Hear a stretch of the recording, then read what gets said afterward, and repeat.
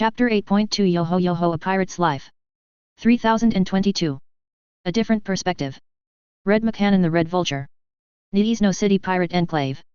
Red had been a pirate all his life. His mother had been a pirate, his father a pirate. His grandfather had been a pirate. It ran in his blood. Like any pirate that had done it long enough and wasn't living in Tortuga, there was an understanding. Sometimes you were in the good times. Sometimes in the bad times. The fact he was running around in a Battlemaster now instead of his old Shadow Hawk? Well, these weren't entirely the good times. He had a few setbacks. Minor things, losing more than he was gaining despite winning every raid. Then this recent Vindemiatrix raid was the tipping point. While he won he took a lot of damage. And then a chunk of the raided goods were lost. An idiot had his dropship shot out from under him, losing a third or more of all the loot, mechs, equipment that was going to be used to repair the salvaged mechs. He had lost a good chunk of their supplies, and now? They were being attacked by mercs. Fucking idiot. I hope that Moron Darien got tortured before they hung him. He grumbled out to analyze. Too late now to care one way or another. You know what this means. Once they find our home it's only a matter of time before someone comes. We ain't big enough to send off a real fight. She tells him as she slugs back her drink. They got our scent, they ain't ever gonna stop hunting us here. I know, woman. I was hoping those idiots had all died before they could blab. But I started making preparations anyway, didn't I? Ain't I a fucking pirate king? Ready for when shit goes bad. He was always prepared. Plus even if he had to ditch this group, as long as he walked away with enough equipment, he could always reach out to his old supplier. He had done good work for over a decade. They would probably outfit him again. You did, Red, you did. She agrees, and like always with that woman, Red can never tell if she was agreeing or fucking with him. Didn't matter. He was in charge. And well, she was his girl. If she wanted to fuck with him, he would allow it. As long as she didn't do it in front of the men. Couldn't afford that. Alright. Let's set the fucking bombs, and get out of here. Hope they enjoy sucking fumes. Ha ha ha ha ha ha. It will still be a bit before everything is on board the dropships, Red. We might want to keep the bombs under wraps for now, until we are ready to take off anyways. Don't want any of the men to get ideas. Yeah, you may be right there, my girl. Alright, well let's go bust some balls. I want our shit packed to go before these swipe mercs get it into their head to go on the attack. Unlikely. Romero only saw 4 mechs, and what he thought were probably LRM carriers. If they have more mechs, they can only bring so many. That is a union they came in on after all. Yeah. I know they have limited carry. But mercs are crazy. Never doubt they will do something stupid. Yes, Red. I'll keep that in mind. Again, he wasn't sure if she was actually agreeing or not. Doesn't matter, we can hold them off easy enough. We got a new. The explosions rattled the windows from his bedroom, and he was on his feet before he realized what had happened. He rushed out the door. Annalise was on his 6, the woman keeping up with him like always. He made it to the window that looked in on the starport and saw fire dead bodies. Tell me that didn't just fucking happen. Sorry, Red. Looks like they got us. They hit our dropships somehow. Those hangar bays. That's a week's work. For each ship. Can we rush it? If we did, we wouldn't be able to use the hangar at all. Anything inside would be scrap by the time we left atmosphere. Fuck, that's 2 hangars down. They would riot if we tried to leave that many mechs behind. Red. Ain't no way an enemy got in. The woman blinked for a moment before her eyes narrowed, for once agreeing with him. Keep an eye out, I want to know who the traitor is. Gonna need to take them out before we lift off regardless now. Someone from Loki or some such working against us means nowhere is safe as long as they are alive. A witch hunt after this might cause some issues, Red. Yeah, Morales gonna take a dive, unless we set it up another way. Get everyone ready, we can't wait anymore, we prep an attack. If we wipe out the mercs, then we have all the time we need to finish fixing our ships. And kill the traitor. You want to attack the mercs? Is that wise? Losses would be high. I'm sure. Maybe our enemies will kill our traitor, solve the problem for us. Regardless, keep an eye out. You got good eyes for this sort of thing. You got it, Red. I'll go prep everyone. Yeah, go do that. I've got some fires to put out. Red cursed whoever had done this had really fucked him raw. We had been preparing a position to start causing some trouble for the pirates when before we were ready, they moved out on their own. I wasn't even the one who noticed it first. Commander. Enemy movement. Looks like they are sending trouble towards the dropship. Good catch. I radioed out as I switched my view to the starport. Mechs were readying and moving out. And this time it wasn't all lights. Although they were there too. Alright. I am gonna rush this. Erica, get ready to swap with me. I called out from the cockpit of the Locust. I had been spending the last hour or so preparing a nice little killing field for the enemy. I did my best to continue finishing my current project even as I started sending out more radio messages. Green Lance, poke them. Roger that, Commander. Artillery unit, get ready, I want them to think you aren't here until they move too close to escape. Understood. Command to guard command, come in. I am here, command. Colonel, we have enemy movement. It appears they didn't much care for our dropship surprise. Get your mech lance moving. Sending you waypoints. I want to draw them into Green Lance and have Alpha Lance come in behind them. That we can do, Commander. We will begin moving. Good hunting. As the line went dead, I finished the last of the trap. Alright Erica, move your ass. I want to be out of the way before this kicks off. Understood, Commander. We switched as fast as we could. I nearly slid down the rope ladder to get to the ground as I rushed to my Norman. Jumping in, I turned the truck around and headed out of the way. No way was I sticking around without a few tons of battle mech armor between me and them. Erica. You got the trigger. Yes, Commander. Good, save it for the right time. I will, Commander. I promise. A different perspective. Jason Daniels. No City ruins. Jason stomped behind the array of mechs he was following. His rifleman was the heaviest mech here. The only heavy sent out to take care of this. But then again. A lance of lights, a lance of mediums, and a heavy for support usually solved most problems. At least in his experience. But Jason wasn't in charge despite having the heaviest mech, which was odd for pirates. No, he let the others take that job. He just wanted to survive another battle. He hadn't wanted this life. But sometimes bad decisions followed by more bad decisions lead to you being labeled a pirate and forced out of polite civilized society, but Jason didn't plan to spend his life like this. He was saving up his pay from the raids, a few more, and he would be able to get out of this life, start a farm somewhere on a periphery planet. Old Vanessa, his rifleman, would suit that sort of life. Just living, and when some asshole pirate comes by, he'll take his rifleman and clear him out. At least that is what he told himself. Yet here he was. Following a group of men that only sometimes didn't scare the piss out of him. But he also knew what would happen if he was captured. Very rarely was there a punishment other than a short death awaiting them. So he moved with his group, his intentions clear. They of course weren't expecting to be hit from the side. The LRMs dropped out of nowhere, and Dan's commando smashed to the ground. He didn't get back up. Fuck. Check for spotters. Follow me. Kurin called out. The Japanese man ordered over the line as he turned his cicada towards where the LRMs were coming down. His lance followed, and where the mediums went, so did the lights. Jason followed from behind, slowly lagging behind the fight. It started in front of him. Through scattered callouts over comms, the lances had run into a lance of mostly medians holding a street. Their LRMs were accurate though. Damage was accumulating up before the battle had even started. We are pushing through. Mediums, catch their attention so we can get them. Kurin called out, a common tactic, grab the enemy's attention with the big mechs, while the lights pushed past, surrounded. It had worked perfectly well on the last planet they had been on. What was it? Vindy whatever. It didn't matter. Everything was going well. A moment after the call it would start happening. Jason could picture it in his head. It's why a moment later that one thing happened he wasn't expecting. An explosion. A big one. Hey, what happened? Report. He called out even as he kept old Vanessa moving at full speed, hoping that something bad hadn't just happened. When he turned the corner he couldn't believe it at first. The street was trashed, covered in dust and smoke, fires breaking out everywhere, but worse were the mechs. Smashed and scattered. And the 4 enemy mechs that all turned and focused on his mech. Fuck. He managed to say before the alert on his dash started up. Warning missile incoming was lit up red and blinking. Fuck. Well, what have we learned? I asked as I finished tying the bandage around Erica's shoulder. Don't get shot in a locust? Ow. Not really what I was going for, but yeah, I learned that lesson too. Don't worry, you'll be fine, and get a nice bitching scar out of it when you are all healed up. I don't feel fine. She whined. The locust had taken a nasty barrage of fire during the enemy's attack.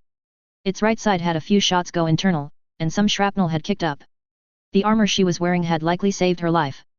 Come on, let's get you to a real medic on the dropship, they can take care of the rest. What? But Commando. She whined when I tightened the bandage for a moment. You are in no condition to fight, mech warrior. You did your job. I do believe you took about 10 times your weight in metal with that scheme. Good job. What? It wasn't me. I just suggested it. You were the one that could do it. She whined, but I smiled down at her proudly. Yep, but I hadn't thought of setting up explosives under the road like that.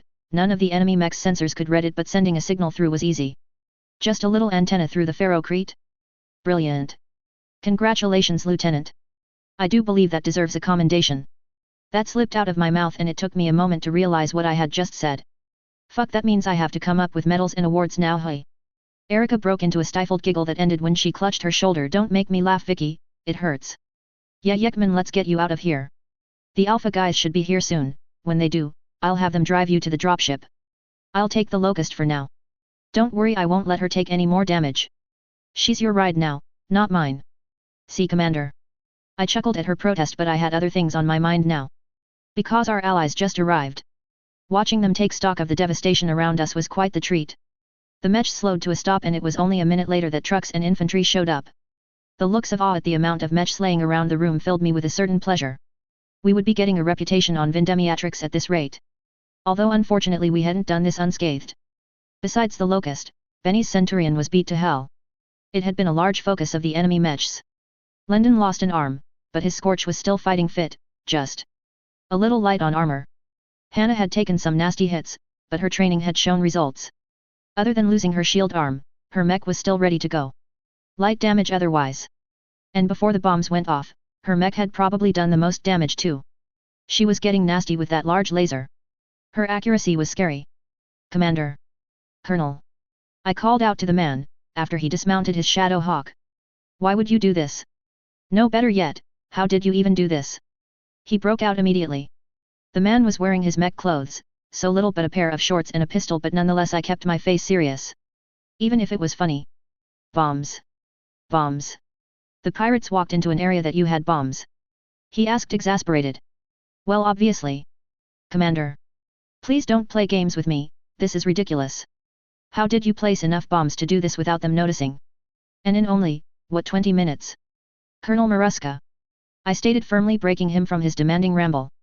I have my ways. The same way I was able to damage the enemy dropships. Drop it. Be thankful that we are on your side. He visibly bit his tongue to keep from asking questions. Fine. Keep your secrets. Good job, Commander. You defeated the pirates, and turned all of the salvage that we need into scraps. I'll have my retrieval team get on this. He was mad, and I could kind of understand why. I looked over the devastation. The remains of the enemy mechs, and they were remains. Those caught in the explosions had been wrecked as if hit by artillery. Because that was about how much boom I had created. Some of the light mechs weren't even salvage at this point, you might as well just call them scrap. But what did I care?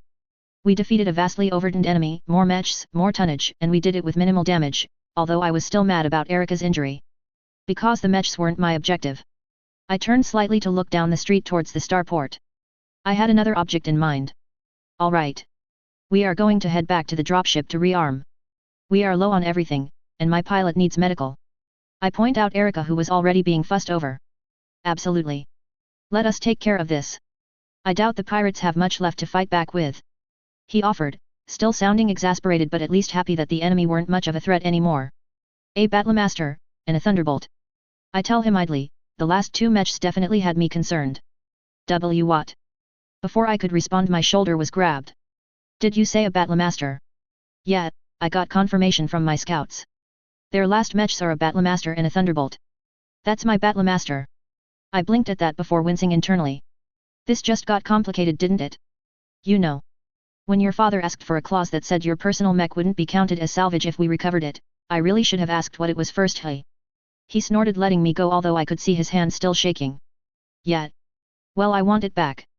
So. Focus on the here and now, Colonel. Get this metal secured, get it back to the ship, they aren't going anywhere. We'll get them. Green Lance just needs to rearm, and we are good to go. Not this time. I'll be leading with Alpha this time, your Green Lance has done enough. Don't be stupid. My mechs will support yours then. We are low on armor anyways. But don't think we aren't coming. These are pirates. You never know what kind of nasty tricks they are gonna use. He burst into laughter so loud it shocked me, and I looked at him like he was crazy. He took a moment to look around the devastation around them.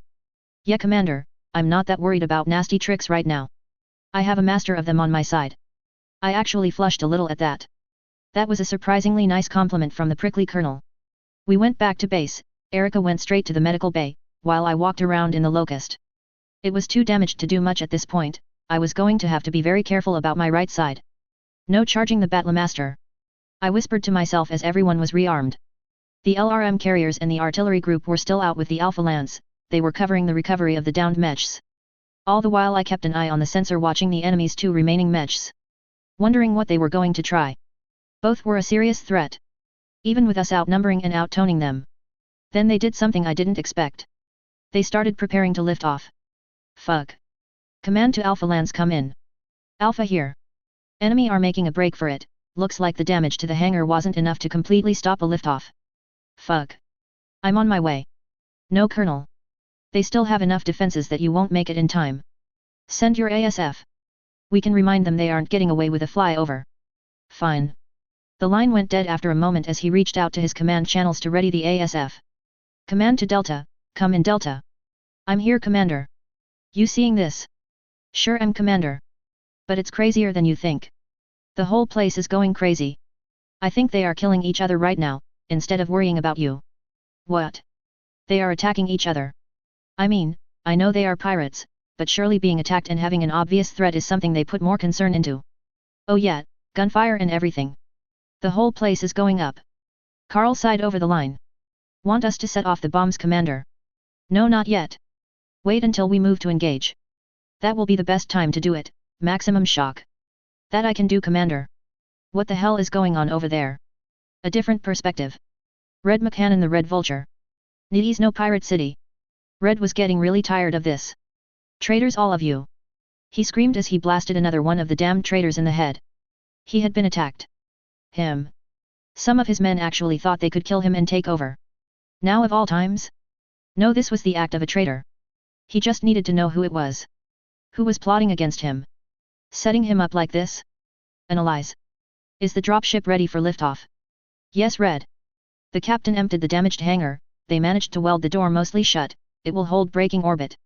Or at least that's what he said. She offered, standing tall beside the group of kneeling men he had captured trying to betray him. He had given them everything. Just because times were going bad, doesn't mean you stab your king in the back. Good. Stuff these assholes in that hangar. I don't want to waste any more ammo on them. Their terrified bleating was something that easily washed over him. Wouldn't be the last time he heard people begging him for mercy after all. Understood, Red. I'll tell that. They both heard it. ASF engines roaring overhead. They both ducked down, hoping that any bombs that might be dropped would be survived. But nothing happened, and Red realized something worse. They are circling. They know we are trying to take off. He felt his stomach drop. If the dropship's fusion drive was going before the ASF even lifted off, they would get away without a problem. But if those birds were in the air? They trapped us. It seems so, Red. How did they know? I only told. He looked to his girl, who met his eyes without concern. I want off this rock too. Makes no sense for me to do it. Doesn't make sense for the captain either. He will lose his dropship if we get taken out. Right. You're right. Just the paranoia. He muttered, although he couldn't help but keep an eye on her out of the corner of his eye. Paranoia wasn't always right, but it was always better to trust your instincts. What do we do, Red? We can't take off with those birds in the air. And we lost our rifleman. I know. Fuck. They just had to get wiped. I wish I knew what happened, those fucks. They didn't even tell us what these fucking mercs were up to. I feel like we have been fighting blind the whole damn battle. We have. They killed all of our scouts. Again, something pointing to a traitor. But even I don't know where all the scouts were stationed. No one does. I fucking don't even know. He stops, not because of a thought, but because of the gun pressed against the back of his head. He opens his mouth to talk, to argue, but the bullet silences that entirely. The killer's perspective. Analyze. Needy's no city ruins. What a waste. She sighs, 2 years of work gone. All because this idiot got his base found out, and managed to get outwitted by a merc company. Well, at least there is one benefit to the entire situation, she considers. At least I got to be the one to kill him. 2 years of dealing with this scum. 2 years of trying to aim him at an enemy of the Commonwealth. And finally, when he started considering it. Mercs. It's always mercs. Analyze thought as she turned and headed to the communication room. A few rounds through the scum causing trouble and she was free to make a call without interruption. The pirates were too busy fighting or trying to get on the dropship. Without realizing that dropship wasn't going anywhere now. Flipping through a few switches, she sat down. This is an emergency request looking for the commanding officer of the mercenary forces. Please come in. It was silent for a while as she waited. She knew they had received her message. This is Commander Eisenbloom. I have command here. Who are you? The voice surprised Annalise. It sounded young. Very young. But it looks like Annalise was in luck. She spoke with a Lyran twang. Solaris accent? Something close to it. Interesting. Apologies, Commander, I can't say we have ever been acquainted. May I ask for confirmation on whose contract you are currently working under? The voice was silent for a time. I am currently under contract with the governor of Vindemiatrix. It's an interesting question. What's your angle here? How cute. I am simply confirming your allegiance before I say anything further. Commander, I am requesting assistance, a face-to-face meeting. We have a lot to discuss. I don't usually make time for pirates. My go-to is a bullet. I am going to need an explanation here. There are more interests present than you understand, but nothing I will say over an unsecured radio. A meeting face-to-face. If it helps your movement. There are only 2 mechs still active. My Thunderbolt, which I will be heading for soon, and a Battlemaster whose pilot just had an unfortunate accident. It took a while for the response to come, but when it did, Annalise smiled internally. If you step out with your Thunderbolt and shut down, we will have our face-to-face. Excellent. The operation to clear out the starport went very fast after that. The enemy didn't have any mechs left.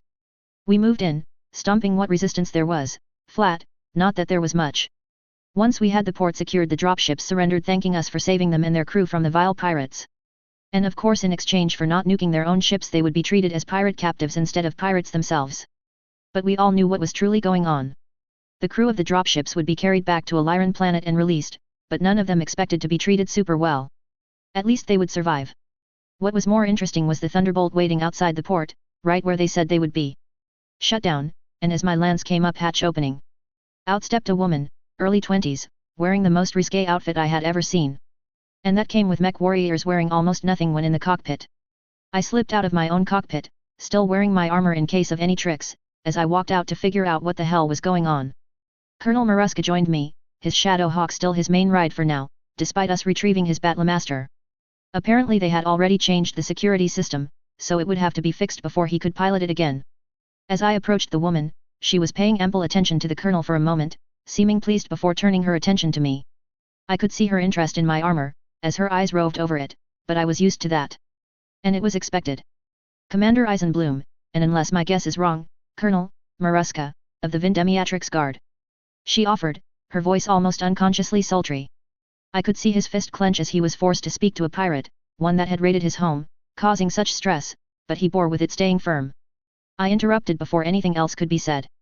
You requested a meeting. As I said, I don't usually meet with pirates, make it quick. I'm not a pirate, I'm a member of Lick, Lohengrin Division. She states plainly with a gentle smile, waiting, as I took this in. The colonel didn't hold back, unlike me, he denied it instantly. Bullshit. I recognize that Thunderbolt, you think I wouldn't recognize it? You were one of the raiders that attacked my world. Yes, I was. An unfortunate requirement for my job of infiltrating the Red Vultures. She offered before turning to me. I don't have any credentials to prove my status, of course, but if you take me back to civilized space, a stop at an HPG terminal will provide proof of what I say. That doesn't make sense. Lohengrin works to protect Lyran citizens from terrorists, the Red Vultures don't really fit. That is because you aren't aware that the Vultures had backers. I never got confirmation on who, unfortunately. Although the fact I was in the midst of convincing Red to switch from raids on Lyran worlds to League worlds? Probably Fed Sons, or Capellans. Not that it really changes anything here and now. Fuck. Colonel Maruska cursed, his fist clenched, and although he moved he didn't swing his fist at her, as much as everyone could tell he wanted to. You attacked a Lyran world to figure out who was backing pirates. You killed your own people for what? He demanded, and I was tempted to step in. The colonel was pissed. Because this isn't the first group of pirates funded like this, and until we can find out who is backing them it won't be the last. She looked a little remorseful, but it was distant. Like someone bumping into a situation that doesn't concern them. I had a job to do for the Commonwealth, Colonel. He took a deep breath and hissed through his teeth. Commander. You take care of this, I am not going to be any help here. He growled and walked back to his mech. I watched him for a while, as he climbed up the ladder and then turned and stomped off in his mech. Commander Eisenbloom, will you transport me to a Commonwealth world? Well, I can't say I like this entire situation, Miss Annalise, but I will. You won't be getting back in that Thunderbolt until we have it all verified though. An understandable precaution, thank you. She offered with a gentle smile. This woman gave me chills. Something was just off about her. I do have a question for you though. I ask, suddenly remembering something important. Yes, Commander Eisenbloom. Where the hell is the jump ship the pirates had? Oh well, that's easy.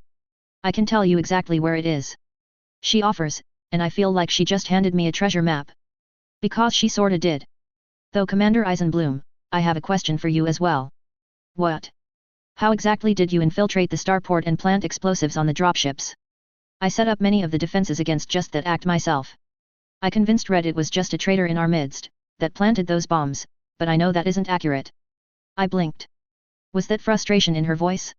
How fun. She had been so monotone the whole time, like she was discussing the weather instead of trying to convince a group of mercs not to kill her.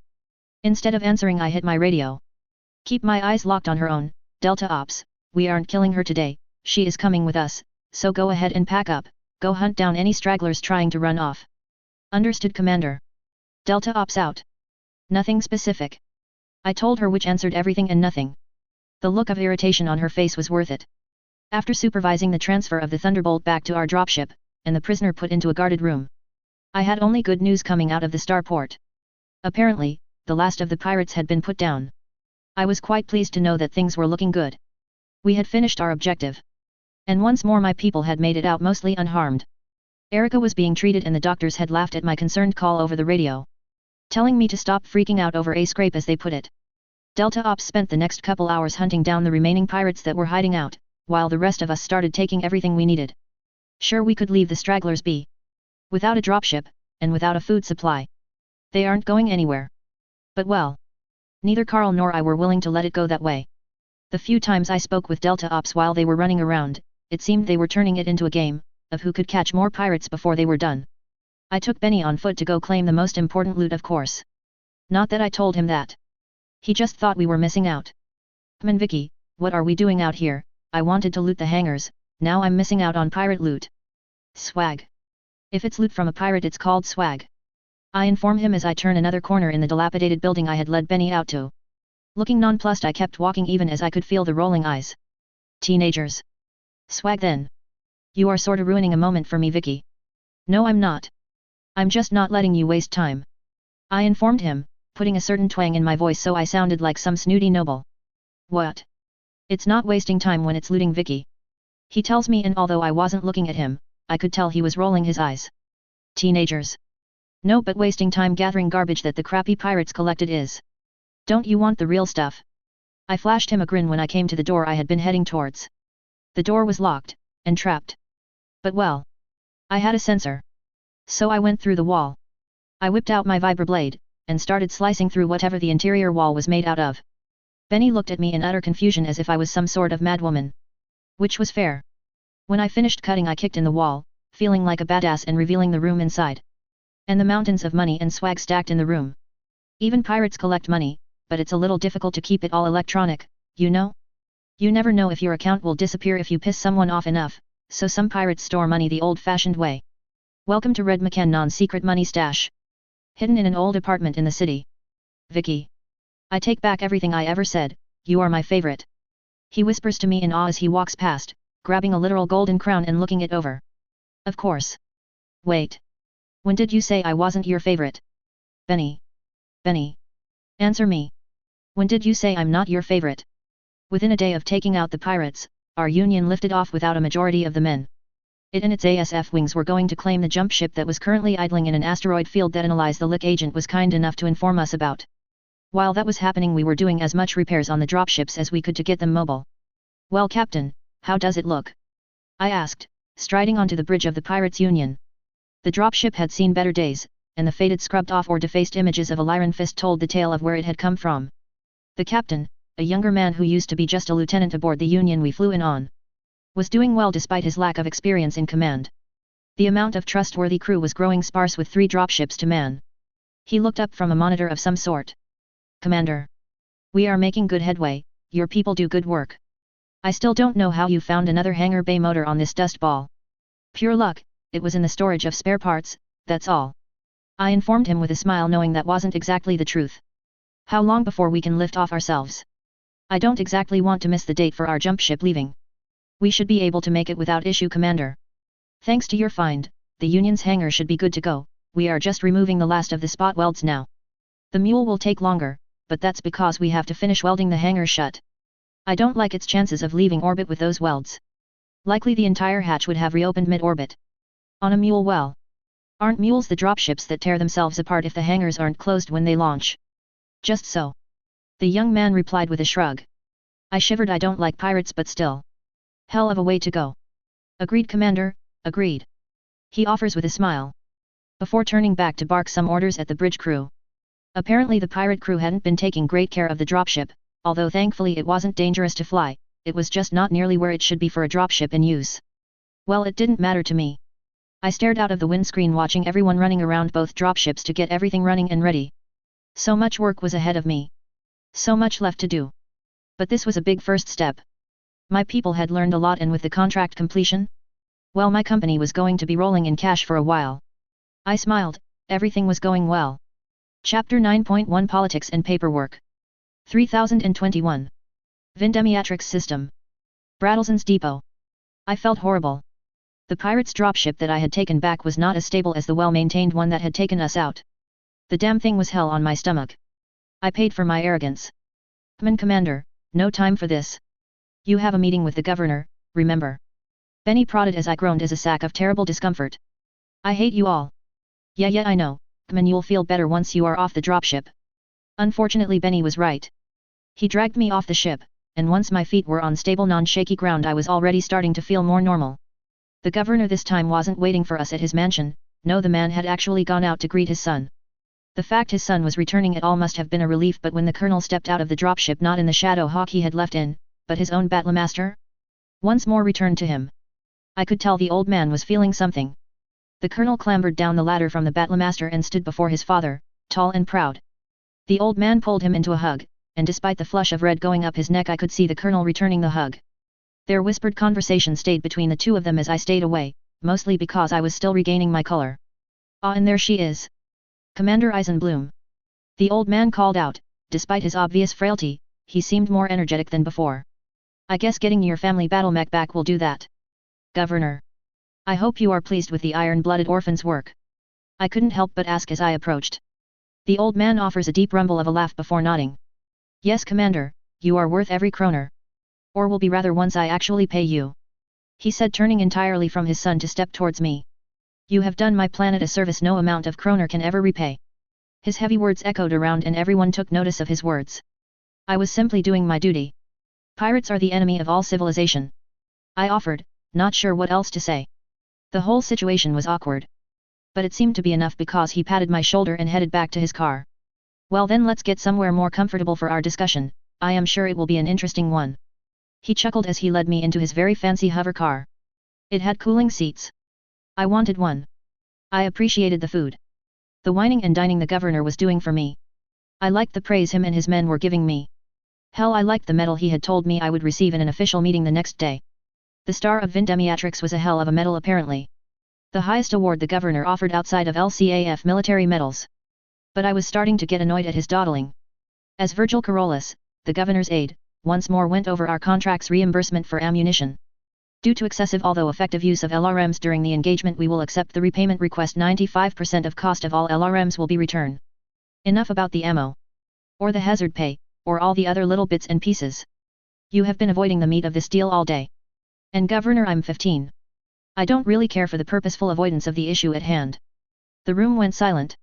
The large meeting room with a massive wooden table is where I was sitting around with the governor, the colonel, the aide, then around the table stood, nobles, and generals, and all sorts of important people that lived here on Vindemiatrix. All of them of course aiming for a piece of the pie. But I wanted my piece first. The room was silent.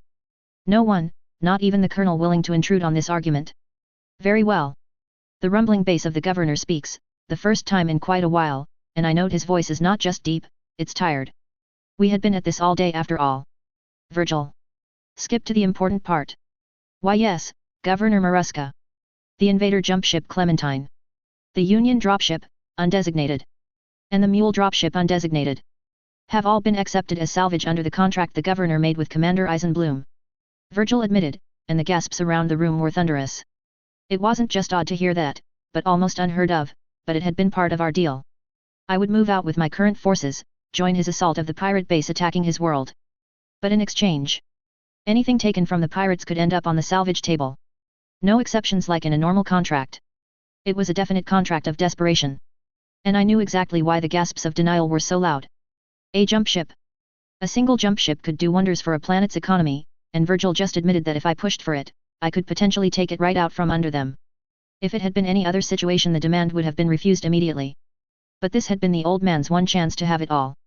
Take out the pirates. Get his family battle mech back, earn enough wealth from the pirates' haven to revitalize his economy for decades to come. And I had given it to him at a steal. But now I wanted what was mine.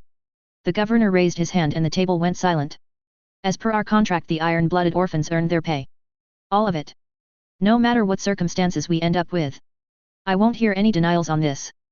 Commander Eisenbloom. Per our agreement, you have first choice of any one piece of salvage.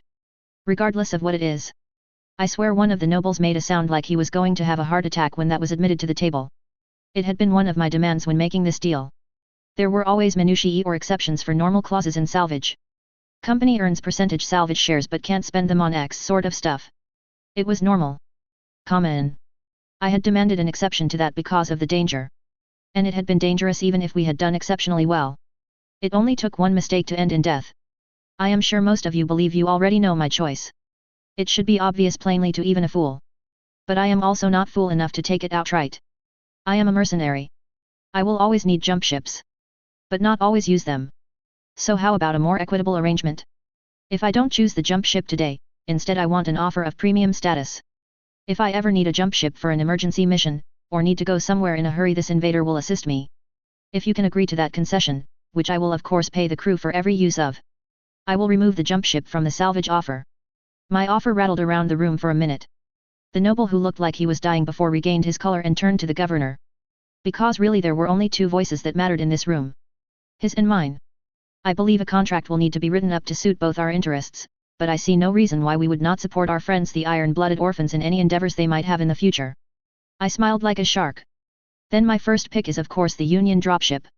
My statement still sent the room in a tizzy. There had been more than a few nobles in this room planning on the new dropships and jump ships to restart trade here on Vindemiatrix, but frankly, not my problem. No, I was going to have a dropship. And a good one too. The mule was something I would let them keep. Those things were dangerous to be in during any sort of combat. So I happily traded any claim on it for more shares of everything else. Of course the Union was exactly what I really needed.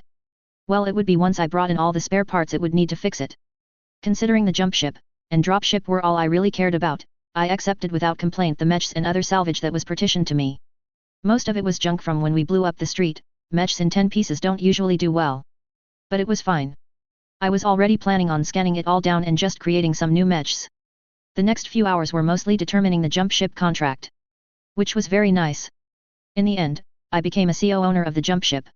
Which hadn't been what I expected, but it seems to be the first thought they all had at my offer. Which was fine. The Clementine was a fine ship. Or it would be eventually. Unfortunately it was a lot harder to get scans of the damn thing, so for now I was relying on just giving them money to ensure everything was fixed up. Although I didn't tell them, if it ever got really bad I would just go out and copy the thing whole. But that was years in the future, if ever. It wasn't like I was going to be able to hide a brand new jump ship. That was one secret that once it got out, there was no putting back. The rest of the meeting went well, and it was only as it was ending and I was leaving the governor's manor that I ran into someone else I had been wondering about. I suppose since you aren't in handcuffs and are walking around freely someone proved your credentials. Correct, Commander Eisenbloom. Annalise told me.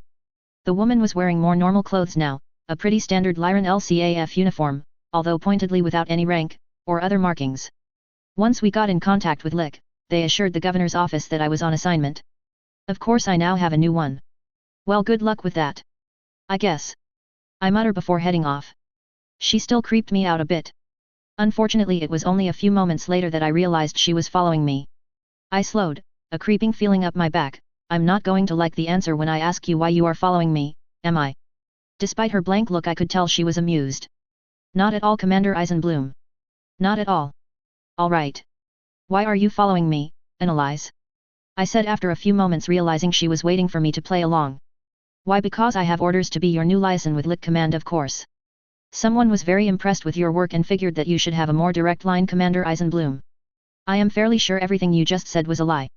I tell her, turning around and looking the woman in the eye. I think if that was true they would have offered me a fairly normal liaison, not a member of Lohengrin. I think the governess of Zania III's comments on you are quite accurate, Commander Eisenbloom, you are very perceptive. She offers with a fake-looking smile. Which only made me shudder in my armor. I don't suppose I can refuse, can I? It would look rather suspicious, besides. Didn't you yourself say you accept any orphan that wishes to join? I'm an orphan, Commander Eisenbloom. I blinked at that. Hell, that's right. I remember that vaguely. Some of the Lick agents were orphans trained to be incredibly patriotic. Damn, that's fucked up. I stepped closer and did what just came naturally to me. Despite the woman being a little taller than me, it wasn't too much of a height difference, my armored boots helped as well, so when I leaned up and patted her on the head it wasn't too difficult. True. Welcome to the iron-blooded orphans, we will have to get you some armor. You'll be an odd fit, but whatever. I tell her, before walking away. Well, don't fall behind, we have work to do. What? Yes, Commander Eisenbloom. Well, alongside our surprise recruit, that wasn't the only ones who wished to join. Part of the agreement with the governor was that the iron-blooded orphans could go around to the orphanages and recruit. Yet, he had looked a little uncomfortable about it, but I did explain this wasn't some weird meat grinder thing. I simply have the resources to provide food, housing, and training for a lot more people on Zania, and if he wanted to lighten the resource drain on his planet, I would take all of them. I ended up with a lot of new recruits. How many joined? About 400. Benny offered, handing me the clipboard containing the list. I know the population here is a little higher than Zania, but this is still a lot of people. Yeah, it is. That's twice as many joined us on Zania, and we cleared out most of the orphanages there. Where did they all come from? I was utterly shocked at the numbers, but really as I looked into it, I discovered the simple truth. There were fewer orphans on Zania, because more of them died. Raids after all didn't just affect adults. Kids got caught in the crossfire. Plus we were on the news everywhere here on Vindemiatrix. Okay, so that's too many to take with us on the Union. We are going to need to charter a civilian transport ship for that many. I offered, already pulling up the listings for civilian dropships. We just need to find a personnel transport. That would handle that many kids without too much issue. Yeah, but there is another problem, Commander, that is more than double our current population. Do we have the resources and manpower to handle that sort of increase? We probably don't, but to be honest we need to do this anyway. We will need to get used to getting surges in population. We aren't always going to be just a small merc band after all. I offered, mentioning my future plans even as Benny waffled. Alright. I guess we should probably send a message to Zania then, let them know about the incoming. So they can prepare. Good idea, Benny. While you're there, go ahead and try to reach out to these ship captains. I doubt most will be too pleased about transporting so many children, so you might have to offer a bonus for doing the job. Can do. Vicky. About the Lick agent. Analyze. What do we do? Benny's hesitation was obvious. Analyze wasn't what I would call a trustworthy member of the EBO. And once she made it to Zania it would be pretty obvious that something is up. Nothing. Yes, she is a spy, obviously, but she is an orphan just like us, even if she is older. She wants to join? We bring her in. Is she spying on us? Definitely, but that's just how it's going to go. We can spend all our lives trying to hide from every prying eye, or just do our best to keep improving ourselves. I would rather keep recruiting anyone who wants to join, than worry about the couple spies that will inevitably get in. Vicky. Don't you think that's a little short-sighted? We need to be careful about traitors. What if they set off a bomb, or reveal all of our secrets? I know it's naive, Benny. I know. But we can't change the world by falling into the same mistakes that everyone else has already made. We need to look at the world how we want it to be. So yeah. It's a risk. And if it fails, it will be my fault. I take that responsibility. But if our trust is paid back in turn, even just once? I think that's worth it. Benny grimaced and then dropped his head into his hands and moaned loudly for a few moments before righting himself. Understood, Commander. Just, don't expect me not to keep an eye on her. Do as you like, as long as you are making her feel like she is one of us. That, I'll try, Commander. 2 months. Our Union, and I did love saying that. Left Vindemiatrix before we did. Its crew were men and women hired on the planet, from the starports, and the captain was the same former lieutenant that had flown her here. He worked for me now. The crew weren't permanent and knew that, but I was paying them very well for now to crew the ship and when they landed on Zania to start training some of my kids as dropship personnel. It was the safest way. I wasn't about to put a couple kids who have barely even been on a dropship in command. That is how explosions happen. Everyone else basically went with me on the Stardust. A horribly cliché name for a travel liner. We had basically commissioned the whole ship for this run, and I was paying out the nose to make sure it happened. While we were on board, on a long and boring trip, my orphans trained the new kids. Basically a mini boot camp, as we started putting everyone through their paces and explained the ins and outs of what it meant to be iron-blooded orphans. It was a long arduous trip, and I never want to be stuck on a ship full of teenagers again. Unfortunately, I'm a moron, and that is basically half my current profession. Also, I did my best to keep an eye on Annihilation. The woman still creeped me out, even if I did feel bad for her. Taken in by the lick as a young orphan and basically taught nothing else but how great the Commonwealth was. Yet it explained the weirdness. The 2-month-long flight was long and boring, and it gave me plenty of time to have conversations with her. Even if I did have to force myself to do it. Regardless of her true intentions, she agreed to be an iron-blooded, so she was one of us, at least until she did betray us. I wasn't holding my breath, but I wasn't going to limit every choice in the world for fear of being betrayed. So we talked. Not that she actually ever said much. It was always redirected questions and side answers. But that's fine. As we finally hit the atmosphere of Xania, I couldn't help but feel glad it was almost over, even as my stomach rebelled. Vicky. Welcome home. Gage told me as he pulled me into a hug, which I returned even as the hundreds of new orphans looked around their future home for the first time. Unlike when the Ebo had originally gotten eyes on the base, it looked like an actual military base now. Gleaming white concrete walls surrounded the interior, turrets lining the walls giving it a strong feeling of safety. The roads weren't dirt anymore. They must have hired a ferrocrete layer while I was gone, which was fine. It was always nice to put some money into the local economy. So now strong roads crossed the base. The prefab buildings I had purchased so long ago were here now. Each of them would need some upgrades, but that was for later.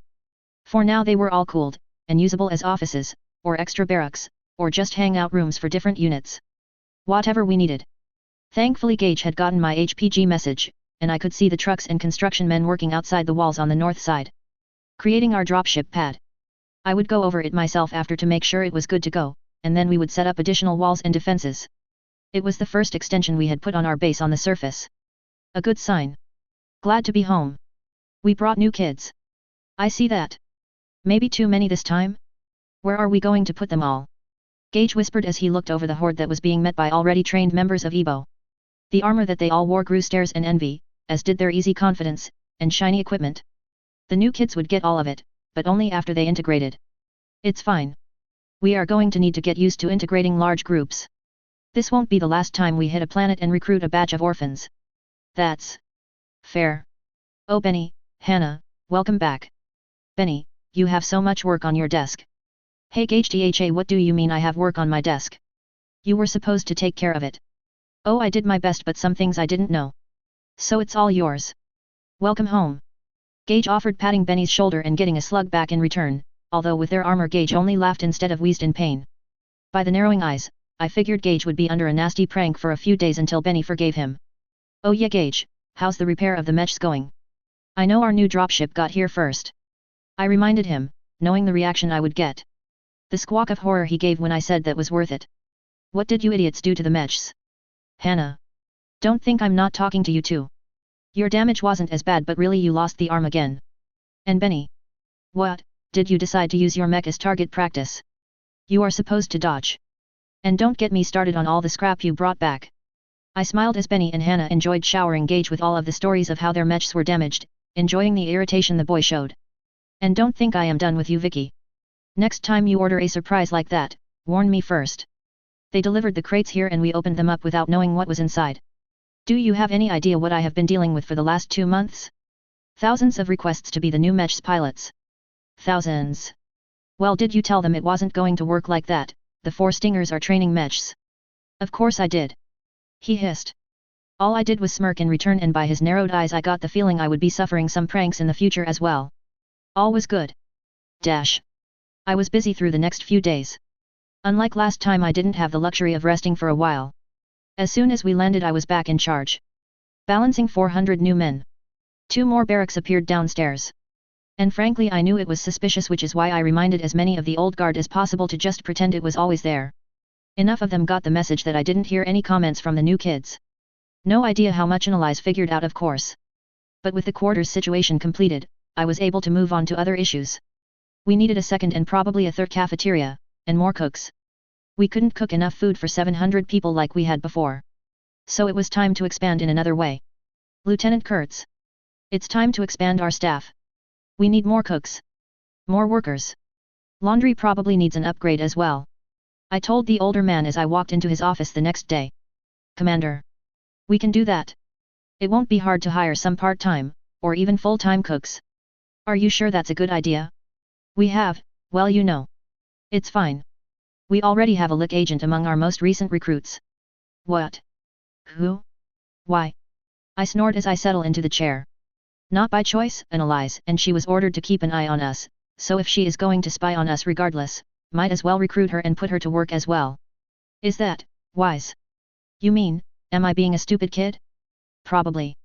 But I am hoping that being open enough to just recruit her despite knowing what she is, will help keep anyone in the lick from growing concerned about what my intentions are. I don't know if that will really work out how you think it will, Commander. I am aware it's naive, Alfred. But I refuse to play the secrecy game for the rest of my life. Why do you think I told you the truth about everything? I asked him after a time. He paused before closing the packet of papers he had been working on before. I haven't been sure. Not even now. If you were anyone else in the inner sphere, I would probably have taken a bullet, and that would be the end of it. I had noticed things you were obviously hiding. I couldn't help but smile. That is exactly why I decided to tell you. Lay everything on the table. I mean humans, didn't used to be like this. I mean, sure, as a whole we always have had problems, but there were times in the past we were better. I want to return to those times. I want to remind humanity we don't have to live like we have been.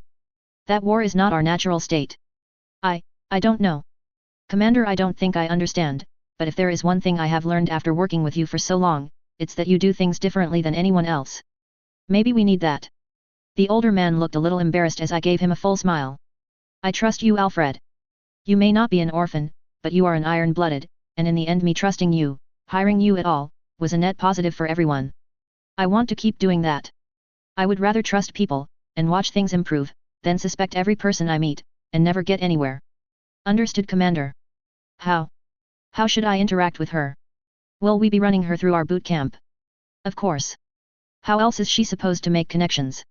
Treat her like any other. If she wants to spy on us, by joining, then she does all the same work the rest do. When she is done, she is probably going to be cursing your name, Commander. Bah, if she is a spook, she must have gone through a boot camp before. Let her sweat for a bit. It's a good way to get her used to Xania anyways. While settling the new recruits was a major workload over the coming weeks, I made sure to focus on probably the most important job. 80 of you volunteered for a very important job. You will be joining the crew of the Union dropship Isaribi. You will train every day continuously under the crew we have hired. There is no task on board that ship that you won't know back and forward. I need you all to be capable, on your own, of handling a ship during the routine or the emergency, because eventually we will get more dropships. And when we do, you will be the core of the crew, the captains and leaders to ensure our people get to where they need to be safely. I had gathered all 80 of the potential crew at the starport where the newly christened Isaribi was landed. Captain Dallas was standing beside me as he looked over his trainee crew members. I could tell he was hesitant about this idea. They were all young, nothing but kids in his eyes. Without any of the schooling that he expected they would need. It didn't help that he was young too. I told him plainly he would do this.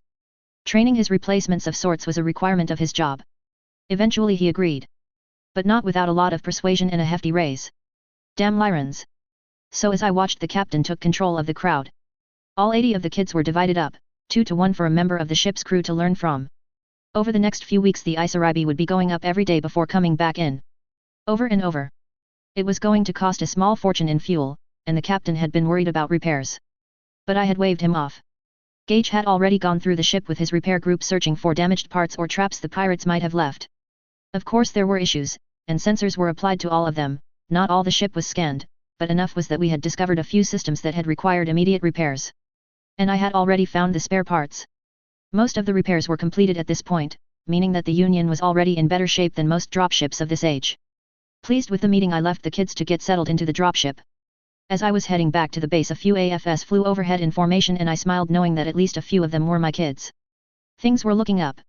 Training was still our main focus, but when money flowed, and resources weren't a problem, you could teach someone a lot in a pretty short amount of time. I pulled up to the security checkpoint and was waved through a moment later. Every checkpoint had a scanner set up, so it's not like anyone coming through wasn't already checked for weapons or bombs long before getting close. I drove down the road, slowing a few times to allow the groups of new recruits wearing their cooling suits run around the base. Our training group had increased massively, as many of the original iron-blooded had been tasked to help out running the boot camp. I pulled in and parked my truck. Leaving the key in the ignition, if someone needed a truck they would just walk up and take it. There were plenty of them now. We had a huge fleet of trucks, after all. As I hopped out, one of the kids walked out. "Afternoon, Commander," he called as he started refueling the truck. The fuel cache I had created before I had even left for Helm had only needed a top-up when I came back from the Vindemiatrix job. It carried a startlingly large amount of fuel, and I had buried it underground to ensure it wouldn't be a target during an attack. I had also created a fake surface fuel storage that was actually filled with water. You know, in case anyone was stupid enough to try and blow it up, it would make it harder to light anything on fire instead. I headed inside. The original hangar was still our main building, but our prefab buildings now connected to it, creating a large compound on each side of the hangar. The biggest benefit for them was just to have more places to cool off after being outside. I passed a few of the rooms being used, mostly by older iron-blooded, as a place to get some privacy as they did their work. Most of them, being taken over as offices. The logistics department was always getting bigger. Despite being able to create anything we needed, it was still important to know when we needed something after all. I got plenty of greetings as I walked past. Everyone was wearing our new uniform, the armor. I hadn't quite made it mandatory to wear the armor over the cooling suit, but with the new recruits and the culture growing, it had slowly become a sign of graduating basic training. Basically, if you wore the armor, you were more than just a recruit, you were an iron-blooded officially. I groaned as I remembered I would have to remind Benny about the medals thing. I still owed Erica a medal for doing so well on Niizno. I walked through the buildings into one of the many staircases that now led down. Instead of being forced to use the hangar, I had made more entrances. The staircases were quite wide enough for 5 to move up and down at the same time. As I stepped down, a few passed me, some of them recruits wearing just their cool suits. "Commander." While it wasn't an official requirement, Benny always liked his military cosplay and had taken to teaching a standard Lyran salute to the recruits. Of course the older kids had picked up on it, and started doing it too. Mostly just to annoy me. Since it felt wrong not to salute them back, I ended up having to do it rather constantly. My hand raised up to my forehead in return as I sent them off. As I walked downstairs, we got to the important stuff. I walked past the school rooms. Gage had taken little time in claiming a few rooms and turning them into a school. Every iron-blooded was not so much required, but suggested to sit in on them whenever possible. The fact the classes were covering topics that were literally in some cases unknown to the inner sphere outside made me laugh. Alfred was usually sitting in on them when he wasn't busy. The man was fascinated with the science we had lost. Of course, just down the hall were the games rooms. I couldn't let a bunch of kids do nothing but train after all. Holo, and Tri-VID projectors, that were top of the line, had constant viewings of Immortal Warrior and other vids. Solaris matches were still very popular. Freddy made sure that he always picked up the most recent matches whenever a HPG message was delivered with them. I walked past Sasha in the medical bay. The girl was, whenever not helping someone injured, learning in Gage's classes. Her focus, unlike Gage, was medical science. Although we had hired a group of doctors at exorbitant rates to cover our medical needs, a lot of their job was teaching. I was still curious if Sasha learned more from the classes, or the doctors. I was actually really thankful a lot of the Helm Corps was filled with old SLDF classes on subjects, for soldiers away from a school, sort of like correspondence courses. Of course, I also knew it was getting closer to the time for me to act on that. Passing through the cafeteria, I grabbed a snack that was always freely available. Freddy had outdone himself. When word had gotten around that with the new recruits it was stressing our cooks, which was more of a routine job than anything permanent even now. He had seen an opportunity. It was very Lyran. Instead of hiring permanent staff and having them on base, instead we had hired a bunch of people off base to cook food. Basically, many of the people in the nearby town that were out of work, would be supplied food. They would cook it, and it would be collected at a central location and then brought back into Red Base. Normally this would never work. A chance for someone to poison my kids was an instant no, but the sensors once more solved a convoluted problem. When they were brought in, the food was checked. And that was that. Snacking as I walked, I passed the rough squad's chosen room. The door was as usual open, and I slowed as I passed. I could instantly tell Lendon and the squad were plotting. Lendon noticed me at the door and smiled while I gestured "I have my eyes on you," while he gave me a shrug and innocent smile. I wasn't convinced at all.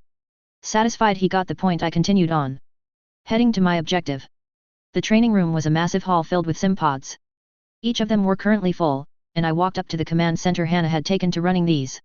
She would create the objectives for each lance, sometimes making them work in large companies, sometimes alone, she would pit groups against each other, with objectives and everything else. She got a real kick out of it. How's everyone doing? Good. Better now. We learned a lot from our last jobs. Erica has been teaching the scouts how to think in a different way since we have the sensors. Benny has been guiding everyone on morale. I focus mostly on accuracy and making it so we are actually effective. And London is London. Right. Rough squad? Well. I don't really want to fight them in an actual battle. They are going to be a menace. Yeah, but they are our menace. How is the integration going for combined arms? I know the stingers I picked up have basically never stopped running. Well, we run them through maintenance, of course. Repair group is starting to riot half the time when we bring in damaged ones, but yet. We can thank the governess for that. Gage traded her for a few of the scorpions while we were gone, in exchange for something or another, but it allows us to train combined arm groups. Although first they have to prove they have what it takes on the Sims before we put them in the stinger. Good. So we have scorpions now? I didn't know that. Geez, Gage needs to actually finish his reports. Who took over the tanks? Well, you know, not everyone can be a mech warrior. Yet. So it's that group. Yep. They were feeling useless. Sure, they help out around base doing other things, but not all of them want to be non-combat. So we got them some tanks. I'll have to get some bigger vehicles than a couple scorpions for them then. Scorpions are good for militia, or for training, but I would never let any of us drive one into battle. Sounds good, Vicky. I'm sure the tankers will be happy. Tankers. Gage isn't good at naming things. Almost as bad as you. Hey. Just being honest with you, Commander. Hannah offered, snickering at my huff. Whatever. Fine. Anything else interesting happened while we were gone that Gage forgot to mention?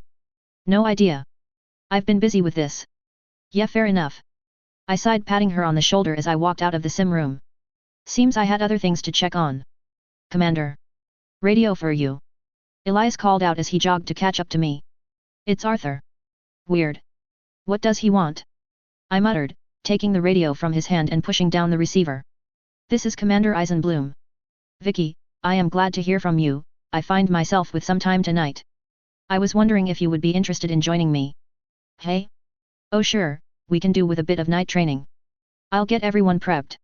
Glad to hear from you too, Arthur. I'll see you then. Commander Eisenbloom out. I toss the radio back to Elias, who is looking at me weirdly. Can you let everyone know we are having some night training? I told him. And he nods slowly as I walk off. I still don't know why he started laughing so hard. Chapter 9.2 Politics and Paperwork. 3021. A different perspective. Analyze? Red base. This was definitely the strangest mission she had ever been on. Things just didn't add up. It was like trying to complete a math equation, but every time you get a non-answer like potato. Analyze was growing rather frustrated with the experience. It had been almost a month since she had arrived on Xania, and while she had seen no sign of League contacts, or Drac, or Capellan, that didn't mean something strange wasn't going on.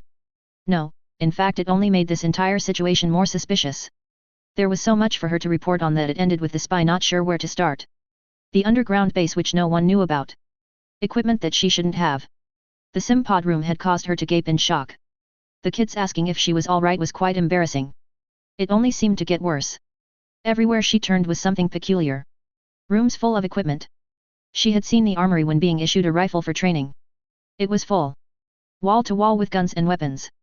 She couldn't believe they had so much equipment.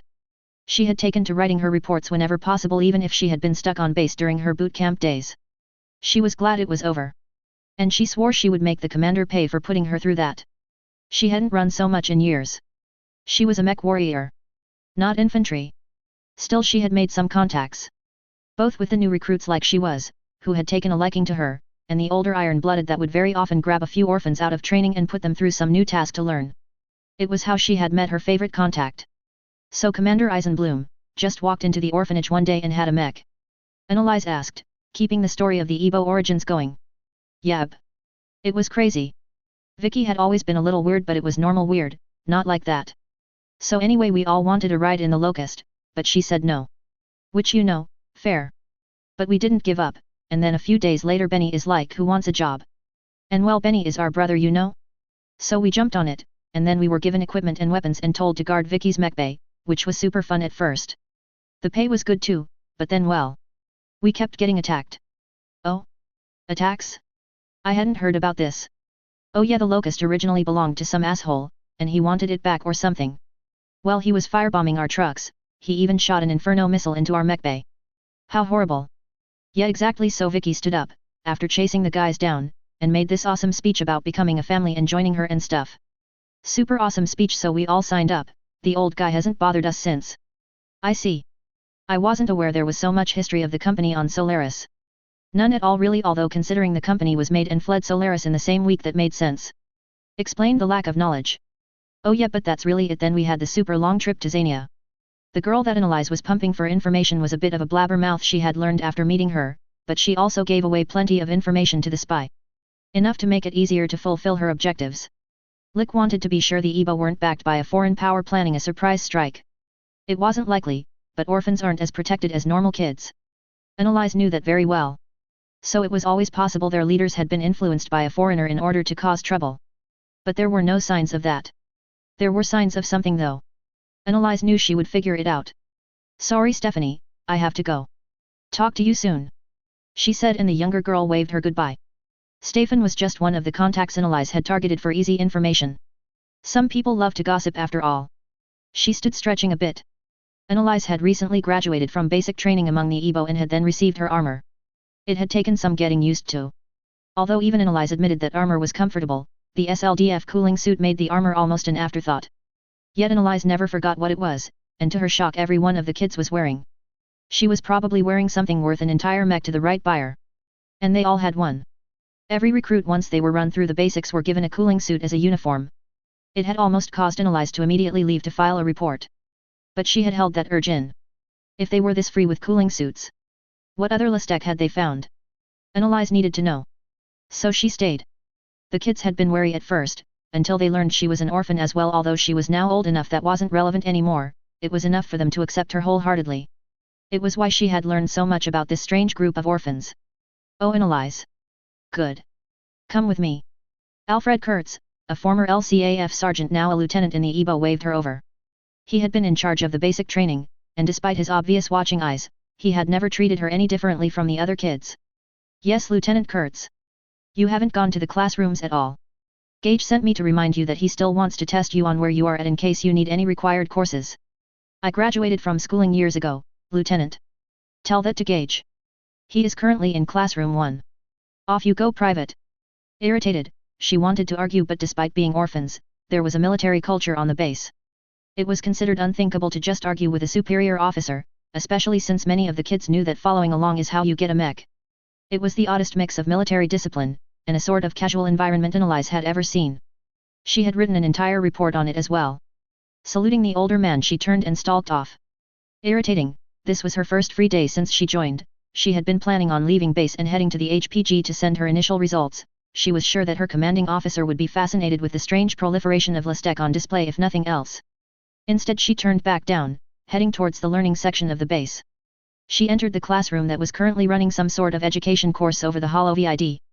The room wasn't packed, but there were plenty of members of what she recognized as the repair unit watching avidly, and taking notes. Gage waved her over.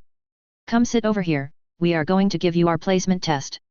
He tells her, nearly pushing her into a second room connected to the main classroom. Once inside, the sound from the holovid cut off, but not the video. The large window on the side of the room let her see out. Irritated, she started writing out the answers to the test. Some she was surprised to find were quite advanced. In fact, some of the questions were well above anything she had studied in her own classes. The surprise distracted her enough that she found herself, instead of focusing on the test, watching the holovid out the window. The video was some sort of learning video. It was weird though. It seemed old. The production value was both old and advanced. As she watched some people in zero gravity pouring out some sort of foam, which hardened into shape.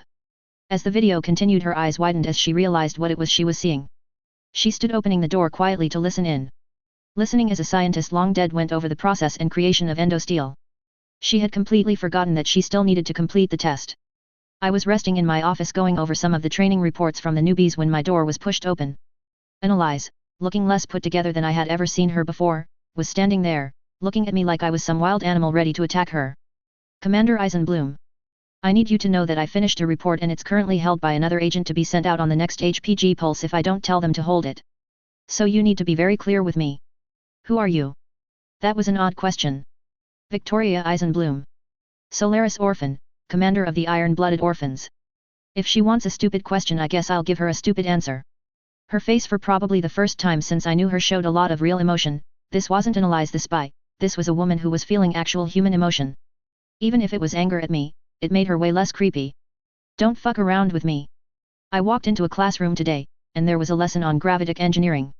One of the products of which is endosteel. I watched a how-to course on how to create endosteel. No one has that knowledge. Except you. Well, and I suppose you now. I answered as I pushed my stack of papers to the side. Finally, a good excuse for Benny. Sorry I couldn't read through your boring reports because I had a spy losing her shit in my office. Sorry, not sorry. This isn't a joke. No, I suppose from your perspective this is the most serious moment of your life. I sigh, leaning back. Damn it, Gage. I gave you one job. Well, no, I gave you lots of jobs. Okay, never mind. Sit down, Private Annihilation. I am not a private. I am Hauptmann Eris Stingler, and as a member of Lohengrin, with the authority of the Archon of the Commonwealth. I am demanding answers. I answered the only question you actually asked me so far, Eris Stingler of Lohengrin. She twitched, irritation covering every inch of her fine, since you want to be obtuse. Who are you to have that knowledge? No one knows how to make endosteel. Well, besides Comstar. But I found it. How else? Comstar? What does? No, stop evading. You found the knowledge of how to make endosteel and haven't turned it over to the Archon. Oh, Eris, I found the knowledge on how to make everything, and haven't yet turned it over to the Archon, because I have no way of getting it to her without everyone in the inner sphere finding out. She blinked at me, processing what I had just said. Her eyes suddenly alight. I heard a rumor that your mother was a Lastek hunter. Or you did it. You found a memory core. My mother discovered the location, I went out and retrieved it. You might have heard about my journey into FWL territory. Well, I was traveling to a hidden Castle Bryan on the world of Helm. The man in charge of Helm, Major Edwin Keeler, late of the SLDF, realized the truth. With the SLDF gone, the succession wars were going to destroy us. He thought that we would bomb ourselves into the Stone Age. Like we almost did. So he gathered everything he could, every learning course, every science book. Everything. He stored it in the Castle Bryan, along with probably a brigade of metal. The woman looked at me, but I wasn't sure if she was seeing me. Her eyes were glazed over. Shocked at what I had just revealed. You have a SLDF memory core. I do. She shakily took the seat across from my desk. Feeling particularly kind, I pulled a bottle of water out from my mini fridge and passed it over. I mean, it's not like I could offer her a shot of whiskey or something. I was underage. You need to hand it over. I will take it in. No. She blinked, and in that moment I could see the weapon that the girl had been trained to be behind her eyes. Not because I'm not planning on handing it over to the Archon, I already explained that, but because I will only hand it directly into the Archon's hands. Anyone else? Anyone could let it leak. The moment it leaks, a countdown starts. You know that. LIC might be one of the best intelligence branches, but can you trust every member? Every noble in charge? How many of them would make a copy and sell it off to another power? Many of them. She said weakly. If it had been anything else, she would have argued. She was a patriot after all, every member of Lohengrin was, but this was too important. Even patriots recognized the rot in their own members. That was the biggest part of their job after all. So the plan was to continue building up forces until I got a dropship. Then. Well, I have a plan to earn a face-to-face meeting. But I have been putting it off.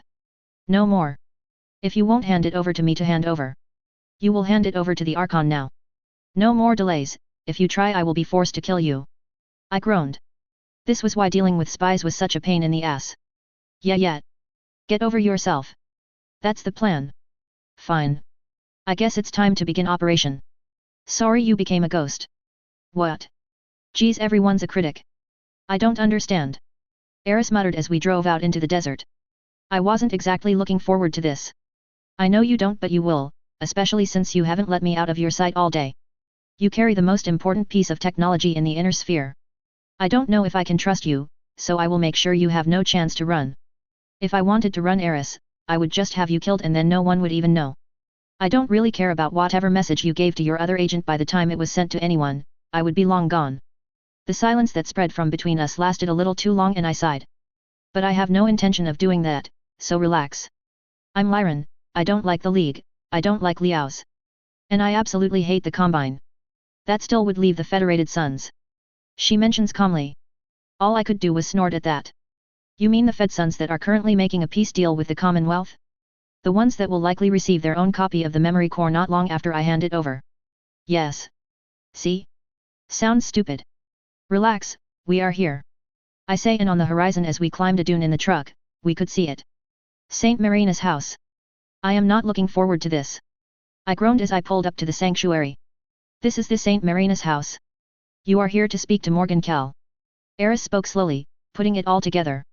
Right in one, now I just need to convince a sanctuary I need to speak to one of the people they are protecting, and do it all hopefully without stressing out a bunch of mech warriors that fled the war. Man. I tell her, pulling up to the front entrance. I step out, grabbing the large package I had brought with me out of the back seat and huffed as I pulled it into my arms. Moving towards the large wooden doors that were already opening. Guess it's time to change the universe. My statement earned me an odd look from Eris and I sighed. Seriously, this is what is wrong with spies. No sense of drama. The doors of the sanctuary opened. And out walked an older man, graying hair and more interestingly, grey eyes. Wearing a well-worn habit. Good evening. I am Brother Giles. I am afraid we do not accept visitors here. Unless one wishes to join us. The old man offered as he looked over both Eris and I. The fact we were wearing armor probably hinted that we weren't exactly here to join. Apologies for bothering you, brother. I am Victoria Eisenbloom, commander of the Iron-Blooded Orphans. This is Eris Stingler, of Lohengrin. I added, knowing that the name of a division of Lick would give me more respect than my company name. I know I am asking for much, but I am afraid I must have a meeting with Morgan Cal. It is a very serious matter. I could see the older man's eyebrows crinkle as I mentioned the Lick division. I see. We no longer take part in matters of the inner sphere.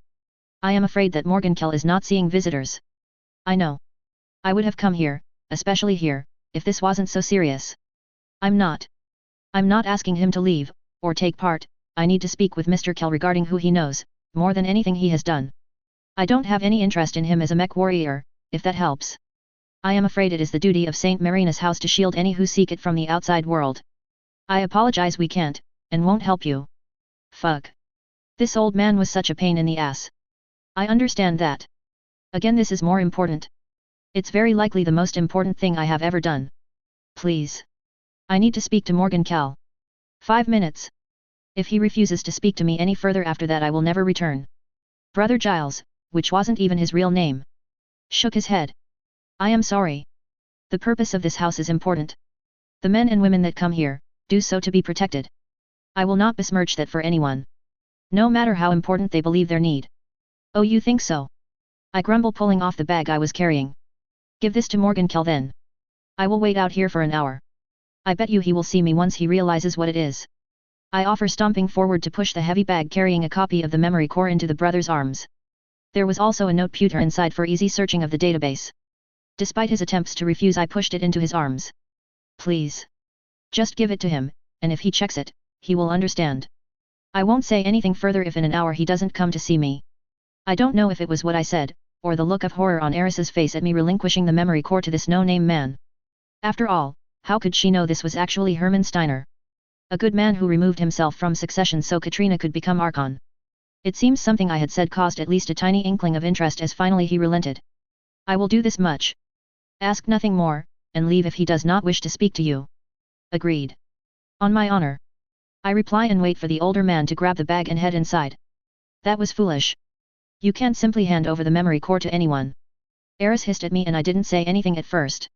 You have no idea what that man could do with a memory core. What if he takes it and runs? WH. That man is Hermann Steiner. Jaw hanging open for a moment, Eris's face goes flat as she processes what I had just said. I see. Yeah, that's my second option if Morgan doesn't agree to help. One of them will. I am sure of it. And if they don't, then I leave and do something stupid. I grin. If you can't do the smart thing, do something stupid instead. I don't believe that is. Where are you going? I walked back to the truck. I'm gonna sit inside the truck. It's hot out here, even with the armor. Come on. You can yell at me some more inside. I am not yelling. She argues as she follows after me. She totally was. I was just getting ready to leave, an hour-ish later, when the doors of the sanctuary finally reopened. This time Brother Giles came out in a hurry, rushing towards my truck. I stepped out and the older man stopped suddenly, his breath coming out in sharp gasps, and his Steiner grey eyes wide and in shock. I'm glad. I was afraid I was going to hand it over and you and Mr. Cal were going to just ignore it. That is a Star League memory core. It is. Now, can I speak to Morgenkel now? As you can probably tell, I have something important I need from him. Or from you. His eyes closed for a moment, and when they reopened, I knew I wasn't dealing with Brother Giles sending off annoying pests that dare come and disturb the men and women that came here for peace. No, I was dealing with Hermann Steiner, who in another time could have been Archon. Yes. Commander Eisenbloom, please be welcome at the St. Marina's house. We have many questions. Excellent. I have some answers. I offer cheekily, as Eris shifted herself beside me. The realization for her she was dealing with a Steiner meant she was acting extra respectful, and I am sure it was the only reason she didn't nag me to be more respectful. Nodding his head, the older man turned and I followed him into a place that few ever got the chance to visit. The long halls were quiet, although I did pass a few men and women as we walked the halls. We got plenty of strange looks, and some looks of horror as well. I guess for a bunch of people who left the war when it became too much, seeing a young girl in armor. Well, I could understand it. Although I wasn't about to let that stop me. We came into a small room with a well-worn but comfortable-looking table. And sitting there, looking just as odd as Brother Giles had, was Morgan motherfucking Kell. I was pretty sure that was his full name. This guy was the badass. The man that died of old age. One of the very few that ever got that ending. And he had done it while fighting the whole time. Morgan Kell. I said into the room, catching his attention and pulling his eyes away from the screen of the note-pewter I had left with the memory core. I am Victoria Eisenbloom, commander of the Iron-Blooded Orphans. How do you like my memory core? The man blinked. Having just barely torn his eyes away from the screen to watch me as I gave my introduction. As if realizing he had been so distracted he hadn't noticed me enter, his hand ran up and stroked through his beard, which even now was tinged with grey. I think that you found something rather special, Commander. He offered slowly, as if he considered every word and only bit them out when he was satisfied. Thank you. It was a pretty risky job. I'll happily tell you about it if you like, but before that. Business. I took a seat across from him and I noticed his eyes rove over my armor curiously. I want to put that into the hands of Katrina Steiner, no one else. Because anyone else will mess it up. He considers this and nods slowly. I see. That's why you came here. Indeed. I am an unknown, going to their cat? Even if I wanted to hand that over, it would get out. Too many men and women protecting the Archon, they would never let me get that in her hands before someone finds out what it is. But I could do that. He nods. His eyes closed as he exhaled heavily. I don't know if I am ready to leave. But needs must. Not exactly. I interrupt. Stopping that line of thought entirely. His arched eyebrow made me smile. Morgan Kell was not a man used to being argued with, I guess. You could walk right up to the Archon and hand that to her, but there is another way that I could do that. A letter, or a message. If I head to their CAD with a message from Morgan Kell, the Archon would definitely see it. If that message happened to inform the Archon that she needs to have a private meeting with the messenger. He tilted his head thinking it over, quietly stroking his beard as he seemed to run the scene through his head before shaking his head. No. I came here because I felt. Well, it doesn't matter. You did well on the recent raid. Oh. You heard about that. We still get the news. Some choose not to watch it, but it is difficult for us to completely cut ourselves from the rest of the inner sphere. You and your orphan company. You fought well. I blushed. What else could I do? This guy was a legend. We tried. He broods on that for a while. Yes. What does that make me? That I stopped. My childhood dream. He glances at the memory core. It was a dream of mine to find this exact thing. A memory core that can bring back the lost knowledge. I stopped trying, and in my stead a child completed it. I'm 15. Hardly a child. At least call me a teenager. I grumble, which had the older man give me a chastising look for a moment before nodding. It seems I left for too long. I will go back to their CAD. Let's get this into Katrina's hands. I refuse to not be part of this. He stood grabbing the memory core before I waved him off. Leave that one. I was intending on leaving it here. I figure if everyone here wants to avoid the rest of the inner sphere, they might appreciate all the learning courses on the core. Brother Giles hesitated, as did Morgan Kell. We can't leave this here, Commander. We have a duty to return the core to the Archon. Giles eventually offered, although I could tell he was hesitating as well. I just snorted. That's a copy of a copy. It only has learning courses. Don't worry, we will be delivering the complete version to the Archon. So it's okay to leave this one. Both men stilled. The complete core? Morgan finally asked, and I nodded. Waving my hand to and fro. Yeah, this one has all the SLDF training courses. They were classes for the soldiers while they were away. So it has a lot, but Helm, Oh, Helm is where I got the memory core. It had a secret castle Brian hidden up in the mountains. Anyways. Helm wasn't just a weapons depot for the entire sector, it was also a library. Edwin Keeler, a major in the SLDF, well, he saw what was coming with the succession wars. So he put everything he could find and put it into the memory core. Civilian, military, secret tech if he had it. He put everything into it. I wouldn't bring the full core anywhere that I don't have full security for after all. The looks of shock on the two men's faces had me smirking, as they realized what they had seen over the last hour. It hadn't even been everything. Brother Giles swayed for a moment, and it was only Eris's quick reaction to him that caused her to rush forward to catch the former Steiner, as it looked like his world was crashing around him. Morgan Cal? Well, his look of shock slowly shifted until he was looking me over with an odd look. I just smiled in return. I have a union that I ordered to get ready for a trip to their CAD, if you don't mind riding with a bunch of orphans. That will be fine, Commander. Just let me get my ride. That was how I drove back to Red Base, Eris beside me looking startled, and a red and black colored archer walking behind us. The base was astir by the time we came within sight. A new mech always grabbed attention, and I am sure our guard unit had noticed the archer we were leading. Pulling past the very attentive checkpoint guards, I pulled the Norman towards the Isaribi that was currently resting on our dropship pad. I hadn't intended on bringing Morgan Kell back with me, but it wasn't too difficult to radio ahead and make sure one of the mech gantries were open and ready for him. Watching him pull his mech into the open gantry actually sent a bit of a thrill up my spine. He moved so gracefully in a mech it reminded me that as much as my kids were improving, the real elite of elites were on another level. Go on, Eris, get packed up. I know you are going to want to come with. Oh, and I don't know what you put into that message with the other agent. But that is still a problem. I tell the girl as I stepped out of the truck, watching the spy keep her eyes locked on me for a while before nodding. Understood, Commander Eisenbloom. She was back to being rather monotone, but that was fine. That was just how she was. Nodding, I turned back to Morgan Kell as I watched him slip out of his archer. Already I could see Benny rushing up to me, to find out what was going on. Is that Morgan Kell? Benny asked before I could even call out a greeting as he hit me like a missile. Stumbling a little, I couldn't help but laugh. Yeah, Mr. Kell accepted our offer to transport him back to their CAD. It's time we have that meeting with the Archon. Things started happening that removed the option of sitting and waiting any longer. That pulled Benny from his hero worship as he looked at me questioningly. Our spy, analyze, her name is Eris Stingler, make sure you update her records. She found out that we had the knowledge on how to make endosteel. Blame Gage. She freaked out. Forced me to act. So now we are moving. No more sitting and waiting. I looked ahead.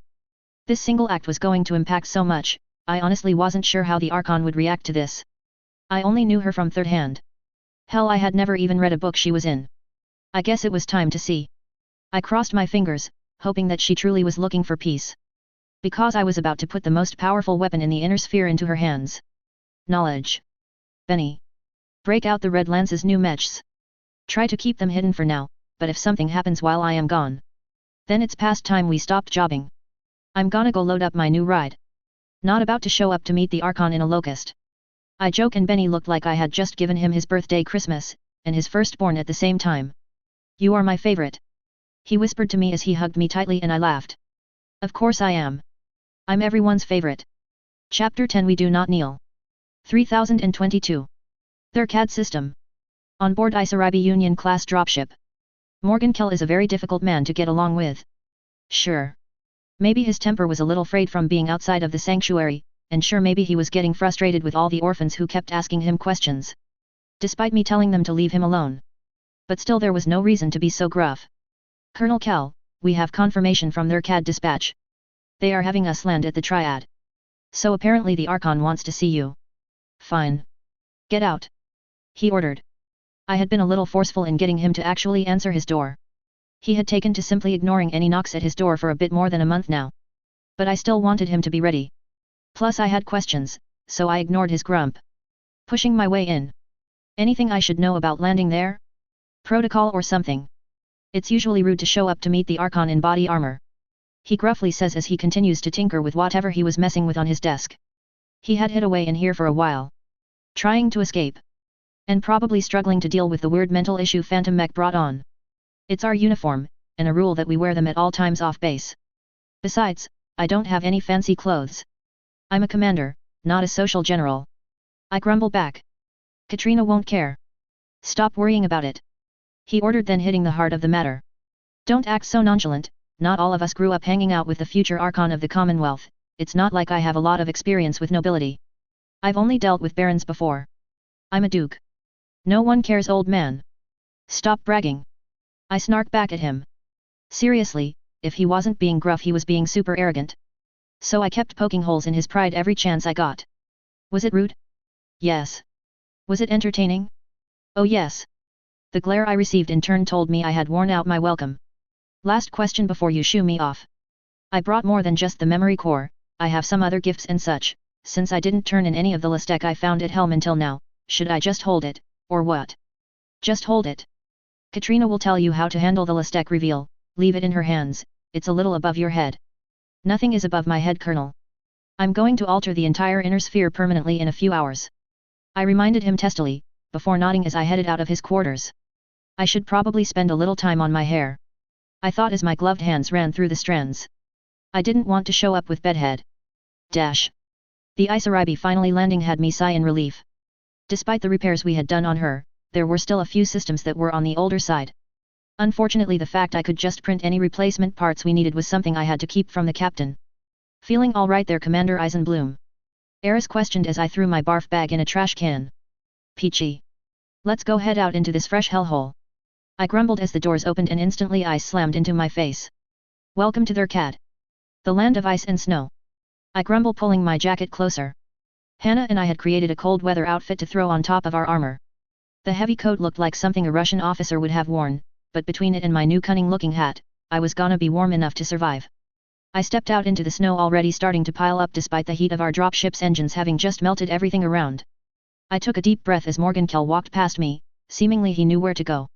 This wasn't just some strange spaceport or something. This was literally the fucking Triad.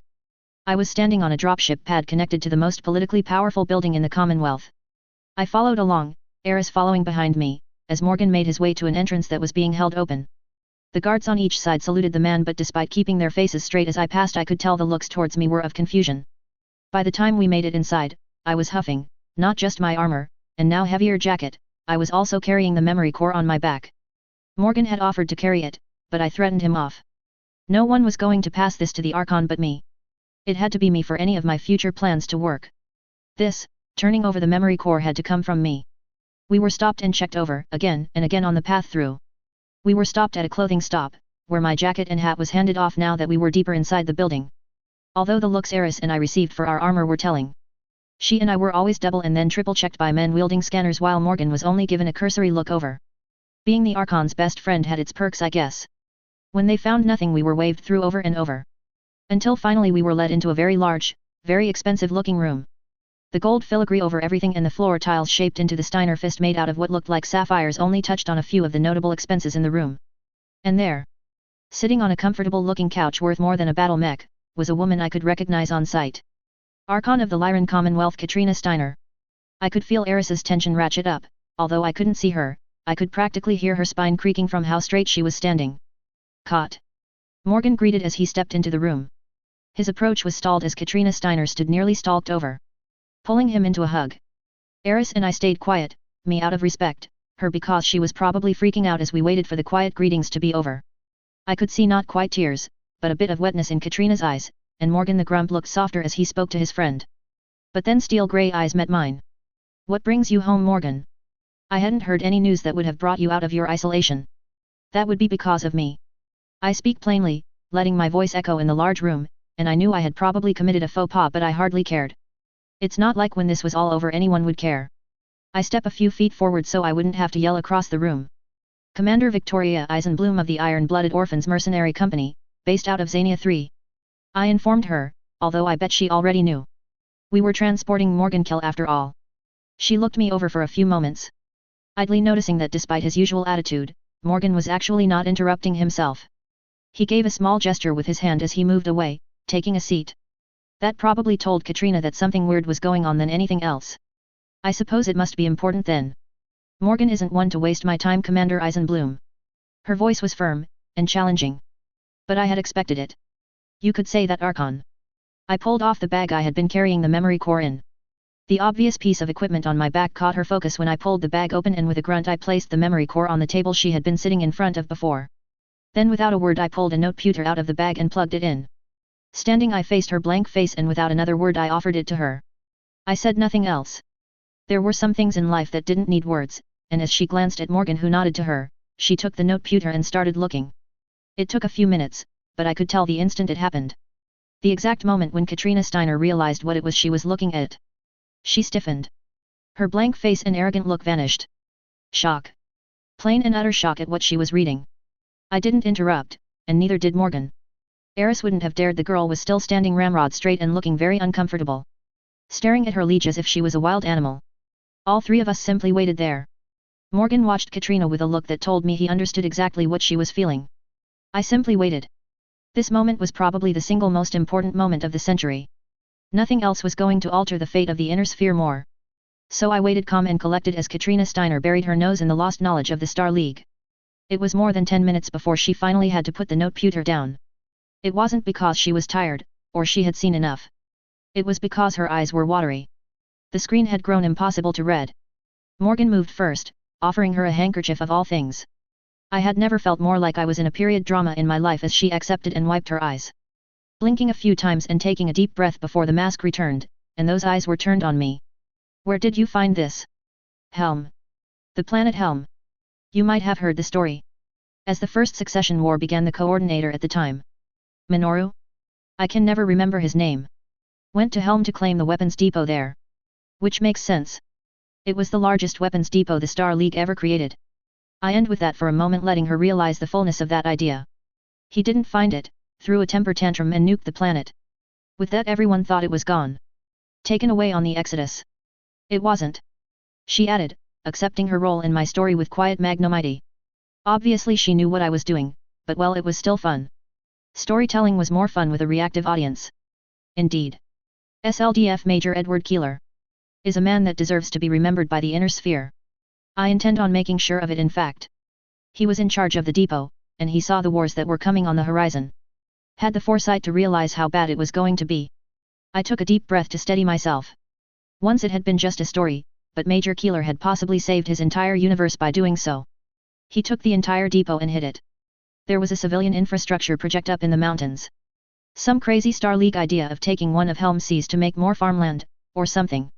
I don't know the original purpose. But since he couldn't move the equipment off-world without any dropships, he moved it into a castle Brian hidden in the mountains. The entire depot was hidden away in a place no one could find, and Major Keeler put together that memory core. A library. Everything he could get his hands on. Everything a civilization would need to restore what had once been lost. Her hands were shaking lightly as she once more picked up the noteputer, gripping it firmly. I see. It was all she said for a few minutes. Slowly her hands regained their control and I was treated to staring down the Archon of the Commonwealth, pulling her best out. I never expected to find this. When I was a child I searched through many old sites for Lestec. Trying to find something that would help the Commonwealth. I never dreamed of finding this. Yeah, tell me about it. Morgan grumbled. I was having a normal day before that thing was placed in front of my face, while I was told it was a message for me. He shook his head. Never knew what I was getting into when I started reading. Both of them nodded to each other then, an understanding passing through the two adults. Katrina turned her eyes fully to me, her back straight and manners impeccable. You did the Commonwealth a service that I may never be able to repay.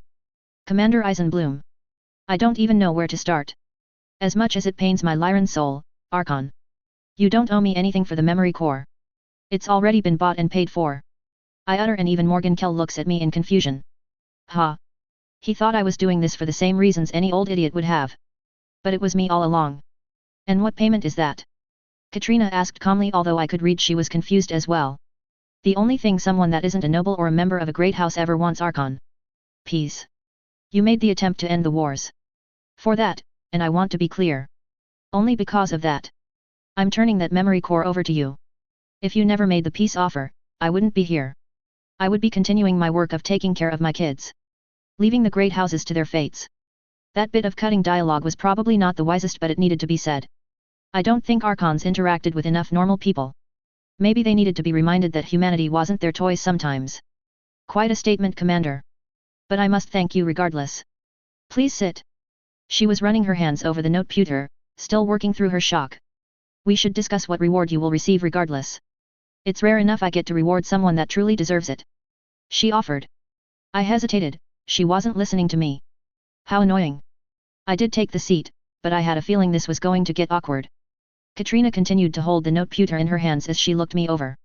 At the least, Commander, I will name you a duchess, and grant you a world to hold in trust. As well as funds, and people to help you. I will ensure you and your family want for nothing. Not after this. A pleasant offer. And if asked of me when I first woke up here, I would have accepted. But, Katrina. She wasn't listening. This is the problem with people in power. They don't really understand the word no. Sometimes you have to say it multiple times. Sometimes in different ways. And sometimes you just have to be direct. No. Yeah, see that look on her face? That shocked, what the hell did I just hear look? That means she wasn't told no enough. Commander. I can't accept any titles. No. Thank you but no. Even Morgan was looking like he had no idea what the hell was going on. He interrupted Katrina before she could contextualize what I had just said. Why would you refuse? It would give you everything you need to take care of your people. Or retire if you choose. Do you realize what you are saying, girl? The future you are throwing away. I understand perfectly. The answer is no. I will not become a duchess, a viscount, a baroness, or even a knight. Archon. I am not here to swear my service to you. Although I am a Lyran, and I put my faith in your commonwealth. That's not why I gave the memory core to you. I am here to put the memory core into the hands of the only leader in the inner sphere that sought peace. They why refuse? A simple question but one that is filled with complications. I can't do what needs to be done to fix the inner sphere, if every member of the Combine thinks I am their enemy. Or the League. Or the Capellans. I have to be neutral. So I am not their enemy offhand. My words confused the adults. To them it was just part of the world. You were a Lyran? You did what you could for the Commonwealth, why would you worry about what the Combine think? Yet you brought me this. If you are worried about what the great houses think, giving this to me, puts you against them. She sounded gentle, explaining like she was trying to guide a child to the correct answer. Too bad. I wasn't willing to be guided. Because they don't want peace. They only want to win, and they will do anything to get it. You alone put out a call for peace, you are the one I am putting my faith in. My words had her blinking for a moment, surprised. When I sent out the message for peace I never expected even a single positive response, you know. She offered her hands, silently exploring the noteputer she had yet to put down.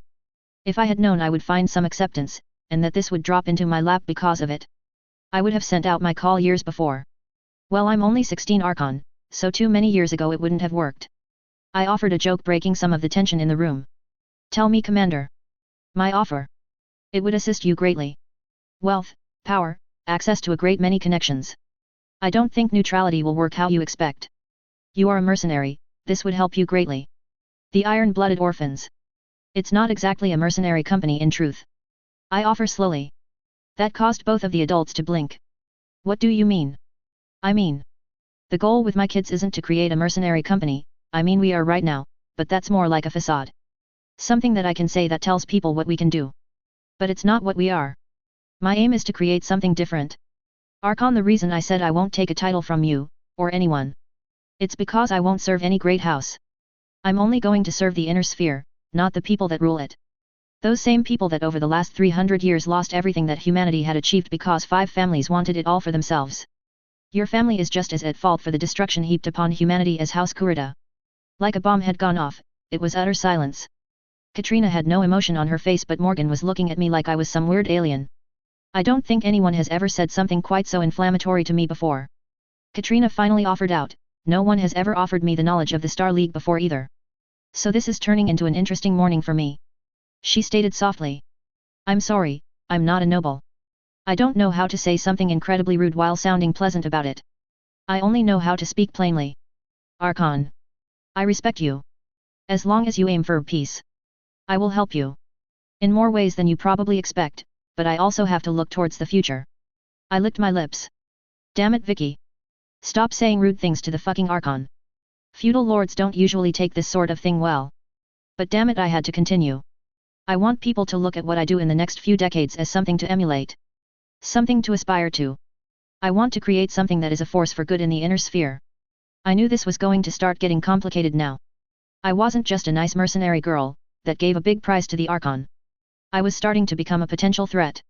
I could see it vaguely in her eyes, although not her face, she was too controlled for that. A force for good? You don't believe House Steiner, and the Commonwealth is such a force already. She asked, probing. No. Frankly Archon, I don't. Alessandro. Claudius. House Steiner has its own dark history, same as any. Your family is a political organization.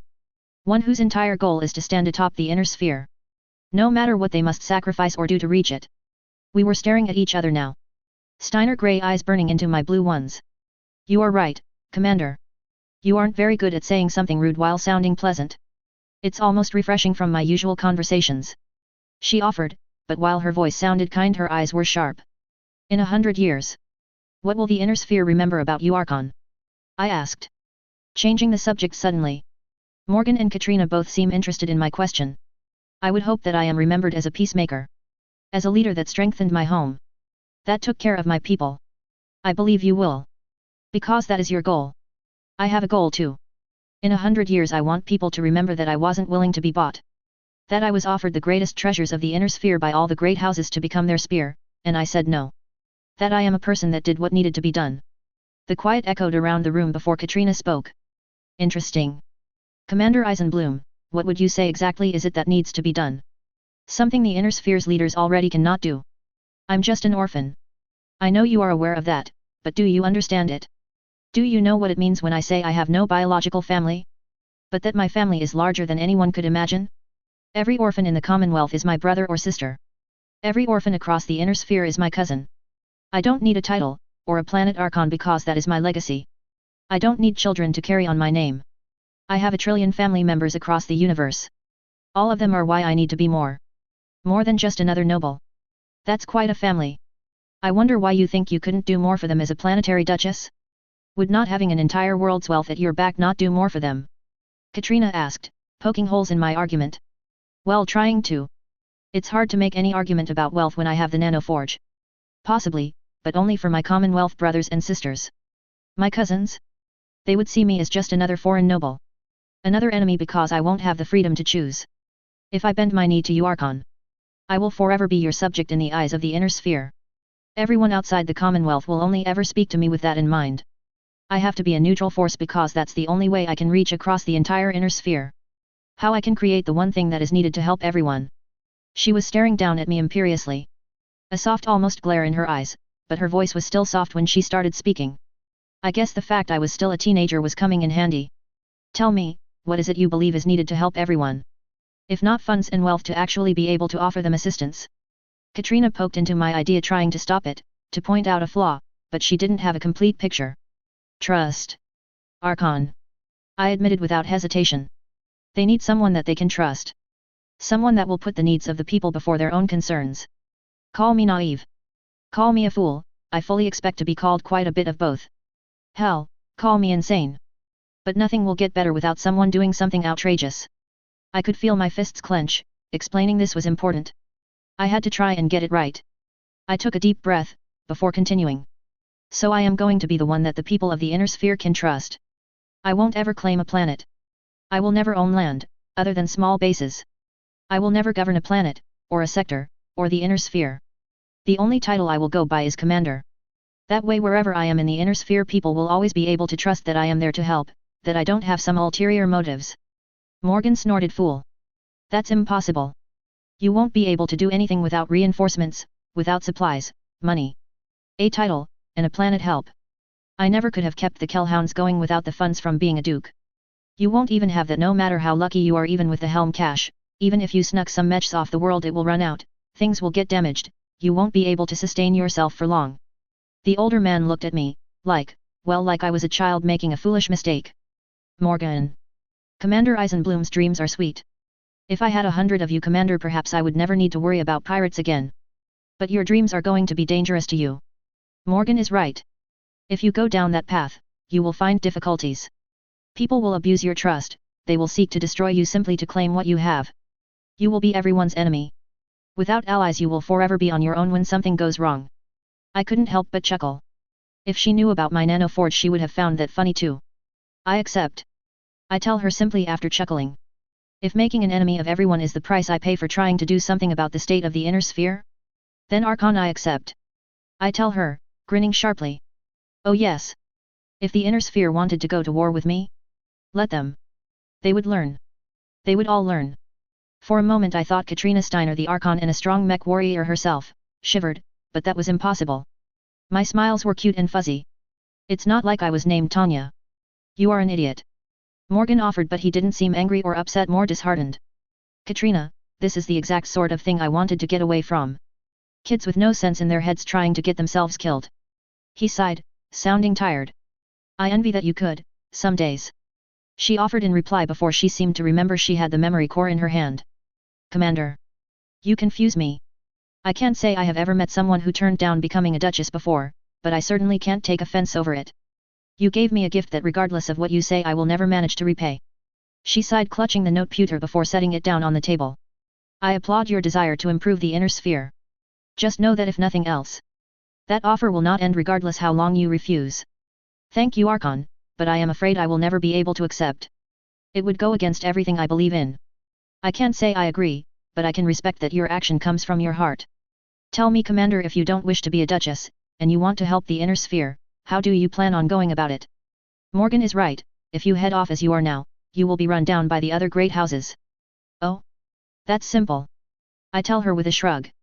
I am going to create something new based on something old. The Inner Sphere Defense Force. ISDF. That's what the EBO really is. It will be something similar to the old SLDF. But we won't have any political backing whatsoever.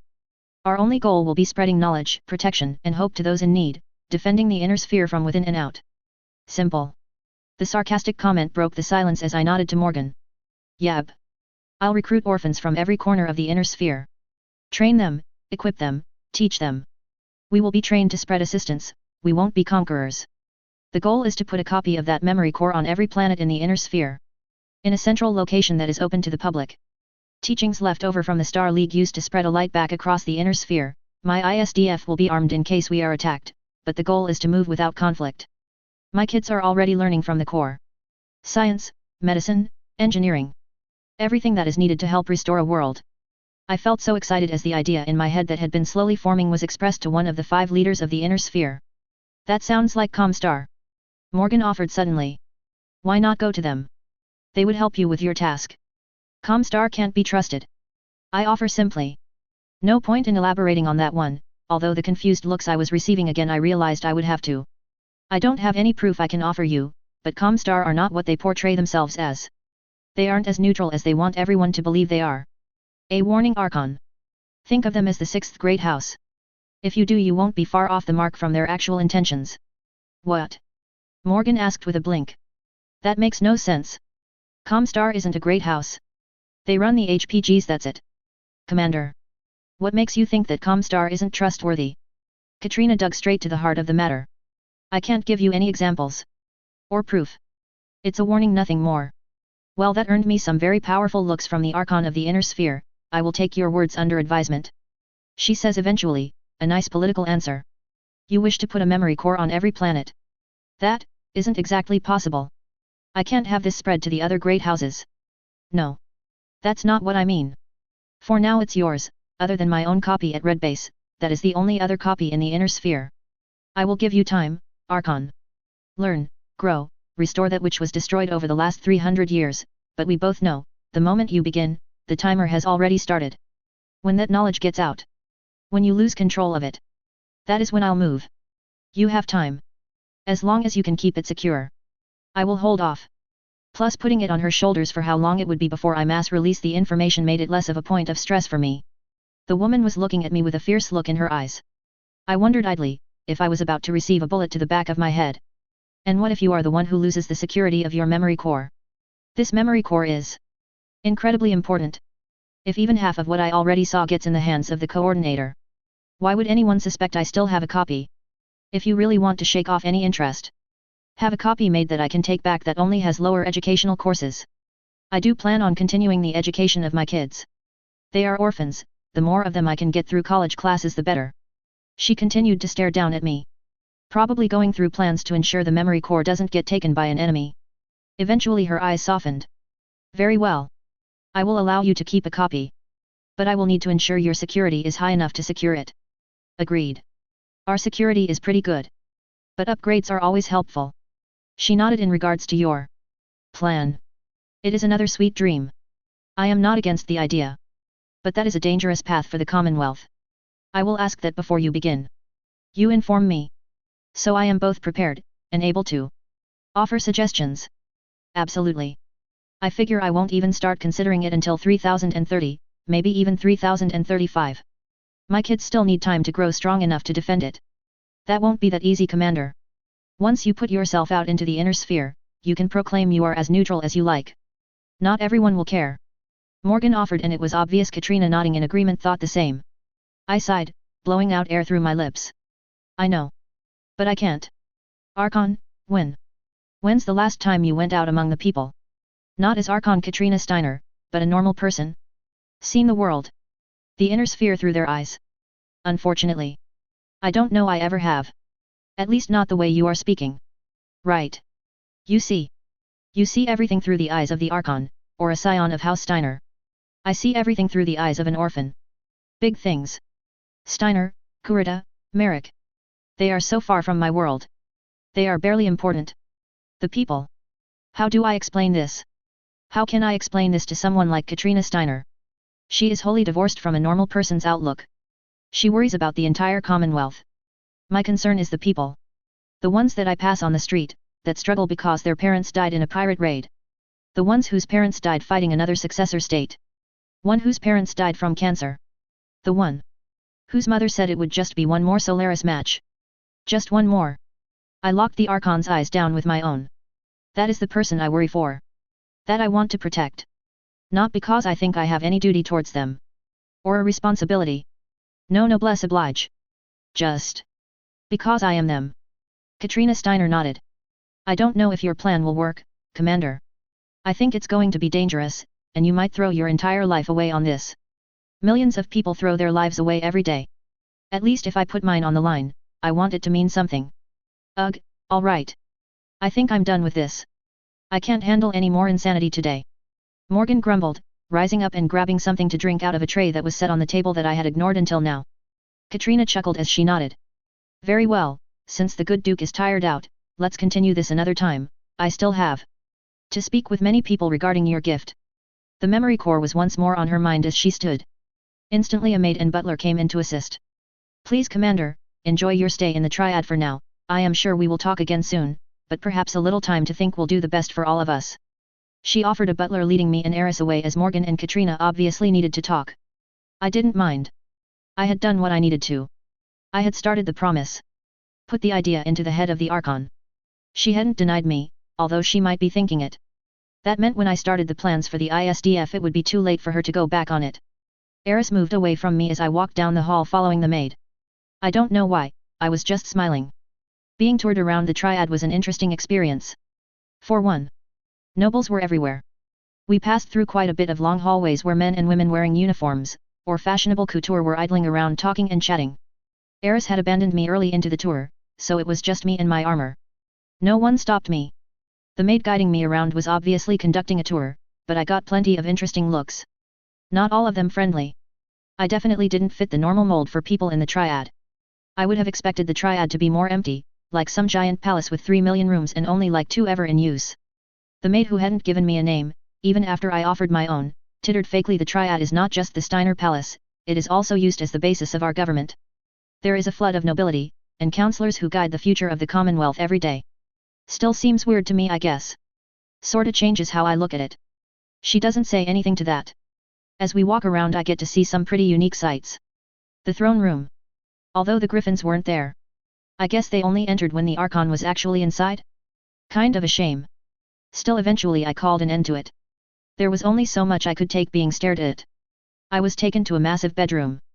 That was as comfortable as any place I had ever been. Unfortunately it was a little too big. A little too luxurious. It honestly just made me uncomfortable. The baths were great though. I did enjoy those. Gonna have to take a scan or something. Red base needs hot springs. No wait. It's too hot. Shit. I grumble as I soak. Next time we set up a landhold it would have to be on a cooler world. Massive tubs were awesome. Finally done, I settled into the bed. There was plenty left of the day, but I had been traveling on a ship for the last few months. I was tired. I fell asleep slowly. My armor piled onto a chair, I moved close to the bed, so I could suit up in the morning. That morning I was woken up far too early, from a voice that was far too eager. Good morning, Commander Eisenbloom. The Archon has requested you to join her for breakfast. The chipper voice had me blink as I startled awake, reaching for a gun that was still on my dropship. Grumbling, I glared blearily. The girl-shaped blob that I could see wandering around my room was glared at for a few moments before I rose, rubbing my crusty eyes as I stretched. A gasp startled me from my motion and I blinked at the blonde girl that was staring at me in shock. Until I realized she wasn't looking at me, but my cooling suit. Which of course I had worn to bed. That thing was sinfully comfy and the actual cooling device could easily be removed, so it acted as a sort of body stocking. You know. If your body stocking had a price tag in the millions. Is that? The girl definitely had a bit too much forwardness as her hands were already trailing up my arm, feeling the cooling suit. It is. I've seen one before, this is a cooling suit. She chirped, looking over and noticing the pile of armor on the chair beside the bed as well. Oh yeah, you were wearing armor. Is this? You made an armor set that fits over a cooling suit? That's amazing. She gasped. The girl was way too excitable. She buzzed around my room like a hummingbird despite the fact it was too damn early for this. Don't touch that. I grumble. The armor isn't a toy. Oh, it's fine, I'm not gonna mess with it, but how did you? Good morning, Commander, I am here to wake you up for breakfast with the maid that entered my room, startled as she took in that fact that I wasn't alone, and the wide-eyed look she gave the blonde girl standing in front of me clued even my sleep-deprived mind of who I was looking at. I guess that makes you Melissa Steiner then. I grumble. Earning an apologetic smile from the blonde. That would be me. She offered, standing up straight and giving me an imperious nod which I wanted to roll my eyes at. What a little braggart. Her interest returning to my armor, left me with only one recourse. As she reached for the plates to look them over. Before anyone else could respond, I snatched a pillow and chucked it. The oof. Melissa released as the 11-year-old was flattened by the projectile and had me smiling even if the maid was now aiming a gun at me. I acknowledged it out of the corner of my eye with a shrug. I told her to stop playing with my armor. Only iron-blooded orphans get a set. It's become part of our culture. I offered to the blonde that was looking up at me in shock, before a fierce grin split her face. The pillow came sailing back and I snagged it out of the air. Before immediately chucking it back, I grabbed a second pillow and sent that one as well. The maid eventually lowered her gun. But neither of us noticed. Too busy proclaiming dominion for the Commonwealth and for the iron-blooded orphans respectively. Dash. You are late. Katrina Steiner offered to the blonde walking beside me as we entered the breakfast room. Which was absolutely massive. Even if the table was more normal length. The room it was in was nearly large enough for a mech, yet somehow it wasn't echoey despite its cavernous size. After our little fight, Melissa had hung around as I finished getting ready, even watching in interest as I put my armor back on. Although the maid with a gun had forced herself on me trying to help, I still felt attacked. Once I was dressed, Melissa led me to the breakfast room. We chatted as we walked, her telling me a few interesting things, while begging stories about the Ebo and our exploits. Honestly, it wasn't any different to dealing with any of the younger orphans back in the orphanage, although rarely were any of them as smart. Melissa Steiner was a very smart girl. She picked up on things I said near instantly. It was honestly a little intimidating, since she was sort of stealing my shtick. I was supposed to be the oddly intelligent young blonde girl. Sorry, Mama. I wanted to help Vicky get up and we got distracted. She offered. Katrina was looking over the fact that Melissa's long hair was a mess, as was my shorter hair. Both of us looked like we just went through a wind tunnel. Sorry, Archon. There was a battle for supremacy in my room. You will be happy to note that the Commonwealth had a strong showing, and eventually a truce was declared. I offer, knowing the look of betrayal on Melissa's face would last with me for a good while. Oh? A battle took place without the Archon's consent? Do I have to quash a rebellion? Katrina offered aloud, and I could see the love between mother and daughter as Melissa did her best to shush her mother to keep her from embarrassing her. Children were always embarrassed by their parents though. Eventually I was directed to a seat. Morgan Kell was there as well, the older man already tucking into a large breakfast, as was the Archon. A maid soon took my request and I had my own food. So Vicky, why didn't you mention you are wearing an SLDF cooling suit under your armor? Melissa eventually broke the silence as she chirped out her question with an annoying smirk. Usually because secrets are meant to stay that way.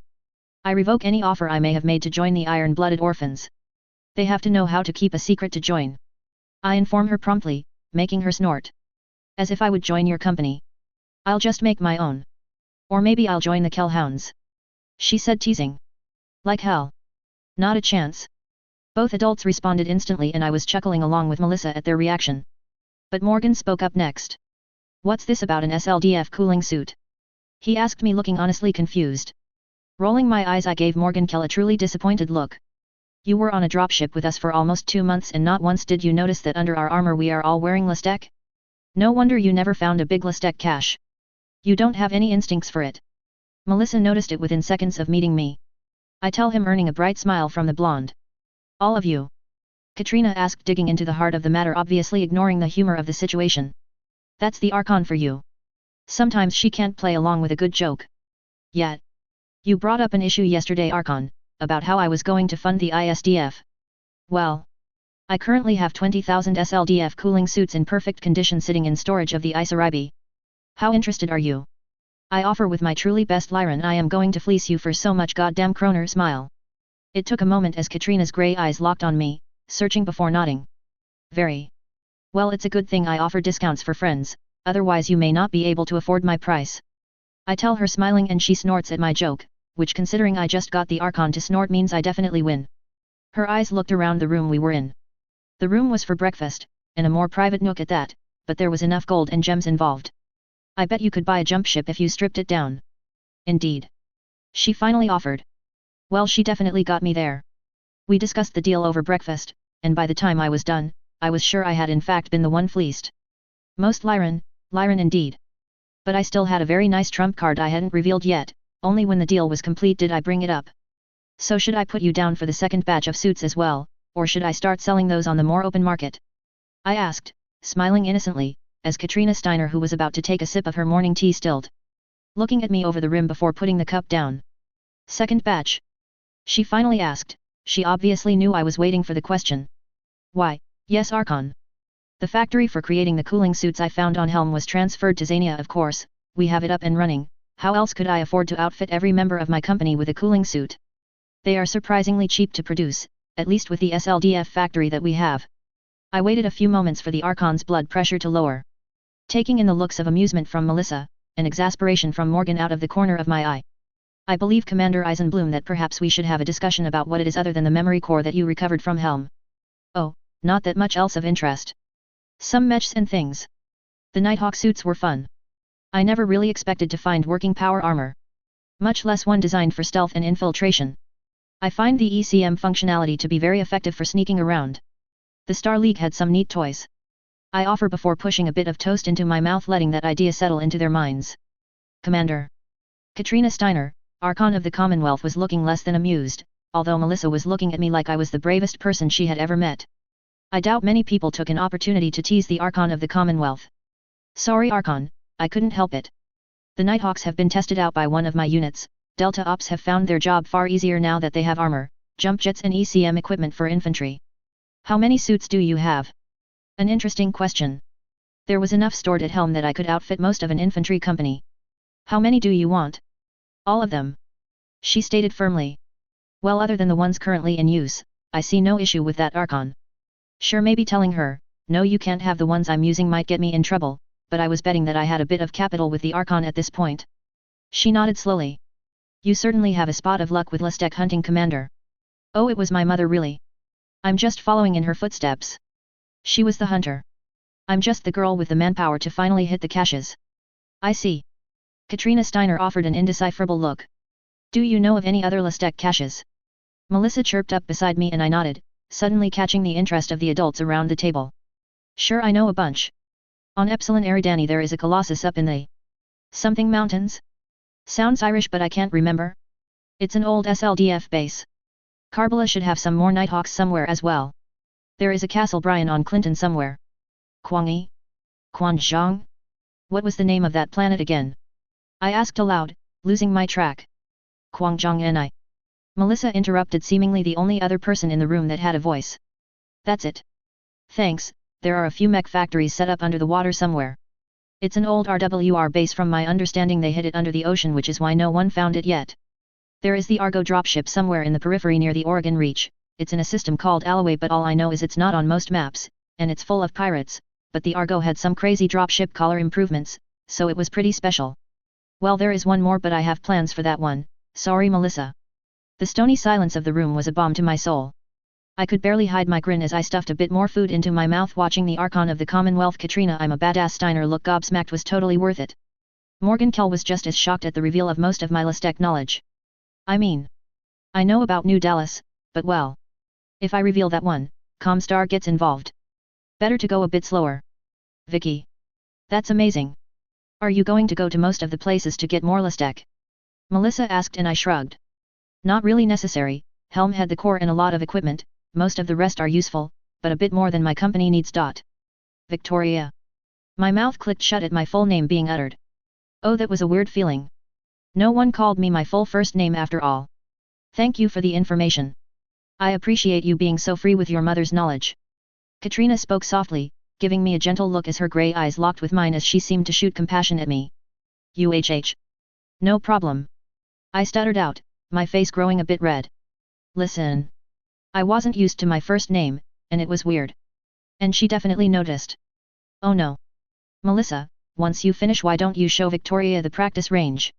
I am sure she will enjoy getting a chance to put her name down on the scoreboard at the triad.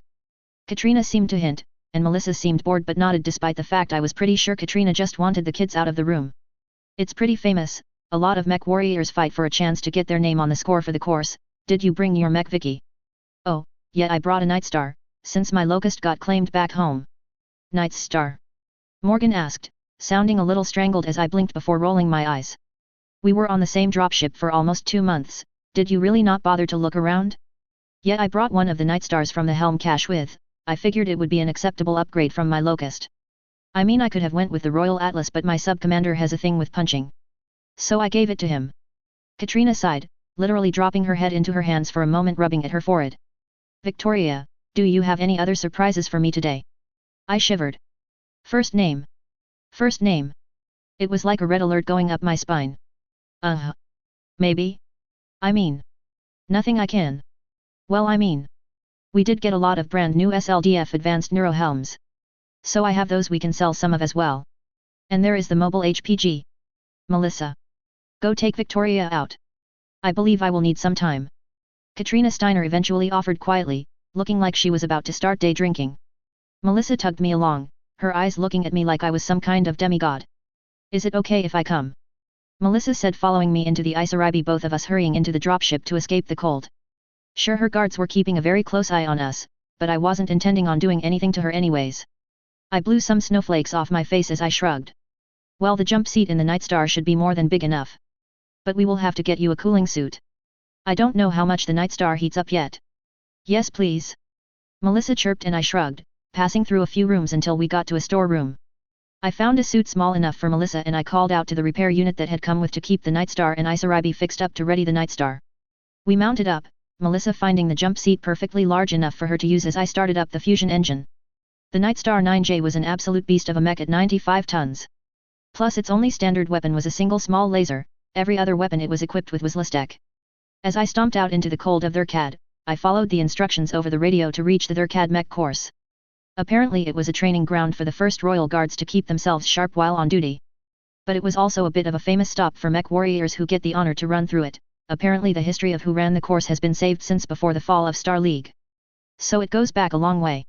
It wasn't like I was unique for having a go, but I was probably one of the few that wasn't some sort of nobility. Of course I didn't expect to do amazingly well. But I did expect to show an acceptable run. After all, I did have some advantages that most mech warriors didn't have. Listech, and a SLDF Neuro Helm. I felt my grin tug my lips as the green light of the course lit up, and I stepped forward. Unfortunately I was in VR mode, so I wasn't going to be able to actually fire my dual Gauss rifles, but the course was capable of emulating them still. Kick their butt! Melissa shouted behind me as a VR mech turned a corner ahead of me. The triple shot of ERPC and dual Gauss smashed into the VR warmer. The ERPC was a second slower than the Gauss on purpose, as I nudged the Nightstar into a sort of stutter step, letting the ERPC try and land just as close to the emulated shattered armor the Gauss had caused. It was a trick I had picked up from Hannah in The Sims. And it worked. The ERPC smashed into the weakened armor and a warmer went from raising its weapons to crumpling into oblivion as the system read it as dead. Whoa! Melissa cried out as I continued on. I took hits. I wasn't Kerensky, after all.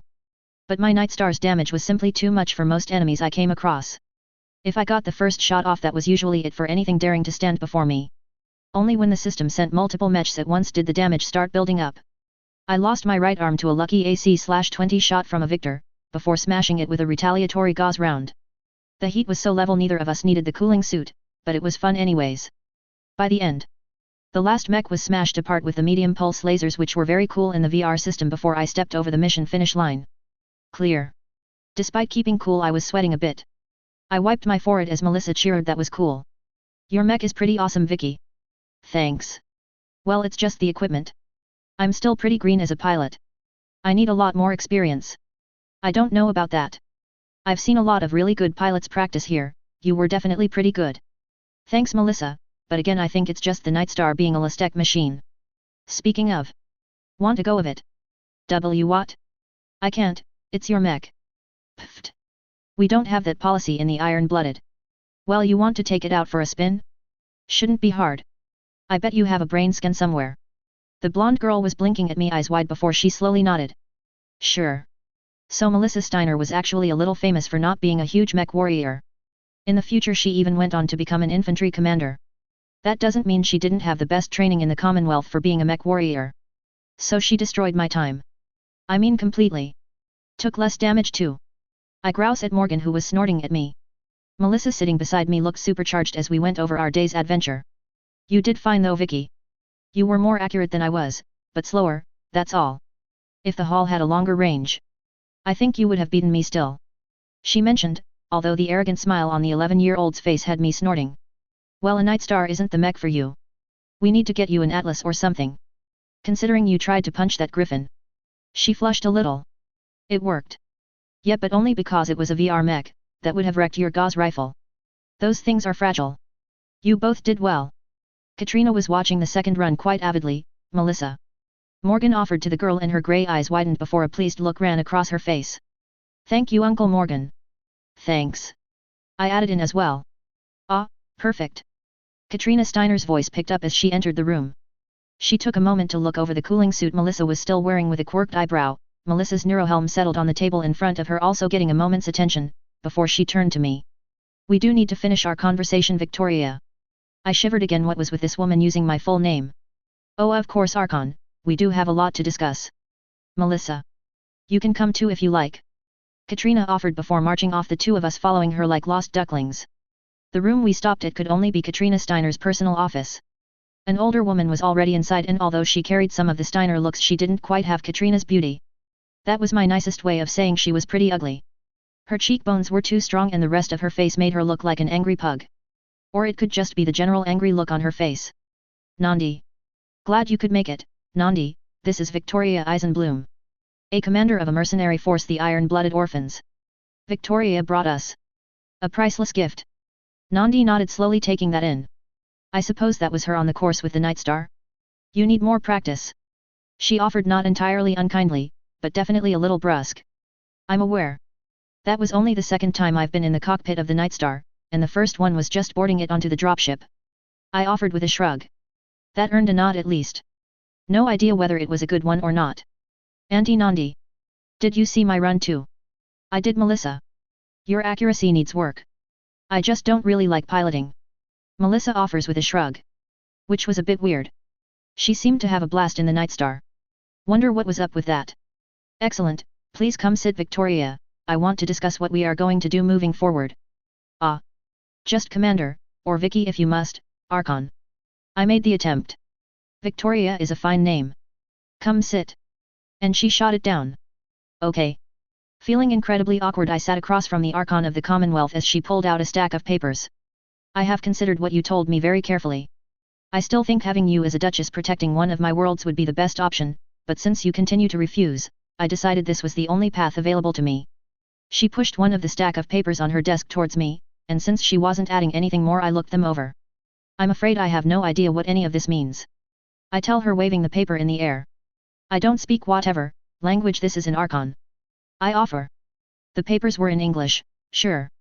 But none of the words make sense. Legalese was its own language after all. If you wish to act as the commander of any force in the inner sphere, you may wish to learn, Victoria." I shuddered before nodding slowly. A slight smirk crossed the Archon's face before she nodded. "On the paperwork is my own name confirming the land hold for the Iron-Blooded Orphans on Xania 3. You did me a service and I won't have a misunderstanding damage our relationship. The land you currently reside on is yours with my word attached." "Oh.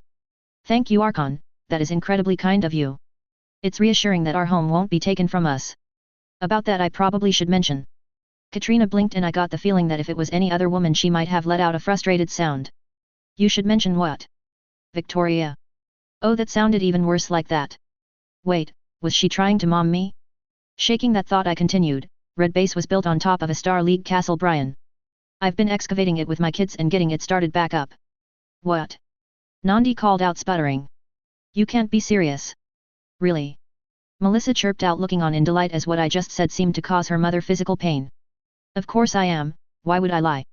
There wasn't anything down there, it was stripped bare, and not in great condition. It's how we've managed so well, we found a secret entrance and basically moved in. Victoria. When I asked earlier if you had any more surprises. I had hoped you had given me the last one. Katrina finally said in a detached tone. Not even close. I finally admitted, which seemed to finally break her, as the Archon of the Commonwealth, one of the 5 most powerful people in all of the universe, started laughing uproariously. Just full belly laugh levels of amusement. Nandi seemed shocked and horrified, while Melissa, who had been watching this all play out with a grin as if she was the cat that caught the canary, had a smile stretching across her face, only slightly hidden by her hand trying to hide it. Victoria. I can't deal with you. I simply don't know how to react when every 5 minutes you drop such revelations on me. Sister. Nandi seemed quite affronted by Katrina's action, but the woman waved her sister away. No, Nandi, you haven't heard half of it, I'm honestly not even surprised anymore. Please, Victoria. Is there anything else I need to know? My lips pressed together tight, I couldn't help but shrug. I think that's about it, for now. Oh man, I was bad at lying. Shit, I forgot. Who thought it was a good idea to put me in the same room as the fucking Archon? Oh, right past Vicky. Dumb bitch. I'll simply take your word for it, Victoria. The laughter of the Archon seemed to still be echoing around the room as everyone was amped up, irritated like Nandi, or nearly giggling, like Melissa. Katrina seemed to have enough. I also offer you a pass on paying your tithe for the Lestec fines. The memory core is more valuable than any hardware, and you brought it to me. Thank you, Archon. That's very generous. She nodded, before a smile twitched across her lips. Oh, and Victoria. For all that you have done, please, call me Aunt Katrina. Oh fuck. I think. She was trying to mom me. Red alert, red alert. What the fuck do I do now? Dash. A different perspective. Melissa Steiner. The Triad. Watching the very odd girl rush out of the room as if she was being chased, Melissa shook her head. She was practically running from her mother. Sure, she had seen others do so before, but never when mother was being nice. The conversation after Vicky dropped another bombshell on her mother hadn't lasted long. She could see the way her mother was trying to hide the developing headache, and Aunt Nandi obviously wanted to yell. Still, Melissa spoke up before her aunt could manage it. So should I worry about getting an older sister? Melissa asked teasingly towards her mother, who was clutching her head now that there wasn't a guest to entertain. Don't joke, Melissa. Her mother moaned. Oh, I'm not. Considering how much you wanted to test Vicky today, I'm surprised you aren't considering it closer. She did pass all of the tests you gave her. Melissa teased her aunt, looking in confusion before starting to understand. You've been testing the girl all day. That's why you allowed her around, Melissa. You've never allowed someone so dangerous around her before. Yes, Nandi, I decided to see what sort of person Victoria Eisenbloom would be. And honestly, I wish I hadn't. That girl gives me the worst headaches. Katrina nearly whined before shaking herself and coming back together. We didn't get a chance to talk about your experience, Melissa. Tell me everything. Yes, mother. Well, she isn't much of a morning person, but she didn't react oddly when I woke her up. Once she realized what was going on, she relaxed and accepted it. She wasn't rude to me when she thought I was a maid, nor was she rude to anyone I saw. Well, she isn't a member of the nobility, so that isn't much of a shock. Aunt Nandi offered. Well, she wasn't raised as a noble either. Melissa offered with a smile, catching her aunt's attention. Are you sure? Absolutely. She was uncomfortable with the idea of a maid, and refused any help getting dressed. It was funny to see Marie mess with her by helping anyway. She is surprisingly prudish. Not something you should even know about, daughter of mine. Katrina pointed out, earning her an innocent shrug. Okay, what about the pillow fight? Marie informed me she almost shot our guest. I was seeing how she would react to someone annoying her. Especially once she knew who I was. I kept messing with her armor after she told me not to. She threw a pillow at me after the second time. No hesitation. Really? Her mother asked honestly, seeming amused by the fact. Not at all, even when Marie pulled her gun, Vicky ignored it and threw a second pillow when I threw one back. Then we got into it. I never got to have a pillow fight with someone before. Miss had told me about her having them sometimes with her siblings, but she never dared. Is that a positive or a negative? Nandi asked, poking her sister that had been lost in thought. Frankly, it's so odd, I'm not sure. Much like many other things Victoria does. Yes, she is weird. But nice. She never treated me as someone important, just another kid. She even let me drive her Nightstar even if I didn't really want to. Yes, I saw, you did well. It was mostly the mech. It was definitely the most impressive mech I've ever been inside. Melissa admitted, causing her mother to snort in annoyance. She had provided her daughter with access to some of the best mechs in the inner sphere, but not much could compare to a Lestec boat like a Nightstar. One thing was interesting. The Nightstar was brand new. That's not interesting. It was in a cache for almost 300 years. Nandi offered with a shrug, but Melissa smirked. She knew something they didn't. Nope. Not what I meant, that mech had never been used before. Melissa tells her aunt, with a cheeky grin. I don't think that Nightstar ever saw the war. It was factory fresh. No signs of repairs, no old stains, everything was brand new. It even smelled like a new mech. Are you sure? Yep. No doubt. That mech, other than when she put it on the dropship. Doubt anyone has ever been inside it before. While interesting, I don't think that really changes anything, does it? So she found a fresh off the factory floor Nightstar. Aunt Nandi chimed in and my mother shrugged. By itself it's meaningless, but it's another interesting fact that Victoria has given us. Melissa couldn't help but break into giggles suddenly, and her mother glared. Oh mother, every time you used her full name it was like someone stuck a snowball down her back. Melissa had found it hilarious the surprisingly deep mercenary commander, despite being a child, was unflappable by things that would have caused many a noble to blubber about forgiveness. But use her full name? Her mother had a smirk on her face as she waited for Melissa's amusement to fade. Yes, I did notice. Oh, I know you did. You started using it even when she asked you to stop. I thought she was going to cry when you brushed over her request. Humph. She deserves it. Do you have any idea how many headaches I had to deal with once she started dropping Lestec, after Lestec in my lap? Katrina asked, rubbing her tired eyes. I still have the entirety of the lick working overtime to make sure not a word of this leaks out. Although we will have to release some things. The triad testing ground scores are kept public knowledge after all. Yes, the Nightstar will get some interest. Especially with her score. Melissa said, suddenly serious. Her time wasn't great. But her accuracy score? She hit multiple, triple core shots, mother. Yes, I noticed. Katrina was quiet for a moment. I don't know if it's the mech, the neurohelm, or skill, but it was definitely concerning. A mix of all three, I suspect. Nandi offered. The mech is brand new, but it wasn't made to our standards. It was made to the SLDF standards, and the best of the best at that. Nightstars were given to the commanders. I expect its standard components being brand new, as Melissa pointed out, combined with the synergy of an SLDF neurohelm leads to a dangerous combination. I can confirm that the neurohelm helped. I've never used one so simply before. It was perfect. Every thought, every action, the mech just moved without any lag, or hesitation. I actually had fun for once. Melissa said, a little embarrassed. She didn't really like mechs. Yet her eyes kept glancing towards the neurohelm that was still resting on the table. Sure, riding around in something fast could be fun, but it was just so boring most of the time. It always felt like moving through molasses when she was in control. But not this time. Even in an assault mech it danced. Her mother perked up at Melissa's words. Really? Blushing a little, Melissa shrugged. It just felt better. Usually it's not fun. I'm always struggling, but the Nightstar moved like it should. Her mother's eyes widened. As if something clicked in her head. Nandi. Go grab one of the techs, and get that helm connected to my warmer. I want to test something. Melissa, let's see if it feels better in other mechs too. Okay. As her aunt left the room, Melissa's mother guided her towards the mech bays. Only when they were settling into the royal blue warmer that her mother often piloted did her mother speak up again. What do you think of Victoria? Really? Her mother asked, and Melissa blinked. That was a weird question for her mother to ask. The woman actually looked a little embarrassed. I think she's weird. I don't mean bad, but she acts differently to anyone else. Like she sees the world differently. Not better, just different. She never treated me as anything but a kid. I mean, I've been around people who sucked up to me before, she never did that. Even the Nightstar, when she let me pilot. She wasn't doing it to curry favor, it was just instinct. An older sister offering a ride to her sibling.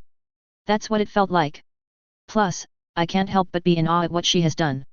Just well, she brought us. Melissa whispered the last part.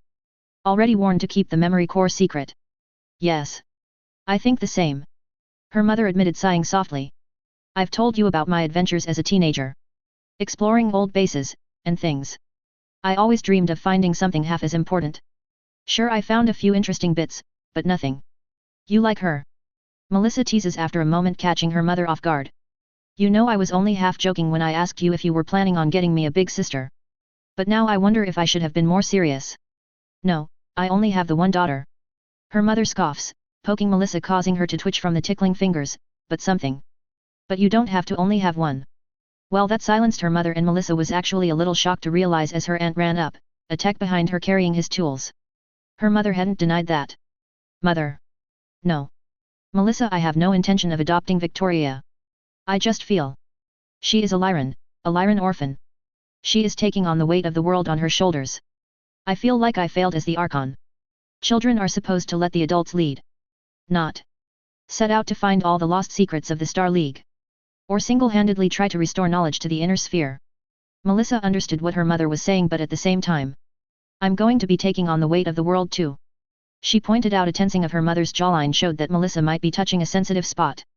We haven't decided that yet. It's what needs to happen. I think I understand Vicky better now that you pointed that out. Sometimes you adults get yourself so twisted up in what you think can happen. You forget that we can make anything happen. Melissa nodded her head. Vicky might be a little crazy, but she had it right. Sometimes you just had to push forward, for what you wanted. Melissa smiled. She knew what she wanted, and if Vicky was brave enough to seize her future, so would Melissa. About a week after we had landed, I couldn't help but feel the experience at the Triad had been interesting. Seeing how the noblest of nobles live, but I wanted to get moving again. Sure, Melissa was fun to hang out with, and I definitely got the feeling she didn't have a lot of friends around her age. I did get to meet Miss Auburn, who was Melissa's best friend. Nice girl. Very bookish. And the Triad was a very pleasant place to spend some time. But it was getting time to go. The whole week, I had meetings with the Archon, which I realized was probably a little strange. Not that I really knew, but the woman was taking time to see me. I don't know what the Archon heir Aunt Katrina was thinking, but she was definitely grilling me on future plans, Lestec information, military tactics, education, and even at one point I had an interesting discussion with her about her own Lestec hunting. When she told me the story of landing on an irradiated planet, I reminded her firmly that cancer was a serious thing, and she should make sure her doctors are checking her for it every quarter year or more, because that was serious. She did blow me off a little, but I had reminded her that better cancer treatments might be in the memory core. Which had grabbed her attention. Her own husband had died from cancer as well. And so would she. On the day I decided to leave, well, that got us talking about proliferation. So you want to hand the memory core to every planet in the inner sphere? That will make any planet you do so a target. At least until you get one on every planet. That's a long, arduous task. I know. That's why I'm not just creating an engineering core. The ISDF will not just spread knowledge. But we will stand as guardians against anyone attempting to steal, or damage it. You say that as if you have an army on hand. You aren't that big of a company, Victoria. There is no end to orphans, Arch Aunt Katrina. I told her. My plan is to start massively increasing my recruitment. Thanks to your request for more cooling suits, and SLDF neurohelms, I will have more than enough income to continue building forces. That is if my next stop doesn't pan out. She started glaring at me before I finished. Victoria. Do you have another Lestec cache that you are planning on reaching? Feeling a cold sweat down my back, I nodded slowly. Yes. She let out an utterly aggrieved breath. Does this cache happen to be one you already informed me about? No. It's the one I told you I was going for myself. Remember? She blinked before huffing. I do now. Yes. You did say that. What exactly are you searching for that you feel you don't already have? Dropships. Well, a dropship. A Colossus. I believe you already told me about the Colossus on Epsilon Eridani. Another one. Sorry, Aunt Katrina. I need this one for my company. It will let us move a disproportionate amount of metal in the future. She shook her head, waved it off. Very well. I will require our men to look over a Colossus if you find one. We have so few left, that a working one may answer some questions about getting the ships we do still have running. Oh. That I am more than happy to help with. You are planning on leaving. She suddenly changed the subject, causing me to jerk a bit. I had been hoping she wouldn't find out about my plans just yet. I wanted to get out of here before Archon privilege kicked in and I ended up working some random job or something. Yes, Aunt Katrina. For some reason she always smirked when I called her that. What was her plan? Was this some sort of trap? My paranoia around Katrina Steiner was a little too strong, I felt, but how else could I feel? I couldn't tell what she was planning. I am sorry you are leaving so soon, but I do understand you want to get back to your people. I will expect you to report in, as a non-aligned foreign company in my territory. I expect a message, let's say at least once a month. Melissa will be sad if you don't reach out at least that much. Yes. Good, you are learning. Scary. Since you are leaving, I want to send a liaison with you. Someone that can get you in contact with LCAF and the LIC in case of any issues. Oh. Well, I already have Eris. So I don't think I need another agent. Eris? You mean Agent Stingler? I wasn't aware you were planning on taking her with you. You do realize she is one of my Lohengrin agents? She did betray you in a way, forcing you to come here. Katrina offered. Telling me that Eris had already been debriefed. I was already planning on giving you the memory core, all she did is make it more of an immediate problem I had to solve. Besides, why wouldn't I take her with me? She is an iron-blooded orphan. She is wearing our armor. I mean, I didn't realize she was quitting. I honestly hadn't considered that Eris wouldn't be coming back. Sure, I hadn't seen her in a few days, but I just assumed she would be coming with. Never mind then. I don't believe she is quitting. If you have no issues, I will assign her to be your permanent liaison with LIC.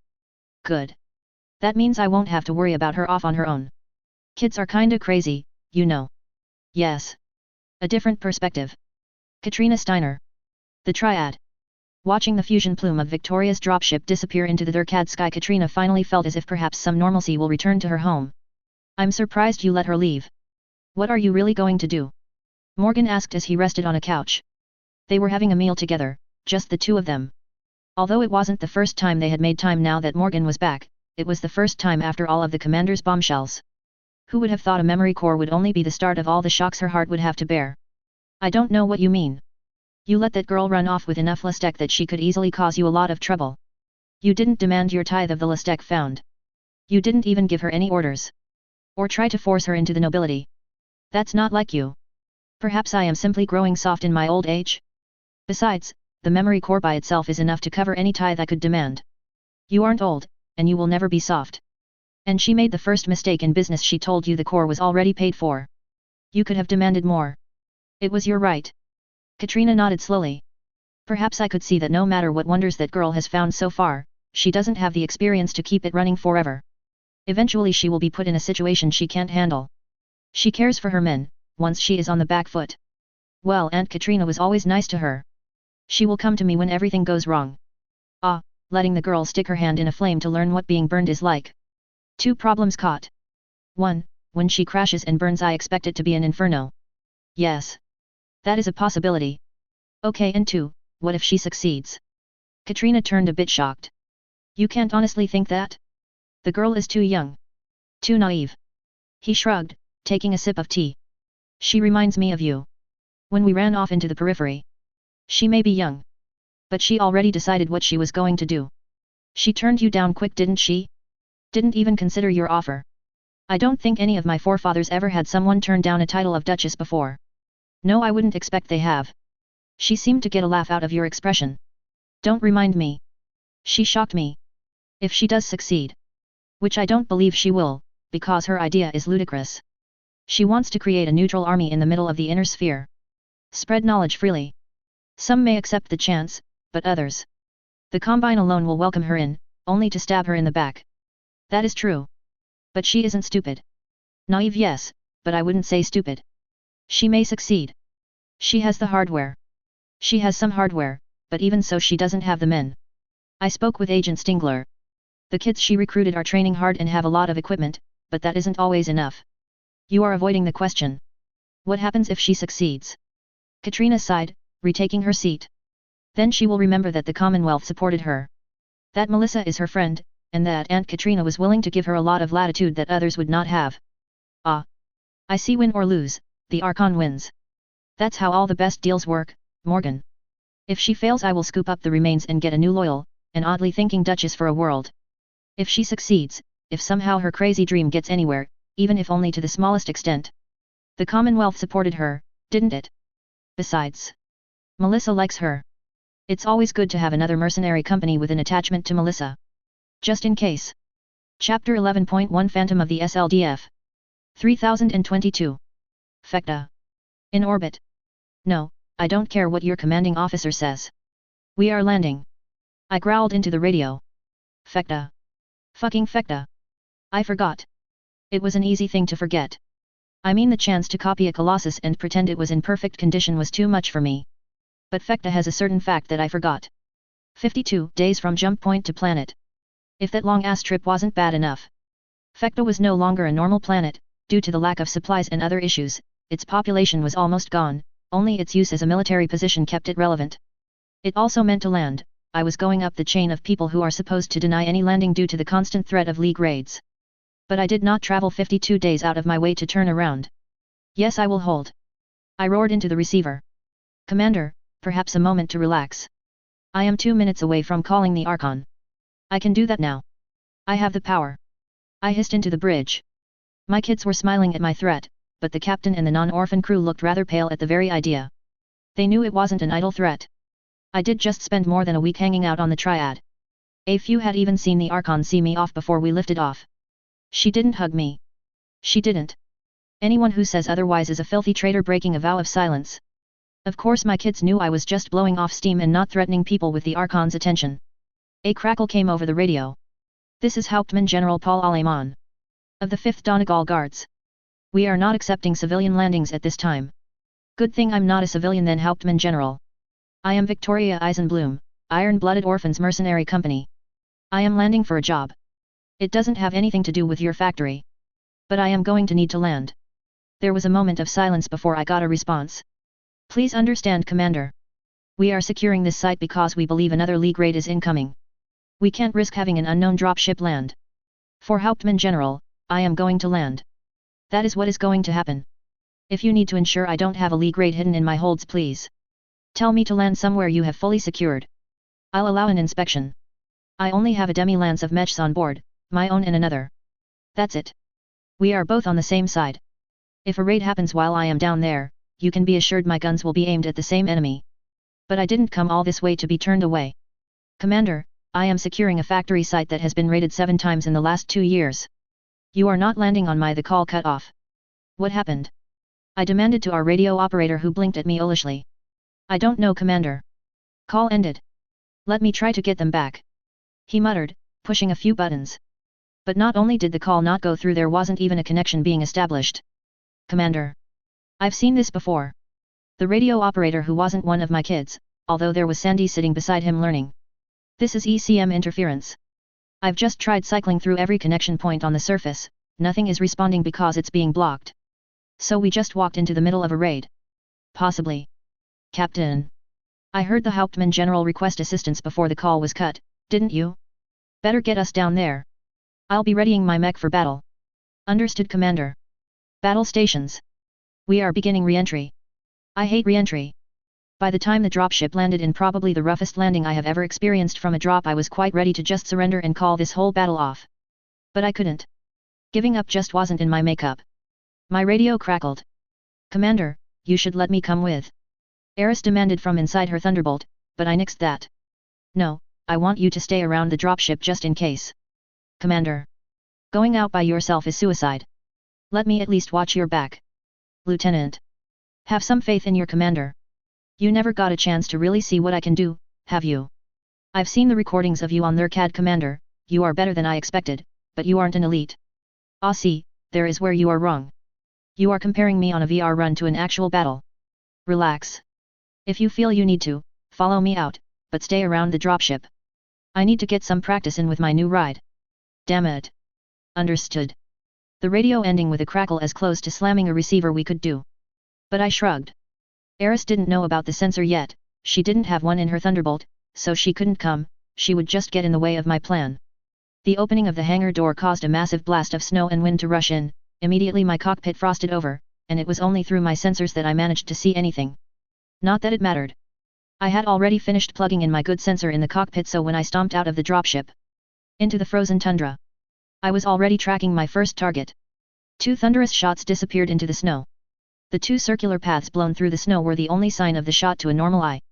The spider mech that had been scouting went down, its reactor disengaging. Captain. If you feel the dropship is in danger, you are to get out of here, and enter orbit until I give you word. Understood. I radioed back to the ship as I stomped into the snow, although I slipped slightly on the snow before taking a few more steps, slowly getting a feel for the difference in terrain. Understand, Commander. Godspeed. I don't need speed, Captain. I flipped a switch, and the mech went into passive sensor mode. Everything but my special sensor turned off. It would make me very difficult to spot, especially in this weather. While I could see them just fine. I took a moment to look over the battle. It was definitely a raid.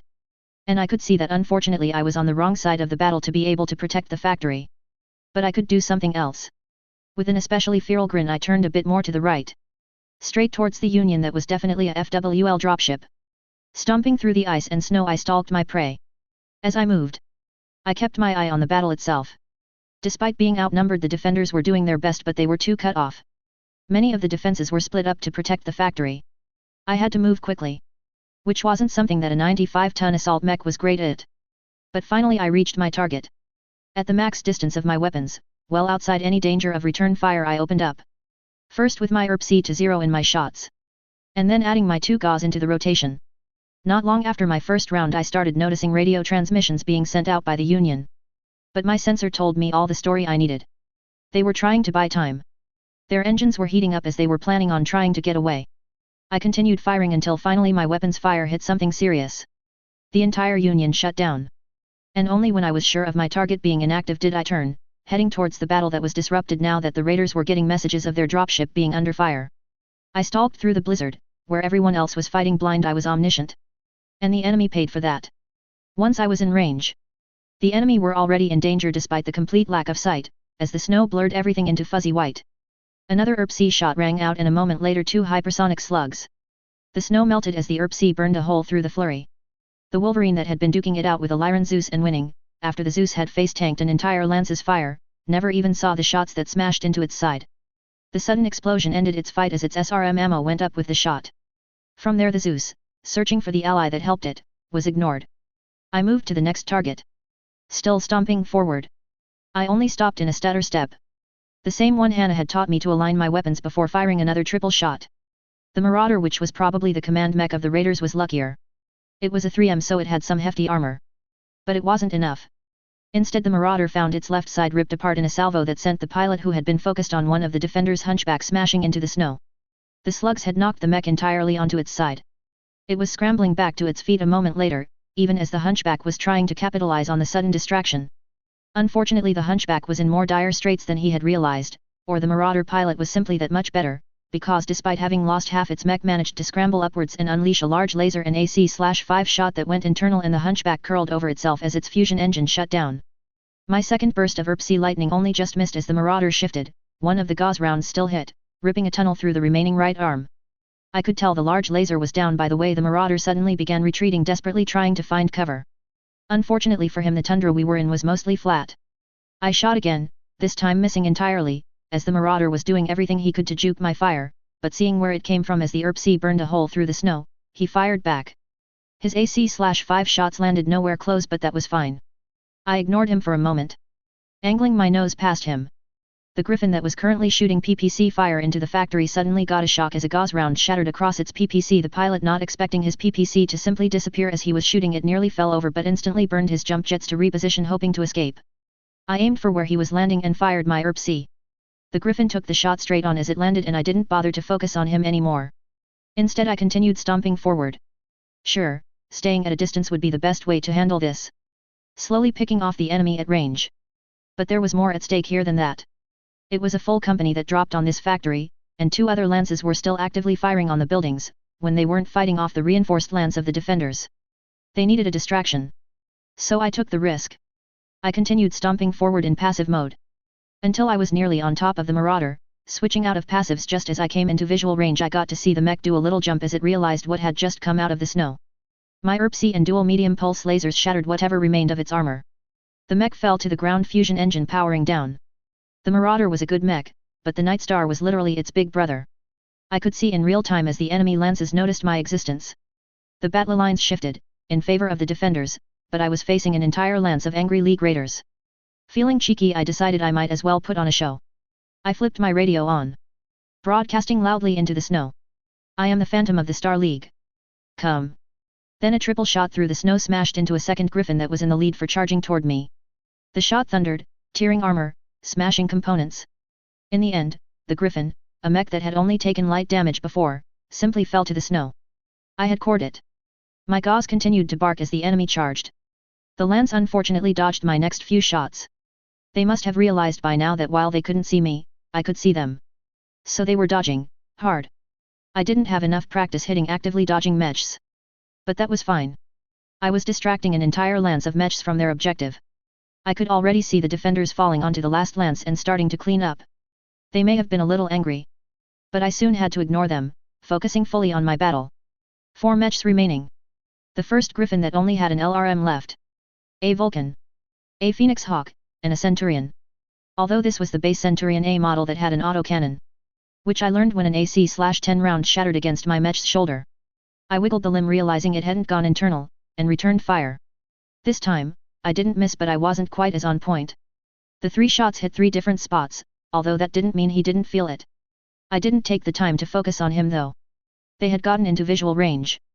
The Phoenix Hawk's large laser flashed out, in return I sent an ERP-C blast against him which he dodged, meaning his laser only barely burned against my armor before the mech was dodging away. But I switched targets. Just before the Vulcan got into visual range. I moved towards him. Firing round after round into the snow. I grunted as the Griffin was now able to lock me. LRMs exploding against my armor. I ignored it. Focusing on one target at a time. The poor pilot didn't even have time to realize that I had turned my focus towards him before the gauze rounds hit, shattering chunks of his armor and instantly putting his mech into the danger zone.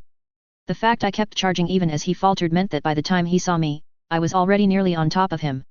Now I can't normally catch a Vulcan, but twin medium pulse lasers were more than capable of cutting his leg off at the knee as I continued to charge in. Falling into the snow, I didn't hesitate, and I got to hear the pilot literally screaming on the radio as I let my Nightstar stomp onto his other leg. Lowering one arm until my gauze was pointing down. The incredibly loud thunder of a gauze rifle at point-blank range caused the snow around us to ripple outward. The Vulcan was done. I turned to the Phoenix Hawk who had been going off on my Nightstar while I was distracted. He was trying to keep out of range of my medium pulse lasers, but that simply made it easy for my nose to catch up with him. The ERP-C flash burned just skimming past him but one of the gauze rounds punched in sending the bouncing Phoenix Hawk into the snow. I grunted another LRM-10 shattering armor, then another, and then mediums and an AC/5. Apparently the Centurion was still willing to brawl. My armor was nearly stripped at some points. Those LRMs had been chewing through me and I had a few points that were basically already internal just waiting for a hit. I double gauzed the Centurion. Both slugs on point. I don't know what I hit, but the way the Centurion fell to pieces he wasn't worth any more attention. I switched my focus on the biggest threat, the Phoenix Hawk. It became a game of cat and mouse. I could keep the Phoenix Hawk in my sights even when he tried to disappear into the snow. But the mech was fast, and he was good. He kept his visual on me, waiting to see where I was aiming. He was dodging every shot. Even if it meant his own large laser only did minimal damage. That didn't matter because I was being worn down. LRM-10 rounds constantly falling on me. Although I was winning this battle of attrition. The Phoenix Hawk was starting to heat up after all. But I managed to trick him. Waiting for him to be in the right spot I turned my focus from him to just to the side, firing into the snow. The Griffin pilot thought he was safe. The shattering of armor in the distance told another story. The Phoenix Hawk realized he was alone. Standing across from an angry assault mech. Unfortunately. There was no escaping this. I had already taken out the dropship. These raiders knew that. Was it a mistake? Maybe. But these guys were attacking an unacceptable target. They needed to learn that had repercussions. The silence between the two of us staring at each other definitely benefited the Hawk more than me. He was cooling down even as our stare-off continued but this had turned into a moment between two warriors. Then in a flurry that cut us both off from sight of each other we both moved. Medium pulse lasers flashed out, burning through where he had been, the large laser shooting down from above gave me a sight line. My ERP-C returned fire even as he juked turning off his jump jets for a moment to drop. The 2 gauze rounds spinning into the snow as he landed, bending forward and actually using a second burst of jets to dodge. Then it was on. A flurry of dodging and juking, anytime he got arrogant enough to fire at me, I returned it. Meaning he spent a lot more time dodging my shots than firing back. The one time his laser did finally go internal on my right torso, a few tons of gauze ammo melted down, leaving me without my big guns. A few minutes of this passed. Yeah, that is how skilled this pilot was at dodging. Growing frustrated. I did the only thing I could think of. I switched back to passives, and stepped backwards. Watching in amusement as the Phoenix Hawk slowed as he lost sight of me. The pilot was skilled, it was why he realized he was in serious shit when the assault mech he was tangling with basically disappeared in front of him. He kept moving. Trying to get sight back on me, but unfortunately for him since he was now moving towards me. Well, I was moving towards him too. He only had half a second to realize that I was there when I burst out of the snow. I didn't bother firing. Didn't need to. His Phoenix Hawk's jets fired but it was too late. I was too close. I used my secret special move. I body checked him, but this time I wasn't in my locust. I was in 95 tons of angry. The echoing thunk of a Phoenix Hawk splattering across the side of my mech was very satisfying. Unfortunately this pilot was a badass. Despite the body check knocking him flat he actually started to get back up. Either I hadn't hit him hard enough or this guy laughed in the face of concussions. His Phoenix Hawk rose up and actually punched my Nightstar rocking my cockpit to the side, but thanks to my armor and my hefty mech that's all it did. I turned, staring into his cockpit. I could just make out the pilot inside through the armored glass. The glass which polarized as I fired my ERP-C. The pilot probably hadn't quite put two and two together. That my remaining weapon wasn't a normal PPC. I didn't have a minimum range on mine. The mech's shoulder was burned straight through with blue fire, the entire arm giving way and sending the Phoenix Hawk back into the snow. This time, the pilot took the better part of valor and shut down, signaling his surrender. I flipped back to active sensors appearing on radar just as the defenders reached the battlefield. All clear. No active enemy presence remaining. I informed the group over the comms. An hour later I was enjoying a warm cup of coffee in the base's mess hall after the 5th had secured the Raiders' medal. I had been allowed to march my mech onto the small base the 5th were using and power down. I think they just wanted to be able to keep an eye on an assault mech that had just torn through 2 lances of mechs. But that was fine. This planet was fucking cold. Finally after a rather overlong wait a man entered the mess wearing what was obviously just got out of a mech, but it's cold as shit outside attire. Commander Eisenbloom. I am. Hauptmann General Aleman. I don't know whether I should thank you, or yell at you. You took out the enemy's dropship. We were already doing a good job seeing them off when that happened. You realize you turned a minor skirmish into a knock-on drag-out fight. I normally have no issues respecting etiquette, but attacking a factory producing water refineries is a bit beyond the pale. That is for me to decide. Not you. He grumbles as he takes a seat across from me. One of the mess hall cooks brought him a cup of warm coffee as well that he started sipping on. We lost more metal than I am comfortable with. Even with salvage, it will be a while before we can get spare parts out here. You may have stopped this raid, but what about the next one? Are you sure there will be a next one? The League just lost a company of mechs, and a union. Are you sure they will likely send over even more metal now? Either way I have to assume the worst. You did me no favors today, Commander. I considered that before smiling. Maybe not today, General, but tomorrow. He looked confused at my statement but I just finished my coffee. I still have a job to do here on Fekta. Well, I can't hold you. I contacted the LCAF command, they were very direct, you are free to move as you like. Never heard a general sound so urgent about this sort of thing before. He said, obviously digging.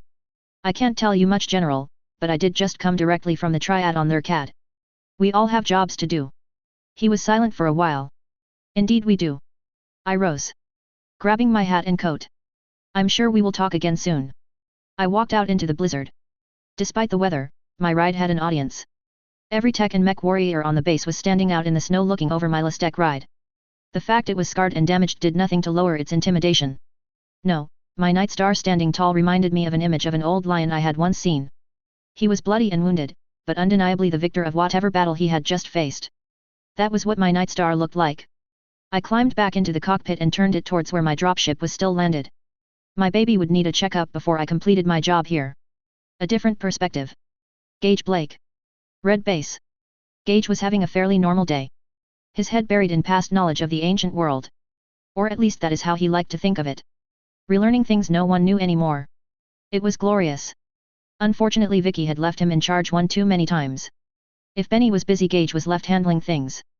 Gage. Trouble Squad is at it again. Apparently they decided to bake a cake or something. The kitchen down on Subgreen is trashed. Ugh. Just make them clean it all up, if they don't revoke all SIM privileges. You got it. Gage was just getting back into his current interest, an explanation of PPC functions and how the ERP-C works. It was quite fascinating when his radio went off this time. With a groan he put down his printed book and grabbed the radio. Gage here. What is it? Hey Gage, you got a visitor here. Looks like a couple of Comstar guys? Says he wants to see you. Comstar? What does Comstar want with me? Gage asked, actually surprised. No idea, you want to come up here and ask? Yeah, tell them I'm on my way. Confused, but a little excited, Gage raced through the halls. He stopped just before leaving as he plugged in his cooling suit for a moment, giving the coolant pump power to start moving the cooling fluid. It caused his temperature to drop swiftly, almost shivering at how cool the suit could get before he unplugged and headed outside. Although the pump was no longer shifting, the liquid inside was still ice cold, giving him plenty of protection against the Xania heat. He grabbed a truck to drive out to the checkpoint. A little surprised that as he came out he noticed someone he actually knew. Adept Michelson. Gage found himself calling out as he rushed over, the older man offering him a wide smile as he took in the changes Gage had gone through. The fact his armor still had a Comstar-style hood was one of the unique changes he had done to his standard armor. Gage, my boy. You are looking well. You as well, sir. What? What are you doing here? It's a long trip from Solaris. Why, it wasn't so bad. I had an opportunity to be transferred to Xania and I just had to take it. I knew you were still here, and I couldn't help but be worried. But it looks like my concern was for nothing. You look healthy. I am. We are, I mean. Everyone is doing well. Vicky has led us very well. There was an odd expression crossing the man's face for a moment at that before his normal smile returned. I am glad to hear that. You had me worried when you decided to run off and become a mercenary. I always thought it was a shame. You were meant for Comstar. He shook his head, a few beads of sweat falling, reminding Gage of where they were. Oh sir. Let's head inside, it's cooler there. The heat on Xania is a bit different from Solaris. Ha. That you have right, my boy. Please, I would love to get out of this heat, and you can tell me everything that you have been up to. Sure. Gage waved him inside the checkpoint, leading the two of them into the underground through the checkpoint. The rooms that were normally used for bringing in new kids or for the guard unit to cool off were instead where Gage led Adept Michelson. Impressive. I checked the records of this base back when you first left, there was no record of any underground. He offered softly.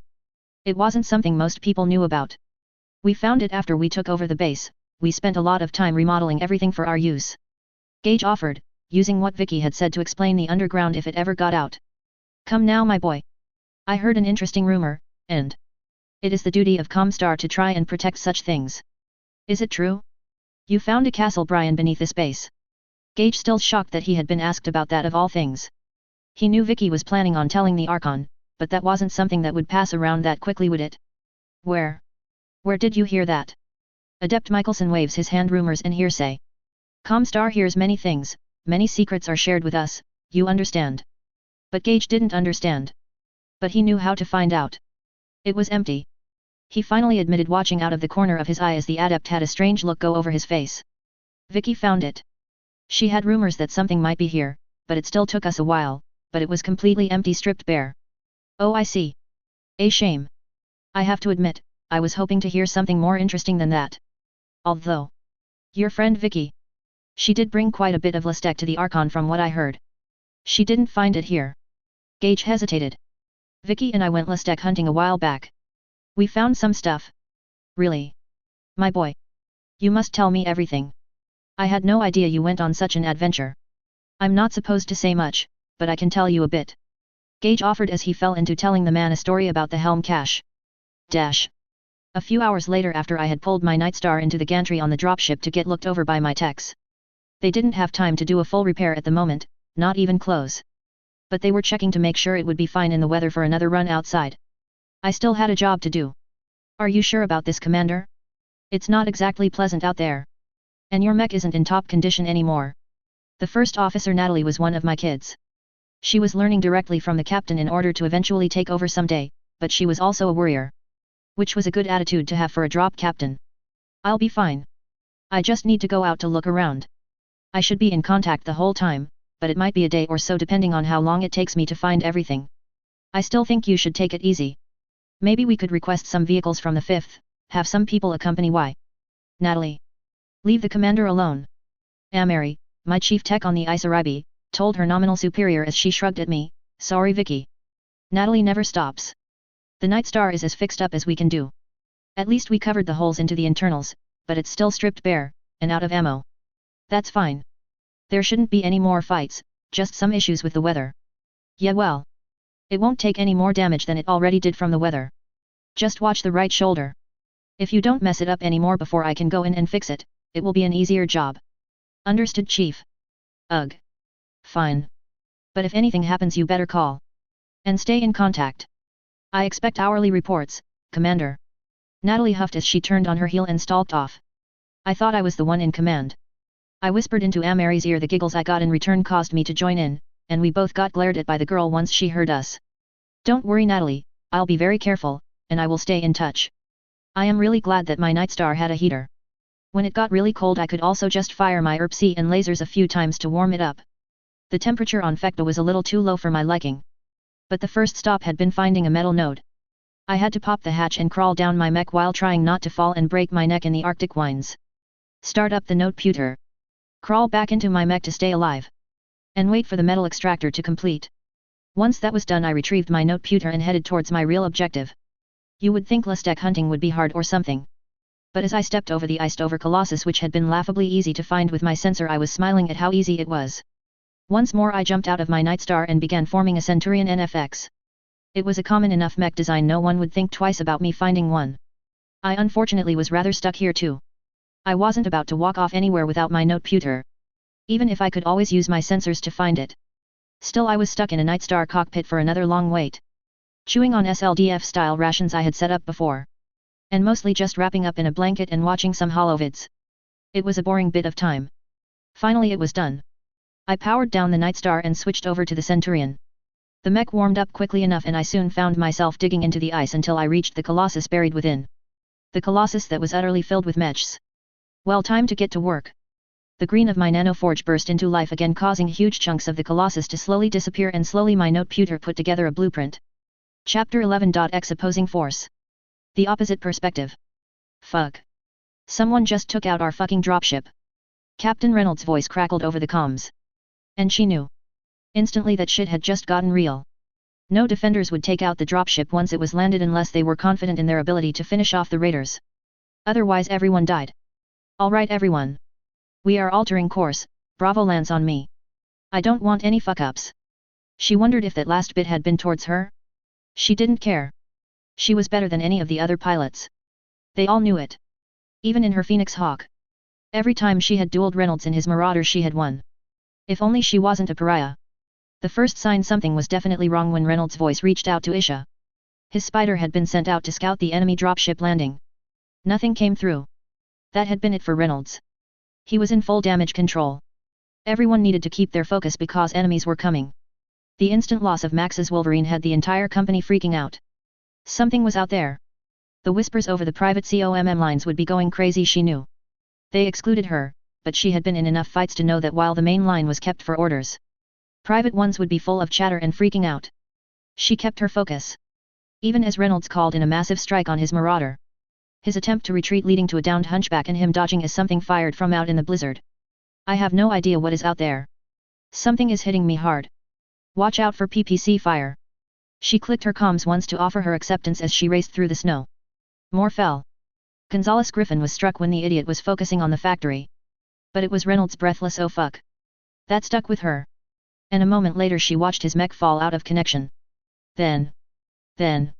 More than anything, what happened next stuck with her. Froze her heart. I am the Phantom of the Star League. Come. A familiar voice echoed out over her COMM. But no one was laughing at the frankly cheesy line. Because an enemy that just took out a lance of mechs doesn't need to brag. Their kill count already did that.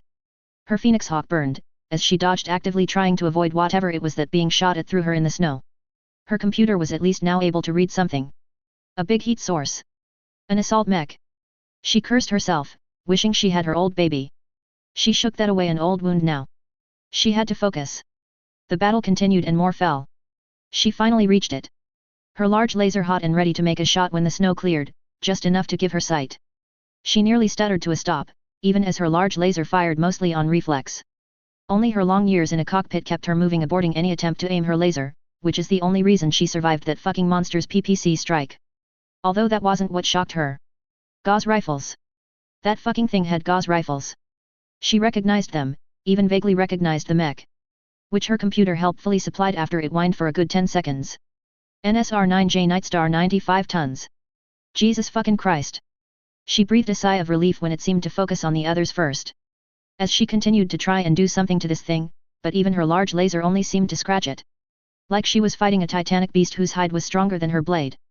She almost wanted to cry as she watched Vince get fucking destroyed in a move that she prayed she never had to experience. The shockwave alone probably knocked him unconscious if not burst his head like a grape outright. Then this fucking beast turned to her. She dodged, trying to keep out of range of a full alpha strike. She could handle the gauze, and the PPC, but medium lasers would tear her hawk up. Just like they had the Vulcan. She jumped bouncing out of range of the mediums as the beast turned to her, but it was too late, she had been too distracted watching the Vulcan be torn apart. She dodged the ray of lightning. The PPC nearly heating up her cockpit as it passed just so by her, but suddenly something struck her and she was tumbling. A few moments later she gasped, her breath coming back to her. Her hands were shaking. Was that a gauze? Was that what it was like to be hit by a gauze rifle? She felt out her controls, her cockpit was buried in the snow, probably the only reason she was still alive. Her mech moved. The round had struck her side torso and she prayed for a moment that her machine gun ammo hadn't gone up. But now wasn't the time for that. If she wanted to survive she needed to get up. She heaved herself up, her Phoenix Hawk rising from the snow and ready to fight once more. The battle was damn near over, she noticed. She fired once before the Francis and his Centurion seemed to come apart at the waist. 2 gauze slugs nearly ripping the mech in half. She shivered. That was her fate if she got hit again. She breathed out. And let herself feel her mech. Every move, every jump, and dodge and dip moves she had done 1,000 times. This pilot was good. But not that good. She kept herself just out of range of the medium lasers. Her large searing a few scars into the armor, but nothing she allowed herself to take a risk for. It took a moment when the beast suddenly shifted and she realized what was about to happen. Isaac Mo, it was too late. She saw his Griffin fall into the snow. She was alone. God. Her mech was burning up, but as the beast shifted back, something connected them. An acceptance. She breathed, feeling her mech cool. She could do this. A David versus Goliath battle. She could do this.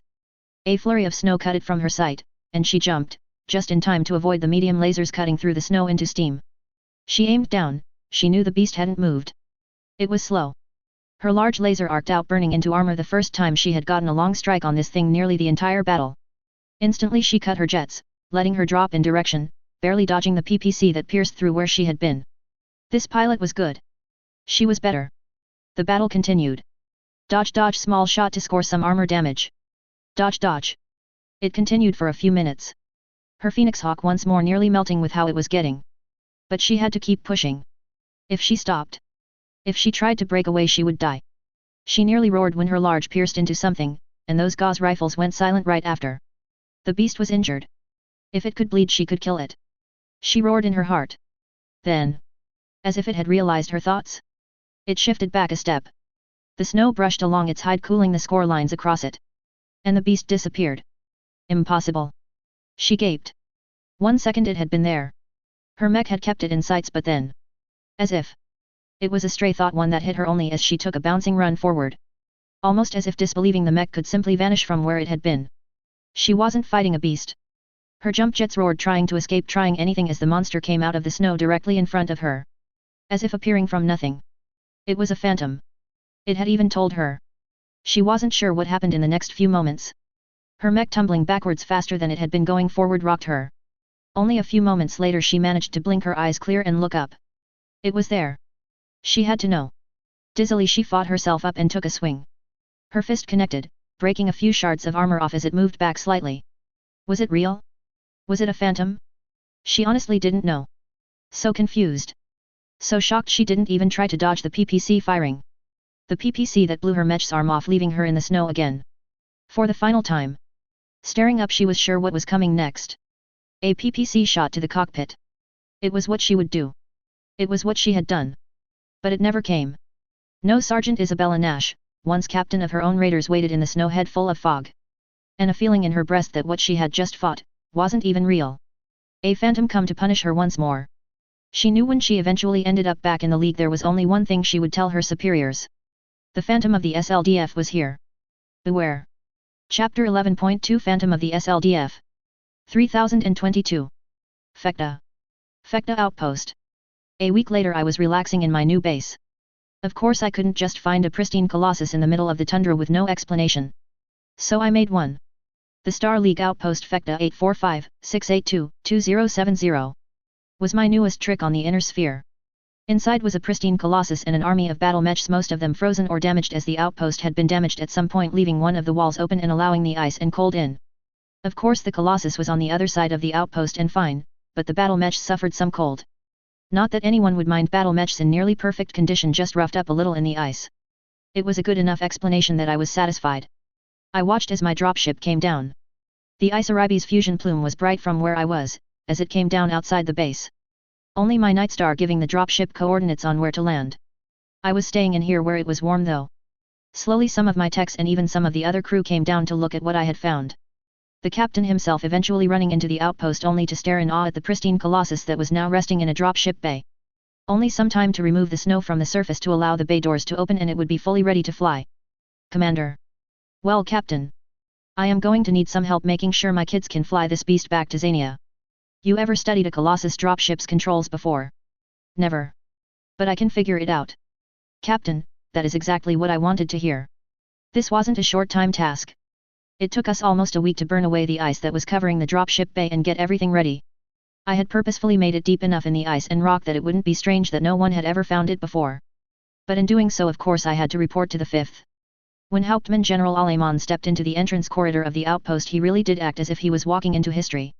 Not long after that, when he saw the battalion of mechs that my kids were recovering, he looked disheartened. All of these mechs. Under my feet this whole time. I stood beside him, watching my kids, mostly just trying to get on their feet and into a mech bay. I hadn't exactly been gentle when I removed the colossus around them after all. You know, Hauptmann General, I did say I might not be doing you a favor that day. He blinked, looking at me in shock. You can't be serious. I have a lot of mechs but not nearly enough time or people to work on them right now. Transporting them is going to be annoying. I wouldn't mind leaving a few of them here, for your mech techs to get running. In exchange for some salvage from the battle. Maybe a one-to-one trade? One of my mechs for the broken ones. What? Why would you offer that? These are working mechs. Some of them look like Lustek versions. Because you have been here trying to get that factory up and running without enough help for long enough. How would you feel if the next time the League come here, if they ever do again, they don't face a lance of workhorse mechs, but a company of Lustek machines? You care about this factory that much? I don't believe it. Is this some trick, or a game? Commander, I don't feel much in the mood to be toyed with. The man spoke, sounding frustrated and confused. Well, I could work on that. I rolled my eyes. Check them over yourself, they are perfectly fine other than the obvious. One of them for each salvaged mech you took. Take it or leave it. Considering I owe you some of those mechs anyways. I intruded on your battle after being warned away, I might have downed those raiders, but it's your salvage. Fine. Fine. I'll have my men look over some of the mechs. Thank you. I told you I would do you a favor. Now let's talk about this base once I'm gone, because I don't have the time or interest in defending it. In that case, Commander, I would be more than happy to take over that duty. I'm glad you are catching on. I decided to hitch a ride on the Colossus on the way back. For two reasons. One, every component was brand new, so I knew it wouldn't have any issues on the flight. Second, there was so much more space. The massive ship was utterly unlike the rather cramped Union. I didn't feel like I was in a submarine anymore. The Nightstar locked into the gantry, the Centurion also there, just so it wasn't left behind. That might be hard to explain. And then all the mechs other than those traded away. The salvaged mechs were placed into the massive amount of storage space the dropship had. And after everything was ready, 2 plumes burst on Fekta's surface. One for my Isaribe. The other? For the massive pure white Colossus. I decided to call it White Base. What is that? I asked. I had decided to walk around my new ship exploring the nooks and crannies. So one of the places I had ended up at was the mech hangar. My Nightstar was being repaired as best as the techs on hand could do, which wasn't much, but again, experience. But it was what was painted on the side of my mech's nose that caught my eyes. Phantom. Oh, you named it during the battle, remember? Ameri told me as she joined me on the gantry. You were like, I am the Phantom of the Star League. It was awesome. What? You heard that? I asked, flushing red. Damn it. I hadn't intended on letting anyone I actually knew hear me be all geeky. Oh yeah, you were broadcasting loud and clear, everyone heard it. But damn, was it awesome. We were following the battle from the bridge of the Isaribe, and I think some of the older guys had tears in their eyes. Something special about the Nightstar, you know? It's like it really is the ghost of the SLDF coming to fight again. Especially when you started wrecking that lance. Ugh. Hardly. I was just trying to shit talk. I guess I'll make sure my mic is off next time. No way, Commander. It was so inspiring. The old guys might have been weird, but we were all cheering for you. How did it feel? You were amazing. Ah well. I guess I discovered I really am a Lyran. I don't think I'll ever be happy piloting a light mech again. Speed is good, but an assault mech is something else. Pfft. That's just like you, Commander. How is it like me? Amari just waved her hands before pointing at the name on the side of the mech. Can we keep it? Fine. I guess it would be wrong to tell you to clean it up. We would just repaint it whenever you stopped looking anyways. Also that. Alright. I'm leaving then so I don't have to look at it. Ah. Do you not like it?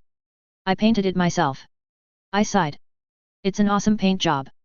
Good job. Yes, Commander. 91 days. That is how long it took just for dropship travel between Fekta to Zania. It actually took longer because we wasted a long time trying to get a jump ship for both dropships. But then we were burning into the Zania atmosphere and I took a long exhale. Finally home. No more Archons. No more ice. The last 2 planets I had been on had too much ice. It was actually nice to get back on Zania where we never had to worry about snow. White Base landed on one of the dropship pads I had put into Red Base all that time ago. It was a good thing I had ordered the largest sizes too, because White Base still almost didn't fit on the pad. The captain did an excellent job of landing the Colossus on the platform made for it, and I could already see the horde of kids coming out of the base to see the new massive ship we had just landed. I had of course already messaged Benny and the command staff what we were bringing in, but it was still a shock to see in person. Once everything was cooled down, the massive hangar bays of White Base opened, letting me see the crowd that was gathering around. I laughed as soon as I appeared. The kids were waving and cheering my return. More than a few rushed up to meet me in fierce hugs. I missed you all too. I yelled out. We didn't settle down. Instead that night we had a party. Everything else could wait. Food and drinks. No alcohol. Because I had put my foot down about having alcohol on a military base, although I noticed that London and Ruff Squad had their own punch bowls that they were keeping the youngsters away from. I decided to punish them later. If I remembered. It was a fact of Battletech that travel was never a quick prospect. When you pulled all the time I had been away for this one mission, I was gone for 252 days.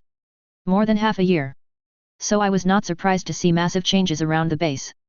Benny of course had access to the funds in general, and with the Archon's kind infusion of cold hard C-bills and kroner, Benny had more than enough cash to get whatever he felt like he needed.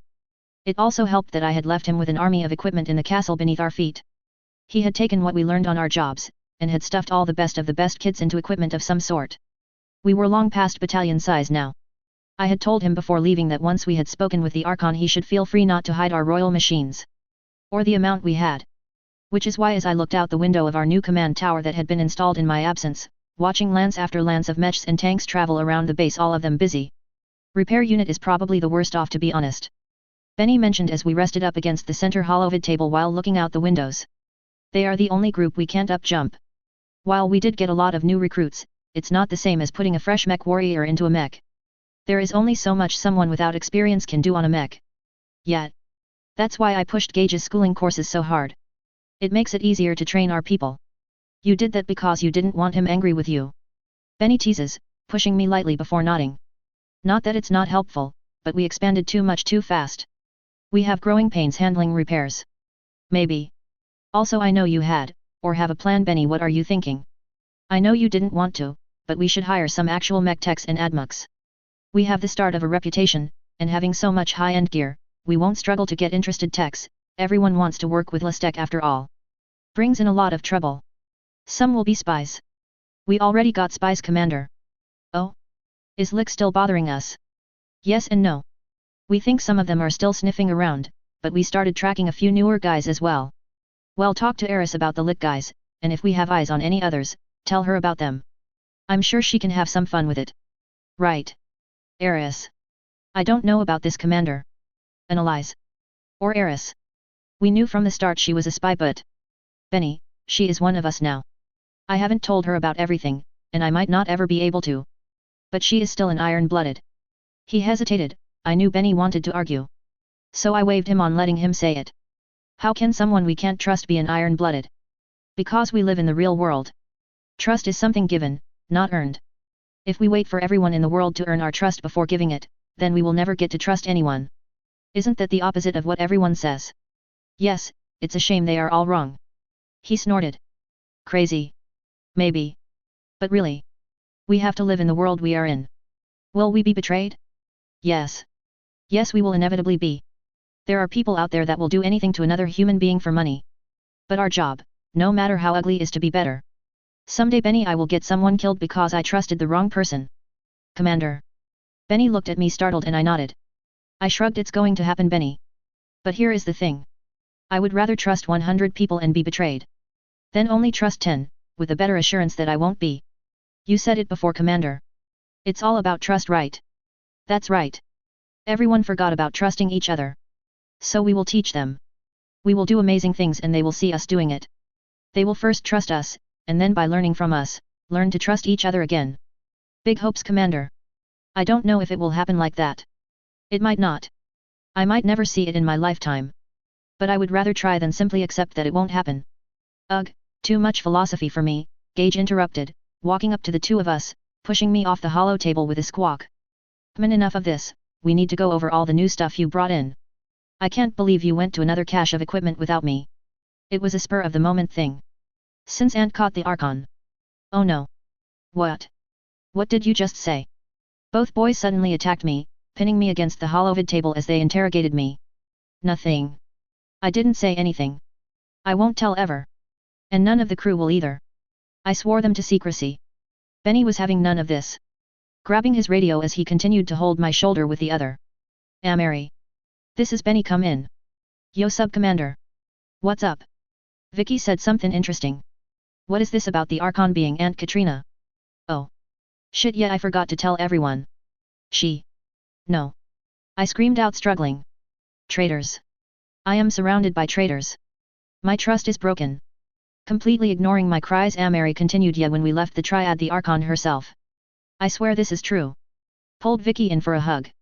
Called her Victoria and told her to stay in touch. Vicky called her Aunt Katrina, and the Archon didn't say anything. Oh my god. Gage muttered. My bet was wrong. I didn't say anything about being related to the Archon. Fuck me either. I was sure she. What bet? I growled, and both boys stilled as my eyes narrowed. Suddenly their hands gripping me were locks for them rather than me. Did I just hear my cute subordinates making bets about my parentage? No. Not at all. It was Hannah, she started the betting pool. Gage cracked without regret as he took off running. Giving me all the leverage I needed to grab my sub-commander before he could escape. A week after settling in, I was observing a lance-on-lance challenge. The kids were all in Centurions, which had turned into our standard training mech, although I did have a lance of Stingers to give all of the kids a mech with jump jets to get used to using them. Even I had taken one out going through the jump jet course I had set up. They were incredibly fun, especially on a light mech. Although having discovered my love affair with the biggest of the big stompies, I really wanted a Marauder too. Which was like the biggest brother between the three. I chuckled as I considered the Marauder family and its weird history. I of course didn't think about the inbred cousins, the clan versions. Commander. Red alert. The governess is here. She looks odd. I snorted. I had a feeling I would be seeing Governess Alessa sometime soon. Alright, send her through the checkpoint. I know what she wants to see. I walked down to the entrance of the main admin building. The hangar entrance was rarely used if you were on foot. The long fancy car that Governess pulled up in was actually more packed than I expected. Not only the Governess, but Arthur and Vincent, along with General Faulkner, who was the one that held his hand out for the Governess to finally slide out. And yep. She was mad. Good afternoon, Lady Alessa, what can I do for you today? You can explain why I received a message from the Archon, that not only was Red Base now under your command, under the Archon's command, but also the Castle Brian underneath was under your guardianship. I would very much like to know. Her voice was barely restrained. I could tell she was trying to keep calm, but apparently this was a little too much for her. I suppose that is fair. Please come inside. I waved them to follow as I entered the admin building, heading to the large elevator I had built up. The five of us slipped in as I hit a button, waited for it to verify that it was someone with permission to go to that floor before the elevator swiftly descended, barely a sound or a vibration as it moved. My guests noticed it immediately. Arthur held his brother back as the younger Baron moved to say something. When the door opened. Well. I had purposefully made this entrance into quite a view. And a killing field. But that was a different issue. The elevator opened up to a catwalk that showed the massive mech-sized entranceway. Our mechs were actually currently moving through, and I let the group see how they were coming down from a mech-sized ramp that circled around from the upstairs hangar down to this room, giving mechs access to the Castle Brian. Because we had turned it into our fortress. 5 months of me being gone after setting this thing up, and it was now roaring with activity. The repair bays above were rarely used, it was cooler down here and the equipment regardless of how innocuous was better. I had copied all the SLDF toolkits as well after all. Welcome to the Castle Brian Red Base. I didn't get a response at first. The boys were too shocked. The general looked very impressed. The governess looked like she was going to commit murder. This was down here? All this time? Not all of it. The base itself, yes, but it was stripped bare. Almost all of the equipment was brought in from another find. And there weren't any mechs down here, of course. Of course. Otherwise you would have had to report them to me. To your rightful governor. She hissed, turning on me, and I shrugged. I understand why you would think that. That I would betray the trust you so kindly offered me. I stepped well into her personal space now. Thanks to 2 years of growth, and a full set of my armor, I definitely outweighed her, and I was taller even without my boots. But do not ever implicate my honor again. There were no mechs down here. Every mech that you see were bought and paid for, or brought over from another Castle Brian. You do remember my visit to League Space, do you not? It clicks in her head then and clenches her fist. Chasing rumors. Yes. That part was the truth. I was chasing rumors. I just happened to find what I was looking for. I did lie to you about that. She exhaled as she backed up, resting against the guardrail. I see. Congratulations are in order then, I suppose. What? We can't just stop there. This girl lied to us. Kept a Castle Brian from us. Who knows what was down here? Vincent exclaimed, breaking from his older brother's grip. Stomping up to me.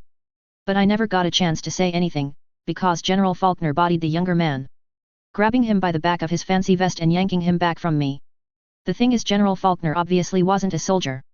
But he was a big guy. And Vincent was sorta scrawny.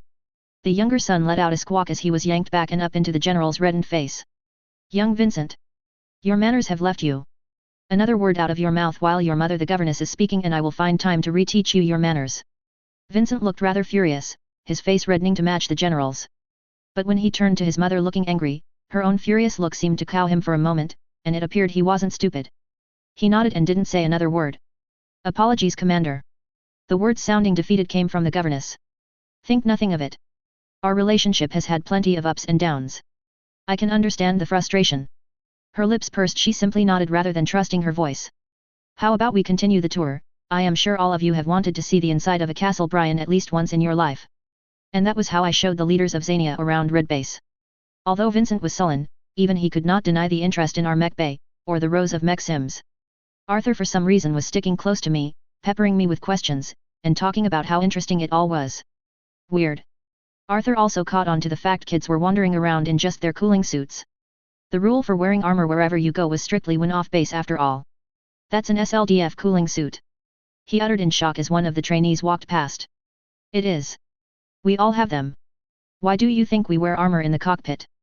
The cooling suit means the armor doesn't heat up, giving us more protection in and out, while also hiding the fact we are wearing them at all. Although the governess seemed aware that they were rare, her own curiosity was purely as a civilian. She wasn't a mech warrior after all. Is it rare to put armor on them? Mother. SLDF cooling suits are reserved for the best of the best. I don't think even the First Royal all wear one. Arthur looked at his mother in shock. I almost snickered. Despite being in his 20s, it was like a teenager sounding aggrieved that his parent didn't understand his awesome anime reference. They do actually. I sold about 20,000 of them to the Archon while at the Triad. I offered, interrupting. That stuttered the older boy to a stop, his jaw hanging open. 20,000. Yep. That was what we had left after we issued them all to all my people. Do you want one, Arthur? You did help us out with training after all. I would love to have the honor. He managed to say with only a slight squeak to his voice, and I couldn't help but laugh as I nodded, turning the tour towards the equipment room. It's a good thing we have the only working factory for them then. As an apology for all the trouble, why don't we supply a suit and an advanced neurohelm to you and Vincent? Both boys' eyes widened as I revealed that. Even the governess was speechless at hearing about a factory. Even if she didn't seem to get the full effect that would mean. The general, on the other hand? He understood completely. He smoothly cut in. The young barons would be honored to receive such equipment, Commander. I am curious about this factory as well. I hadn't been informed of anything of the sort. The Archon is aware of it. I'm afraid I will have to stay silent on anything more about it, even its location. Considering the second batch of equipment is already being prepared to be sent to the Archon, you understand that any leaking of the information would cause trouble. I understand perfectly. Is it alright to offer the boys the equipment in that case? If it is bound for the Archon. Not a concern. The production of the suits is surprisingly easy. We have plenty stored as well. All of my kids have one after all. It helps in the Xania heat. Not just in a mech cockpit. Wait. You said all the brat kids. Vincent corrected himself, probably realizing he was on thin ice. Wearing armor has an SLDF cooling suit? I've seen your infantry wearing that armor. Yab. It's good for infantry too. The cooling function is exceptional, especially in the heat here. Plus it has a full seal function with a helmet. Hopefully if we ever have to endure a biological attack it will help. That's a waste. Those are meant for mech warriors. He spoke sullenly, although he kept his voice mostly level. It was obvious he was angry but trying to hide it. I disagree. They are very functional, and Vincent. My people don't each have one suit. I ended just as I opened the door to one of our storage rooms. This one specifically for the undersuits. It was full.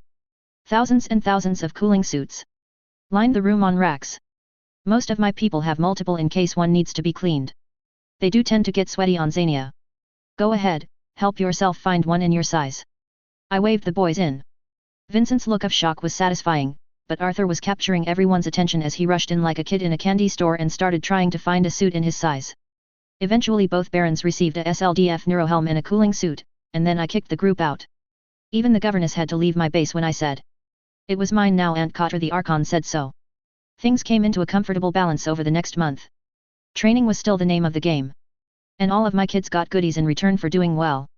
The amount of little naming ceremonies I went through shot through the roof as I passed out more and more official mechs. The ones that weren't training mechs and were theirs to own. We went from a reinforced lance to a company to a mech battalion within just that month. It wasn't just because the kids were doing well. It was because I wanted them to familiarize themselves with their permanent ride. As I learned, driving a Locust did not give me the experience to drive a Centurion or a Nightstar. Of course doing so made more work for me. Okay, so we have the overarching command as the ISDF. Then first company the Iron-Blooded Orphans. I moved my finger along the board. It was a setup showing the entirety of our weight, company. Battalion? Hell, I suppose we can't call it a mercenary company anymore. We should go with battalion for now. With both dropships we could count as a reinforced battalion, but most of the time we will just be using white base now. Okay, so the Iron-Blooded Orphans 1st Battalion. I ran down the line. I needed to memorize all of this. 1st Battalion. 1st Company. Would be the 11th. 1st Battalion 2nd Company, would be the 12th. Right. Yes, Commander. We are following SLDF conventions after all. Okay, so 1st Company, or the 11th is made up of 111th, 112th, and 113th Lances. No one is going to call your Lances that in a few months, Commander. I'm afraid now that you started formalizing things, nicknames are bound to happen. Benny poked fun but I ignored him. That was just how things were. 2nd Company, the 12th, made up of 121st, 122nd, and 123rd. You are in command of the 121st. And Lendon will lead the 122nd. Erica will take over the 123 RD. Thanks, just what I always wanted to deal with Lendon for the rest of his life. Isn't it the rest of your life? I know what I said. Dark, but I'll allow it. Okay, and then the 3rd Company, will be the 13th. With the 131st, 132nd, and 133rd Lances. Hannah will be the command from the 131st. And we are still deciding the rest of the leaders. Sounds right. You realize the 122nd will be rough lance within like a minute of Lendon finding out, right? That's inevitable. Okay, so the org chart. ISDF 1st Battalion. Iron-Blooded Orphans. 1st Company 11th. 111th Vicky. 112th. 113th. 2nd Company 12th. 121st Benny. 122nd Lendon. 123rd Erica. 3rd Company 13th. 131st Hannah. 132nd. 133rd. Special Detachments. 101st Home Guard. 102nd Artillery Unit. 103rd ASF Unit. 104th Panzer Battalion. 105th Motorized Battalion. Of course Delta Ops wasn't on the org chart. They were a special detachment. The special detachments were still in progress. Sure, the 102nd I would be happy to take with me into combat, but the 103rd? Hannah is still arguing about being put in charge, by the way. Benny told me. Which I couldn't help but groan at. Still? It's been a week. She wants to do her own thing. She was arguing for a headhunting lance. Too bad. She is the next best leader we have. I know she wants to lone wolf every battle, but that is exactly why I want her in charge. She can't run off on her own if she is responsible for everyone. Like you did. I was testing a stealth attack. It worked. You nearly wrecked your Lastek machine. And that doesn't matter, plus I learned a lot from that fight. Stealth was incredibly effective. Sure it is. Surprise is great, but you should have taken Eris with you. She told me that you went out without her. I couldn't exactly move in passive mode if she was with me. I had to go by myself. And she couldn't have come running when you went loud. Okay, it happened, I know I won't do it again. But I had to know. Had to know what? If I could really be a mech warrior. Every fight we have been in. I was only a bystander. I wanted to challenge myself. To actually see if I could do it. Commander. Your sim scores should tell you that you have what it takes. You aren't that far behind Hannah. Only in accuracy. Yeah, because accuracy isn't one of the most important things. Moving on. Get Hannah on board for me. I know she can do this, and I think it's important to keep her from running off and biting off more than she can chew. I will convince her, she is mostly just complaining about it now. Good. Good. How is our selection process? Benny snorts, as he shakes his head. Oh, it's going all right. You and Hannah have a lot on your plate figuring out who is going to be in your lances. Part of the job, I guess. Yeah, well, the war games are going well. You will be pleased to note that only 5 injuries have been reported so far. Oh god. Please don't tell me someone broke an arm or something. Only 1 broken bone so far. Catelyn decided she could definitely jump the old ravine. Her Centurion face planted. Fuck me. Ha. That's the same thing she said. Anyway, this will work for now. You know we will have to restructure everything once we get bigger. I can't have you all leading a company, when we move up to a regimental command. You will have to take over a battalion. Commander. That's for a few years in the future at best. We need time. But yet. I know Vicky. We will be ready when we get that big. I think so. I believe Benny. I know we are going to shake the inner sphere. Eris. Why do we have a company of men storming my Colossus? The woman was already standing out on the dropship pad as the men in LCAF uniforms seemed to swarm the ship. I had been called out in a hurry once an alert had sounded. Apparently Eris had allowed men on the base, and it had caused a bit of a fluff. Did you forget, Commander? You gave the Archon permission to inspect a Colossus if you found one. The LCAF don't have any functioning, so to see one in working condition could tell us quite a bit. Tell them quite a bit, you mean? ISDF Lieutenant Eris. Of course, Commander Eisenbloom. She replies, neither of us really believe it. And no, I remember that. I was talking more about why they are on my Colossus, on my base. Without me okaying it. I was pretty firm when I gave the older woman a glare. She bowed her head, seemingly realizing the error. Sorry, Commander. I didn't think it would be an issue. When the inspectors arrived I was already on my way to meet them, so I directed them through security. I did let the Home Guard complete their inspections. What little that it was. You realize the Archon has sent security agents as well, to increase security around your base. They are quite unimpressed. Yet? Tell them to try breaking in then.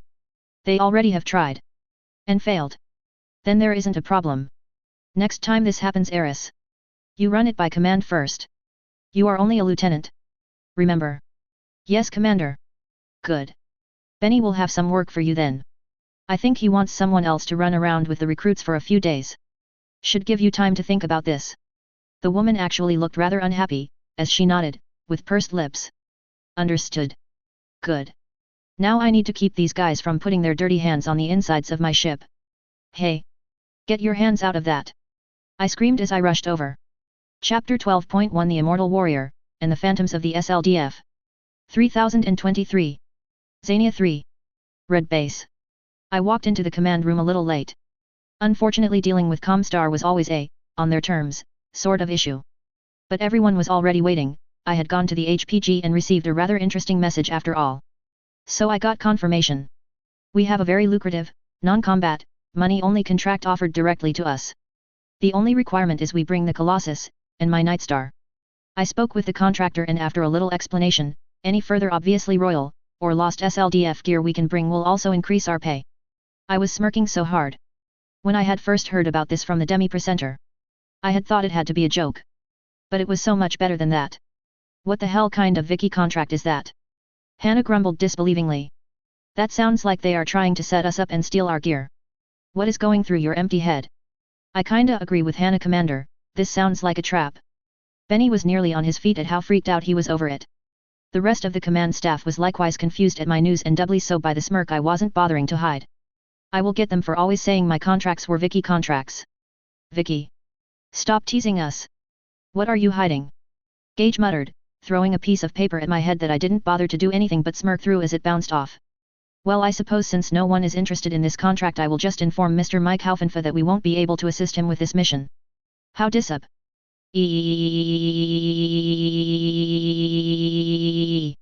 All of us flinched away from Hannah as she squealed. She realized what she had just done and slammed a hand over her mouth, her normally pale looks growing bright red as she realized the sound she had just made. Ah, so at least one of the kids had figured it out. I didn't say anything, just let everyone stare for a few moments before sighing. Let me go contact him about our refusal. Don't you dare! Hannah screamed as she leapt out of her seat and grabbed me. Don't you toy with me, Vicky. This had better not be a joke. No joke. The offer is 100% real, I spoke with him myself just a bit ago to confirm. Oh my god. Oh my god. Oh my god. My hair. My armor. I need to polish my armor. Vicky, stop laughing. I very much did not stop laughing. My sister was having a truly special freak out. Of course none of the others figured it out yet. Idiots. Benny was looking so utterly lost, but at least he seems to know something was going on here. Okay, you have had your fun, Vicky. What exactly is the joke that I am missing here? Oh, it's just that Mike Haufenfa is a name you are very aware of already, Benny. The fact you don't know it. For shame. I don't know it either. Alfred muttered to Carl and both of them shrugged. You do actually. We all do. Mr. Haufenfa is a writer and director of a very special Holovid show, and he apparently has been trying to get access to a Colossus and some SLDF equipment so he could do a very special episode. A Holo show director? That's our next contract? Vicky. Benny groaned, putting his head in his hands. I sighed. Ye've little faith. I suppose if no one is interested I will tell Mr. Haufenfa that the immortal warrior will just never get to face the ghosts of the SLDF. Utter silence. Ah yes, you could hear my smug over the shock. I stood tall and proud, hands on my hips as my command group all processed that tidbit. Oh my god. Mike Haufenfa, he's the director of Immortal Warrior. Gage uttered to the room, finally breaking the shell shock. Wait, does that mean we get to meet the Immortal Warrior? Carl begged. If we take this contract our equipment will be used in one of the next season's episodes. Apparently the director was already interested when he heard about the Nightstar, but the Colossus forced his hand. Apparently he wants to film the Immortal Warrior going through a battle on a Colossus, but well, there wasn't any others left to do the filming. Yes. Say yes. Hannah's contribution was obvious.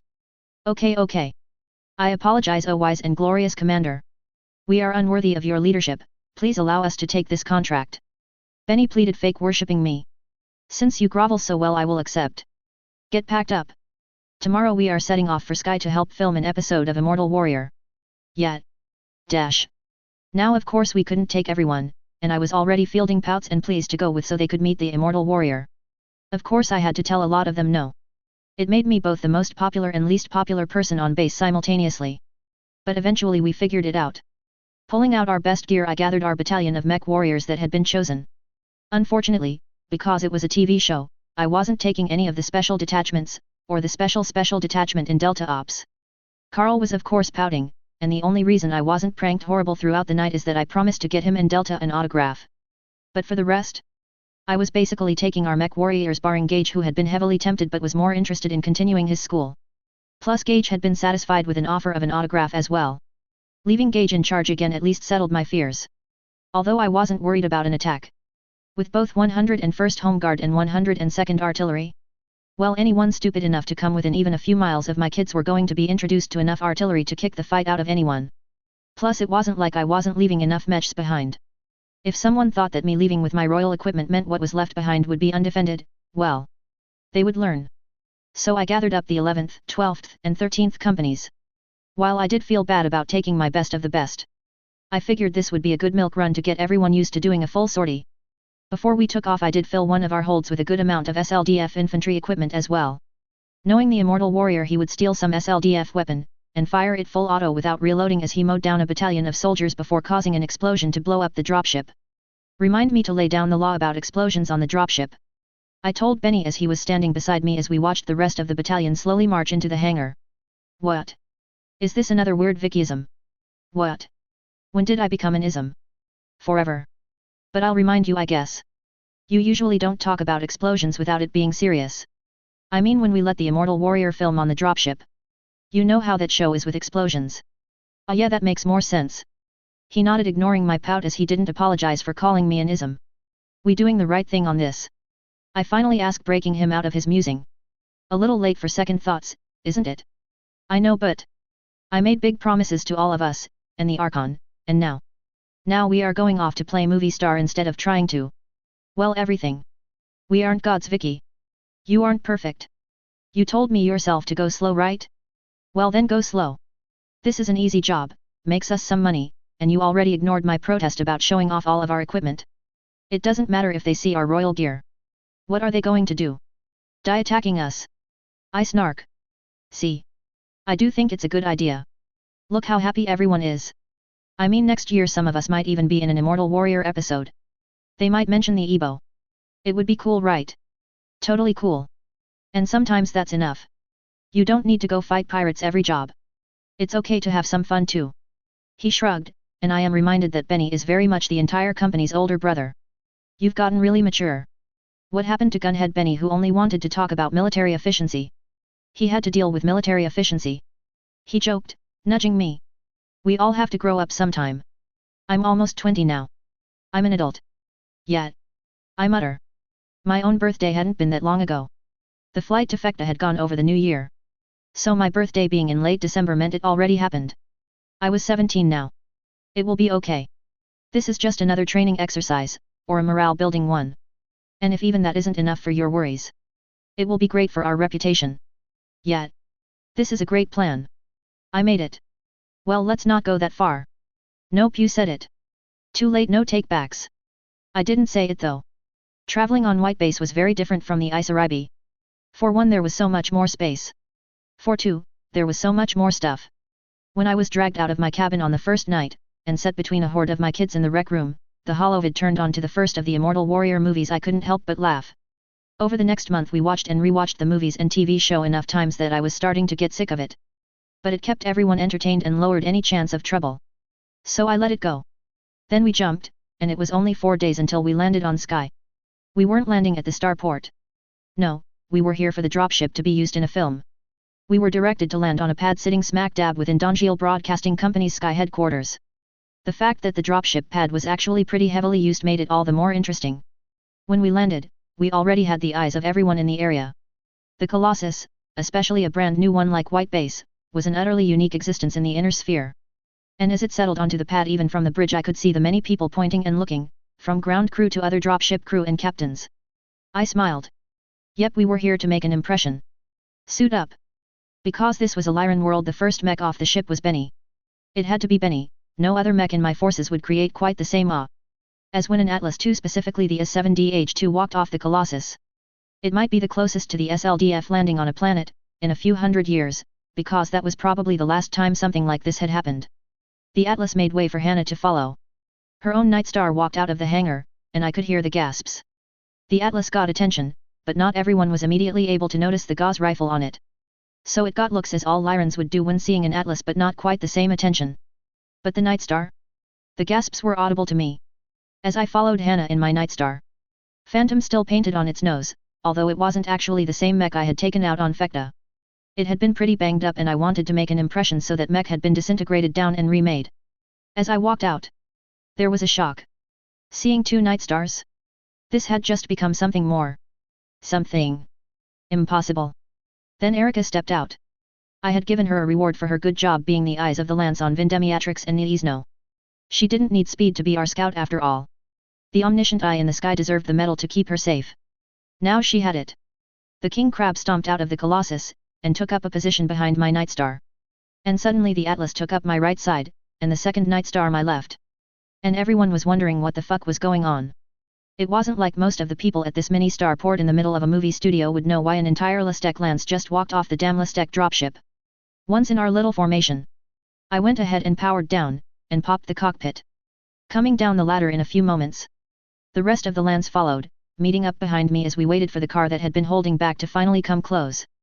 Mr. Haufenfa stepped out of the limo-like ground car, and I could tell he certainly didn't have eyes for my group. No, his eyes were locked onto the 4 Lastek assault mechs that were standing guard over us. They gleamed, armor perfectly clean, and all in the Ebo color scheme. The sign of the Eisenblume on shoulders splashing red across the grey and white. I watched the rather unkempt man, who was wearing a Hawaiian shirt of all things, as he took slow steps forward, just taking in the sight of the Titans hovering over us. Mr. Haufenfa. It's good to meet you. I do hope we didn't keep you waiting too long. I added a bit of cheek into my voice, and the man finally tore his eyes away from the mechs. Please call me Mike, and oh yes. My entire life I think. I never expected to see something like this in my lifetime. My god, it's like the Star League never fell. He uttered in shock, and I winced a little at that. Yeah, that was a comparison I should probably get used to. As you can see, Mike, we have plenty of SLDF equipment as promised. 4 assault mechs, 4 heavies, and 4 mediums.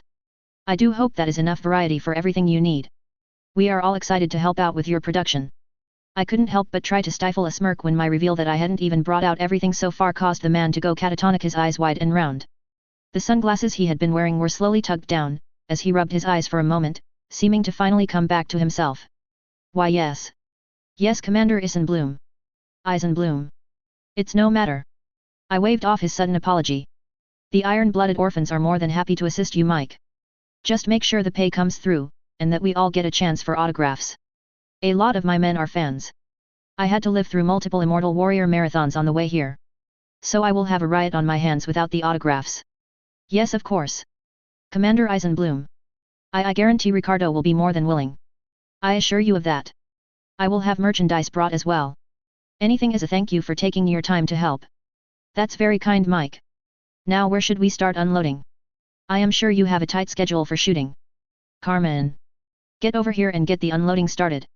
No interruption. Tell everything else they can wait. He yelled to the woman in a nice business suit beside him, his aide I assume, who quickly pulled out a large phone and started making calls. Now that we had shown off a bit, we were definitely being treated like royalty. The Holovid, or Trivid I suppose, studio was pulling out all the stops to cater to my people. The fact I had a CEO type talking to me, hinted at that. So we do have another production on another lot, a history of the Star League. Having some real SLDF equipment would go a long way to blowing up the production. The older man slyly offered by. I shook my head. Let's see how this goes before we go anywhere with talking about another. Although I wouldn't count on it, we have our own work ahead of us.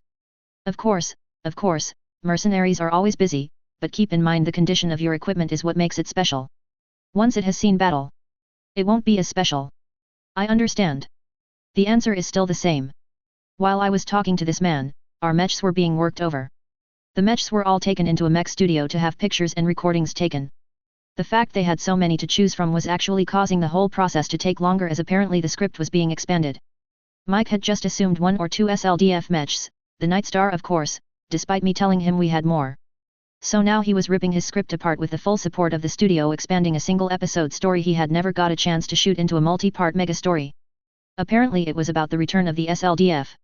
They come back and help the Immortal Warrior against the obviously combined enemies while telling him it wasn't yet time for their permanent return, but that they were always watching, ready to return when the Inner Sphere needed them. The episode was going to end with a firm handshake from the SLDF Colonel and the Immortal Warrior. I had to excuse myself and go to the bathroom in order to try to hide my laughter. Considering what I know, the whole thing took on a very surreal feeling. But it was only a few days of work on the script before they were satisfied enough to really get moving. Watching the filming of a swiftly ballooning show was rather interesting. What had once been a rather modest if not lightly funded episode was ballooning into almost a movie production. Apparently the Donegal Broadcasting Company knew their audience, and seeing real Lastek in motion would draw a lot of attention. Of course, with all of these changes happening, I never expected to be more than an outsider to this whole show. But I ended up more involved because of a single fact. I fucking laughed. Commander. Glad you could join us. I figured you would want to meet the men and women that will be piloting your lovely mechs during the production. I know you were very concerned about that, but I assure you all of the pilots are actors with us here, and we do take extreme measures to ensure that no mech can be stolen. Mike offered as he led me into a room. I stopped cold though when I looked at the men in costume that I was confronted with. This was the space 80s. Sci-fi movies in the 80s were either really good or horrible bad. I immediately burst into laughter. I couldn't help it. How would you react to walking into a room with a bunch of rather pasty actors all wearing sci-fi barbarian outfits? They had V necklines. Their spandex with faux fur glittered.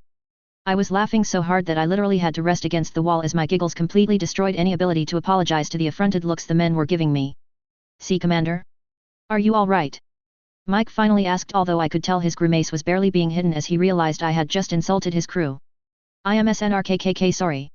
I managed to stifle enough to choke out.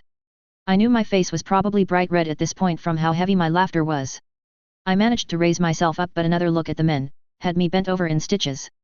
Finally, after a few minutes of my hideous non-stop laughter, a few of the crew that had obviously been looking forward to meeting me stormed off. "Actors and their ego, you know?" "I'm sorry, Mike." I managed breathlessly. "I've just never seen worse costumes in my life." I managed to gasp out after I was led to one of the seats and given something to drink. "Really? They are pretty standard looking to me." "They look horrible. They are so bad it's hilarious." "How is that supposed to represent the SLDF?" "Ah well. I figured their culture would change after so many years alone. Off alone with only their strength to survive, they became more feral, but still honorable warriors. The fur's a rite of passage. I imagine they have to head out into the wilds and slay a beast to prove themselves." That wasn't far off. But it's not like I could tell him that. "First off, you went in the completely wrong direction." I couldn't help but say. "What? How?" He actually sounded a little hurt, which was fair. I was being massively bitchy since I just laughed at his actors and costumes. Why would the SLDF regress like we did? They didn't suffer the succession wars. So they wouldn't become barbarians. Like we did. Even when they left, they took a ton of scientists and knowledge with them. They should be more advanced than they were 200 years ago, not less. What? We aren't barbarians. We kind of are. Think about it. We lost so much we aren't even at the same point we were before. They will be though. When they interact with us. That's the mentality. They are looking at us like we are barbarians." His slightly offended look actually turned a little considering. "People won't like that. Being treated like the inner sphere is lesser. It will offend a lot of people. When has offending people been more important than telling a story? You told me this episode was something you have been wanting to do for years, right? Yet ever since I was a kid, when I first came up with Immortal Warrior, I always dreamed he would meet the SLDF. You're right. Victoria, please. Call me Vicky. It's a thing. I beg, forcing down a shiver. Vicky. Thank you, I think you are right. We will have to completely change the script, again. The higher-ups won't like that. The costume department is going to kill me. We are going to have to completely start from scratch. I considered it. I mean, my mechs were already being used. So why not a bit more? I might have another option for you. I say, idly waving a hand over my armor. The armor that had a completely different aesthetic to anything else in the inner sphere. It took him a moment for his confusion clouding his eyes to vanish, and a surge of understanding replaced it. "Oh Vicky. You are truly saving me on this, aren't you? Do you have any more armor?" "Mike. I never leave home without enough replacements for my kids. They are a little rough with their things, you know. I can outfit your actors." "Excellent. That does have one more issue. But considering your offer, I bet you will be more than interested in helping solve that one too." Confused, I shrugged my shoulders. "What are you thinking?" "Well, we will need a lot of extras for some of the interior shots.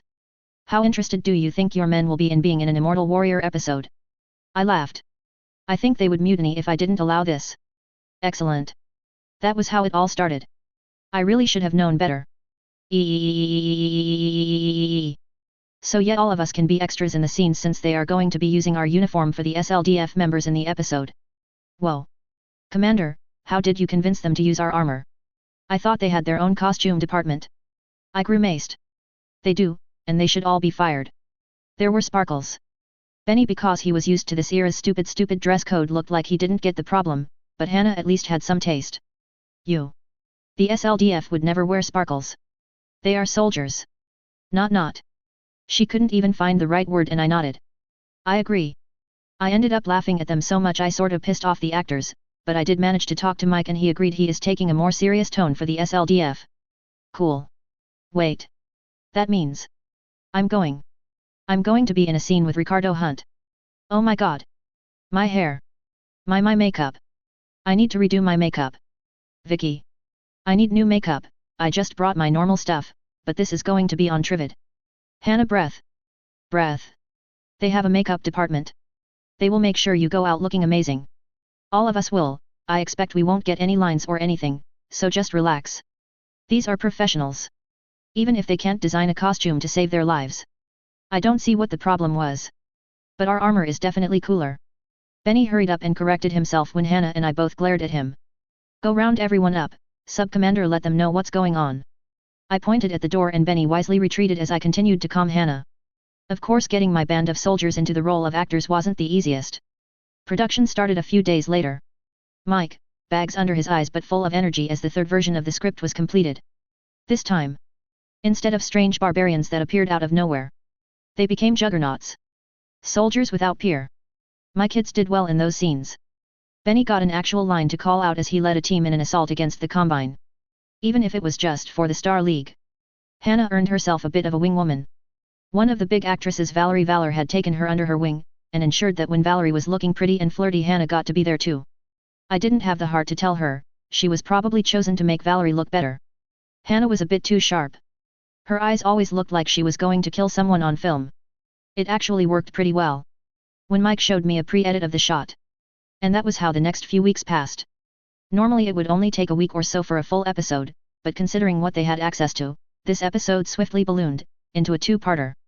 And then to my shock, it became a mid-season movie. Mike was quite proud of it. Well, what do you expect, Vicky, my girl? This is showbiz. A chance to show off Battletech, a solid script, everyone is behind this 100%. I've had almost no executive oversight.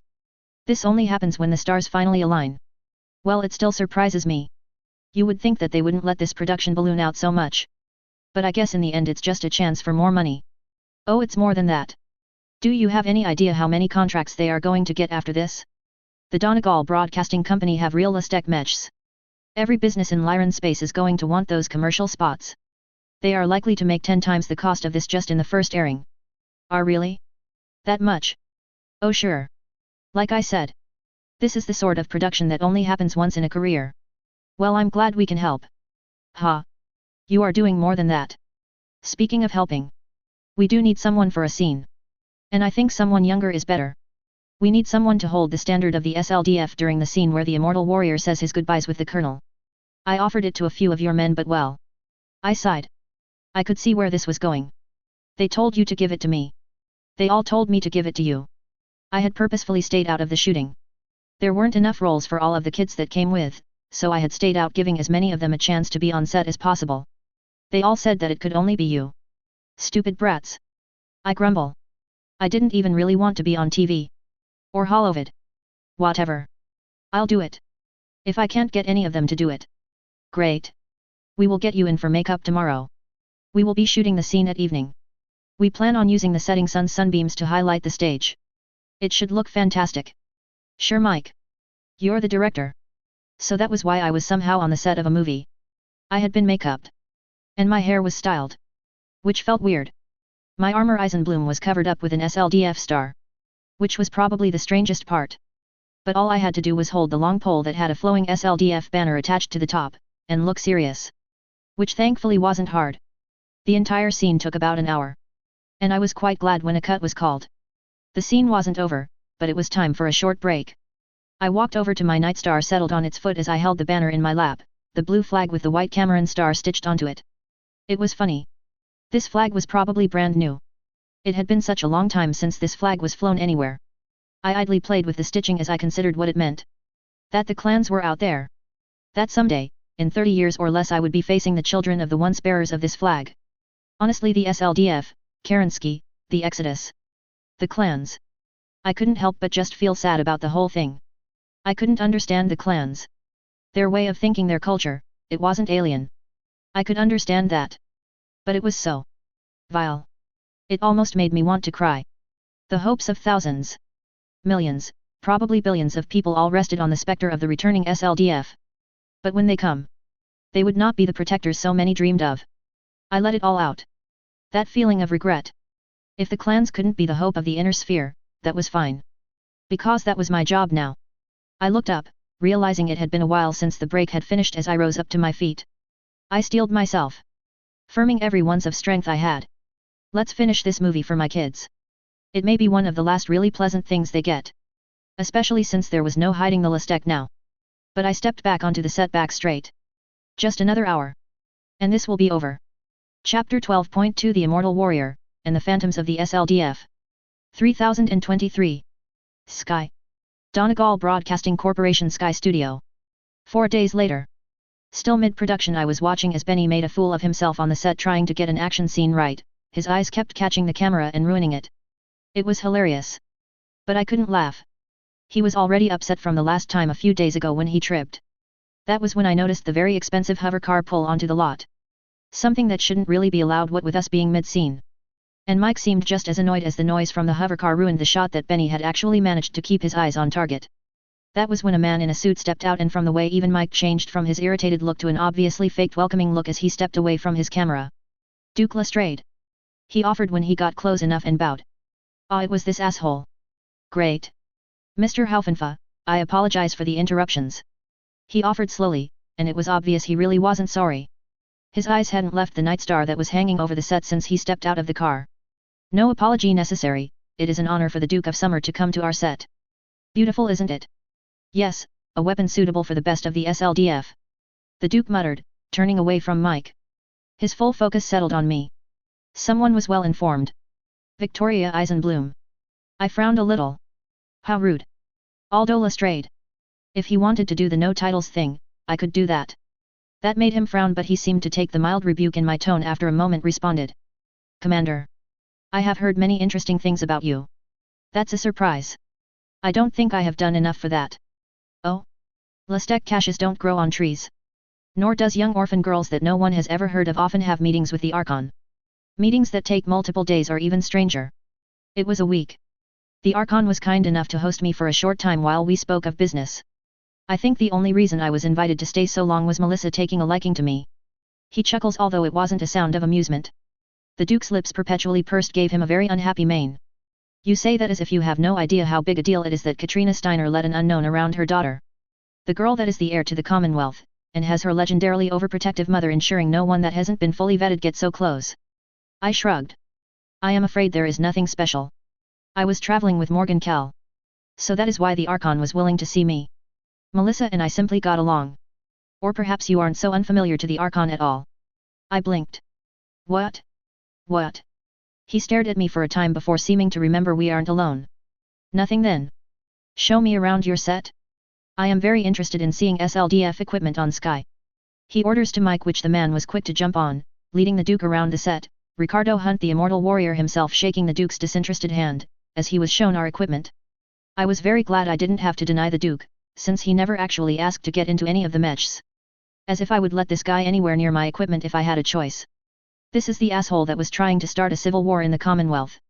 He wanted to split off the entire region of Sky and become its leader. As if he wouldn't immediately be eaten by the Combine, Confederacy, or League. He is a grade A moron. And the sort of guy you can't trust not to stab you in the back. Like he had done to his father to get this position. That was Duke Aldo Lestrade, and I really didn't like how he was looking at my mechs. Thankfully. It seems his behavior from before had already been all he wanted to say to me. He spent the next 20 minutes getting pictures taken of him on the set, with our mechs in the background. I had no doubt that images would be in the papers soon, all hinting at how it was all thanks to our Duke that actual Lestec was on Sky. But whatever, he could do whatever he wanted as long as he kept his grubby hands off my stuff. Him especially I would never give anything. The production continued not long after as the Duke drove off. Although it took a while to get everything back to where it was. The Duke had definitely troubled the production a bit. A different perspective. Gage Blake. Xania 3. HPG Terminal. Gage hadn't been surprised at the message. Adept Michelson had gone out of his way to tell him that now that he was working on Xania he would invite Gage back over for lessons like he had once done. Gage had accepted. Of course he would. He always wanted to learn more. Yet there was something different about it.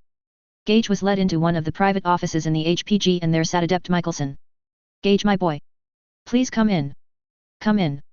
Adept Michelson waved him into a new office. It was smaller than the one he had on Solaris. Gage noticed. Adept Michelson, it's good to see you, how are you adjusting to Xania? The older man laughs a little hollowly. I'll admit the heat is rougher than I expected. Thankfully I spend most of my time inside. Yeah, the heat was rough for us at first too.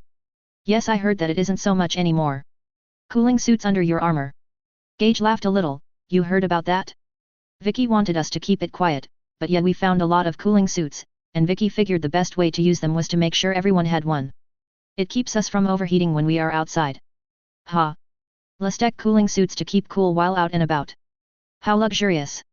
Michelson offered with an unreadable expression over his face. Gage. I asked you to come because I have heard some concerning reports. I was hoping you would answer a few questions about your Lestek discoveries. Comstar is as always very interested in such finds. Oh. Sure, Adept Michelson, what is it you need to know? We talked about it a lot last time. Last time I was only asking as a friend, this time it's a bit more professional. The cache you spoke of on Helm is destroyed. Gage grimaced. Yes. You and your friend ended up destroying a priceless heirloom of our past due to your carelessness. I admit this is partially my fault. I taught you quite a bit about the needs of being a member of Comstar years ago, but I never truly finished teaching you things you needed to know then. So much has been lost because I thought I had more time. What? What do I need to know? So many things, my boy. I'm going to set up a schedule for you, if you like, where you can come in and take some classes, things that only a member of Comstar usually learns. But I always knew you would end up serving Blake's will. I just assumed you would at least visit Terra before starting. Oh, thank you. I am always eager to learn new things. Gage offered with a smile, even if on the inside he was wondering what Adept Michelson really meant. I know you are my boy. I know. Dash. So the movie finally wrapped up shooting. It took way longer than expected, mostly because this was only supposed to be an episode for a TV show, and instead ended up like a made-for-TV movie mashed with a full blockbuster movie based on a TV show. It didn't entirely fit, but that was the feeling I got with how much money and time was being thrown into this production. When it was all said and done, it was surprisingly quiet, as we finally had everything turned back over to us. My mechs were all loaded up into the Colossus, and one final night we had an after-party with the cast and crew. Considering we basically were both at this point, it was a nice send-off. And then on a sunny sky morning I was blasting off into space. Sad to see it go, Commander. Benny asked and I shook my head. The only thing you are going to see go is my lunch if you try to get me to talk. I moaned at him as we flew off. We were going to head home, so that we could make sure there weren't any disasters waiting for us before we went out again. It was time for us to finally start implementing Operation ISDF is here. I named it myself. And no matter how much Benny tried to scribble out the title on the operation document, didn't matter. I could always just create a new one from my noteputer. I win. Of course. If I realized what was going on at the time, I would have turned the dropship right around and strangled Mike Haufenfa. Dash. A different perspective. At another time. In a not-so-distant future. Mike Haufenfa. Sky. And here he is. The man of the hour. Director Haufenfa. Please, Debbie, just call me Mike. I am aware of how difficult my last name can be. Ha. And funny too. Mike, your sensational Immortal Warrior series and movies have been a phenomenon in the inner sphere. Every planet watches your show. I doubt it's everyone. He offers humbly, but the glittered and glammed hostess was having none of it. Nonsense. There isn't a man or woman in the inner sphere that doesn't know the name Immortal Warrior. Behind her a holovid activated showed a few scenes of the Immortal Warrior TV show. Mostly explosions, as the show was well known for, but also gunfights and mech battles. That used to be one of my favorite episodes there. Mike offered seeing the Immortal Warrior standing atop a mech as it raced into battle. But it's not anymore. Debbie immediately digged and the audience had some gasps audible even on the stage. No, not anymore. Now that I finally managed to produce. Well, the entire reason I am here now. Yes. The Immortal Warrior, and the Phantoms of the SLDF. The mid-season movie has been sending audiences wild. Mike, I heard that this movie was originally just a single episode. Oh, it was worse than that, Debbie. Well, the Phantoms of the SLDF. It's something I've always wanted to do on the Immortal Warrior. Ever since I was a boy. Oh, you did say in an interview a few years ago, the Immortal Warrior was originally your childhood stories. Oh yes. I used to tell them to my siblings, I have plenty of them, believe me. That was where it all began, but the Phantoms of the SLDF. It was something I always wanted to show. I finally talked the executives into the episode. But if I can be honest with you, Debbie, it was just going to be another episode in the season. I didn't have the funding to really make it spark, and then, the Iron-Blooded Company. She couldn't help but finish his sentence and he found all of his energy leaving him, completely calm. And then the Iron-Blooded Orphans. He shook his head. Even today, months after they had fallen into his life, he couldn't believe his luck. It was pure serendipity. He uttered that sense of peace washing over him. It had been something he never could have hoped for. At first it was just rumors. And then fact, and then, well, I barely believed it. I got confirmation that a Colossus was spotted traveling the inner sphere. Yes. I remember there was even a segment on the news about it. A colossus seen and active in Lyran space. But I don't remember hearing anything about who was in possession of it. Ah well. I know a few people in certain businesses. Fans and things. When I sent the message out asking if anyone knew anything about the owner, I got a hit. And then I sent them a request. Here is a secret that no one would know. When I first sent them the request, I didn't have the pay to pay them. No. Oh yes. It was a 1 in a million shot. If I could get their attention, I could bring it to the execs, and get the funding. Funnily enough, that is exactly what happened. I sent the request through Comstar. And a few days later, I got a message from Commander Eisenbloom. She actually told me she had more than just a colossus on hand. You must understand. I had expected another normal episode, but just inside a colossus. Something a little new, a fresh set. She surprised you? Oh yes. I knew she had a Nightstar, and that was already going to be front and center, believe me, but everything else? It was supposed to be normal mechs in a normal-ish episode. It's not like we haven't done special episodes before. Ah, the infamous Draconis Temple episode. Just so. But this. I had talked to the execs about it and got a substantial funding improvement. I'll admit now most of that funding was because they wanted to be the first to have a Colossus on the TriVid screen in what 250 years. I can imagine that would be quite the feather in their cap. It was. And it worked. But Commander Eisenbloom? What can I say, but she never does things calmly. I have heard rumors about her, and of course there is. That. Yes, I knew you would bring that up, but let me go through his first. It helps explain it. Of course, Mike. Don't let me interrupt a master storyteller at work. Hardly. I am but a humble wordsmith. So the Colossus. White base they call it, lands on the lot. The commander had warned me she had more SLDF hardware she would bring along. Nothing. And I tell you this again, Debbie, and to all those listening. Nothing prepares you for seeing almost 400 tons of Lastek stepping off a Lastek dropship. The studio was quiet as Mike relieved the moment he stroked his missing beard for a moment before shaking the image out of his head. It was like taking a step into the past. I never felt any connection to the Star League until then. The hostess couldn't help but audibly gasp. Really? Oh, it was magical. No, that doesn't do it any credit at all. Trust me on this, Debbie. We do have videos of the first drop. It will be released on the special edition director's cut. Yet in that moment, we truly were standing before the SLDF. Everyone felt it. The energy. The excitement. Well, don't keep me in suspense, Mike. You are filling out a powerful image for us here. Of course. I won't go over my first meeting with the commander. It wouldn't do the girl justice. But the images of those titans? The titular phantoms of the SLDF? That earned me quite a bit of leeway. The episode became a 2-parter, and then a 3. What? But it's a movie now. Yes. That's the most amazing part. The execs wanted more. More screen time with the Lastek mechs. And the commander was completely unbothered by the idea, she accepted without issue. But it was. Well. The reason it's a movie? Entirely her doing, I hate to admit. Really? What did she do?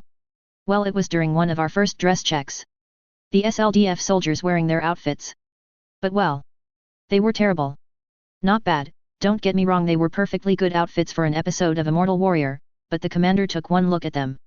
And well, after getting a good laugh, told me in no uncertain terms that it was not acceptable for the SLDF. Really? Oh, the commander, despite her age, never had any issue with saying what was on her mind. She was then kind enough to remind me that they had a rather odd-looking outfit already available if I wanted to use them. Oh yes. The armor of the Iron-Blooded Company. Well, they call themselves the Iron-Blooded Orphans, and I believe they are bigger than a company now. But yes. She offered to allow our actors to wear her uniform, and I couldn't help but think it would add something to the production. I was right. Yes. The unique armored forms of the SLDF phantoms were magnificent, alien almost. Yes. That's a good way of looking at it. The armor is alien. But it was there. And we used it. The execs, after I spoke to them about further changes. Well, they told me they wanted more. A movie instead of a 3-parter. I was already ripping my entire script to pieces to make up the new look of the SLDF, so I threw it in the bin, and started over again. That's quite a few rewrites in a short time. Oh, it was. Honestly, if it was any other movie I would have refused. You can't just rewrite a movie in a few weeks and then film it. It takes time. But not this one. I had heard rumors filming went very quickly. Incredibly so. You have to understand, we had everything on hand ready to go. Thanks to the commander, we had all the mechs we needed and more. We had the people everyone wanted to get in on the story once they saw those mechs. I had heard you were forced to turn down some actors. I did. We had a few famous actors, I won't name names of course, that demanded to be in the film, but we had to refuse. The time crunch was on. Honestly, I'm glad we refused. Because of the thing? Debbie asked with a wiggle of her eyebrows, and Mike laughed thunderously. Yes. Because of the thing. But it's not time for that just yet, but I'm getting there. Good. Because I am excited to ask so many questions about it. I think over 90% of all the questions we received to ask you all had to do with that. That. Well, I should say it surprised me. But it doesn't. That. Anyway, so we got the green light to go for a movie. Production ballooned, but it was an energy, a fire inside us all. We were rushing, every scene was filmed nearly without issue, other than a few here and there. He took a deep breath as he suddenly fell back into his chair. I have never been on a set that was like it. This movie was special. Not just because of the Listec, but it was more than that. Everyone knows that. Not after that ending. The ending. He nodded. He knew he would have to explain this eventually. He just wasn't sure how. You have to understand. That scene. That was an accident. An accident. It was never in any script. It wasn't planned. That entire scene from start to finish, was unedited. No, it was more. It was candid. What? No. I refuse to believe that. He chuckled. You're not the first to tell me that, but it's true. I wasn't even the one to film it. Okay, roll back your camera there for a second, director. Are you telling me that scene was what? Just. It was exactly what it looks like, and that is what makes it special. He smiled. It was on the day we shot the finale. The phantoms of the SLDF shaking hands with the immortal warrior before they would walk away into the sunset. We were taking a break on the set. That. I bet you are wondering who she was. Of course. It's the question on everyone's mind. She wasn't even in the credits. Oh, she was. Just not as an actress. That Debbie, was the very woman herself. Commander Victoria Eisenbloom. The one who made the entire film possible. The hostess blinked. That girl was the commander. She gasped, looking to the audience. I do believe we are the first to hear that fact, isn't that right? She called out and her audience went wild. You could hear the whispers and shouts for a moment before they finally quieted at her raised hand. That was Victoria. Ha! Don't call her that, she gets the oddest look on her face. Yes, that was Vicky. She had purposefully refused any role in the film. There were only so many roles and she wanted her soldiers to get their slot. They are on the younger side, and everyone was very excited. So why was she there? Well, when the job of the role came out, every one of her people refused to do the role. They all said the same thing. That was Vicky's job. Every one of them. That's quite the loyalty. Oh, they are that. But it was more than that. I just didn't get it at first. She did fine on the scene herself. You will notice her fierce little glare when she stomps the SLDF standard into the ground. I did indeed. After the ending I had to scroll back and see if I could find her. And she was there. It happened right after that scene. We stopped for a break. I don't know why she kept the standard. Or what she was doing or thinking. She went and sat on her Nightstar. Oh. So the Nightstar she was sitting on, it was her own mech. Yes. The Phantom. We decided to keep the nose painting. That wasn't something we did for the movie. That is what the Nightstar was called. The name was painted long before it ever landed on Sky. Oh. Interesting behind the scenes tidbit there. Do you know why it's called that? Only vaguely. The Iron-Blooded would only smile as if it was a great joke. The only thing they would say was something about the Phantom of the SLDF. Is that where the name came from? It is actually. The original title was just The Immortal Warrior and the SLDF. I know it wasn't anything special, but many of the episodes follow that naming scheme. Exactly. So she was sitting there. Oh yes. I can't. You have to understand the entire 10 minutes she was there. We didn't edit a second of it, it was exactly as you see. She was sitting there. And she just. It was like she felt such a connection to the standard that none of the rest of us could feel. Yes. That look of sorrow on her face? It still gives me chills. The hostess gave an exaggerated shiver for a moment.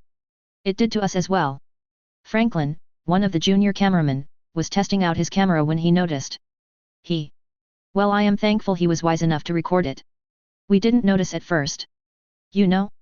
Many of us were just walking around, but it was, like a feeling, an energy drawing you in. Then the sun set. We had picked that location for the sunbeams. It was even used in the scene we had just shot, but I never expected to see them land on her. Tell me, Mike. You know the commander better than the rest, what was going through her head then? When she went from utter sorrow to the fierceness of the greatest warrior. A good way to put it. I honestly can't tell you, Debbie. All I know was that at that moment, if she had ordered me into battle, I would have grabbed any weapon on hand and followed. Ha! You say that jokingly, but there has been a huge uproar about your ending credits. The girl in the standard became probably the most fascinating scene of your entire movie. And it was just what you had your end credits overlaid over. Yes. I did say there was something almost magic about the entire production. The commander. Vicky was a big part of that. I know, I will never have a film experience that matches it. The host and director were quiet for a moment, the strength of the words spoken had even silenced the normally talkative woman, before after a few moments she regained her focus. Well folks. I think that's time for a commercial break. Join us after as we ask even more questions about the newest movie to hit the inner sphere. The Immortal Warrior, and the Phantoms of the SLDF. Chapter 13.1 A Moment's Rest. 2023. Xania 3. Red Base. Finally we were home. Our short mission to Sky took far longer than I expected, but it was over now. My kids were happily passing out Immortal Warrior swag and I was finally home. Which is of course when I was yanked aside by a friend with no time to talk. Vicky. No time to relax now. Gage offered as he jogged up and grabbed me by the arm, turning me away from my room and bed, towards the offices. Gage. I just got back. Unless it's an emergency. It is. Fuck. Alright, I'm coming, stop tugging. Gage led me out of the base, towards one of the security checkpoints. While I was gone, the checkpoints had ballooned a bit, looking almost like mini administration offices, themselves, and I figured out what was going on as I was walked over. They were full of people. Gage. Do you have any idea what you did? He tells me, stopping and grabbing me by my shoulders. Then shaking me frantically caused me to helplessly laugh, which only made his shaking all the worse. No, not Ariali. I offered through the motions before he stopped. We have had so many recruits come by. Not even orphans but actual military groups. What? Why? Don't be obtuse. You know why. You dropped the fact we have Lestek out into the world. There are tons of merc groups, big and small, that want to bite. A lot of the big ones want to trade, the small ones want to join up. Really? That's great. What? How is it great? I have had to deal with these as he breaks into mumbles as he realizes how close he was to the buildings. 4 months. You have any idea how nosy and bossy they are? Not really, but I am guessing I am going to spend the next few days finding out. Days? Ha. Oh Vicky. Vicky. Weeks. Minimum. Have fun. He growled, pushing me into a building. I turned, noticing I was being stared at by quite possibly 100 or more full-grown adults, most of them wearing some sort of uniform. They were split up into groups, but I could tell a lot of them had been here for a while by the way they were relaxing, feet up on tables, or resting back smoking and drinking. Well. This is awkward. I'm Commander Eisenbloom. I run the Iron-Blooded Orphans. I am told a lot of you want to join up, or trade hardware. I might be up to either of those, but I'm not holding meetings in a bar. Even though there shouldn't be a bar on my base because I have impressionable teenagers under my command. I trail off, glaring a few of the pilots, mech or otherwise, that were smoking, or had a bottle of booze in their hands. A few moments later most, but not all, put their smokes out, and drinks away, and I nodded. I pointed to Gage, who had eventually followed me in. The ass. Gage. Do we have a list of everyone? Who do you think you are talking to? Of course we do. Home Guard wouldn't let them on base even out here, if we didn't. Good. Go ahead and start scheduling meetings then. Might as well get started. Yes Vicky. The meetings were interesting. A few were fun, talking to other mercs was always an experience.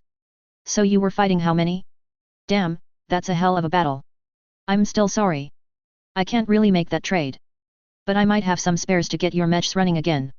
Yeah, I picked up a lot of repair parts. Some were bad. No, I will not trade my Nightstar. I don't care how much better a pilot you are than me. Fuck off.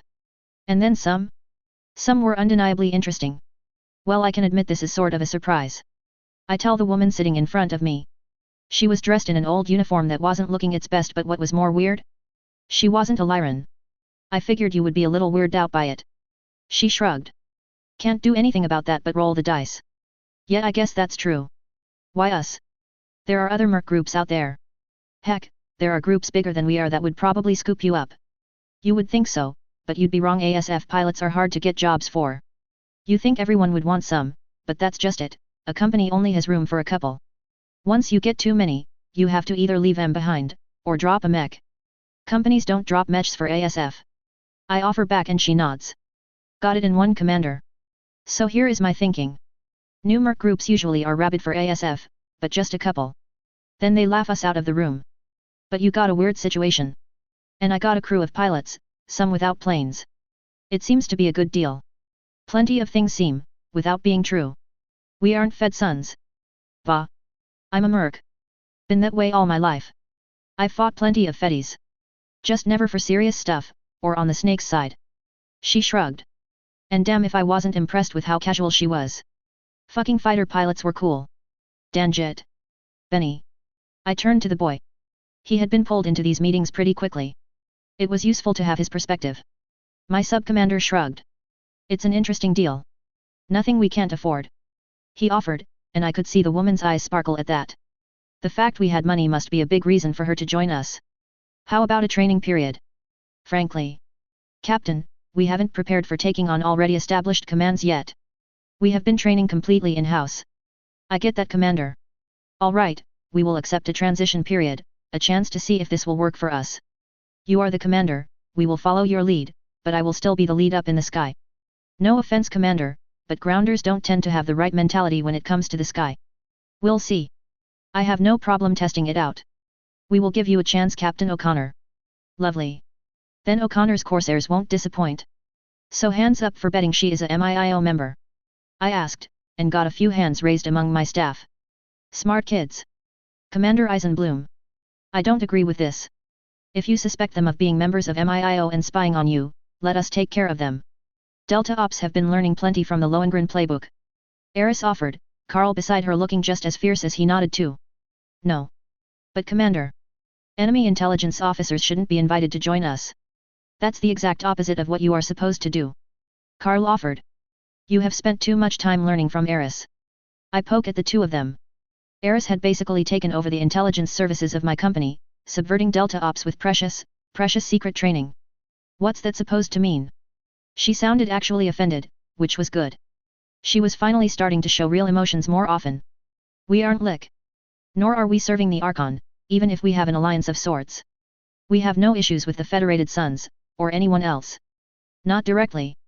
Our job is to bring peace, we can't do that by making war with everyone. At least not easily. Carl, pouting a little, shrugged. So what? We bring them in, show them everything. Heavens no. We bring them in, show them the obvious stuff. Gage's classes have already been altered. To make sure that outsiders can't just walk in and realize what's going on. I offer no apology. Eris huffed at me, and I waved her off.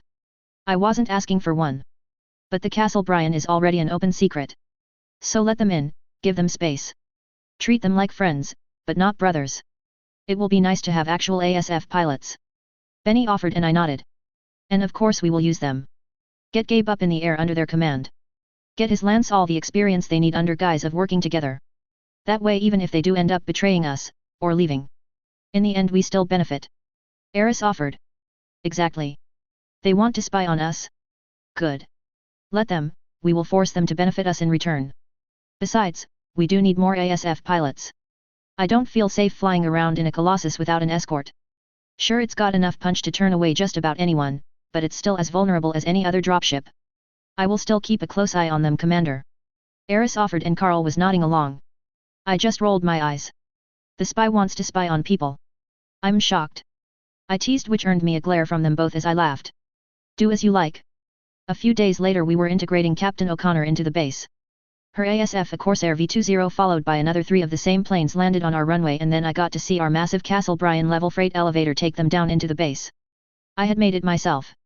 The 4 planes would be stored inside here, and during their maintenance, the crew that O'Connor's Corsairs already had to keep their planes up and running would be helping to teach some of the repair unit. They are pretty birds. I mention as the captain saunters out of her plane with a pilot's swagger. Well, they may be a little rough when compared to your gear straight out of a SLDF cache, but they fly just fine. Kill snakes good too. I'm sure they do. My pilots are excited to have you on base. While the 10th have been happy to start their flight training, the 10th can only give so much stick time. I expect my pilots will be running your people ragged up in the air soon. Is that some joke about our age? We aren't even in our 30s, you know. The fact the older woman actually sounded a little offended meant I couldn't just let that go. Really? All you old people look the same after a certain point. 30, 60? What's the difference, right? I teased, earning a truly offended look for a moment before the woman seemed to remember I was her superior officer, or at least would be. Right. Forgive me. We are all family here, poking fun is just part of it. But I do mean it. My kids are going to want to spend all day and night in the sky. I hope you are ready. I think we'll manage. I mean, for new pilots most birds aren't going to be comfortable for long-term flying, they will tire out and need rest before too long. Maybe. I shrug. Gabe. Where's our birds? I call out, seeing the head of my ASF unit admiring the new pilots. Commander. Just through the door. We don't store them on the lift. He calls out over the noise as the blast door behind him finally opens, revealing the truly massive ASF hangar. Currently it only had 8 planes. Even with the 4 new Corsairs it wasn't even touching a quarter of the ASF base currently laying empty. So I had gone a little crazy when designing. I mean, I was just preparing for the future. Oh, you do have birds for your group already? I hadn't heard that. The captain asked, arching a bit to look through the blast doors. We don't really take them out. None of them have the training yet. Oh my god. Captain O'Connor flipped off her sunglasses as the door rose and suddenly was running. To trust them in the sky. I finished off talking to a dust cloud. It hadn't been long after the captain started running that her other 4 pilots did the same. I mean. I get it. It wasn't every day you see 8 perfect condition Royal Stukas. If they were good enough for the Duchess of Somerset. The captain had her hand stroke up the nose of one of them as I finally caught up. Her eyes lit up in awe at what she was seeing. I sometimes took for granted the whole Aztec thing. And then in moments like this it hits me again. That my sense of normal is vastly different from the normal population. From the amused look of the repair unit that maintained these birds. I think it was rubbing off on my kids too. So this is what my kids will be flying once you get them some experience. They are beautiful. That they are. Do a good job. And perhaps you will be flying one too. I tell her, and I nearly laugh at the audible snap her neck made as she turned to me. She looks me in the eyes as if seeing if I was joking, or being dishonest. Understood, Commander. Ah, ha ha ha ha ha ha. The laughter coming out over my radio had me glancing at Therese. The girl that had taken over the tankers. The fact her ears were stained bright red even as she tried to pretend that everything was fine was hysterical, but I just kept my quirked eyebrow on her until she broke. They are a little rambunctious. Is that what you call it? They mean well. And they train hard, Commander. None of my boys will ever let you down. Your boys? I asked, watching her ears grown even brighter red. You call everyone your kids. Ah, now my ears are a little red. You all aren't supposed to know that. I mutter and she scoffs. They are my boys in the same way. The ones who can't be mech warriors. I take them in, build them back up. She hesitates. They will fight. When the time comes they will fight harder than anyone. We all have a bone to pick. Well, they will certainly have the equipment for it. I offer, watching the Royal Alicorn, the mainstay tank of my tank forces, blaze through one of the tank courses. Its triple gauze firing as quickly as they were reloaded. Of course I grimaced every time it hit a hill and simply smashed through whatever was in its way. At 95 tons. It was the equivalent to my Nightstar. Although I would still be wary of this tank. Triple gauze is not a joke. They are rambunctious. But they train hard. Their accuracy is good. That tank is worth about 16.5 million C-bills. I tell her blandly just as they smash through a small building hazard instead of going around it like they were supposed to. I suppose being reminded of its cost, Therese looked a little horrified. But I couldn't. I started laughing, deep and heavy, watching her look of horror shift to confusion. They are doing well. Don't worry about the cost. I would rather they smash the fuck out of their tanks as long as they survive. You've done a good job, Hauptmann. Keeping them training and actually improving instead of just circling and wasting time is the biggest part of the job. They have all shown a huge improvement. Thank you, Commander. She spoke, sighing in relief after, and I was smiling as another mini shed got smashed to pieces. During the entire conversation the roaring laughter hadn't stopped coming over the radio. At least it should freak out our enemies. Dash. And so time passed. I didn't end up trading much actual Aztec in the end. I did trade a working gauze rifle to a merc company that wanted to once more roll out Royal Highlander that they had in storage. Apparently with the gauze it was back to being usable. Although I didn't know how long that would last. The company had agreed to trade along with a hefty cash sum for something I had always wanted. It's AK-2. Isn't it great? Vicky, it's a catapult. Of course it's great, but why did you trade for one? 'Cause it's cute. Gage sighed, putting his head in his hands. You traded a piece of Lastek for a catapult. Sure. I didn't have the K2 design. Gotta catch them all. What does that mean? Oh, right. Yeah, sorry. I like the K2. It's a PPC brawler that hops around. It's like a rabbit. Oh. I should paint it like Sailor Moon. I can have a new Sagi mech. What the hell is? Never mind. You aren't piloting that mech. What? Why not? Vicky, you have a Nightstar. You can't just pilot the catapult as well. I'll go ahead and find someone to pilot it. Gee Gage. You can't just give away my new mech. Can and will, and done. It will be a good compliment for our training squad, I think. Gives them a heavier mech with jets to try out. I feel so betrayed. You need to get over it. Do you have any idea how many kids I have had bother me about earning a mech? You left me in charge. Well, congratulations. I actually created a process. Wait, you did? I didn't know that. Of course I did. You weren't doing it, and Benny just goes by his gut too much, so I created an actual written path to earning equipment. It's not like we have to pretend we don't have enough mechs anymore. You brought so much from Fekta, and you didn't bother to hide that one. Hey. They were in trouble. I just traded them some of the mechs I already had copies of for their damaged stuff. And you were right to do so. I heard they finally finished that water refinery factory. Apparently, between your work and the 5th Donegal now having a Lastek lance, they gave the next attempt by the League quite the bloody nose. All I did was trade them some mechs I didn't want. And a few turrets. Yeah, well. Fekta is actually producing again. But regardless, we have a ton of mech warriors and no excuse not to give them a mech, so here are the new requirements.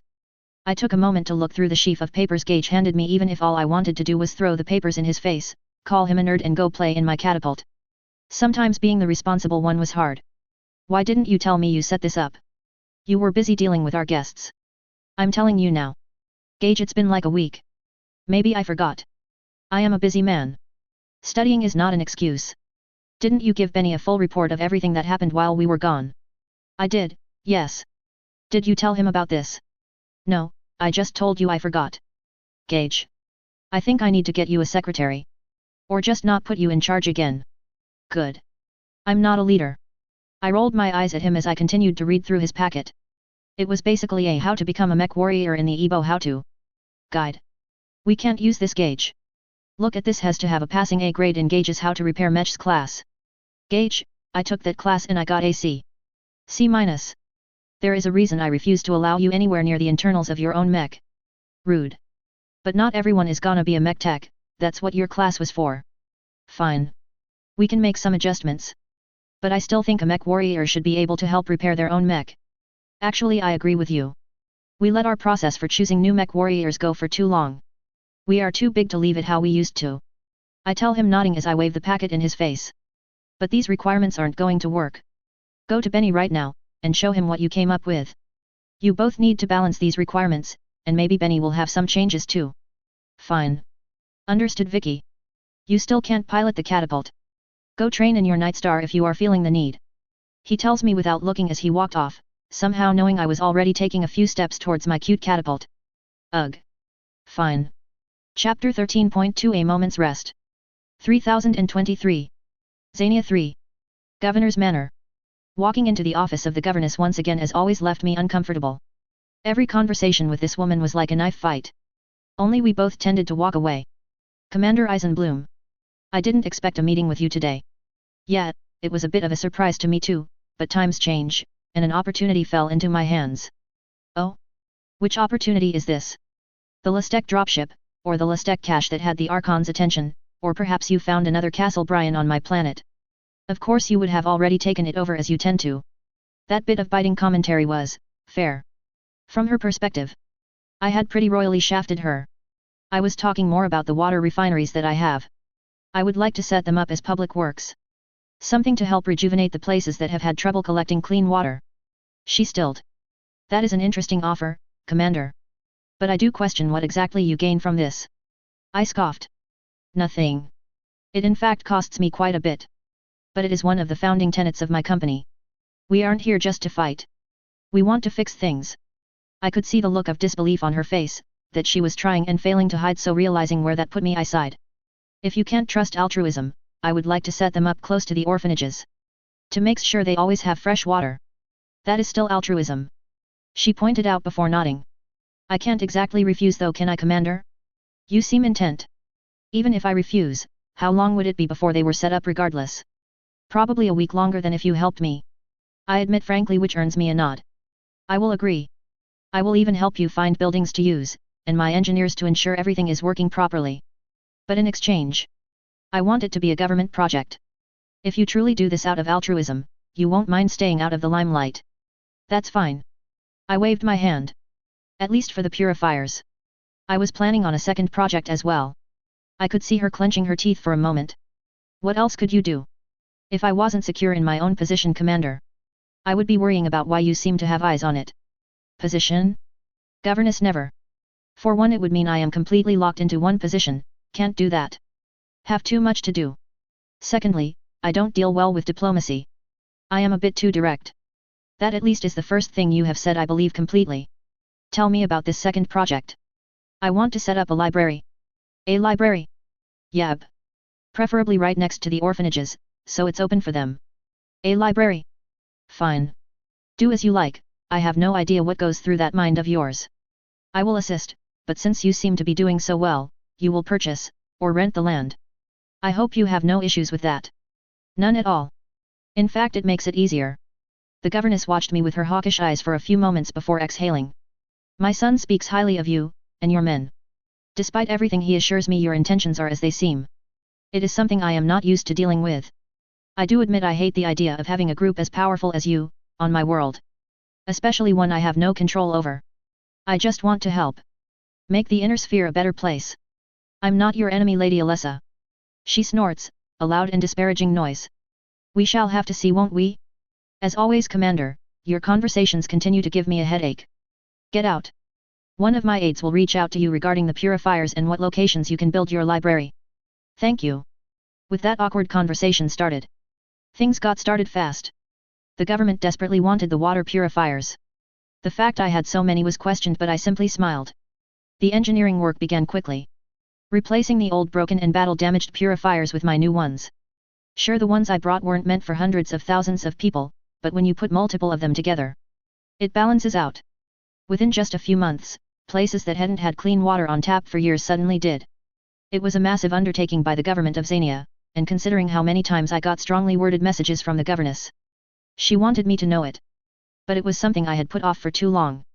More importantly, it gave some of my kids that were more interested in building or improving things a place to belong. The Ebo Engineering Group. Gage, for once not at all interested in being a part of it. I'm a mechanical engineer. Not an architect. Find someone else. So that was how I had a group dedicated to building things.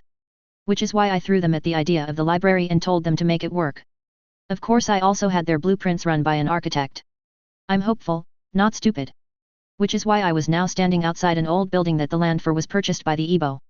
I had decided to make a day of it. Are you sure this is a good idea? Benny, you ask me that too much.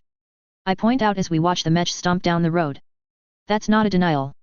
It's a great idea. It gives our kids some fun, and speeds up the process. I don't think I've ever heard of mechs being used like this. It does happen sometimes, although usually mech warriors refuse to be seen doing construction. Hannah mentioned from beside us. The three of us were set up beside a truck watching as the kids slowly started the process. My kids were destroying a building today. I had made it a contest, 4 winners who did the best on the scores for the last month of sim time, would get the chance to head out in real mechs and smash a building. That was happening now. I settled in, smiling as the whoops and hollers coming over the radio as the kids got to reach into the building and pull it apart. Like they were destroying a Lego tower. What's wrong, Benny? Angry you aren't the one doing it. Please, if I was here in my atlas, that building would already be flat. So would half the street. Hannah whispered over Benny's head to me, earning a shove from the boy. There will always be more. This is a test for the future after all. I still don't know if this is a good idea. Not talking about the construction, or destruction this time, are you? I asked, noticing Benny was speaking quietly, to make sure his voice wouldn't travel. Building a library? Vicky. This is overt. It's gonna bring attention.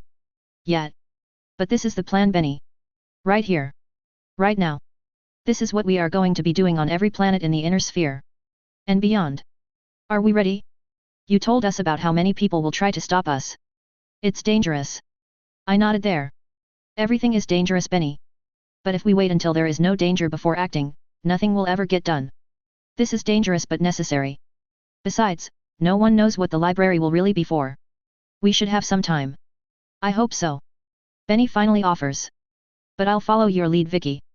Ugh, don't say it like that. It makes me feel even more nervous. Yeah, Benny. Don't say it like that, you will give Vicky a bigger head than she already has. Hannah poked him. Hey. Yeah, that's true. Sorry, Vicky. I know I shouldn't expect you to actually think things through before acting. I won't make that mistake again. Benny offered solemnly as he lowered his head. Okay, rude. I'm out of here, since you jerks are acting like that. I huff but throw Hannah a wink over Benny's chuckling head as I walk off. There is a reason Hannah and Benny spent so much time together after all. Walking off, I headed towards Erica, who had taken the job of being in control of the work. No, Elric, I don't care how cool it would be. Leave that wall alone, we need it to hold until we are done with the rest. Erica spoke into the radio, only rolling her eyes as we both heard whining on the other end. Giving you trouble? Only somewhat. Elric really wants to just smash the building down. He is part of Ruff's squad. That's half the problem. Erica jokes before pulling the radio back up. Slow down, everyone. I know you want to let loose, but we need to make it easy to put everything into the trucks. Slow and steady. The commander is watching. What am I watching? I ask just loud enough to be heard on the radio, and I could hear a lot of muffled affirmatives coming from Erica's headset. I give the girl a wink, and she returns it with a thumbs up as her job seemingly becomes a lot easier. That is where I stayed, watching our mech smash an old abandoned building into piles, and then help carry the remains into the large dump trucks that came to clear it off. It honestly went incredibly fast. The mech's easily able to smash the building down, and carry the remains out. It was a fun day, and we had a crowd. We were just down the street from one of the orphanages after all. The little kids that were too young to join us were having a massively good time. It did help that I made sure to bring drinks and snacks for them, and tents. This was still Zania after all. The heat was brutal. Luckily Gage had figured out a good way to keep our cooling suits running when out and about. It was basically a battery that we charged off a fusion generator at base. Of course the thing was about 400 pounds. And was mounted in our Normans. But it made it easy to walk up and plug in our suit to get the cooling liquid moving. So we had a pleasant field day of destruction, before the engineering corps rushed in to start building. I had already purchased all the materials they would need. Some of it I actually had bought with money. It was always a good idea to support your local economy after all. So even as the sun fell, the building was already starting to go up. The crowds disappeared once the mechs went away. Which was normal for the inner sphere. And I went to work. In a location that had already been prepared. Once I was alone, I used my noteputer to dig down. A stairwell went down a few floors, the whole thing made using strong materials. This was the only secure section of the library. Building a secret room was pretty fun. I was starting to get the Star League's fascination with them. So a secure server room was set up below the library. The place where the neutered copy of the memory core would be secured. Gage had already put together a school core that didn't have any of the advanced stuff, but did have enough information stored on it, to be far above anything a school on Zania would have. Basically we were creating a center of learning, and just pretending it was a library. The computers upstairs would connect to the core and be able to pull data. And there would be a lot of computers. It still took almost another month for the building to be done. And we did hire some local contractors to work with the engineering core on some of it. None of the kids knew how to install carpet or hundreds of other little things. Like I said, this was a learning experience. I am pleased to have worked with Commander Eisenbloom and the Iron-Blooded to open this library. The Iron-Blooded Public Library is a center of learning and knowledge for our sometimes most vulnerable people. I had planned on cutting the red ribbon myself. I had a speech and everything. But then the governess had showed up and taken the golden scissors from me without a word. Her speech was okay, I guess. It wasn't as good as mine. But at least she hadn't tried to change the name of the library. I would have stabbed her with those scissors if she had tried. No, the governess was smart. By showing up here like this, she was basically telling people she was partly responsible for the library. She certainly knew her profession, I would give her that. The grand opening of the library was a moment I wasn't about to let her ruin even if I didn't get to give my speech. Congratulations, Commander. She offered as she walked up to me, handing over the oversized scissors. Thank you, Lady Alessa.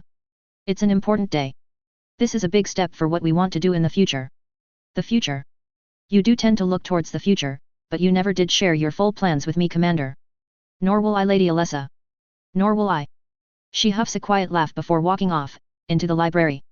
Apparently she wasn't done showing off for the cameras. The news crew were looking around talking about this as something the Lady Alessa had pushed for.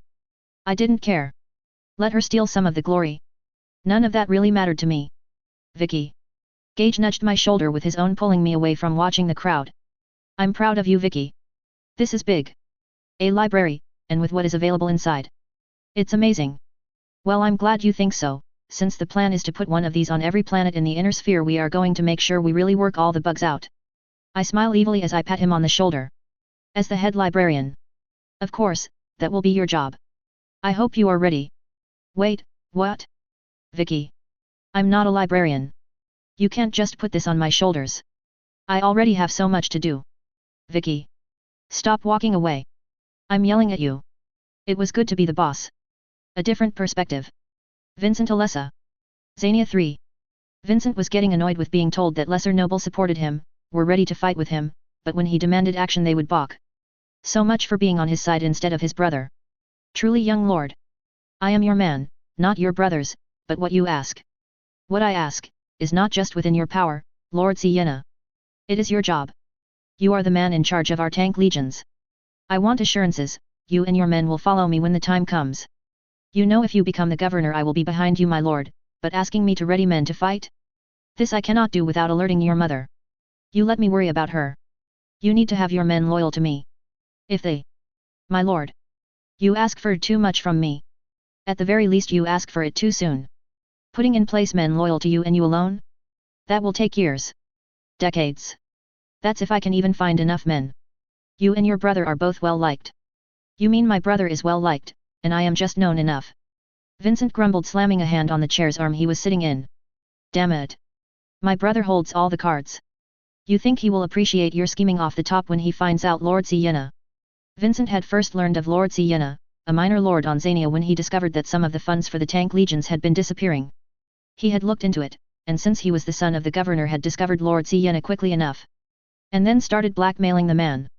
Having the lord in charge of maintaining the readiness of the planetary defense vehicles had been a godsend. But the man was both too incompetent to be caught, and too much of a coward. You know I do not, but I also know the punishment for my own crimes, is far below the punishment for treason, my lord.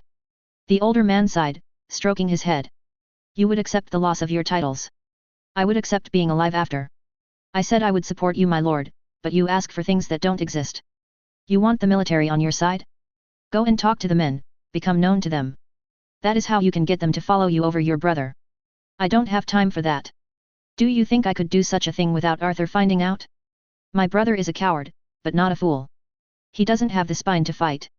Too quick to surrender. I just need to force him into that position and I will become the new governor, not him.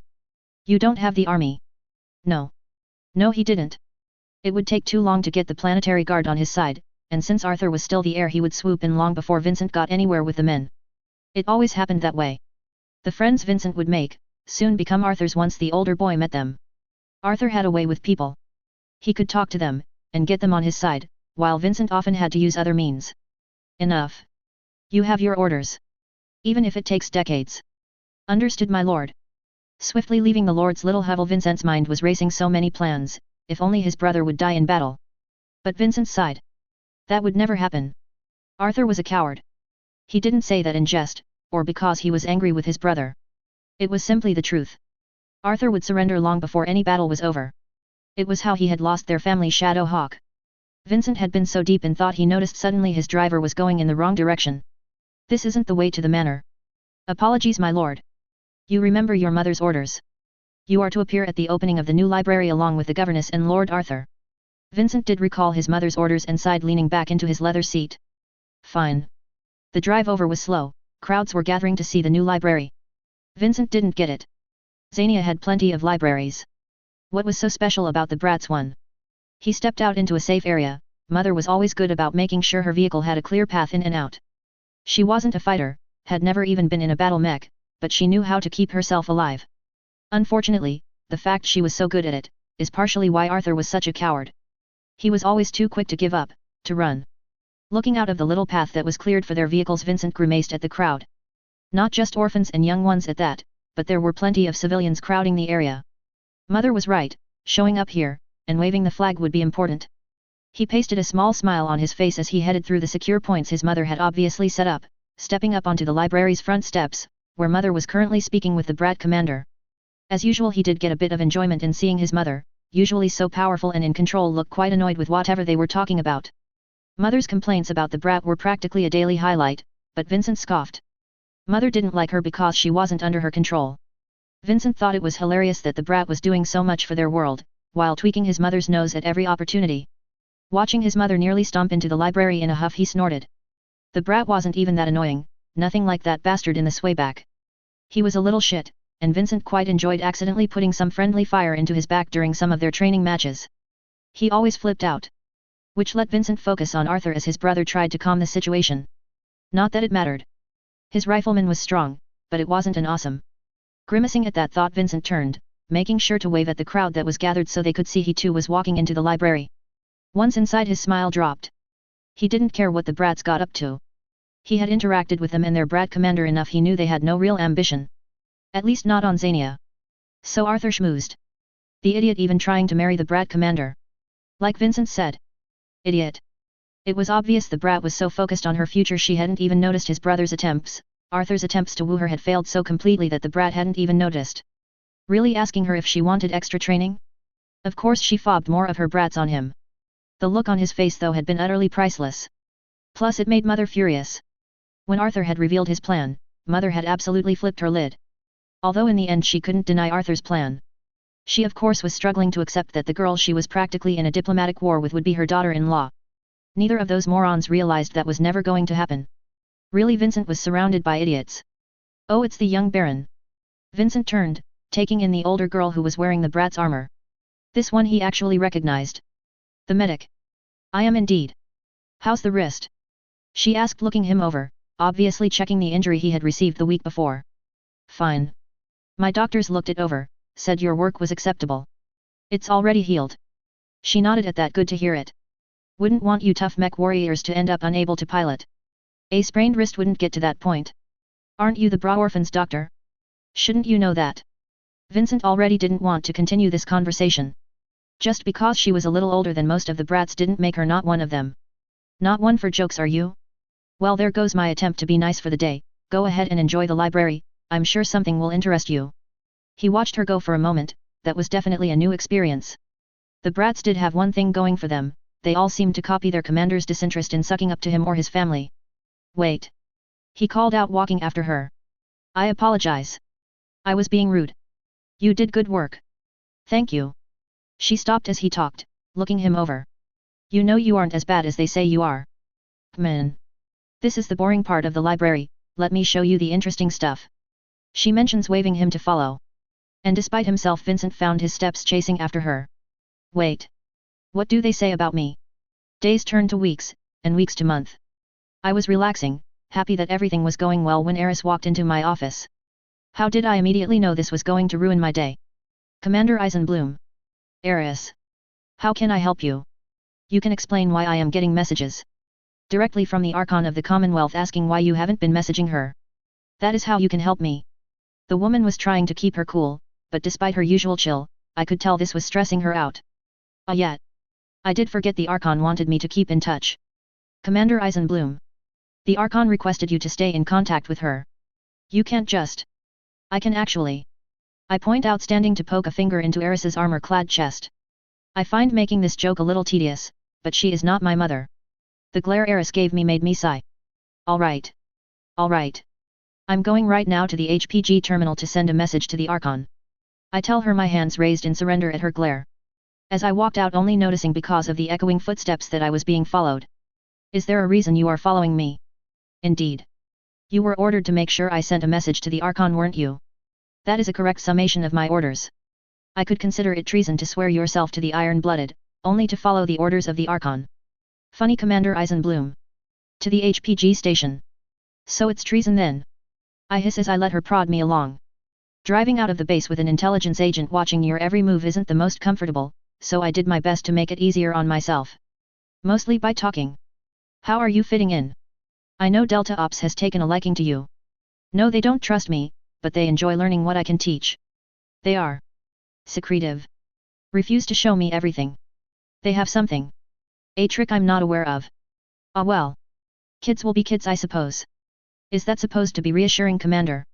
She asks, deadpan as always. I suppose it is, Eris. No matter what, you chose to join us. You just haven't had a chance to fight alongside us yet, but once you do, well, you will understand. Us orphans stick together, no matter where we came from. I don't believe that, Commander. I believe your naivety will certainly be a source of betrayal in the future. Is that coming from the woman that knows she has to juggle working under two different groups? I asked, watching her jolt just the tiniest amount before settling in. I did not mean me. I am of course on your side. Lies. I tease, smiling. But that's just it. You seem to think I am a fool for not thinking that someday you may betray me, but Eris. On the day that it eventually comes, and I am sure it will at some point. I like Katrina, but I'm not her servant. If I have to fight her to do the right thing, I will. But on that day? I think you will have a far harder time stabbing me in the back than you think you will. I think on that day years from now. I turned to her, letting her fully see how serious I am. I think you won't be able to pull the trigger. I smile warmly as I turn back to the road. Letting the silence fill the cab for a while. Foolish, you mixed your metaphors. Am I stabbing you or shooting you? Oh, I could hear the snark in her tone. Ha! You showed emotions, that means I win, right? I tell her, winking happily at her annoyed look. Just drive. So I did. Convincing traumatized, indoctrinated orphan women takes time after all. Time? That I had plenty of. As I drove into the HPG terminal, the heated stares of Eris following me, I decided since Katrina was going to be annoying, so was I. Settling in for a very expensive HPG message, because even with Katrina's code to allow me to send her messages, I couldn't just send a written message or something to the Archon. I settled in as the video player started. And of course as a teenager still. At least for a few more years I decided to be a pain in the ass. Aunt Katrina. I hope you and Mel are doing well. I am doing great. Let me tell you all about the library I just set up. I couldn't help the smile on my face. Go ahead, Comstar, deal with the fact I just called the Archon, and let's see how much confusion that is going to spread. Dash. A different perspective. Prekenter Zania Ilardsnant. Yes, I have had someone look into this public library they are opening. Nothing too unusual. They are offering some lower education courses. Illard offered. He was resting back staring into the holovid showing a hood similar to his own. I am not concerned with education courses.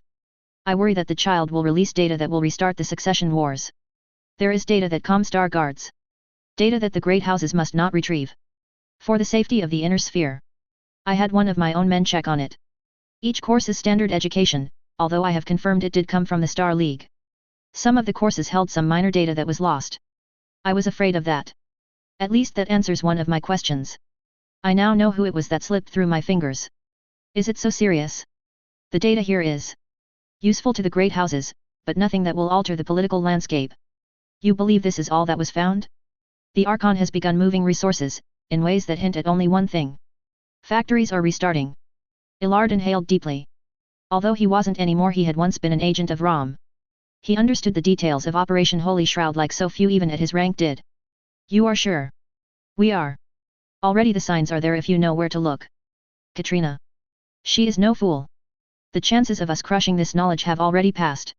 Your commander somehow slipped under all of our noses. I see. What should be done? Shall we remove her? The commander? Why bother? She may have some copy of the data. But the library she opened is nothing we need to worry over.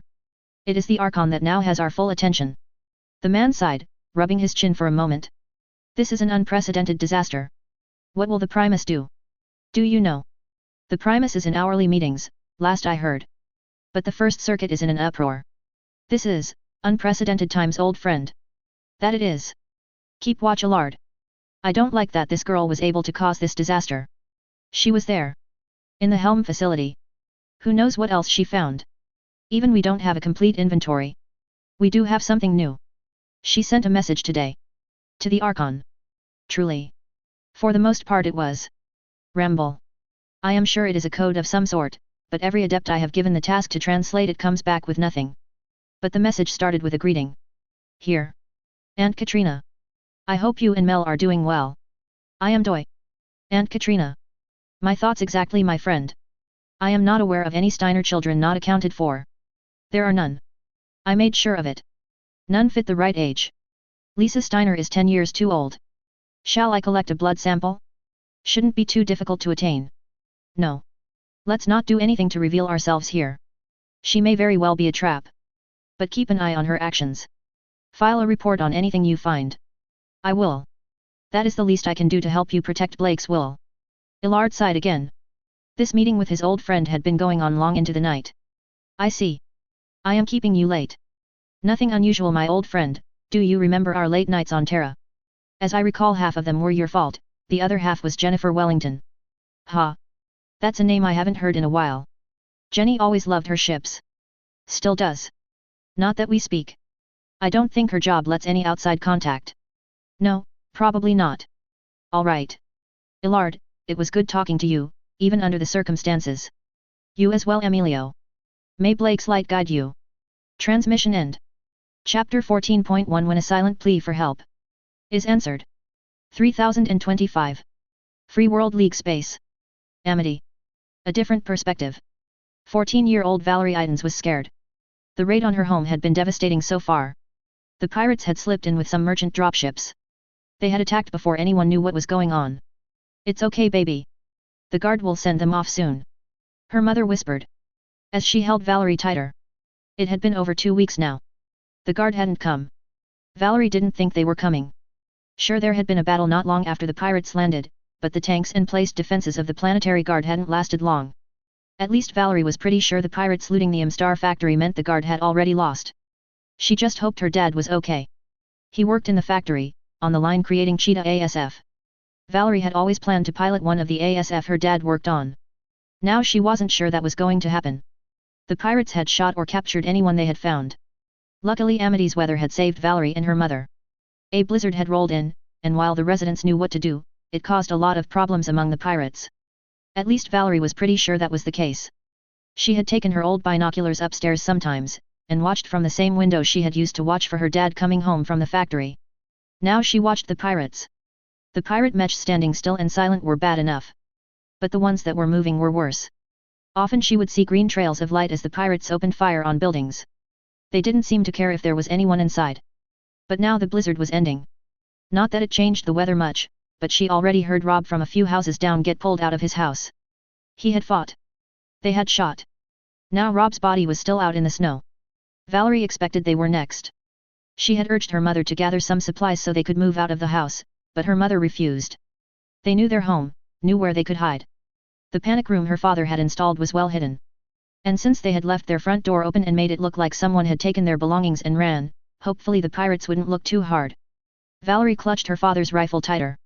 The panic room was small, large enough for the two women, but still Valerie was scared. She wasn't as sure as her mother. Pirates were probably pretty good at finding hiding people, she assumed. Valerie was pretty sure she was going to be found.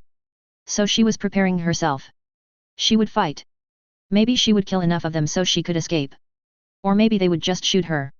Having heard what happens to girls taken by pirates, Valerie was pretty sure she would keep fighting until they did. The pirates were coming. She heard it. The rumble of tank treads outside their home. The armored carriers the pirates used to move around. The reason that Valerie wasn't outside with her rifle shooting them as they tried to invade her home. Heavy armor, and a machine gun made that pointless. She had seen others try. Their homes were turned into tinder after the pirates were done. They weren't kind to any of the locals that had resisted. Their front door being kicked away. Despite already being wide open. The stomping of steps on snow. Her mother clutched her tighter, as their small panic room suddenly didn't seem secure enough. Valerie aimed her rifle right at the door.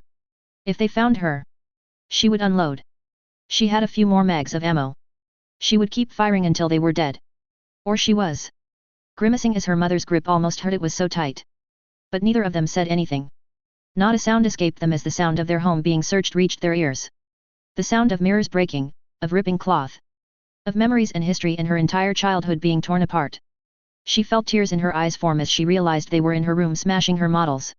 She could hear them. The models of the cheetah, and all the other ASF she had built with her father. She had hated it at first, but it made her father happy to have something to do with her. She hadn't seen him in 2 weeks. The idea of them being destroyed was horrible. Sickening. But she kept quiet, even as her eyes glazed with tears. Valerie would bawl and scream later. Right now. She had to stay focused. The sound continued for a long time. More boots stomped in and out, and she knew they were raiding her home. Stealing food and valuables. Luckily Mother had already taken the truly expensive stuff and hidden it inside the panic room. The time kept ticking away and Valerie realized in horror. They may not be leaving. Their house was a great spot to look over the entire area after all. It made sense to use it instead. Her mother hadn't noticed, Valerie realized. Glancing up, her mother's eyes tear-streaked were closed as her head was bent in prayer. Valerie had never been a follower as her mother was. But she made a promise to God. If they made it out of here alive, she would definitely go to church more. At least once or twice a month. The voices were getting loud now. The pirates settled in. She could hear them if she listened closely, despite being muffled through the walls. There was horrible laughing, and noises. Valerie kept her breathing even as she realized. She would have to make a choice soon. The panic room hadn't been big enough for a toilet, or designed for prolonged use. No one expected the pirates if they showed up to stay for so long. Just as Valerie was starting to really worry about what would happen, something changed. The voices of the pirates were the first clue. They went from boisterous and loud to shocked and angry. That was when she heard it. The distant noise of a dropship.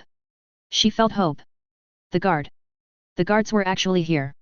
She heard the pirates run out, leaving. Apparently whoever was in charge of these pirates wasn't planning on standing in an unarmored building during a mech battle. She heard them pack up whatever it was they brought with them and rush outside. Only long after the house had gone quiet did she make a move to rise up, fighting off her mother's grasping arms as she rose up on numb legs.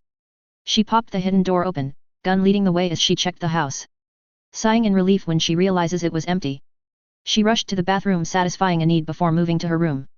It was trashed, everything in the room was destroyed and her window she had spent so much time looking out into the city was broken open. They had apparently tried to set up a machine gun nest there.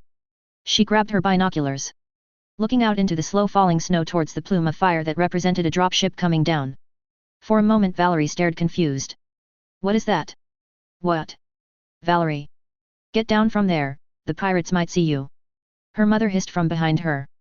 The older woman trying to keep her voice down as she shakily caught up to her daughter, trying to pull her away from the open freezing window before looking out and stilling as well. That's not the guard. I don't know what that is. Her mother whispered softly, sounding quite distraught as she had the same thought Valerie did. If that wasn't the guard. Was it more pirates? A raid? Exhausted Valerie fell onto her bed, ignoring the broken models and debris. How could this get any worse? Her mother settled onto her bed beside her, a warm arm over her shoulder. We have to keep hope. Even at the worst, if we keep our hope, and keep moving. Do you think your grandfather would have survived the wars if he had just given up when the going got rough? No. Valerie spoke. It was an old refrain of her family. Valerie's grandfather, despite being shot down in an ASF on a foreign hostile world, had survived. Blending in, made enough money to get a ticket back home long after the war. Valerie's grandmother pregnant with her father at the time along with him. Of course, it lost some of the telling when her mother was barely holding herself together from breaking into tears again too. But she was right. Valerie Idens couldn't give up. If this was a raid coming in, then they would just have to survive this one too. Come on, Mom. We need to move. The pirates are readying for battle, see. She says, pointing towards the pirate mechs that were coming online and readying themselves. We are too close to a mech battle, we need to move. This time the fact they had to leave their home seemed to find some acceptance. Her mother nodded, rising up. Go. Go grab everything from the panic room. I will write your father a letter. In case he comes here and we are gone. Valerie almost said it. The gunshots they had heard from the factory on the first night. But she didn't. Her mom was already barely holding on. Valerie had to be strong, and so she had to let her mom have her moment. She rushed, grabbing the few valuables from the room, and their bag of food. Her mother was already putting on her outerwear. The warm weather gear was honestly a bit much in Valerie's opinion. It was summer right now. It wasn't that cold out. The blizzard was even over. But she accepted the mothering, putting on her outer gear, and boots as the two women dashed out the back door, into the snow. They moved slowly, despite Valerie's fear of being too close to a battle. There were still pirates around. She had seen a group of them settling into a building. SRM packs armed and ready for the battle. She and her mother had moved around them. Sneaking through the town. Valerie's experience running around with the other kids let her navigate through the area stealthily. She made good progress. The two women traveled more than 3 blocks down the road from their home, before Valerie had to stop. Ahead of them the buildings were leveled and a mech stood in the way. We can't go that way, Val. Her mother whispered into her ear and she nodded, turning around, and it was pure luck she noticed the pirates sauntering out of the home across the way from them before he noticed her. She grabbed her mother, pulling her down out of sight behind a stone wall, realizing after just a moment that they couldn't stay where they were.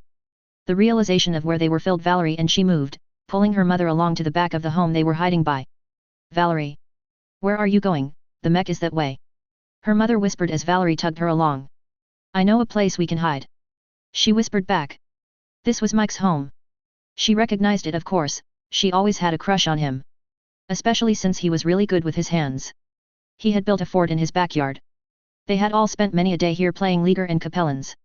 The fort looked as if it had seen better days. She almost stilled but didn't have the time. They were too open, so she pushed on. Even as she felt horror at the holes through the fort. The pirates had obviously shot up the fort Mike had built. She really hoped it was just from boredom and not because Mike had decided to fight back from here. Mom! Here! Get in! She hissed. Noticing behind her the pirates were moving around. And it was only luck that they hadn't been seen so far. Rushing in, Valerie sighed when she didn't see any corpses inside. She wasn't sure she wouldn't scream if Mike's body had been in here. And unfortunately it only got worse. They hadn't managed to get away far enough before the pirates readied for the battle. They were surrounded. Mike's home was right on the edge of the defensive line. Damn it! She hissed under her breath, and the situation truly was grim, because her mother hadn't even told her to watch her language, simply hugging her tighter. That was where Valerie was when she heard it. A sound she had grown up listening to. Her father always said she had the ear, able to hear when there was a problem with an ASF engine. Her father was famous for it.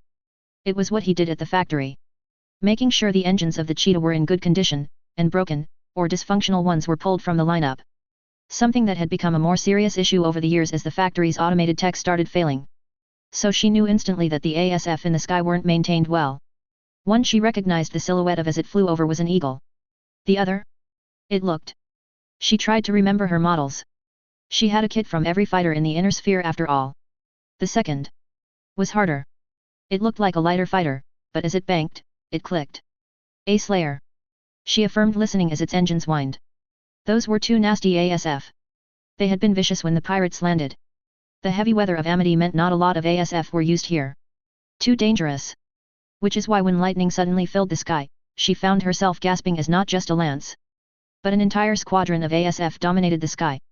Their engines. She was in awe. Those engines were singing. Perfection. She had only heard a few engines sound perfect before. Once her father had been so proud at tuning an engine he had let her come hear it. These? They were all in tune. A perfect symphony of sound as the squadron of ASF blazed through the light snow. The two pirate ASF didn't stand a chance. Valerie could hear their engines whine, pitching up to their maximum to try and dodge the sudden appearance, but it was too late. Lightning after lightning arched across the sky, thunder following in its wake. The Slayer didn't even get a chance to fire back. It was struck with so much fire it burst into pieces, raining down on the city. The Eagle tried to run. But no matter how far it seemed to run, it couldn't get far enough away. Lightning chased after the fleeing ASF. And Valerie heard the moment its engine died, not long after she lost sight of it in the clouds. Then they came roaring down. Stuka, they were a squadron of Stuka. She watched in awe as they flew overhead for just a single moment, not even attacking the ground forces, before they roared back up into the clouds. Valerie wasn't sure why until she realized she could still hear them up there. The pirates weren't escaping. She thought, smiling. Their dropships wouldn't be able to tangle with that much air power. For a moment she forgot that these new people were probably raiders too. She just basked in the sight of flaming ASF pirates that deserved what happened to them. Then she heard it. Everyone heard it. The city heard it. What is that? She asked, shocked as a shockwave rocked over the buildings. Followed by a crash that was almost horrendously loud. I don't know. Her mother whispered back. Valerie realized she had spoken aloud, not meaning to. She had seen plenty of mechs, plenty of ASF. She had even been close enough to hear the battle last time Amity had been raided. She had never heard that noise. Like thunder and power mixed into one. She heard it again. And it shook her. The pirates heard it too. And she could see through the gunholes of the fort they weren't liking the noise. The mech that was close by. Which Valerie was pretty sure was a Centurion. At least she thought it was. She liked ASF more than mechs. Shifted as if it noticed something, raising an arm, its autocannon barked out. Shooting at something she couldn't see. The noise. She found herself screaming, covering her ears as the Centurion started exploding. She was only a few houses away from it, and she could see as something struck the mech. The snow. She gasped, seeing a trail through the air where the snow had simply been pushed away as if something incredibly fast had gone through. The Centurion was damaged, a huge chunk of its armor gone from its right arm. She could literally see the internals of the mech as it tried to push another round through to the autocannon but couldn't. But it wasn't out. It staggered back to its feet, green laser arcing out into the snow, melting snow in a horizontal cut as if trying to damage whatever it was that harmed it. But it stilled a moment later, and I could see why. Through the snow and fog, a face emerged. A face with a red-hot line burned across it. I felt my breath catch. That was impossible. Because what stepped out of the fog was an atlas. An atlas that belonged to the SLDF. Mom. Mom. It's the SLDF. They've come to save us. She found her eyes burning as the atlas stepped out her deepest hopes. And seemingly into the Centurion pilot's deepest fears. Val. The SLDF is gone. What are you talking about? Her mother asked, holding her tight as Val felt her eyes watered and a smile brighter than any she had unveiled since the pirate raid spread across her lips. She shook her head. Braided hair flapping no. It is them. Remember Immortal Warrior, and the phantoms of the SLDF. That's the same atlas. The color scheme is the same and. Looks its gun. That's a Gauss rifle. That sound. It's a Gauss rifle firing. Honey. They aren't the SLDF. They are just some Lyran mercenary company. They are probably here to raid us just like the pirates. But Valerie wouldn't hear it. That couldn't be. She had seen them. The SLDF mechs. It had caused an utter uproar at school. For weeks it was all anyone could talk about. It wasn't the Lastek mechs, although some of mech warrior wannabes had been focused on them. No, it was more than that. The idea of the SLDF coming back? It had become the dream. Every kid wanted to join them to fight under the SLDF banner, to end the succession wars. To be something greater. The great houses may call themselves the successor states, but to the kids born in the inner sphere they weren't Star League. There was only ever one Star League. Of course Valerie was old enough to know that it was gone. That dream of a golden age. She was old enough to see. The death, the rust on everything. The fact they were struggling just to keep what they had. It was why the SLDF was such an amazing dream. If they came back. If they just came back, they could bring back the Star League. Stop the decline. And in a personal case. Stop the pirates attacking her home. Valerie watched. The atlas closed in on the Centurion, a wave of metal and force that nothing the Centurion had could slow. The faint click of the autocannon failing to load was still a constant noise as the Centurion couldn't get its jammed weapon to fire. The atlas caught up. And Valerie hooped as it ripped the Centurion's autocannon arm from its body, twisting it around and smashing it directly into the same shoulder it had just torn it off from. With a squeal of parting metal, its own arm ripped a hole into its core and the Centurion was flung away from the atlas. Then the atlas inexorably continued its advance. Tanks and defended points smashed aside, or smashed through. Until it was gone. Stomping out of her vision if not her hearing. And the smoke and fire of its passage filled her ears. We should move. Her mother finally said, long after the atlas had faded from hearing. But Valerie wasn't about to accept that. We should wait. The SLDF is here. Once they finish off the pirates everything will be fine. Valerie. The SLDF is gone. That we aren't discussing this. We need to move. Now before whoever is in charge decides that raiding us is the next step of their plan. Come on. Valerie was pulling along after her mother scooped up the gun and she pushed the bags of supplies into her arms. Then they were back out into the night. Both of them raced along the yard, over old fences. Trying to avoid the sounds of battle that were all around them. Valerie wanted to argue more, but it was fine. Once the battle was over the SLDF would definitely be the good guys. They ran for a few minutes. Climbing through backyards and avoiding the streets when suddenly a monstrous noise filled the air. Gasping, both women turned. Looking towards the factory where one of the dropships was taking into the air. Valerie was shocked, and then horrified as she realized she could see the fires blasting up around the dropship. The factory was not made for dropship exhaust. Her dad. She almost started screaming when a second noise echoed over her head. She watched two streaks of smoke and light raced over her, and slammed into the dropship. The explosions were massive, horrible plumes of fire and metal burst from the dropship, almost enough force to cause the dropship to roll over as it settled back down, its engines sputtering and dying out, crashing back into the ground. Everything was silent for a while, just the noise of fire burning out of the holes in the dropship, and then the fighting resumed. Oh my lord! Her mother whispered, watching the plume of smoke and fire coming out of the dropship. Whatever it was that had struck the dropship was horrendously powerful. Mom. We should keep moving. Come on baby. She urged, tearing her eyes from the sight dominating the skyline.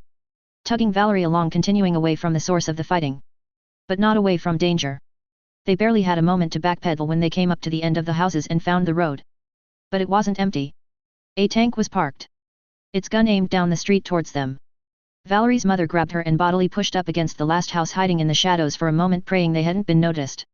A moment later the tank's gun fired, and it shook everything around them, Valerie's hands instantly pushing against her ears to try and stifle the noise. Whatever the tank had fired at responded back. The boom was odd. Just like the Atlas, as Valerie took a second to peek back around the house, she noticed that the tank was gone.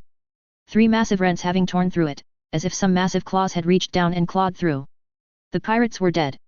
The monster in question rumbled as it came down the street, and Valerie gasped as the massive tank rumbled down the street, its 3 guns aimed down the street, but nothing moved to stall its advance as it drove past. Valerie was smiling though. That was the SLDF colors. These pirates were fucked. We should move. Her mother whispered. The woman was shaking in terror. Valerie nodded. Rising up and regathering their dropped stuff, before heading on. They crossed the road, heading farther and farther from the factory. Away from where the sounds of fighting continued on. For the next few hours, until long after the bangs and booms ended, Valerie and her mom continued moving. Eventually they found others, who were fleeing. Slowly they gathered together. Some through the night grew brave and searched out of the community building they had eventually taken refuge in. Only returning far later with blankets and food. Apparently the SLDF was passing out anything that was needed. It's a trap. It has to be. Her mom argued, leading to many nodding heads. Lyrans don't just give away goods on a raid. They were just as bad as the pirates. Although at least by the sounds of it they weren't taking slaves. Hopefully. Valerie didn't believe it. She wasn't alone. A few had looked very pleased with the goods brought in, and already sent out a few more to request more food. She wasn't allowed to go, no matter how much she begged. Instead she had at least found some people she knew. Mitchell was usually a jerk. He had plans on being a mech warrior when he grew up. It made him arrogant, walking around with a swagger. Even if the idiot had no better chance of being a mech warrior than anyone else. But now? Now he was one of the few people Valerie knew. It's the SLDF. She told him, having to explain what she had seen. He hadn't seen the battle. No, he had instead dealt with pirates themselves. They are here to help then, right? They won't just. He went quiet. Whatever he had seen during the raid had changed the boy. But Valerie understood. She felt different now too. I know they are. They fought the pirates. They are definitely the good guys.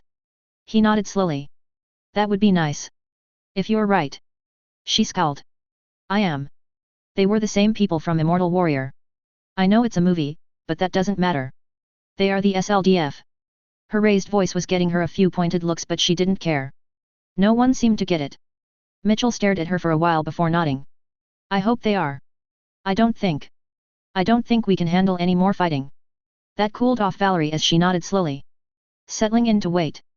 The adults were gathering together now. Readying themselves in case something bad happened.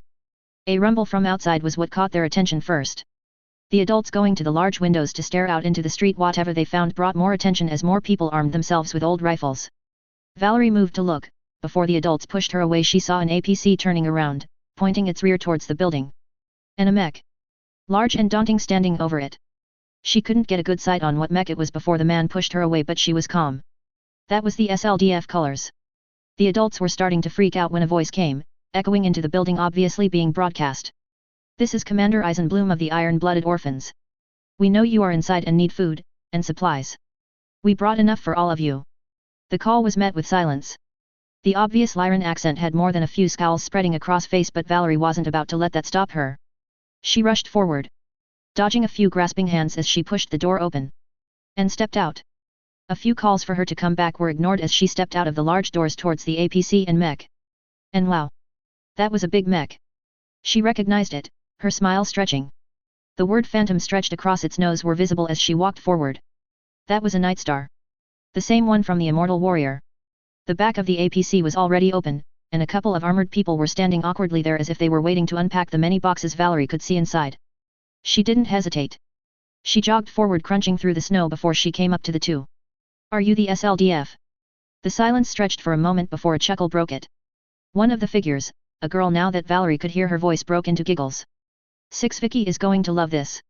The other figure sighed, shoulders slumping, before he reached up and pulled off his helmet. He was young. Older than Valerie, sure, but he was obviously still a teenager. We aren't the SLDF. We are the ISDF. Inner Sphere Defense Force. Iron-Blooded 1st Battalion. Gave Valerie a smile and she flushed a little. Maybe a different boy would be filling her dreams instead of Mike from now on? Nice to meet you. He smiled. I'm George, that's Millie. Hungry? Cold? We have plenty of gear and food. He offered, pointing to the boxes in the truck. Valerie nodded. Yeah, a lot of people are hungry. Some of them have been here for over a week hiding from the pirates. A flash of anger in his eyes, but it was Millie that spoke next. Well, that's fine, we got plenty for everyone, and don't worry about the pirates anymore. The girl hadn't taken off her helmet like George, but she still sounded young, but at this moment Valerie felt a chill. They won't bother anyone ever again. We made sure of that. Well then. That was how a few of the other adults finally following Valerie out found her, taking a box of food from the two armored kids. She hurried back towards them, opening the box so they could see the stacks of mres inside as she brought the box inside. It wasn't long after that the tensions broke. Food, and lots of it, clothing, even a few electric heaters were brought in to warm up the building. Although while Valerie was passing around food, the speed that all rumors travel caught up with her. The pirates had already completely surrendered, and were all either dead, or locked up. At least according to the rumor. Valerie was smiling though. They were the good guys. Maybe not the SLDF, but hey, ISDF sounded pretty good to her ears. I told you they were good guys. She tells Mitchell, which earned her a quirked eyebrow as he bit into his MRE. You said they were the SLDF, but they said they weren't. They said they were the ISDF. That's close. His soft chuckles were a little raw. But at least he was smiling, so Valerie let it go. Time flowed. People got clothes, and food. The atmosphere of horror slowly vanished, especially since the ISDF weren't doing anything bad. They slept on uncomfortable cots, but in the morning, as the fighting was over, a lot of people started heading out. Wanting to see what was left of their life. You sure, Mom? Yes, Val. We need to go home. Aaron will worry if we aren't home, even with a letter. Right. Dad will worry. Valerie shrugged back into her coat. Come on, let's go. Sooner we get home, sooner we see Dad. She grabbed the rifle, threw on one of the bags they had brought, and smiled at her mom, trying to lift her spirits. The weak smile she got in return was enough. They headed out. As they walked home, Valerie kept her eyes out but couldn't see any of the ISDF. She had so many questions. She couldn't believe that they weren't around. She hadn't heard any dropship drives. So they should still be here. Valerie, don't get distracted. Her mother reminded, tugging her along gently as she hurried to keep up. The walk was quiet, but everywhere they went, two things stood out. The destruction. Buildings Valerie remembered walking past her entire life were gone, smashing, or burnt husks. The other was the people. Some were crying outside their homes. Some sitting on burnt steps looking tired. Others were happy to come home, finding family. Some rose up. Passing out food, helping neighbors. Some raged at their loss. Valerie hoped she wouldn't be one of them. They finally returned to their home. Only to find it destroyed. A massive hole through the center of it. A mech must have crashed through it at one point. Valerie was numb to it. Losing her home was bad. But there was only one thing that would truly crush her. Without much thought she pushed into the rubble, startling her mother as Valerie decided to see what she could find. Eventually her mother joined her, pulling old timber and debris around to find old pieces of their lives. Rachel. Valerie spun, as did her mother. That voice, rough and tired, and in pain, but undoubtedly her father. Daddy. Aaron. Both Valerie and her mother rushed him. Despite his wincing steps, he took both of their tackling hugs without complaint. His sobs matched their own as they realized that they were all together once again. Valerie didn't know how long the three of them were like that. Simply basking in the fact they were all alive. That no one had died. How, Aaron? We heard the gunshots from the factory. Her father, Valerie noticed, looked haunted as he shook his head, wrapping an arm tight around her shoulders for a moment as if drawing strength. They were only killing some of us. A way to make sure the rest did what we were told. They found out I knew enough to be useful, so they kept me alive. They would just kill others whenever I didn't do what they wanted. Aaron. No.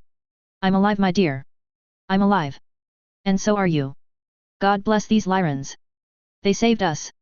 Hearing that, Valerie couldn't hold back. They are the ISDF. They are here to help. Like the SLDF used to.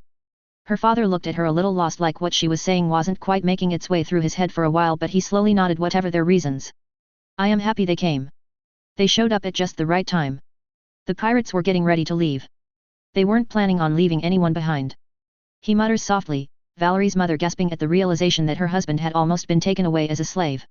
His tired nod turned into a wince, which finally had her mother seem to notice. How bad? Not too bad. Cracked ribs. I'll be all right. They both looked grim. Things were about to be really hard for a while. Hello. You folks need anything? The voice called out wouldn't have caused such a strong reaction if it wasn't done with a Lyran accent. Valerie's mother jumped, fumbling with nothing as she realized she didn't have her rifle. Valerie acted more like her father as she looked over the armored figure pulling up on the side of a truck. Guten Morgen. Do you need food or blankets? We also have maps to shelters in the area if you have no place to stay. The boy offered from the back of the truck was already holding out a bag that was bulging with its contents. And no, we don't need anything. Valerie's mother of course tried to refuse, but luckily her father was being more reasonable. We do have need, if you are offering. We lost our home. Some food would be welcome. As well as the map to the shelters. We will need them before tonight. Excellent. Here you are. The boy was actually quite kind, Valerie thought. He didn't throw the bag and hurry off. He jumped down offering her father a bag, although noticing his win he stopped from finally handing it over. If you are hurt, we have medics, and some doctors we brought along. Just a busted rib. I'll be all right. The boy didn't look convinced. How about I give you all a ride then? If you are hurt, walking around can't be comfortable. We accept. Valerie cut in before either of her parents could refuse, like she could see them about to. The boy was quick. Excellent. Come on and get comfortable. Sasha will be happy to look over your ribs as well. He offered, holding open the door, showing the driver was just as armored as they were and was a young girl, probably not much older than Valerie. Thank you. Her father finally added, and while her mother didn't look pleased, it seemed Valerie got her wish. Hopping into the truck, she spent the drive close to her father, but asking questions constantly to Elric, nice to meet you. Who was kind enough to answer anything she wanted to know. Are you the ISDF? Yeah, the commander calls us the ISDF, but we usually just use iron-blooded orphans. So it's a bit of both. How do you join? Oh? Well, usually you have to be an orphan, but we do recruit non-orphans too. If you are underage you need parent permission though. I know the commander will want that. Absolutely not. I don't think that's a good idea, honey. Both of her parents burned that idea, but Valerie wasn't willing to let it go yet. She wanted to join the ISDF and save people too. They didn't end up driving to one of the shelters like the old community center, instead they were driven towards a set of buildings that had been overtaken and used by the ISDF as their base. Their dropship, which now that she was close enough to see, still eluded her what it was hung over their heads. And kids in armor were everywhere. Walking around, working, some were leading others that were obviously natives around. Everything seemed plentiful. Food and clothing were offered freely. Valerie was right. They were good people. Her father was seen to be a medic, probably the oldest ISDF person she had seen. But she wore the armor, even if it had red crosses showing she was a medic, she was still wearing the same gear. They even had doctors, although they weren't wearing armor. You won't feel any pain for a few days, and this will help speed up the healing, but you need to be careful with it. The cracked rib is still fragile. She ordered out in a firm voice. After using a few strange devices Valerie hadn't seen before to take an instant x-ray of her father's chest. Thank you, that feels much better. It should. Rest. In a few days you will be back to 100%. She told them before shooing them out. That night they slept in the ISDF compound.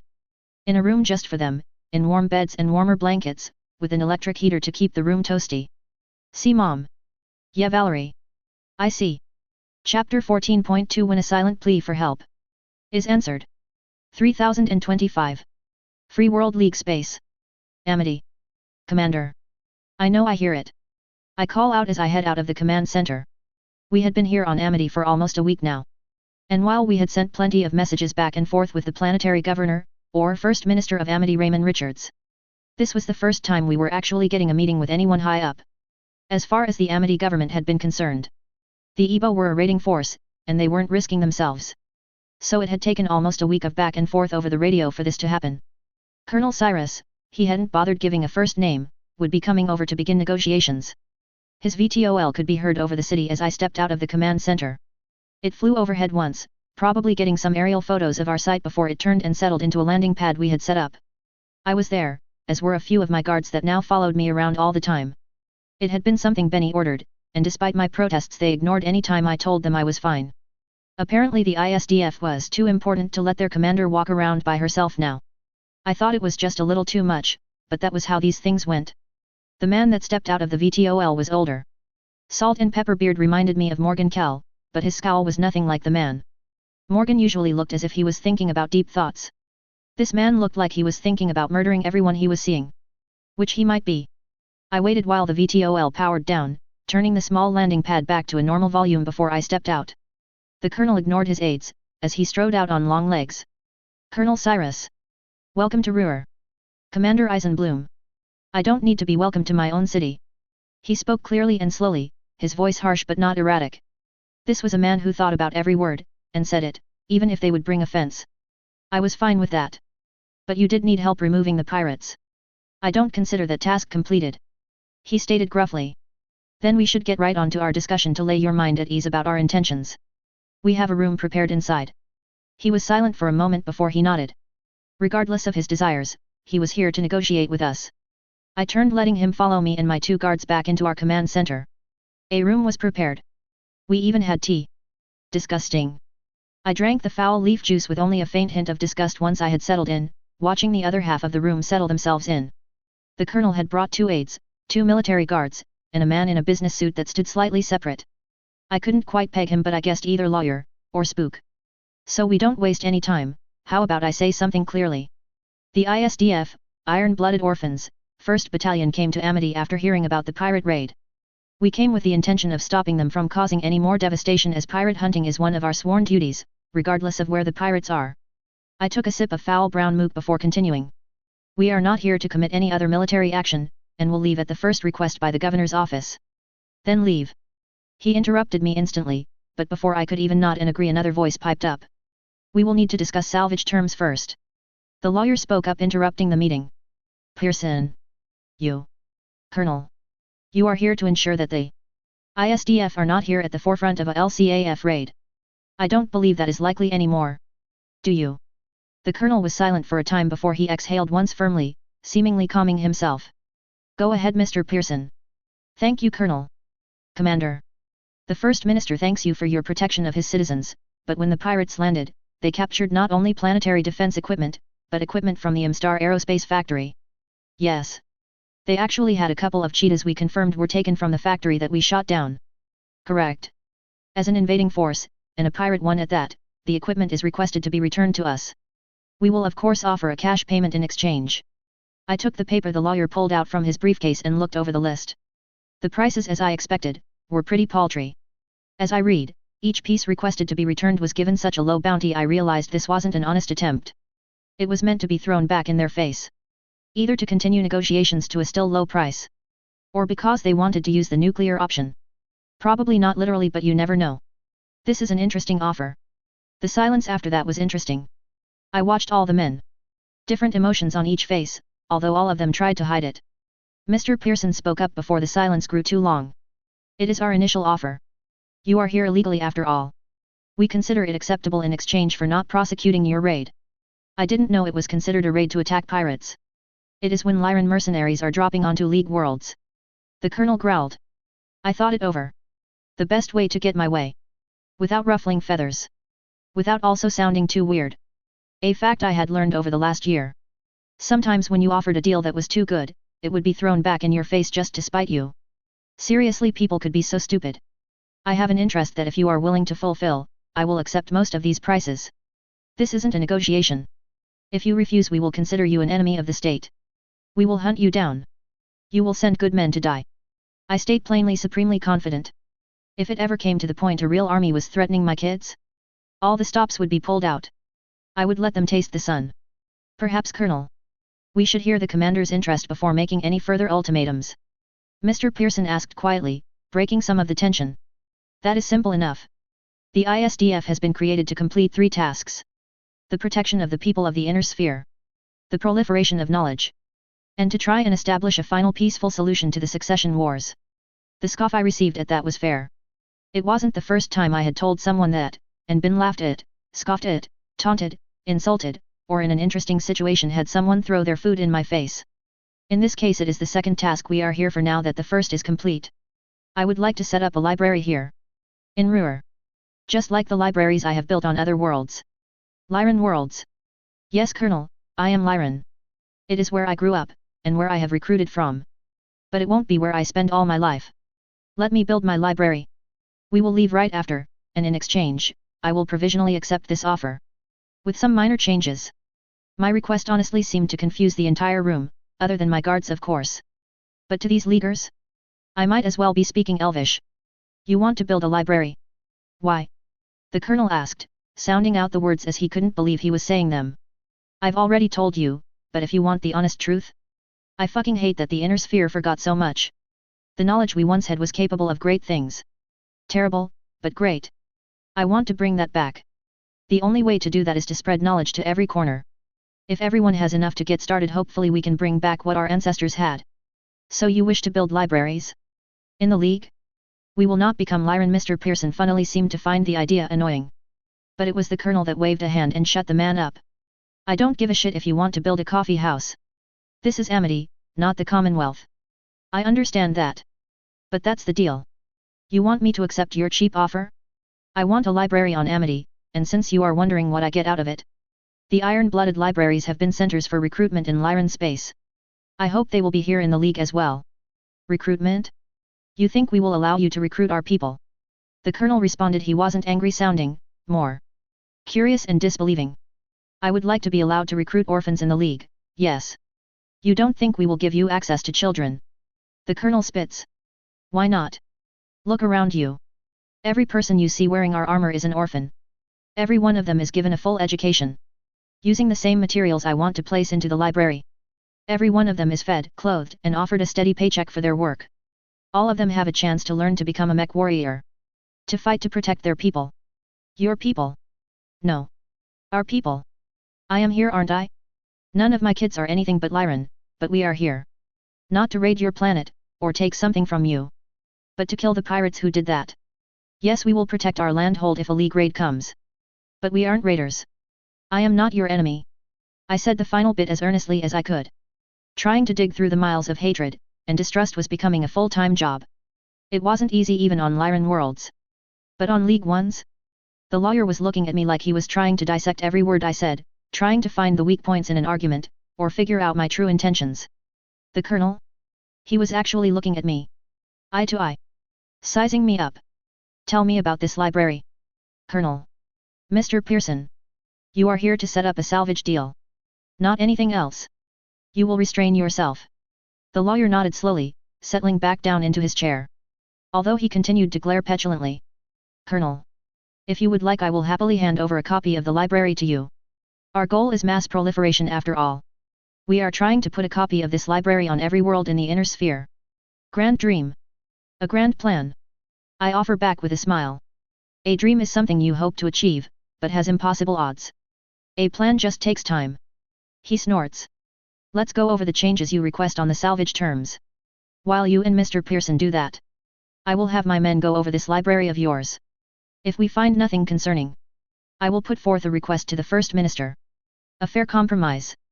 Mr. Pearson, the issue is with the pay for. Commander Eisenbloom. Eris. You have concerns. I do.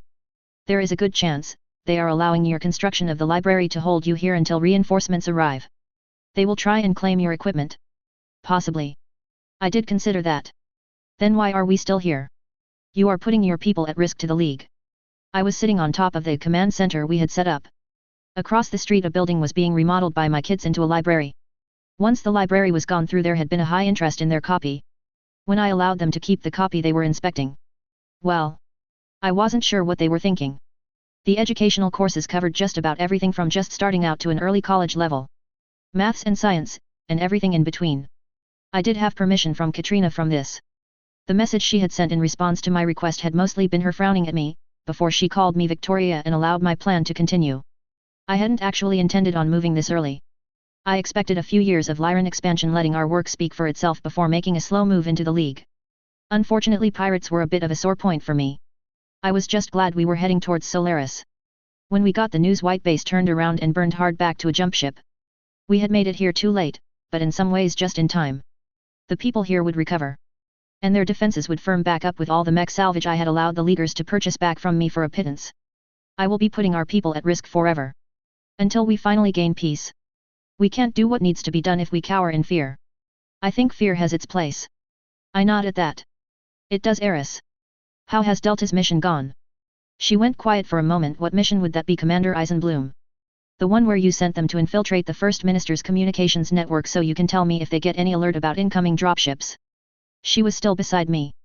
Ah, it was so funny how she would lock down when her little schemes got found out. Carl told you? Nope. I turned to her smiling. You did, just now.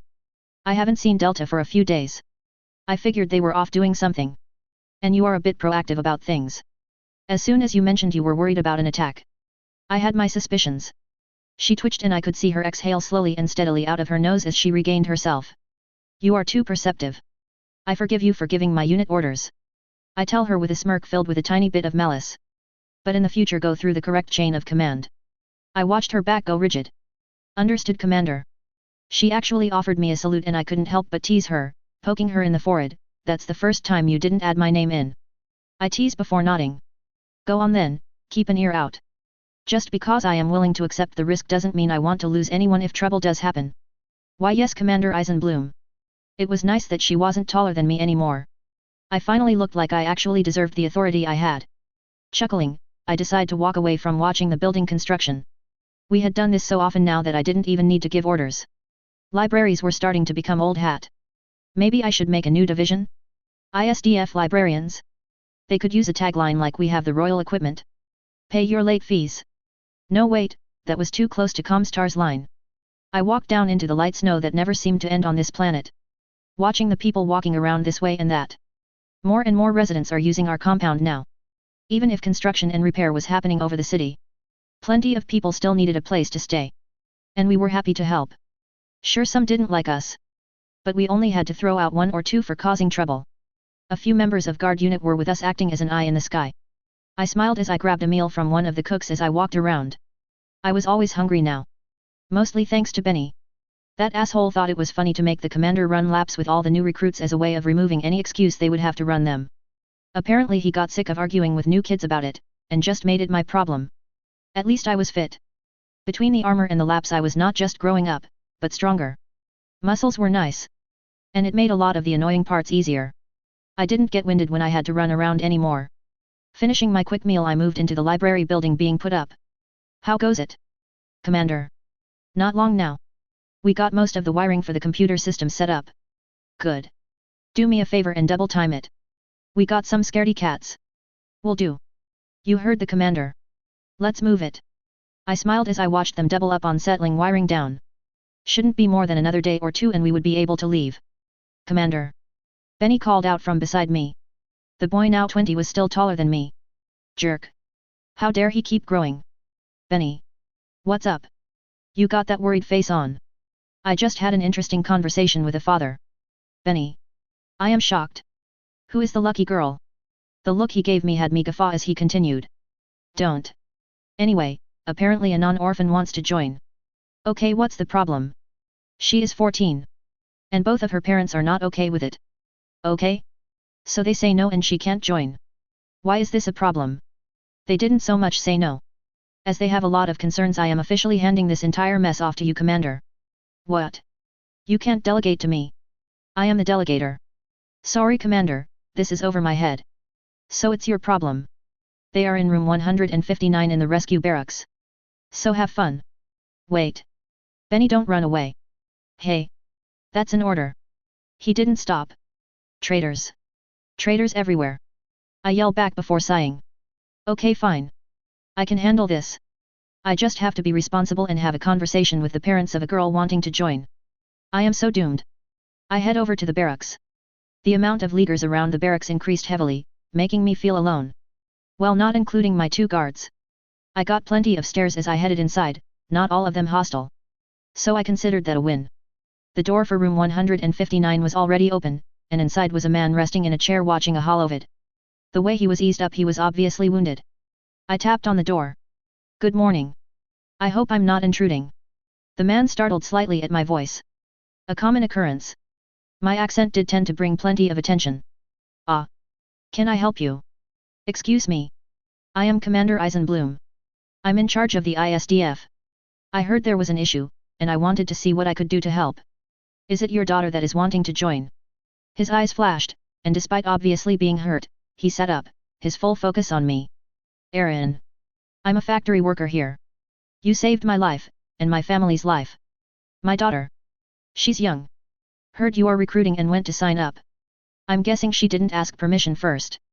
I ask with a smirk. Kids. She didn't. Mind if I come in? I asked. The conversation was a little awkward with me standing at the doorway. It's your building. No. I am just supplying it, it still belongs to the Ruhr government, as far as I know. I offer with a shrug. He shrugged back. Sure. Come on in. I move, my guards taking up posting, at the door. Poor kids. But they both seemed more than happy to be my shadows. I would have to make sure they had a break after this. I'll go put my feet up in the dropship letting them do whatever they like.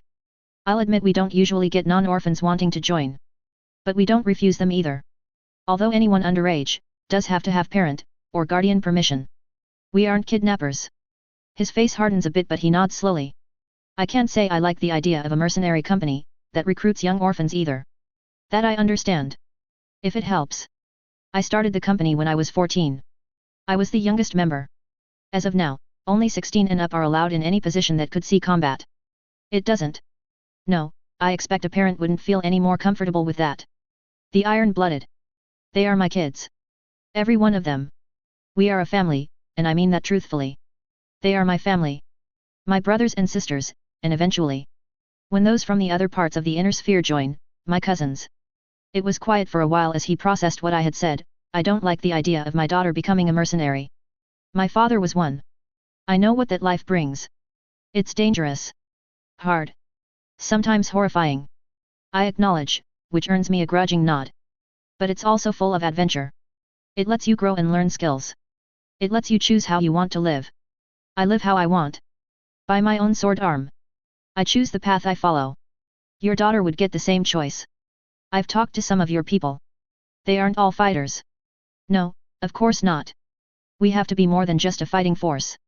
We have architects to build our libraries. Nurses and doctors. Although the doctors are all in training still. Teachers, mech techs, logistics officers to make sure everyone is fed and clothed. We are over 1,000 people. Anything that many people need we have a position for it. He sighs. Tired, and I can hear a bit of pain as his exhale hurts something. Our house is gone. The factory will take a while to be repaired. Which means I don't have my job, or a way to provide for her. He looked pretty stricken. Which was a shame. I guess it's time to be the big damn hero again. Tell me, Aaron. Have you ever thought about becoming a librarian? The man pondered that for a moment. I haven't. Well, maybe you should. I happen to have an opening for a librarian for the iron-blooded public library. The pay is solid. And it would have benefits. You see, I like to get monthly updates from the librarians. Of course adding an extra message to someone on the charge wouldn't be a concern. What sort of pay? Well, originally it was kroner, but that's for the Lyran half. I suppose it will have to be in C-bills. I hope that's all right. And Daddy. We are back and oh my god. The girl that walked into the room stalled a bag of groceries in her arms. My two guards were slightly out of sight, so she got a full view of me sitting across from her father. Good more. It's the standard girl. Was screamed into my face by an eager young girl. I barely opened my mouth, not sure what I was feeling. Did I just get called basic? Then I was nearly tackled. I love Immortal Warrior and the Phantom of the SLDF. But you aren't the SLDF, you're the ISDF. I think that's amazing. You. Valerie. A woman's voice interrupted thankfully and the girl's mouth shut with a click as her mother walked in. I apologize, my daughter seems to have forgotten all of her manners. No, it's fine. I've had a few people realize that I was in that movie. I need to send another angry HPG message to Mike. I offered joking, but it didn't seem to land well. My guards though? The guards that are supposed to protect me, and make me feel safe? Laughing quietly. I'm going to make them run so many laps for this. Chapter 15 Prologue, A Look Around the Sphere. 3025. Part 1. House Steiner. Katrina Steiner. Their CAD. The Triad. How is the other project going, Nandi? The double heatsink factory is producing. The foreman tells us that within a few years he will be producing enough to satisfy any requirements the LCAF have. Nandi looked quite pleased at that. As of now, the fact they were producing them again was a state secret. There wasn't just one factory either. Multiple factories all over the Commonwealth were adjusting to make the change. This was just the first to be ready. No problems. None. The data on their production, as well as the course on repair on the memory core solved all of the problems that came up. It still strikes me at times. I as well. I was speaking to Lisa the other day and I had to stop myself from admitting we know how to fashion endo steel again. She was taking a course on it in college. A history course. Hopefully within a few years we can reveal the full extent of the memory core. It would be nice to see our colleges full of young students learning something real. That it would. Speaking of learning. The libraries. Are you sure you don't want to do anything? Victoria has kept to her end of the agreement.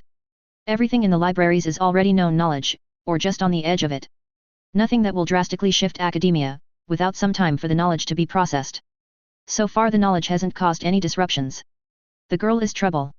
She told you to your face she will release the full memory core. She also told me, she wouldn't until we lost control of it anyways. You are too soft on her sister. I don't like it. Katrina couldn't help but nod. I probably am. Consider it the payment for the memory core for single-handedly altering the Commonwealth forever. I still don't like it, sister. She refused to take a title. A duchess? No one does that. Commander Victoria Eisenbloom does. That's what makes it a problem. I refuse to accept that girl doesn't have some backer guiding her along. She has to. She could be a plant. From whom? And why? Nandi. The thought she was some combine plant has already been thrown out. She gave us the memory core. I know. Nandi sighed. Katrina felt for her sister. Nandi had always been Katrina's right hand. And it was her job to be even more suspicious than Katrina herself is. She asked for nothing, Nandi. Nothing. I may not understand it. But I can't help but feel something when a girl barely older than Melissa walks into my office and tells me she is going to change the inner sphere. She has changed the inner sphere. I know. But I wonder, does she? Does she realize the changes that have already started? In a few years the Commonwealth will supply more equipment to our forces in a month, than we could have in a year. I doubt it. We are keeping that secret. For now. For now. But enough about Victoria, I can already feel the headache coming on. Tell me your thoughts on the Alliance games. I know you watched the vids. We were defeated badly. Embarrassed. Only some of our men tried to adapt the Fedsun's tactics. Enough of them. Maybe. Nandi shrugged. They are going through a few practice battles with just Lyran officers to see. I hope it spreads. We need to do better. Be better. We will. Besides, the news coming back from Epsilon Eridani was good. They found it after all. Katrina felt that headache coming on once again. How a girl could know so many secret places in the inner sphere, still caused Katrina nightmares. It was confirmed. As far as the last message through courier stated. An SLDF depot was found in the Shamus Mountains. She was right about the Irish name even. A groan erupted out of Katrina's throat. How will we ever pay this girl back for this? Pray she never comes to collect. I do. Every day. Dash. Melissa Steiner. Their cad. Nigel Ring. Melissa wasn't sure how she got to this point. She hadn't ever considered becoming a mech warrior. But it was starting to grow on her, plus she was actually having fun. It did help that she was running around in a Lestec Atlas. A gift on her birthday from Vicky. Melissa wasn't sure what Vicky had been thinking. She is a Steiner. She could have any mech she wanted. But Vicky had sent her one anyway. Without a word to why, other than a note left in the cockpit. Happy birthday. If you are going to run around in a mech, it should be something with battle fists so you don't ruin a Gauss rifle. Had this as an extra. Vicky. The Atlas II still had a Gauss rifle, just like Vicky's Nightstar, and Melissa had spent plenty of hours practicing aiming with it. Which was already a bit shocking. She had never expected to enjoy the experience. Her Atlas was still slow, but it wasn't sluggish like mechs were before she got her new Neuro helm. It moved at her whim. Shifting on its feet without any hesitation whenever she needed. Melissa was starting to become a fair mech warrior. The few times Uncle Morgan had offered her some lessons he had said she was skilled for her age. That was why she was here now. The Nigel Ring. She was taking classes, and working to earn her rank when she got old enough. Originally she had intended on going through the infantry track, but then. Everything changed with Vicky. Princess. Wake up. It's your move. The drill sergeant stirred her on and she stepped out into field. She was here for a lesson today. Apparently.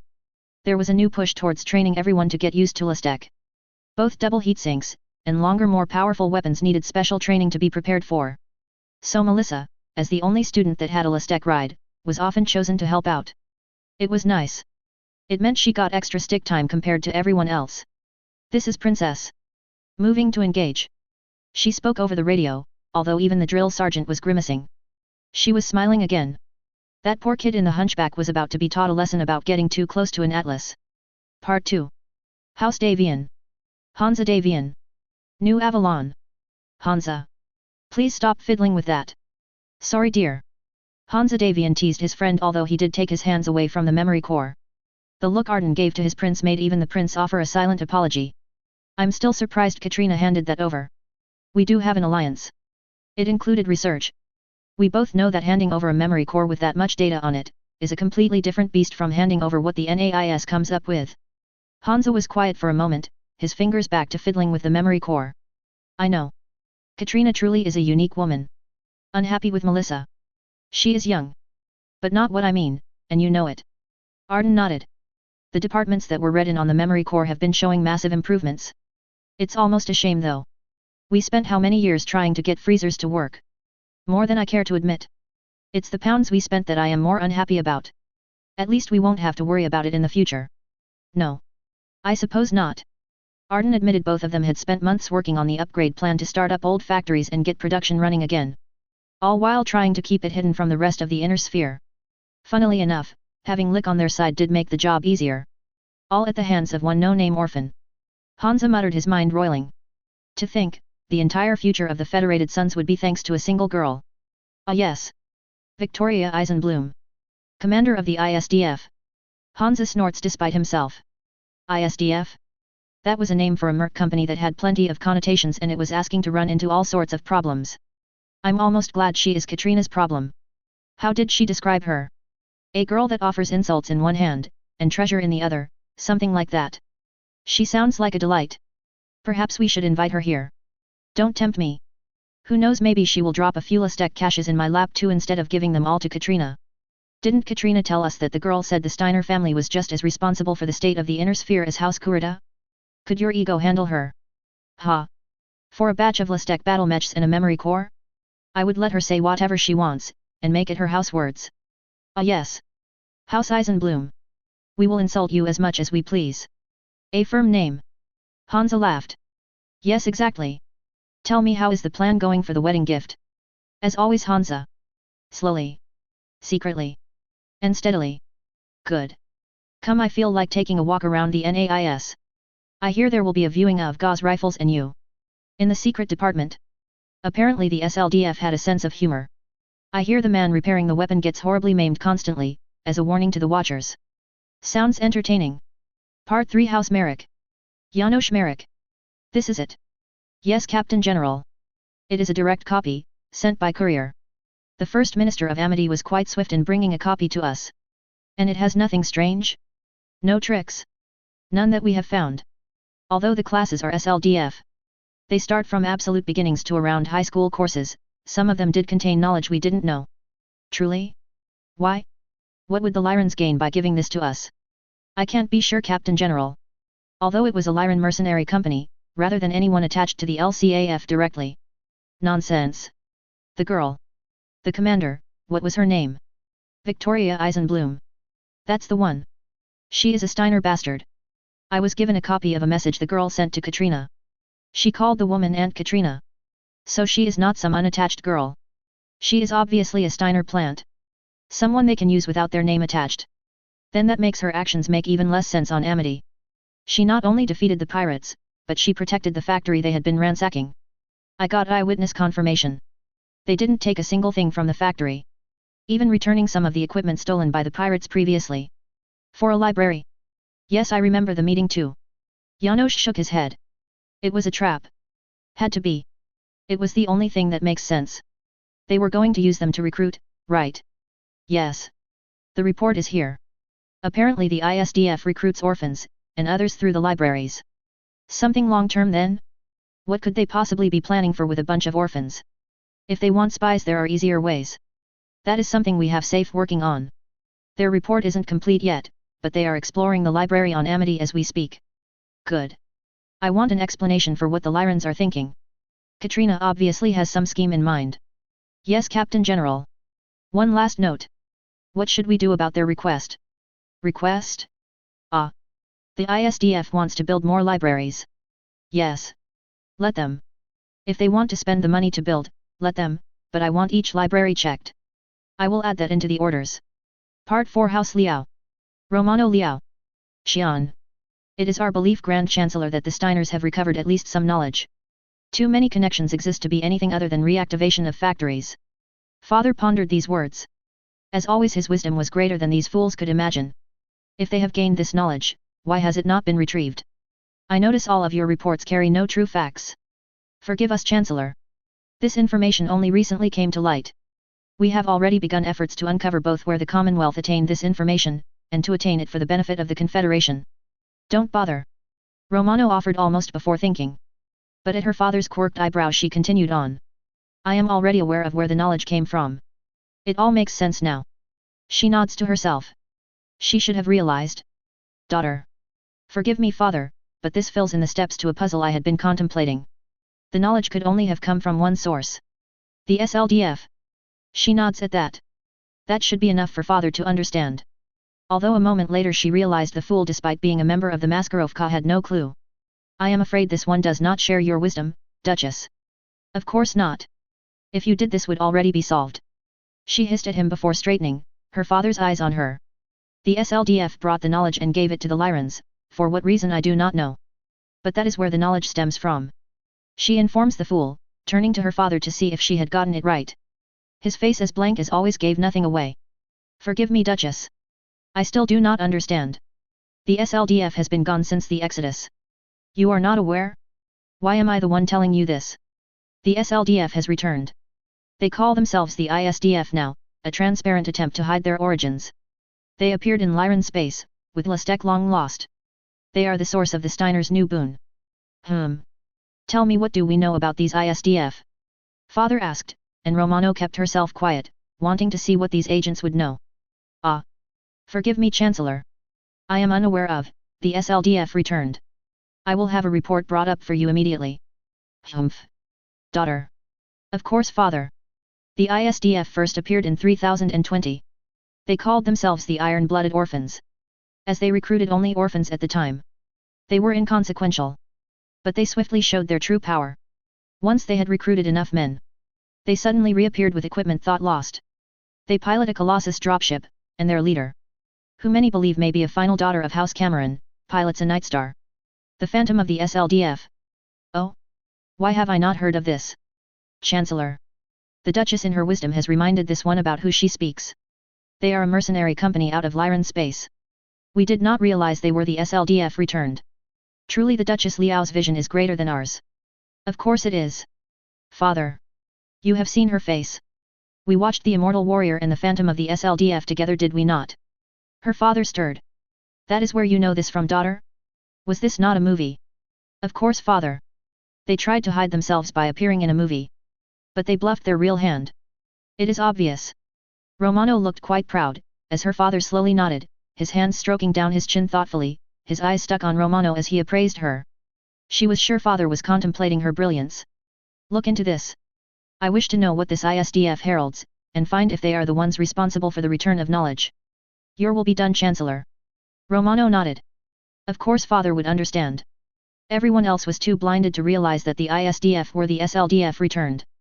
They were growing quickly, and soon they would align with House Liao, the true heirs to the Star League. Romano could imagine it walking into Terra as the First Lord. She smiled. Wondering what the SLDF were doing now? She considered sending another letter. They hadn't replied to the others, but surely they would this time?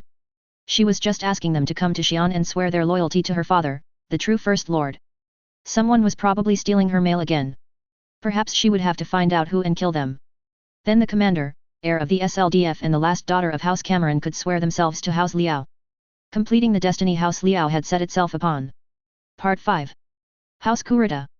Takashi Kurita. Luthien. The coordinator was not pleased. Explain again. How the Lyrans have managed to restart factories on multiple worlds. Without any hint of it happening, until they are already producing. Forgive me, coordinator. We had rumors, but nothing that we believed to be factual until recently.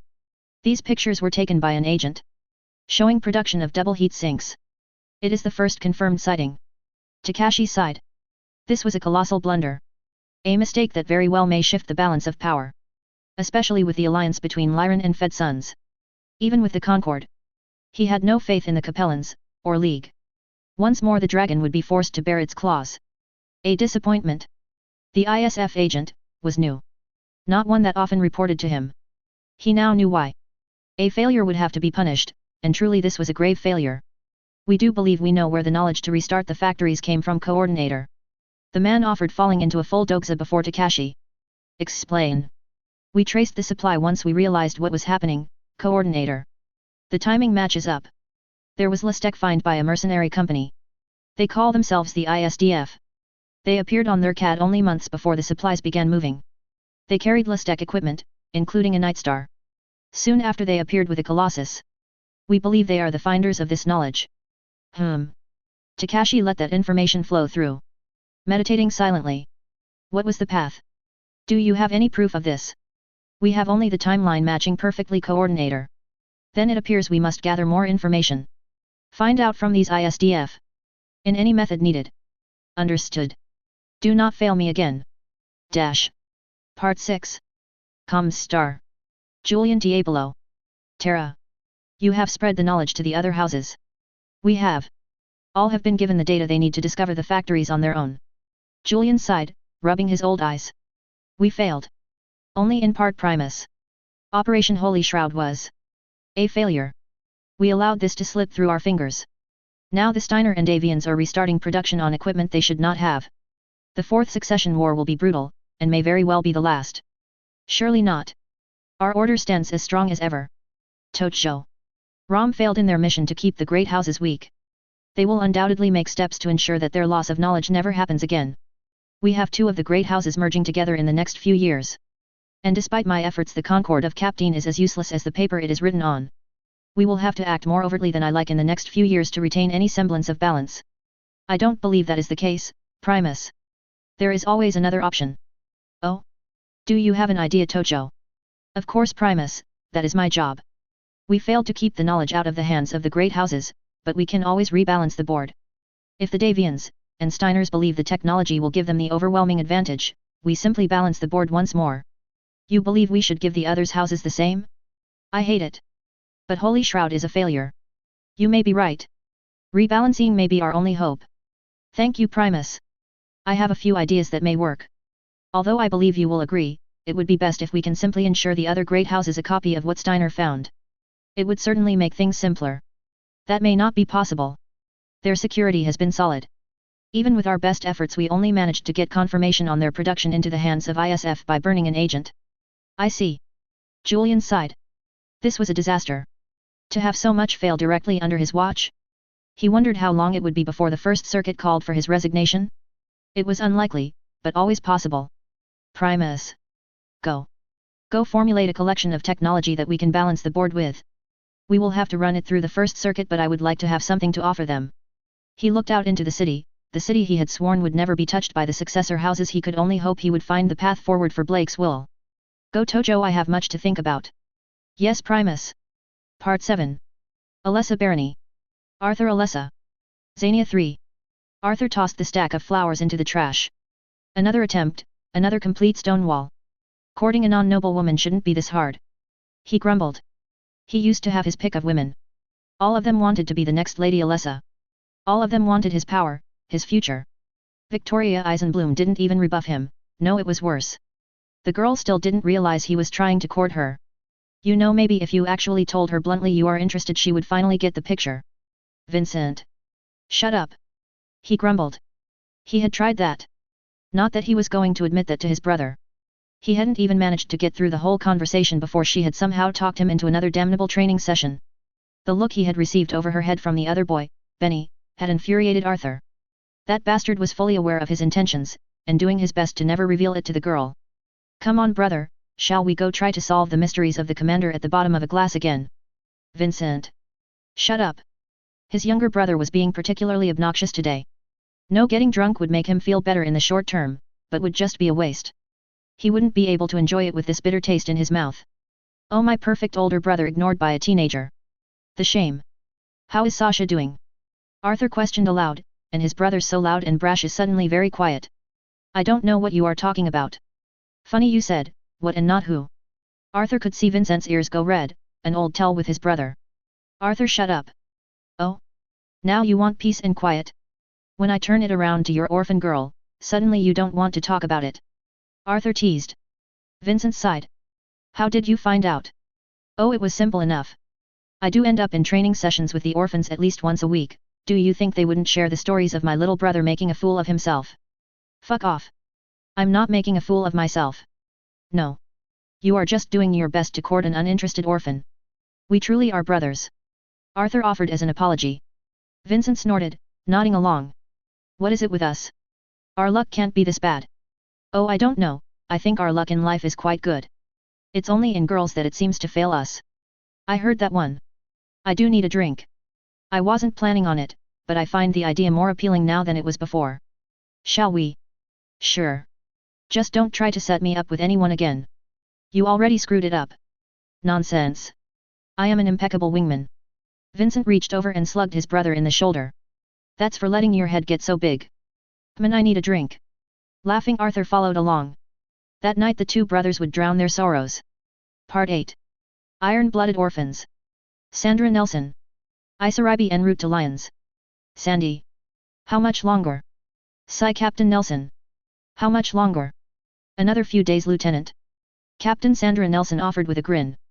Kim was a friend, and it was a daily interaction between the two of them, fighting over whether they would use their first names or ranks. There was very little else to do on the weeks-long jumps between worlds. Ugh. I sometimes want to kick Vicky in the shins for convincing us that the Library Engineers Force was the place for me. Go to foreign worlds. Travel the inner sphere. See amazing sights. She never bothered to mention being stuck in a dropship for weeks at a time, and only staying on worlds for like a month while working before jumping to the next. I don't know why you always complain. The pay is great. The benefits, better. Yes, I am sure the captain has plenty of benefits us lowly workers don't get. Kim grumbled, nudging her friend as the two of them settled on the bridge.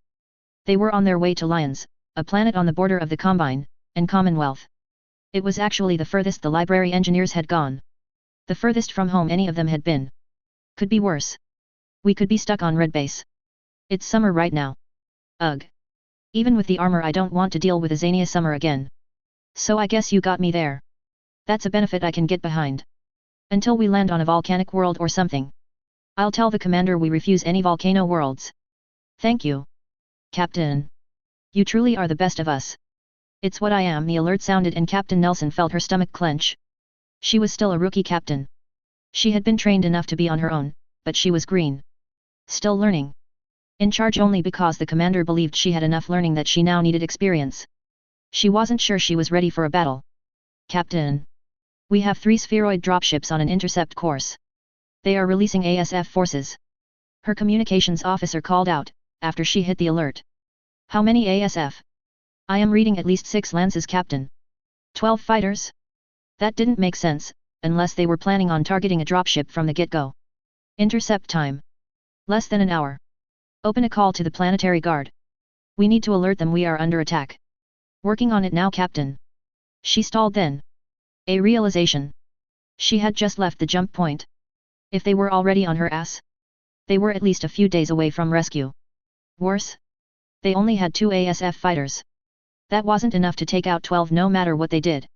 Sandra. She jerked. Realizing she had been circling. She took a deep breath and let it out. Adjusting her hat. She grabbed a radio accessing the PA system. This is your captain speaking. We are under attack. The enemy forces outnumber us, and likely there will be no rescue in time. As of this moment I am activating Ragnarok Protocol. I repeat. Ragnarok Protocol is in effect. We will give them nothing. And take everything. The words were repeated back to her from every person on the ship. Some whispered in fear. Some roared in courage. I am afraid we are in for a rough few months or longer. But we are iron-blooded. She will come, and these pirates will regret their actions today. So this is an order to all members. Survive. Believe in rescue. She will come. The last words were spoken in a whisper. God, Sandra hoped she would come. In the deep dark of space, an hour later a few lights of battle could be seen. Then, as if returning to its natural state. Nothing. Chapter 15.1 All's Fair. 3025. Xania. Red Base. It was a warm afternoon like many days were on Xania. I was looking over my new batch of recruits. A good many of them were even from Amity. I could just make out Valerie running along. Our first league kid. I was proud. Our numbers now exceeded any amount I could have dreamed. Over the last 2 years of building up, we had only gone out to battle a few times. Most of it was spent spreading across Lyran space. The Isarabi had been relegated completely to library building. It was a good feeling. Libraries spread across world after world. Each of them spreading knowledge. Letting people get an education that had been thought lost. But this was the inner sphere. And nothing peaceful ever lasted. Vicky. Benny. His voice was angry. Not just annoyed, not frustrated. This was anger.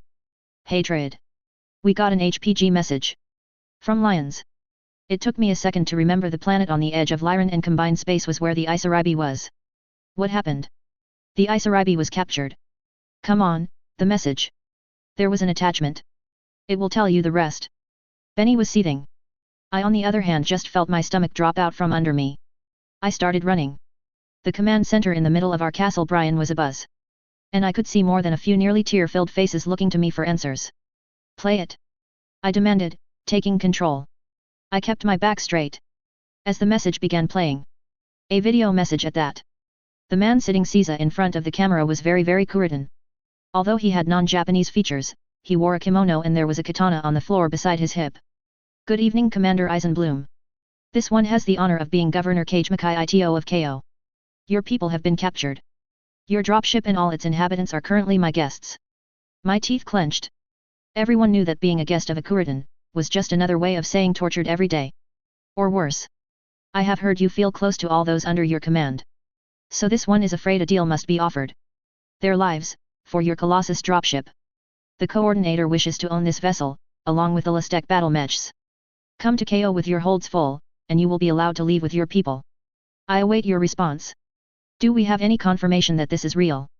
I demanded and Benny was at my elbow nodding. The 12th Star Guards were on Lions. They sent a message about the raid. The Isaribi was the target. I see. Commander. The paused image of the man that currently had my kids was burned into my mind. I didn't want this. The fact of the matter is I wanted to avoid fighting the houses any more than I already had. I needed a neutral reputation to be able to spread across the states. But I also had a responsibility to my kids. One that I would happily throw away anything else for. Fine. I stepped over to the base-wide PA system. Flipping a button. Which sent out an alert to the entire Castle Brian including the surface area. The PA system releasing a few notes, alerting everyone to an emergency message.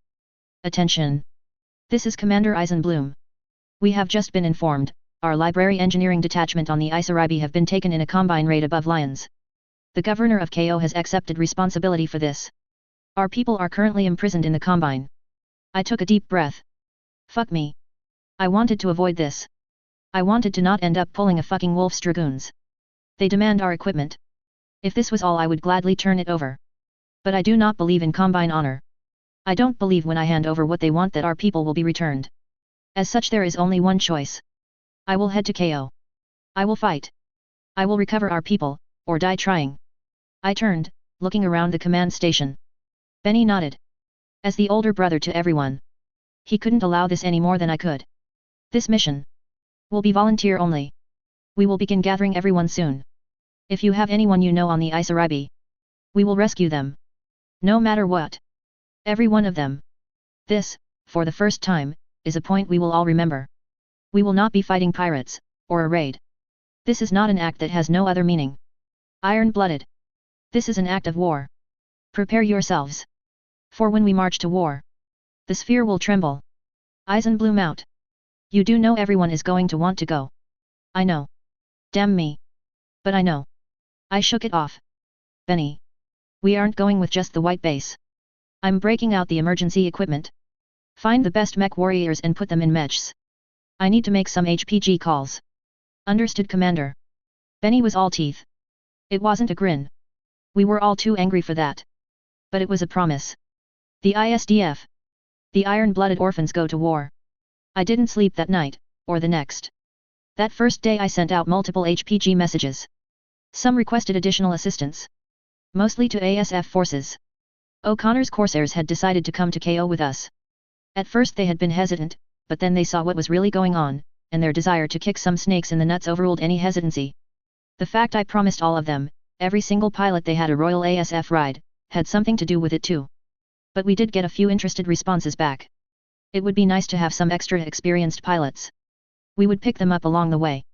The Clementine the Invader jump ship was being contracted to pick us up for the whole way. I had an express package to be delivered by Comstar as well. I paid the Super Express tier payment. That basically means it gets transported with all due haste. The box was sent straight to KO. A message for Governor Kage Makai. It would only arrive maybe a week or so before we did since we were still preparing, but that was fine. Finally I had to send a message to the Archon. It was handed off to Marcus, who would be staying behind, even if for the first time since we had our underground meeting about what the home guard entailed, he actually felt the regret of joining. Just like all the kids. And I do mean all of them. He wanted to fight. But he agreed to stay. To protect our home when it would be the emptiest it ever has been. The message to the Archon would be sent only as we were getting very close to dropping on KO. I didn't want Comstar nonsense to give any advantage to the Combine. As I said, the Iron-Blooded were now at war. That meant we had to act as if all of our enemies were enemies. Recording begins. Aunt Katrina. Sorry. The ISDF is going to the planet KO. They kidnapped some of my kids. I'm not asking for any assistance. We should be okay with what I have, but I will owe you an apology. See, I lied to you. I know you are probably frowning right now, but I did have a few more Lestec caches that I could open up. And well, you will probably hear the rumors start soon, but I wanted to tell you myself. And when this is all over, I will of course be happy to hand over some equipment. I have been a bit greedy about it. The girl took a deep breath and then exhaled, as if gathering strength. The ISDF is not a battalion strength company. That only accounts for one Colossus. We have 3. Aunt Katrina. As of this moment, the ISDF RCT is going to war with the Combine. Sorry if this messes up any plans. Recording ends. I couldn't leave it as just a message on the radio. So 2 days before we were planning on leaving, I had a full company meeting. One of the big interior bays was opened up, and more of my people gathered together than ever before. This bay was meant to hold a dropship. It just barely was big enough for all of the people. It was a startling thought. This may be the last time I am ever able to hold a meeting with 100% turnout. After this, the ISDF may be too big for it. I strode through the crowd, as one of them.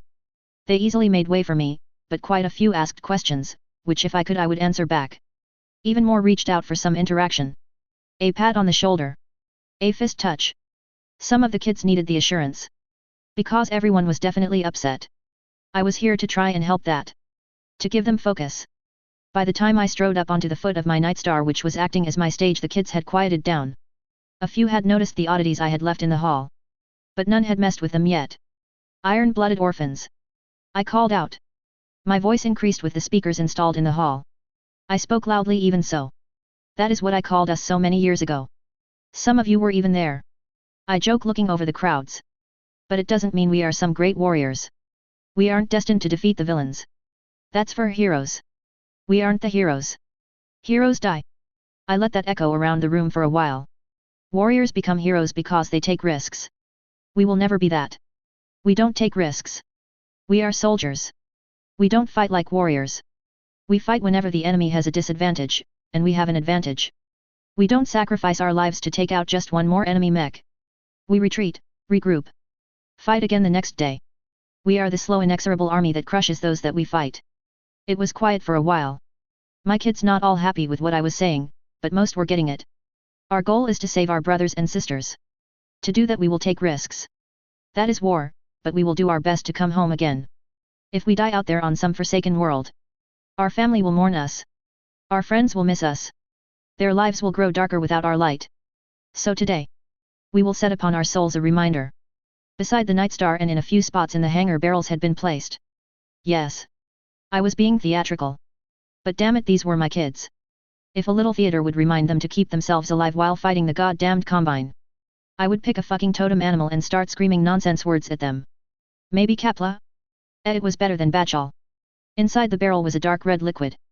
It was actually... well, I had Gage make the original bit. But it was basically future space paint. Also magic. I was pretty sure it was magic. I dipped my hands into the paint, every eye in the hall on me as I streaked the red paint on my face. From the side of my nose, under my eye and down my cheek. A streak of what looked like blood. Then I did the other side. A reminder. A physical reminder of what will happen to those around you if you die. We will all shed tears of blood for your loss. All of you. Join in. When the iron-blooded orphans go to war. We should all do this. A reminder that our loss, our life means something to each other. It was a solemn moment as many of the kids did so. Joining me in my symbol. Benny was the first to alter the path. He swiped it up and over his nose. Hannah joined in his symbol. Soon others were picking their own way of doing it. Some chose streaks down their cheeks. Some across. One had 3 across his cheeks. And my instinct to call them a weeb was there, but I contained it. That anime didn't exist, I think, plus I had no room to talk. My battle angel Alita face paint was plainly visible. It of course did start getting a little rowdy. Hey! Don't mess around, don't get any in your eyes. I don't care if he messed up your symbol. We have a cleaner you can use to start over. But in the end, every one of my soldiers had a red streak on their face. Already it was drying and the effect came in. The light hitting the blood red markings would make the color shift from red to the color of iron. We still have work to do. Dismissed. Commander. I heard a rumor. It's true. I say plainly. I didn't have time for this. So I was making it plain. I was standing out on the tarmac to where White Base was being loaded up. Both Lady Alessa and her sons were standing beside me. The three had come probably wondering what was going on. The almost frantic energy of my kids had been noticed by the people of Xania. You are going to war? With the Combine. Governess. We are going to war with everyone if I have to, until my kids are home safe. I am a little busy. Can I help you with something? I prompt aggressively. My hands were a little full with this. The governess blinked, and she looked almost a little startled at how I was acting. It could be the red face paint, but I suppose this is the first time she had ever seen me truly angry before. It was a first for many of my kids too. We would like to assist in any way we can. She finally admitted as I turned away from another status report that had just been handed to me. Looking it over I nodded. And sent the runner away. We were going to need more AC/20 ammo. Governess. Unless you have another dropship, you will only get in our way. We do have a Leopard. If an additional lance of mechs could be of assistance. She offered, and I was actually forced to turn and look at her. You aren't usually this supportive, what are you plotting? I frankly don't have time at the moment to figure it out. She looked a little affronted for a moment before nodding. You will need additional forces if you are planning on taking on the Combine. We have an extra dropship and mech warriors. Of course if we are going to assist you surely a few improvements to our battle mech forces wouldn't be out of hand. Ah, there was the selfing governess I knew. I don't have time to prep a jump ship. You get your people in a dropship and on their way to KO, and I will give you a lance of Lestec machines. If you fight, you can keep them and any salvage you take on the planet. We aren't going there for salvage. Vincent actually gasped at my offer, but it was Arthur that had the first word. We accept, Commander. I will join you myself. No. The governess cut in instantly. Arthur. I can't have both of you go. You are my heirs. Vincent will go. I already know I couldn't talk him out of it. Arthur, you will stay here and keep the planet's defense. Great. Figure it out. I have other things to deal with. If you'll excuse me. I demand, basically glaring at them to leave as I turned back to the preparations. This was going to be messy. We didn't have the experience to handle this without some sort of fuck-up. I was just trying to find it before it exploded in our face. Can we do it? Captain Andre Gilbert was the lieutenant that I had hired on to be a semi-permanent captain for the Isaribi. Eventually he had taken over White Base because we needed someone with experience to cover a Colossus. It's going to be tight, Commander. Without Captain Nelson, we are going to struggle to crew 3 dropships. Much less 3 Colossus. The man still seemed to be having trouble wrapping his head around the fact there were 2 more Colossus in Red Base. I hadn't bothered to answer any questions about where they came from, or how they had gotten to Red Base without anyone knowing. That was going to be a fun secret to lead people around with. Can it be done relatively safely? No. Not with your current crew, they aren't experienced enough. Dropping in a war zone is not the same as landing on a normal approach. What do we need? At least a few experienced officers. Get them. Either here on Xania, or recruit them and let us pick them up on the way. Captain, as far as I am concerned, money is no object. Get the 3 dropships ready. Commander. I wasn't exactly a high-ranked officer before. Anyone we recruit. I don't care, Captain. You have the most experience in the entire inner sphere at the head of a Colossus. You are in charge. Can you handle this? The younger man hesitated before his face firmed. He adjusted his hat. The same hat that I had picked out for my iron-blooded naval officers. He didn't wear the armor, but he did deserve the hat. Commander, I will take care of it. We will have a crew ready for the KO landing. I nod. Everything was coming together. It took a week for everything to be readied. That included me creating an absurd amount of equipment we would be taking with. And on a bright summer day on Xania. On the 13th of September. The people of Xania were treated to sight that hadn't been possible in over 250 years. Red Base heaved as 2 massive openings in the desert appeared, and slowly 2 Colossus Rose RO joined the third on the surface on massive freight elevators. Once the elevators were locked in, the 3 Colossus, all painted like concrete, erupted as 3 fusion drives ignited.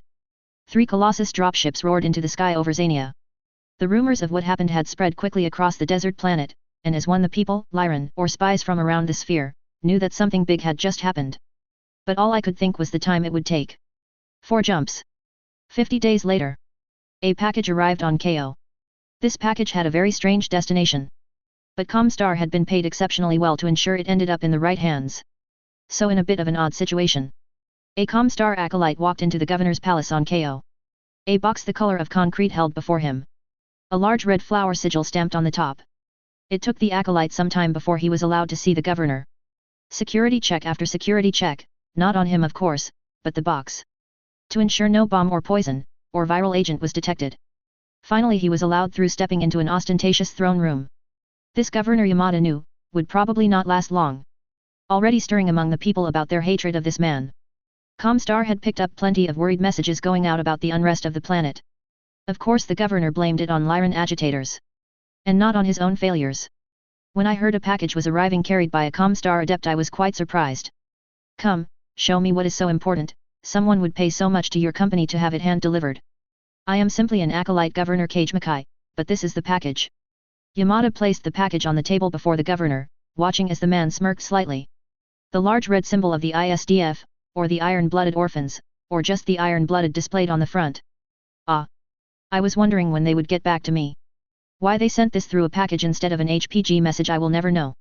Lyrans. Yamada had looked into what exactly the package meant, and had discovered the situation going on with the mercenary company with delusions of grandeur and the governor. He couldn't help but wonder if the governor was ready for an angry mercenary company coming for blood. The governor opened the box. The package revealed an odd thing. It was a flower. Sort of. Blood red. Quite literally, as it had been scanned and revealed to literally be coated in dried blood. An iron flower coated in blood. What was more interesting is that this commander was a woman of few words. No letter, no note. Just a flower in a box.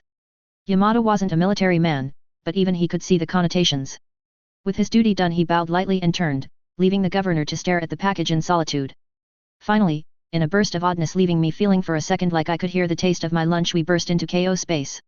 It had been a hurried, almost frantic trip. The Clementine had agreed to this mission, but it had cost me. Recruiting competent officers to man my dropships. That had cost me. Everything was costing me something. I only hoped this wouldn't end up costing me my dream. We are clear. White Base, Pegasus, and Trojan Horse are all confirmed green. Commander. The captain asked. Initiate the action. I confirm, feeling the drive systems engage after we disengaged from the Clementine. We were far outside any lagless transmission range yet. It would be a few days before that. 7 more days. No enemy orbital defenses. Same as the official reports. But that may not last, Commander. Good chance they will try to contest our re-entry. I know, Captain. That's what the ASF forces are for. Plus our own weapons. Captain Gilbert nodded in agreement with that. Our weapons are good, but if they throw enough at us, we will make it through. I have full confidence in the crew's skills, and our defenses. Captain. I offered a farewell as I headed through the dropship. There was a sense of anxiety on the ship. Not one for fear of what comes next. My kids were confident. No, the worry was for our captured crew. I walked past the room Ruff Squad currently had commandeered. They eventually had decided to become a raiding force. I had told Lendon he was being an idiot, that there was no need for that. But it had been an idea he liked.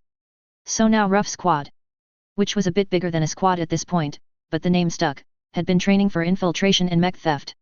Since there were only so many mechs we could take with us, their idea had been to steal mechs from the enemy once they had landed. In a way massively increasing our offensive force on a campaign. Absolutely stupid.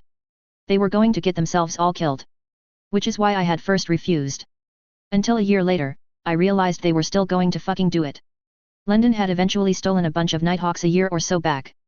They had just so happened to appear in a storage room that the idiots used as a hangout room. I had of course wrote off the missing Nighthawks.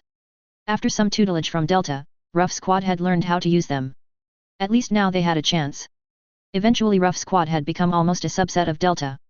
I had dropped the whole problem on Carl's lap. He hadn't looked nearly irritated enough though. Fucker. Ruff Squad was ready. All of them were hanging out partying like their life was ending. Considering the morons would be trying to sneak onto a Combine base to steal their mechs. Well, it likely was. I didn't stop in. I was just walking to have something to do. Any prep was basically already done. Now it was just the long wait. I moved on. There was plenty of activity on White Base. Plenty of kids wandering around. Their nerves just as active as mine. I passed a lot of them patting shoulders, or giving nods. Letting them know I believed in them. It wasn't them I was worried about. It was me that I wasn't sure I believed in. Could I do this? I had wanted to do more than just be another group killing people in the inner sphere. I had such high hopes. But I shook that away. Hopes were good. Dreams were great. But reality was reality. I wasn't doing this because I wanted to. Because I had some aspirations of conquering a planet. I was doing this to rescue my kids. The memory of the Combine having comfort women struck me. If they raped even one of my kids, I would burn the Combine to ash. I would fuck this entire inner sphere. A million mechs and jump ships would fall into the hands of the Commonwealth. Let's see how the Combine like that. I turned a corner. A small section of the ship that was quiet as I put my head against the cold hull. Damn it. I wanted to rage. My stomach felt like fire, and every breath I took felt like I was expelling fire. It took a few minutes before I had control of myself again. No. I wasn't going to go down that path of rage and anger. That is how wars like the Succession Wars happen. I had to be better. No. It wasn't that. I wanted to be better. Commander. I blinked. Turning to see Sasha of all people. Why was this girl so good at finding me when I was freaking out? Sasha. I'm okay. Sure. And I'll go on that date with Vincent, he keeps hinting at it. The older woman, at this point, she was closer to 30 than not, moved in, and despite the armor pulled me into a hug. I mean it. I'm just freaking out because of the weight. I figured. You aren't the only one that doesn't handle the weight before the battle well. Mickey didn't either. He was on the Isaribi, you know. I bit my lip. Damn. I had promised to keep her little brothers safe. And now, just like the rest of my kids, they were hostage to the Combine. No. None of that. I can feel you spiraling. I just meant. He was proud to serve as an engineer. He was the first of my little brothers to find a place for himself. He always wanted to travel. He got to see a ton of worlds. And hopefully he will see even more. You didn't hesitate, Commander. As soon as you heard they were taken, you moved. We move with you. All of us know you will bring them home. Alive, or dead. It doesn't matter. Because we know that you will do it. I would really prefer bringing them home alive. Me too. But we are prepared for the opposite. I didn't get it, you know? The whole cult of personality you have. When I first joined, I only did it to try and keep my brothers safe, but I understand, Commander. This life. It's better than anything we could have hoped for before. We are valued, each and every one of us. So we will follow you. I will follow you. That only makes it worse. How many will end up dying because of what I decide? I think you asked me something similar before. Vicky.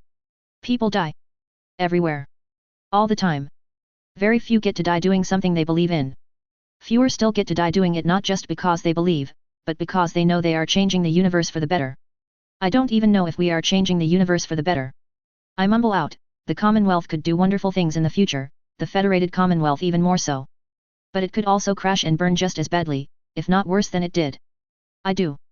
Because my little brother got to learn how to be an engineer. Another is becoming a pilot. A good one, with a good ASF that won't fall apart under him. Another became a mech warrior. His father had been a mech warrior. And his grandfather. We used to hear the stories he would tell of his family's battles. Then his father died. His mech disappeared, he lost that. You gave it back to him. You gave all of us something. She ruffled my hair lightly with a soft smile. Good job, Vicky. Ugh. Don't say it like that, I already feel like I'm a failure. No. You need to hear this sometimes too, Commander. You won me over. I'm not here because I like combat. I'm here because you put out the call. And if I die, then I will die doing something I believe is right. Thanks, Sasha. Anytime, Commander. Come in, I hear that Ruff Squad is going to be holding a ritual in their own words in the mech bay. They brought the Neurohelm. You know the one. Oh, I told them to leave that thing back on Xania. Damn it. Let's go see what they are up to. We walked shoulder to shoulder back to the mech bay, where Ruff Squad had started a party. And so on the first night of our burn towards a battle, everyone on White Base made merry. For the war would start soon. 7 days. That's about how long it took for us to burn towards KO. Without a word. Nothing stopped us, although that doesn't mean we hadn't been noticed. We definitely had. But nothing yet. But hours away from final re-entry, I was called to the bridge. Seems the shitlord finally decided to act. Commander? Call for you. Play it. Let's see what they want. The system spun up and suddenly I was looking at a 3D image of the man that had kidnapped my kids. This one is Governor Cage Mackay. So you have come. With more than I expected. If you hand over your 3 dropships, you will be allowed to leave along with your captured people. Any refusal could lead to unfortunate consequences for them. I didn't say anything. Didn't need to. My people surrounding me? We had already decided on our course. The many hard faces around me spoke of one fact. We would not give in. I let the silence drift. Simply staring into the eyes of the man that had harmed my people. Finally my silence seemed to get the better of him. If you do not accept, I will kill one of your people for every minute that. Go ahead. I stated clearly and loudly, and not a twitch of refusal ran through my command staff on the bridge. Captain Gilbert, one of the few not wearing our armor, was even with us. Standing firm. We are here to rescue our people. If you hand them over now, we will turn around. That will be the end of it. I took a step forward. Which admittedly, had less function through a holovid reader, but I think it still worked. You will rescue nothing if you do not. Then we will avenge them. I cut this fool off. I was done with this. My people will not be used as bargaining chips. If you think we will crumple. If you think you have any control here. Then Governor. You don't know us at all. You have until we hit the atmosphere. If you call before then, and offer a truce, to hand over my people. Then once we have them we will leave. The dragon's claws do not surrender to idle threats. You children will be killed, your equipment taken for the good of the dragon. You have no chance. The soldiers of the dragon are not like those weaklings you have faced in the past. You will not succeed. Then we will die fighting. I flipped the switch, turning off the call. I didn't turn, staring into the spot the man's image had once been. The bridge was silent. As we waited the time ticking down. He never did call back. Instead as we drew closer, an alert sounded. ASF were on the way to stop us. It was now or never. I switched to the PA system. This is Vicky. I know all of you are feeling a little bit of everything. Scared. Angry. Nervous. That's okay. We have the advantage here. We hold every card. They don't know the rain of fire coming down upon them. I looked to my right. Benny and Hannah weren't here, but Gage was. He nodded. The boy least likely to want to fight, was firm in his conviction. How could I be any less? The governor who kidnapped our family called us children. To outsiders we may seem that way. They see us as inexperienced. We are. But they don't see the hours of blood and sweat we gave. The effort it took to get up every morning, muscles still sore, to keep practicing. The hours upon hours we spent firing our guns. I was tapping my fingers on the console. I was definitely in the nervous camp. I wasn't scared so much. But nervous? That I would make a mistake? That my family would be killed because of something I did? Yet. I am issuing one rule. Don't die. If you are in danger, retreat.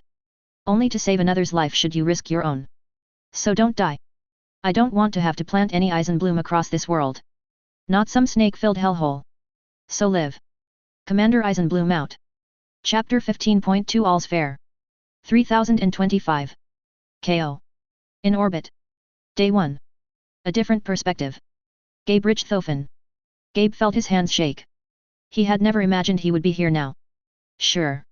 He had the flight hours. He had a lot of flight hours. The fact of the matter was, Gabe had been in the air more hours than he had been on the ground in the last 2 years. That isn't even counting the hours he got with the 10th. So he had the flight time. It just never felt like it mattered. He always felt like he was too young. Too inexperienced. But he was needed. Vicky had put out the call. God, was he angry. Just like everyone. Their friends. Their brothers and sisters, kidnapped. This is Corsair. Check in. Freefall, green. Fetty, green. Red Baron, green. Gabe sighed. His lance was headed by Corsair. Captain O'Connor was a great person to hang out with on the ground, but in the air she was a mean son of a bitch. She was also a damn skilled fighter pilot. And now? In a royal Stuka? Gabe didn't want to be anywhere near her sights. He had been roped into being her wingman. She said it was because he was good enough to keep up. He thought it was because he was a little bit too slow to keep anyone else alive. But that was behind him. There were multiple flights launching out of the 3 Colossus. The planet was sending up ASF to hit them on re-entry. That was not going to happen. The large doors of the Colossus opened, and Gabe was very happy they had worked out the ASF launch procedure a while back while raiding pirates, because Colossus dropships were not ASF mules. They weren't exactly designed for it normally. It had taken a while and a bit of work, but they had figured it out. Now the old infantry hangar had been remodeled as an ASF base. It wasn't like the ISDF were going to do the infantry wave tactics of the old SLDF after all. Each Colossus could now easily hold 8 ASF and even quickly deploy that number, without too much issue. The fact was they had enough pilots to actually do that. Gave Gabe some assurance. Sure, it had been a rough few months. It felt like on the crew side of things everyone was short-staffed, but that didn't matter. Not for this. This was make or break it time. Alright then. Alpha Flight. Light your fire, let's move. She called, and in a moment it was Gabe's turn. He lit his engine, and felt the GS hit. He sped out into the void. He oriented just fine on Corsair's wing. Hours and hours and hours spent in the void above Xania had given him plenty of practice. The times they had gone up for over a day at a time had taught him a lot. He could just faintly see the drive plumes of the other flights. Each of them reinforced just like Alpha. 4 birds to a flight. And with 3 Colossus, each dropship carried 2 flights. He shook himself, his mind was slipping, focusing on things that weren't important. He had work to do. He had been given a gift from the commander after all. His Stuka had a Listec sensor system. A secret that he wasn't allowed to share with the outsiders. He understood. He knew why and agreed. But it did put a lot of pressure on his shoulders. Minutes pass as the flights move into position, to cover the dropships. He couldn't let a single dropship falter here. That was his family on board. Alright kid. It's time. It's red bar on. He sniped back as he finished securing his helmet. Sure kid. Get yourself some kills in this fight, and maybe I'll start calling you that. He didn't respond. Too focused. The heat of re-entry was already starting to cover his cockpit, cutting his normal vision. Of course his Stuka's normal sensors were also struggling. But not the Listec. Corsair. Visual confirmation. Enemy flight. They are coming in from these coordinates. What? The fuck, how did you see that? Corsair barked. Got a glimpse. Kid. Fuck, I'll risk it. Alpha, on my tail, let's go for them. Gabe followed more through sensors than sight as everything was fire outside his cockpit, into a slight shift in the re-entry turn. And a moment later. He was lined up. Long before they could see him. And frankly before he could see them. But he had a clear shot. And these fuckers were protecting the scumbag that took his family. Lightning fired. Erpc launched straight through the fire and fury of re-entry. He grit his teeth. He missed. He had pulled a bit too hard, and his shot schemed over the nose of the Shalone. Gritting his teeth at his failure, the heat of his Stuka soaring, he still had a few seconds of entry before normal sight would return. The enemy had no such issues, but they weren't in range. The Shalone he had fired at turned and fired its large laser. But instantly Gabe noticed the problem. He was still well outside of range. The Shalone's fire did nothing but dissipate far too soon. The hell are you shooting at, kid? That fucker. Gabe grumbled over the line as he lined up his second shot. His Stuka was heating up, but he felt cool. His hands weren't shaking anymore. This time he rode the turbulence. Not letting it jostle him except how he wanted. And in a flash 4 arcs of lightning burst from the fireball his Stuka made on entry. Just as the flash of fire cleared enough, and a curse from Corsair came over as she realized they were lined up perfectly onto the enemy flight. The 4 bursts of Erpc fire smashed into the Shalone. Alright Alpha. Pick your targets. Fire at will. Corsair bellowed over the line as more lightning joined Gabe's own. The enemy ASF were not expecting so much fire from outside their range. The Shalone he had hit survived his shot, but it had rolled heavily, smoke and fire burning out of it. It lost its place in its flight, and was probably out of the fight. So Gabe chose his second target. His Stuka heated up as it struggled to dump the heat from re-entry and firing, but he didn't care. He was just sweating a bit. They would be sweating a lot soon. His cooling suit was working overtime to keep him active. His trigger depressed and the battle was on. Alpha Flight wasn't alone. The enemy had sent up a lot of ASF cover. To try and surprise the dropships. Hell, his sensor had even picked up a few air breathers converging in. The Combine had thrown everything they could into the air to try and stop the ISDF from landing. Come on! He screamed into the mic, any hesitancy forgotten, and he fired his Erpc again and again. Then the enemy were in range, and then his autocannon joined in. Anything to tear these fuckers apart. He flew, he dipped, he rolled, his armor was shattered from return fire. But the Stuka didn't care. The enemy's lighter fighters were trying to get past them. To get to the dropships as they burned in. The flights only had one job. Stop them. They did. The enemy flights were so shocked at the ferocity they ran into, that their attack hesitated too long. The first dropship to finish re-entry was White Base. Glowing white-hot, the current flagship of the ISDF, and a beast of a dropship, spoke. None of the enemy fighters were expecting the dropship they had been targeting to suddenly reach out and touch them. But it did. Targeting systems in perfect condition and backed up by the commander's sensors. The gauze rounds barked loud enough Gabe could hear it through the thin atmosphere and the fighting. And the enemy shattered. The Colossus only needed 9 gunners, Gabe remembered idly. And those kids? They were a division of Home Guard. Marcus had finally figured out a way to get at least some of them involved. They would man the guns of the dropships. After all, White Base and the other dropships were a home too. Gabe spent more hours than not in the air training over the last 2 years. Home Guard? There was almost never a moment that they weren't training. It was a joke, that if Home Guard ever stopped firing their guns, the entire base would overflow with ammunition and the ISDF would have to sleep on top of artillery shells. And this? This was the chance Home Guard had been waiting for. A chance to fire their guns at the enemy. By the time the second Colossus, the Pegasus, had finished re-entry and its guns started firing, the fight had already long left the enemy ASF. Not that Gabe, or Corsair, were planning on letting them get away.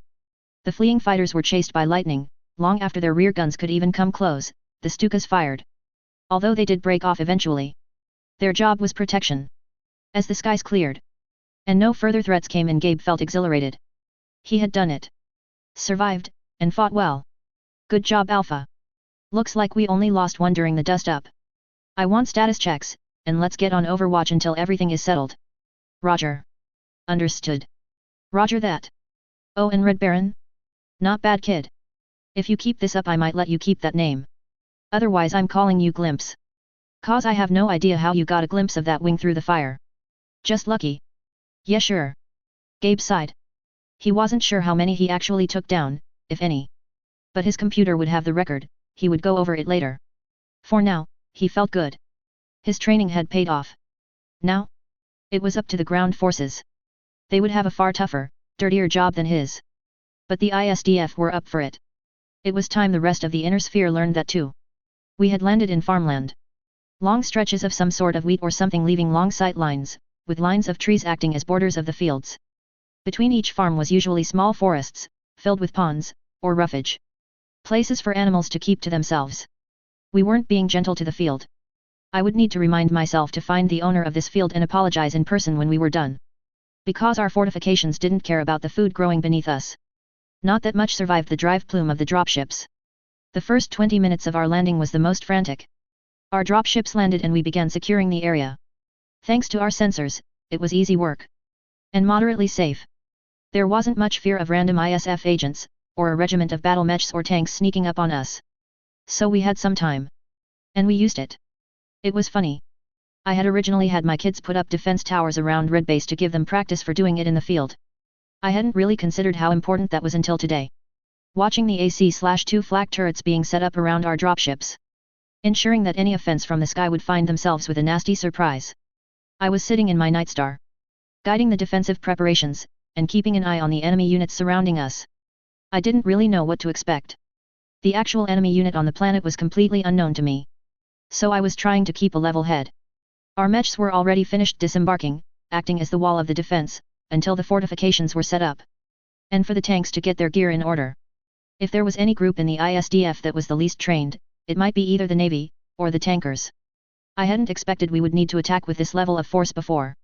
Right now the experienced tankers were each commanding a tank, splitting up teams, just to give some experience to green crews.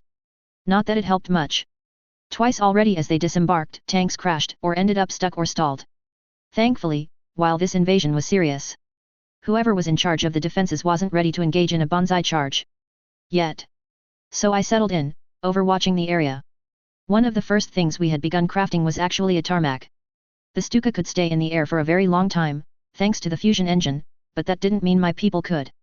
They had just got out of a nasty fight. I had birds in the air that were barely staying up there. So my engineers were flattening a long path using a piece of equipment we had bought back on Xania. It would be enough. If a bit of a rough landing and takeoff. Until then. There was only one other issue. Delta, how is it? My radio buzzed for a minute. The Combine were definitely trying some sort of radio interference, but the SLDF equipment both on board the Colossus, and the physical units I kept in a few Norman trucks we had brought with, we're doing just fine cutting through. And hopefully keeping our comms secure. We are on site. O'Donnell is banged up, might be a broken leg, but his parachute kept him alive. Heading in now. We took care of a couple scouts. Looks like they aren't expecting our fast movers. Good. Stay low. Get our boy home safe. O'Donnell was an ass, an arrogant pilot, one of O'Connor's. But he fought for my kids. He would get another Stuka. Even if he had lost his first one. I switched frequencies. Corsair. How's the sky looking? Blue. Boring. Not enough snakes to fight. They all got scared off. That's good. Your boy is fine. Broken leg, but he's already picked up by some of our scouts. Shit already? You move quick, Commander. Thank you. I've known him a long time. He's one of us now. Stay steady, Corsair, we almost have our runway done. Great. Another dirt runway. I love those. Commander out. So the day went. An hour. Then 2. The Combine General was either antsy, or confident. Because nothing came for us. Well, nothing big. Plenty of infantry were sent in to scout. In fact, it was an almost obscene number. If not for our sensors, there was no chance they wouldn't have managed to sneak close. But well. None made it close. Delta wasn't even wholly responsible. Rough Squad was active. Disappearing more than their number in scouts. My Nighthawks were running full tilt.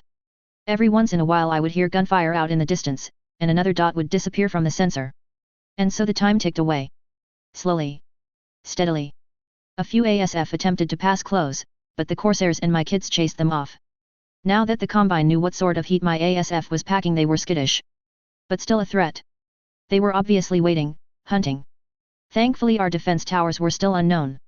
So if they did manage to slip through, they would get a taste of that. Finally a change happened. Commander. We have a call coming in. Visual and audio. If it's from the governor, hang up. He had his chance. No. Looks like a military frequency. Patch it through then.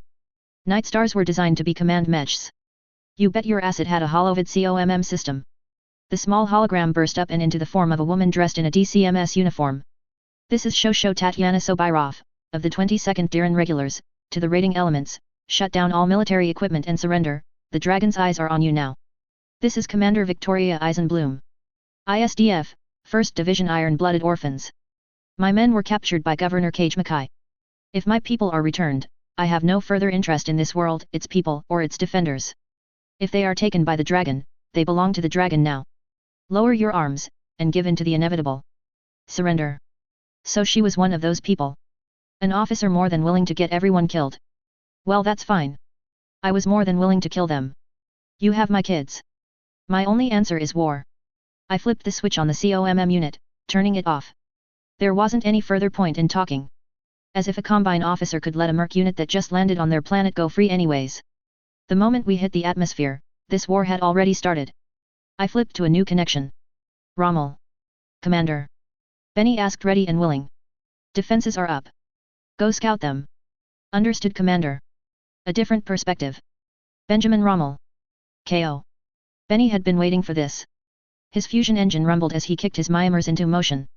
With a single step, Benny began his march. 2nd Battalion. We march. Hoops and hollers echoed for a moment. London, the only ISDF member not in a royal mech, was the loudest of them all. Scorch. I know your people have been getting in position. Are they ready? You know we are Fox. My boys have been scoping out the fob. Patch them into my comms. They are going to be our distraction. Roger that. Benny felt the power of his Atlas as he kicked it up to full speed. Its heavy legs uncaring what ground got in its way. It wasn't fast. But it didn't need to be. His lance made up of the command element was ready. Benny still wasn't sure why Vicky kept calling it his scout lance. But the 4 Atlas moved in rhythm. They had been working together for years at this point. A single lance under his command. He had practiced commanding both lance, company, and even a little battalion experience, but this was the real thing. He opened his Atlas's throttle. The Listec sensor, still one of the most amazing things he had ever seen. Just further proof in his eyes that Vicky was meant to do this. I'll be taking designation Alpha Lance. Beta Lance is yours, Scorch. Don't lose picture of where you are. Protect Rough Squad and hit nav point Beta. Delta Lance will be the spear. Delta, you will be breaching, understood. Roger that, Fox. Michael King shouted back. The leader of Delta was a solid mech warrior. A little too full of himself on the ground, but he always followed orders and Benny definitely considered him for a promotion. He was also the head of the King Crab Lance. One guess at where he took his name from. Also Benny wasn't sure why Vicky would break into laughter every time they got brought up, but he was used to Vicky being Vicky at this point. Alright King, NAV point Delta is you. Scorch. Break away. You are faster than us. Let Delta hit first, before Beta engages. Orders set. Go. Benny was in his element. This was where he was meant to be. The first target was an fob full of enemy tanks and hovercraft. They had been massing for a while now. Benny had zero intention of letting the speed sucker punch their forces. So that was his first target. And his first true battle against something more than pirate scum. Benny watched as the enemy had yet to even notice their approach. Their scouts, who should have been relaying information, were all lying dead in the field. Delta and Ruff's squad had been merciless. The infantry that headed out into the fields the ISDF had claimed never returned. Finally he noticed it. As they got close enough that there was only a single copse of trees blocking them from view. Something seemed to have alerted them. They began moving. Rushing around. Ruff's squad. Now. Delta. LRM targets. Alpha. LRM and target data. Let's show them our roar. Seeing through the trees thanks to Vicky's sensor. Benny aimed. He wasn't as good as shot as Vicky, or anything like Hannah. But his gauze round was aimed at an unmoving target. Even as explosions started shattering across the base. Ruff's squad having been planting explosives around. Their training with Delta Ops, shown off. The fuel storage going up in a sudden fireball was the most impressive act. The fireball shooting high into the sky. Then Benny's gauze rifle slammed into a parked Saracen and sent the crewless hovercraft spinning. Despite the surprise. These weren't house troops for nothing. Even if Benny still had no idea who they were. Their crews were quick to get ready. Even if the lance of King Crabs marching into their base made their resistance futile. Delta marched in King firing first, his AC-20S more than a match for the vehicles. The pattering of large lasers, and SRM stripping armor, but creating the distraction Benny had wanted. Beta Lance, led by Scorch the lighter, but still powerful medium and heavy mechs pushed in from the side, as the King Crabs drew the fire. London cleaned up. His barrage of green medium lasers melting working, and unworking vehicles regardless. The battle was already done. A few infantry tried to fight back, but Beta cleaned them out, and Ruff's squad finished anything else off. Their Nighthawks clearing any remaining combatants in the building. Commander, this is Fox. Enemy site Alpha is taken, and resistance is complete. Fox. Battalion status. Benny grimaced. Despite his best efforts. The enemy hadn't gone without a fight. Enough of the vehicle crews had put their weapons on target. 2 medium armor damage. 4 with light armor damage. Ammo. Green overall. Report is we lost at least 2 of Ruff. We will mourn them later. Send your damaged boys back for re-armor. I was watching. You got aggressive. Benny flushed. He remembered Vicky's words when they were planning on the way over. Steady. Slow and steady. Yes, Commander. Did you learn something? Benny thought about it. He had expected his equipment to roll over the enemy practically untouched. Instead, despite the battle going completely his way, he had taken more damage than he had expected. Yes, Commander. Good. Use it. Use their fob as a new defense grid location. Have Ruff squad clear out scouts just like before. Slow and steady, Fox. I won't let you down, Commander. You never do. I repeated the oft-said phrase back, but I didn't have time to remain on target with Benny. The enemy were obviously reacting to the news of our first assault. A King Crab lance is no joke. But even a King Crab didn't handle focus fire from a tank company. It would be good practice to have our crew repair some armor mid-mission. Not something we usually stuck around long enough to matter. Alright Corsair, you have a clear runway. Get your tail feathers down here. Understood. Control Corsair out. With that taken care of, I had to turn to focus on the fronts. There were 3 of them so far. The direction of the capital city to the east was the main one. There had obviously been some sort of military base in that direction. Because that is where some mechs were. The second was to the south. A group without any mechs, it was mostly armor. At least a battalion of vehicles. My guess was a planetary guard force. The third was the one that worried me the most. To the north, the main detachment of the mech force was here. And so were vehicles, and enough infantry. I knew it was going to be a rather brutal fight. Thankfully the enemy hadn't realized our secret weapon yet. And I wasn't about to let them know until it was too late. Artillery was king. It was going to be a very direct reminder to the Combine. More and more of the mobile long toms were prepped out of the dropships, covered in camo netting, but their guns were ready. And they would have enough ammo. Well. I had no problem ensuring their ammo supply never ran out. 6 long toms per colossus were readying themselves around our defenses. I angled them so that regardless of what force came calling, at least a 9 of them could fire. Plus the colossus were still armed. Home guard, well, they were guarding our home. We had dealt the first blow. I was actually a little surprised that they had let us move first. From what I understood, the Combine officers usually preferred to be on the aggressive side of warfare. A different perspective. Nakano Takeo. ISDF Base Camp. KO. Takeo was nervous.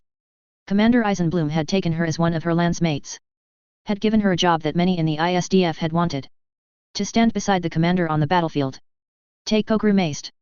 Being in the Draconis Combine was weird. She had technically been born on a planet like this. Her parents had fled the Combine for one reason or another. Takeo didn't know. She had been dropped off at an orphanage in Solaris when she was 3. Her parents were found dead not long after. Sword wounds. So she never knew them. Never knew any loyalty to this state. She was as Lyran as anyone. Spoke German, and couldn't speak Japanese even if she wanted to. Still. It had been a decision she made to pick a Japanese name when she had gone through her ceremony. She had wondered for a long time what name to pick. But finally, as the commander asked her what her name would be, until she died and forever onward. It was a small history lesson she had once learned from Earth that had come to mind. So Nakano Takeo. Named after a warrior woman of Japan that had fought in the Boshin War. A woman that had fought and died bravely. And been remembered for over 1,000 years. Takeo had wanted that. To be remembered. Not like her parents, who she didn't even know the names of. So she had taken the last name of a woman that fought and died bravely. They had already shared a first name after all. Sometimes she regretted it.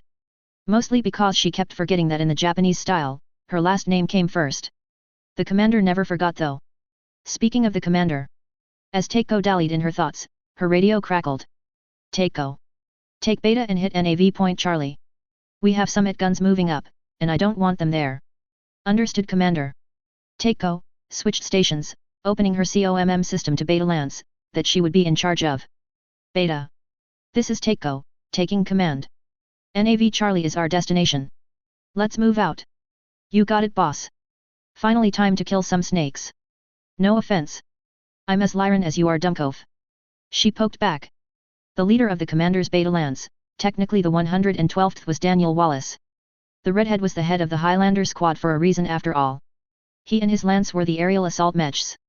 Something hiding on that mountain? Send the jump jet mechs. Takeo only had a Black Knight. She wasn't sure why Vicky had looked so pained when she handed the mech to her during her ceremony, but it was a good mech, a solid design. She liked it. Right. Sorry, Takeo. Let's move it, Wallace. Commander has a job for us. Right. Roger that. The reinforced lance moved out. Takeo herself had one of the Listec sensors. It was why she was put in charge of this detachment. Every mech in the commander's lance had a sensor. So they could help guide other lances, or lead everyone through the battlefield. Then of course there was Erika's lance, which would protect her or move off when she was helping the commander guide the ISDF. But that was a problem for later. Takeo was on a mission. Rechecking her sensor, she noticed the infantry company with vehicle support were moving at defenses onto a hill overlooking one of the roads towards the capital. Probably to surprise ambush the ISDF tanks when they finally moved. Takeo was still weirded out about how cautious the Combine officer was. Usually they would have been assaulted by infantry by the score by now. Something weird was going on. But Takeo had a job to do. Taking the Highlanders to come around a steep section of the ditch would let them jump up behind where the IT guns were being set up. The infantry were sending out scouts, but Delta Ops were working overtime. Takeo hadn't realized quite how many people Delta Ops had recruited over the last few years. Originally a small squad, they were more like a company at this point. Heading out in trucks, or off-road quads they had picked up somewhere to get around. And the enemy scouts died. They were getting very good at taking out enemies. It helps when you know they were there long before they ever could expect to have been noticed. So the Beta Lance moved. Takeo leading the way as she was faster than the Highlanders, but there wasn't much for her to do. Just keep an eye on the sensor, on the path, and make sure they weren't noticed until the enemy were taken care of. The terrain was rough, but nothing compared to Xania. By this point, even the reserve mech warriors had plenty of experience in a cockpit. Plus everyone had their own neurohelm now. She bounced as her Black Knight jumped over a ditch. It wasn't an easy maneuver, but she had gotten used to doing it in Xania on the rough sandy dunes. Beta following in her example without jump jets, although they landed rougher than she had. Quiet as you can, Beta. We are getting close. Roger. The enemy company were hard at work according to Takeo's sensor. The infantry were digging in, trying to give the guns some cover. The guns had been towed in by some goblins, also carrying the infantry. The guns weren't a worry, they were coming in behind the enemy, but the goblins each had large lasers, and were kept active. Okay Beta. Target data is being sent. 12 enemy guns, and 12 goblin transports.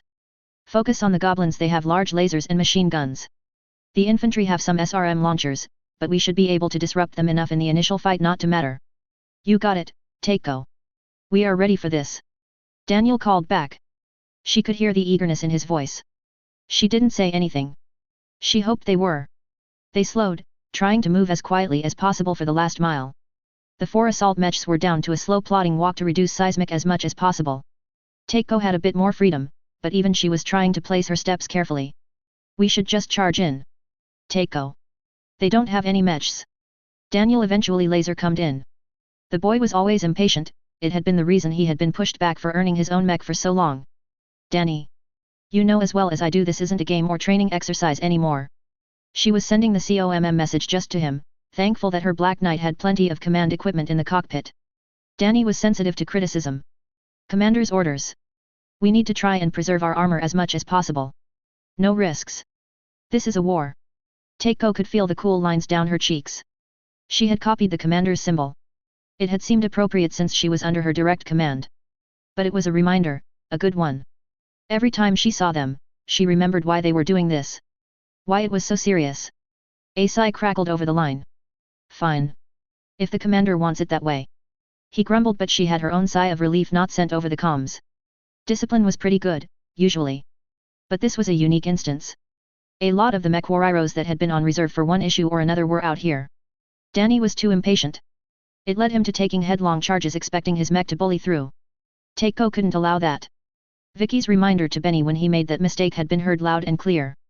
Even Benny had been embarrassed at losing sight of what was happening. These weren't pirates they were hunting.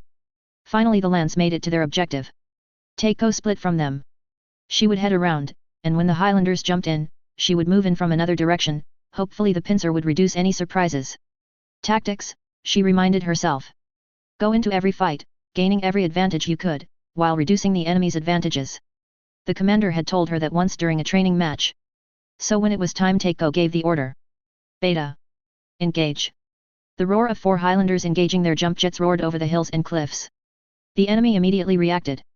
Infantry running for cover or equipment, the goblins each roaring into full activation.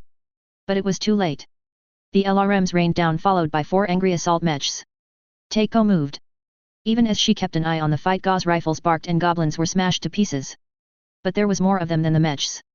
The return fire began. Large lasers burned, cutting streaks into the Highlanders' armor.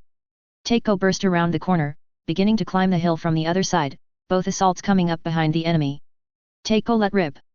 Her pulse lasers targeting a single goblin. The vehicle practically melting from the sustained heat. Her ERP-C targeting another, and ripped lightning into the formation. The goblin shrieking as metal overheated. Beta was in their element. With surprise they fired. SRMs hitting armor, or clumps of infantry trying to fire back. Mediums arcing out to cut and burn. Their gauze barking on every reload. The Highlanders kept very cold, simply kept firing. Her Black Knight was heating up. But she wasn't about to stop firing. Still racing up, she practically stomped on a goblin, keeping it from moving as she shot her Kin's Laughter ERP-C directly into the turret. Once that was done, her large pulse once more arced out. The unique sound of lasers pulsing echoed over the infantry, causing quite a few of them to drive for cover. But she wasn't aiming for them. She allowed her lasers to cut into the side of a second goblin. Beta wasn't willing to let her take all the credit. Danny jumped, letting loose a barrage of his SRMs from his arm mid-air, before coming down heavily on a goblin. Even Takeo flinched at the horrible scream of metal compressing down. The infantry not long after began throwing up their hands, or simply running. They hadn't done much in this fight, but Beta had felt the bite of their SRMs. Once Takeo was sure none of them were going to fire again. She signaled to Beta that the fight was over. Giving herself a few moments to cool off, she wiped sweat from her bangs. As even with the cooling suit her cockpit was heating up. She watched on as Beta smashed the guns into scrap. The goblins which had all been disabled would also have to be crushed down. Commander's orders. Leave the enemy no salvage. Guns are down, Commander. Returning to base. I sighed a relief. Takeo had done a damn good job. The Highlanders had taken some armor damage, but that was inevitable. At least it had been light damage all around. With the IT guns they were trying to set up for an ambush down, the road was clear. Still. What was the enemy doing? Not a single attack yet? Whoever this enemy commander was, they were cautious, way too cautious for a normal Combine general. No way someone gets to the rank of Shosho, and acts like this much of a scaredy cat. Something else is going on. It was the only thing that made sense. This Tatyana Sobirov was more dangerous than I had assumed. Noticing something, I switched channels. Corsair. We got another enemy flight, looks like air breathers. What have you got ready for a pass? I'll go up. My lance is ready, we just got done with a break. Roger that. Sending you data. It was something I was trying to be careful with, how much data I sent. I couldn't just tell her that I knew exactly where the enemy were and how many of them. But sometimes needs must. I wasn't about to let the enemy drop bombs on my head. I continued to overview the battlefield. Even as the roar of Stuka engines started up, and a flight of the machines roared off our tarmac, I was trying to figure out what this commander was thinking. Our brief interaction had led me to believe she would go through the normal Combine playbook. But this level of hesitation was odd. I mean, I was using it, of course. Our defenses were getting set up, and settled. It would help. I rolled my eyes. Delta Ops. You got another squad of infantry trying to move in on the north side. Take them out. I don't like these peepers. Carl's voice came through, but I could hear he was tired. Ugh, what is it with this person? How many scouts do they even have? You sound tired, Carl. You okay? Yeah, fine, Commander. I set up a rotation. I'm actually in a command truck right now taking a break. I'll send Eris to this group. Her squad can handle them. Alright, keep it up, Carl. You and Delta have done amazing work. Thanks, Commander. Delta out. I was getting annoyed. Time to poke these people again. Hannah. Commander. You got orders for me. I do. They have been setting things up for a while. I want you to go and outrange them. Take a Rhino squad, and just poke them and keep doing it. I don't want them to have a moment's rest on the north side. Oh Vicky. I knew you loved me. You give me the best jobs. Yeah. Get out of here. And don't take any damage. I want a complete one-sided assault. Hit them at ranges they can't. Roger. Hannah Heha was ready. Her grin was splitting her face as she stomped out of the defenses. Her squad followed after. Alpha Company, of the 3rd Battalion. The 311th was created for one purpose. Long range. Accurate. Fire. Using Lastek to hit outside the range of anyone else. Vicky had given Hannah a choice of what she wanted to pilot, and what she wanted her lance to use. There had only been one active choice. Her Nightstar stomped forward. She had considered having her lance us Highlanders for the mobility, but it was best to have an entire lance for that. So instead, her 3 lance mates were all in Marauder 2 RS. Hauptmann? What's the word? Mara Romeo asked. Unlike most, she had gone the more odd naming scheme the Iron-Blooded had picked up. She had picked her name after her mech, started by Lendon Scorch. We are going to be sniping our enemy, Commander's rule. No taking damage. We are only supposed to hit them from out of their range. Damn. Commander giving us the tough missions. Slow down a bit, Mara. Me and the Rhinos are slower than your Marauder. Ah. Sorry, Hauptmann. My Maddie is just excited. I can feel it wanting to shoot some snakes. Yeah. Keep it contained. We are going to prove to Benny that the 3rd Battalion is the elites, not him. You got it, Hannah. They stomped out, sticking to the road to the north. The Royal Rhinos, the mainstay SLDF LRM carriers following behind us, slowed but kept up well enough. Checking her sensor, Hannah noticed the enemy definitely knew they were coming. Despite the ECM, they probably got them on seismic. It wasn't like they were trying to be stealthy. No, she wanted them to know who was coming. Hannah looked out, farther ahead, the long road covered on each side by copse of trees and then fields, ending at the enemy base. They had built up right on the road itself, uncaring about traffic and the like. No, the infantry and mechs they had stored here were active, building defenses, although Hannah wasn't sure why. They were well within artillery range still. She was surprised Vicky hadn't blasted them into scrap yet. But that was for Vicky to worry about. As they appeared down the road, the enemy jumped into action. Tanks and vehicles were readied, and Hannah could see the lance of light mechs, 2 Panthers and 2 Cicadas start up and get ready for a battle. Hannah had no intention of giving them a fight. Alright, Alpha. Hold here, NAV points are targeted.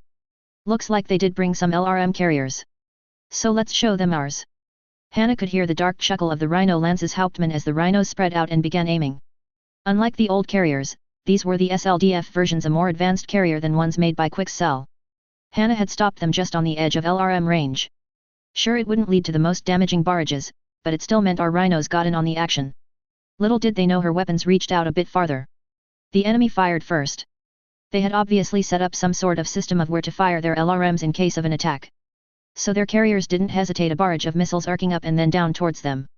The rain of missiles wasn't deadly, but would have left some bad armor damage. If the 4 Rhinos' AMS systems didn't let loose a quiet roar as missile after missile simply exploded in mid-air. The Rhinos' return volley had no such issues. Each Rhino had 2 LRM-20, on a turret, and a LRM-10 on the hull. With their ECM systems, it made them hard to hit to begin with. As the light rain of the enemy LRMs came in, the few that even got close to her detachment were soon shot from the air. Then the Rhinos opened up.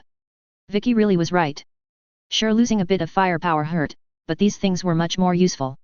The turret alone on the Rhino meant it could change targets in seconds without having to completely move. The LRMs rained down, focusing on the enemy LRM batteries. Hannah wanted to cut off any long-range fire from the base. While that happened, the enemy mechs came out to fight. She could see the moment the enemy mechs realized what it was they were facing. 2 Panthers jumped over the ferrocrete walls they had set up, PPC aiming towards them. Only to still for just a moment, when they got visuals on what it was they were up against. Gauze barked as Hannah fired, both Panthers moved. A strange sort of motion, almost bending the Panther at the waist backwards and then turning into a half sidestep, meant her gauze smashed into the walls behind them, destroying 2 chunks out of the ferrocrete. They didn't even fire back, already knowing they were still out of range. So instead they jumped again, both jumping in a different direction and forward. Hannah's lance opened up, while the normal PPC was out of range. The ERP-C was well within range. Burst after burst shot towards the sky. Hannah even added her own single ERP-C to the fray. Only one of their barrage hit, shattering armor on the Panther, but not disabling it, as it managed to land with a loud bang. Still out of range. I could practically hear the screams of rage from the pilot. It must be horrible not to be able to shoot back. So Hannah fired her gauze. This time she did a second hesitation, aiming and waiting that half step. He engaged his jets, trying to jump out of the shot he expected. Hannah fired a second after. Both gauze rounds hammering into the Panther. Unfortunately at different points, yet the force imparted screwed up his jump regardless, pushed backwards, nearly flipping around. The pilot was damn good. He managed to spin hard enough that his legs took the brunt of the fall, but that was still a nasty crash as he rolled a few times. The scream of mech armor ripping apart echoed around. Don't get tunnel vision. We have 4 mechs. Hold, don't let the Rhinos take shots. Focus targets. She almost cursed. Without the Rhinos she would have fallen back and led them around a bit, but now she was stuck in a line. This was a mistake, she realized.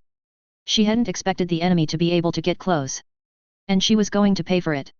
The second Panther finally got into range and opened fire. A PPC arced out, and despite Hannah's attempts it shattered some armor on her shoulder. For its trouble it received the sudden attention of 2 of her lance mates. Their ERP-C staggered out, each marauder only shooting one at a time, leaving the poor Panther facing a wave of bolts. They didn't miss as much, despite his best efforts. The pilot knew what he was doing, and Hannah had to admit, he was probably better than they were. But not that much better. She grunted, as a PPC blasted into her. The cicada had managed their objective, flanking in from the left and right, both had opened up on her. Her Night Star felt the burn, armor shearing off at the lightning. Her last lancemate had kept their cool, as the cicada on the right took his shot. He received not just 2 ERP-C blasts in return, but the AC/5 had barked out. The cicada went down. He didn't rise back up. The rest of the enemy were starting to charge in, hovercraft and tanks, trying to divert fire from their light mechs, but despite their best efforts, the Rhinos and Hannah's lance were keep their fire constant. Still Hannah was furious, she had already taken more damage than she expected. She opened fire. The Panther was taking damage, but he was spreading it, keeping his mech alive. Gauze barked. This time in separate shots, her Night Star taking a step forward as it's fired a different gun every second. But for all her anger, this pilot was good. Realizing that the tables had turned, he took another shot, his PPC burning another mark in her armor as he jumped backwards, over the trees. That didn't stop her from firing. Trees cracked and fell as gauze burst through the cover, but he was moving fast. Swiftly realizing she still had eyes on him, he ducked down, using cover of the road's higher level to keep himself safe enough to pull back. The cicada did the same. And despite her attempts, once they started moving and got out of her range, Hannah could do nothing to chase them down. "All right, everyone, report in," she roared out. Her blood boiling, she would make them pay for that. She stomped up to the Panther, still trying to regain its feet. The mech warrior apparently still awake. She stomped with her Night Star, squashing the PPC arm under her 95-ton weight. A Gauss rifle poked the cockpit, literally butting up against the glass. Surrender. With the retreat, the enemy vehicles were butchered or fled. It was a bittersweet fact that they were able to claim this base without too much more resistance.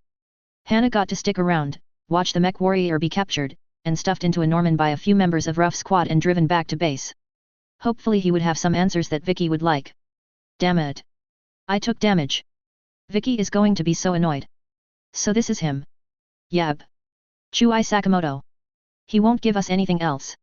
Just telling us his rank. Eris offered with a shrug. It's pretty common for DCMS soldiers.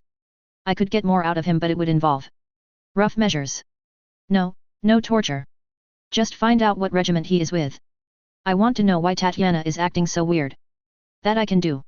I walked off as Eris got back to work. Things had been going well enough. It was getting late into the day. I still had no idea what the Combine were thinking. They kept sending an infantry into our area, only for them to get taken out before they can send any information back, but I expected some sort of reaction, or action on their part other than information gathering. It was weird. Their mechs had taken to staying in company-sized formations. No more single lances for us to pick off. Apparently Hannah's attack had startled them.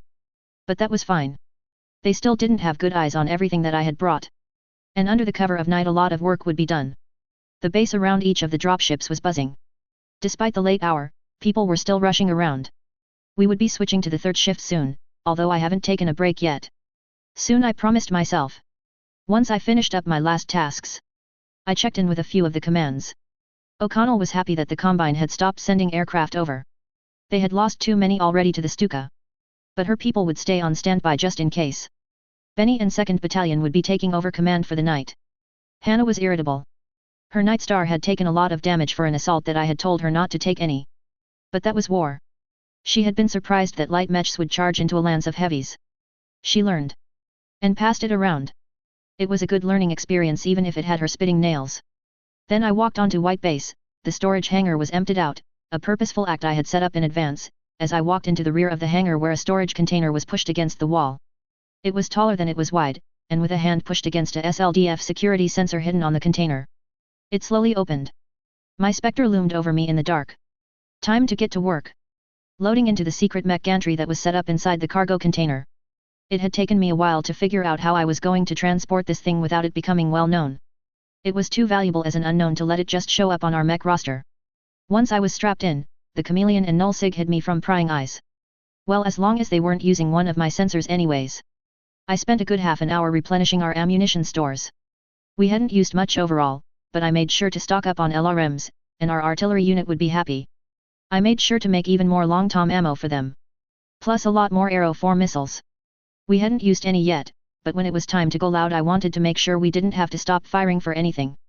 Our 6 launchers would have plenty of ammo to keep them running. I also made some additional armor plates, and random equipment we had discovered we needed more of through the day. Once that was done, the hangar was opened at a radio call. The troops currently on lookout for me were those in the know. They would start passing out the additional equipment through the night. Invisible-ish and undetected as I walked out of the hangar. Then out the hole in our defenses that had been purposefully opened. Then I went out into the farmland of KO. It was always a rush being a faster mech. I did love the Night Star, assault mechs were definitely my true love. But there was something about feeling like you are the fastest thing in the world.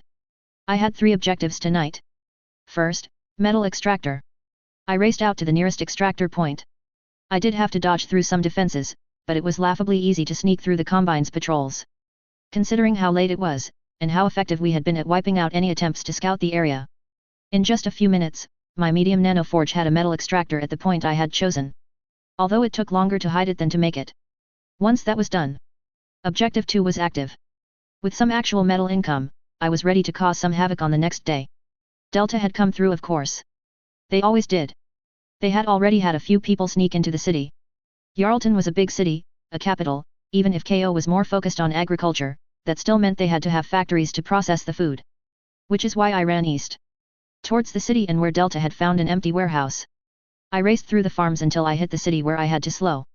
Unlike before, there were a lot of people in this city even if most of them were staying home. The Combine had initiated a curfew. That wouldn't stop us. With my Spectre, I was able to walk around the few checkpoints by being difficult to see, especially at night, and knowing where the enemy all were. None of the soldiers had any idea of what was happening. The walk to the warehouse went by without issue. The streets of the city were dead. And my invisible Ishmek didn't care about cameras. With a single click on my radio, something that wouldn't be picked up if anyone from the Combine was listening. The warehouse opened and I stepped through the large rolling door closing behind me. I popped the hatch of the Spectre. All right, Carl. You got me for a few hours. What do you need? The Nighthawk-clad soldier gave me a grin. As he stood on one of the catwalks letting us talk without yelling. Bombs, Commander. Lots of bombs. Well, that was easy enough. The warehouse was flooded in green. Chapter 15.3 All's Fair. 3025. KO. White Base Bridge. Day 2. So why am I awake? An hour before my set time. I grumble as I stumble into the war room on White Base. Sorry, Commander. We got some interesting information, and it does change a few things. Benny offered with an apologetic shrug. I waved him on as I took a few more sips of space coffee. None of the taste, all of the caffeine. It was warm. And helped wake you up and keep you up. Good enough. So Eric got the mech warrior talking, and she found out who it is we are facing. You are leading to something, but I'm too tired for this. Right, sorry. So we are facing the 22nd Diran regulars. With the call to Comstar we found out a bit about them. Here is the funny part. They are a regiment-sized unit. On the lighter side, which is why we have seen so many Panthers. But the funniest part? They're specialized in scouting missions. I found out why they were so shy.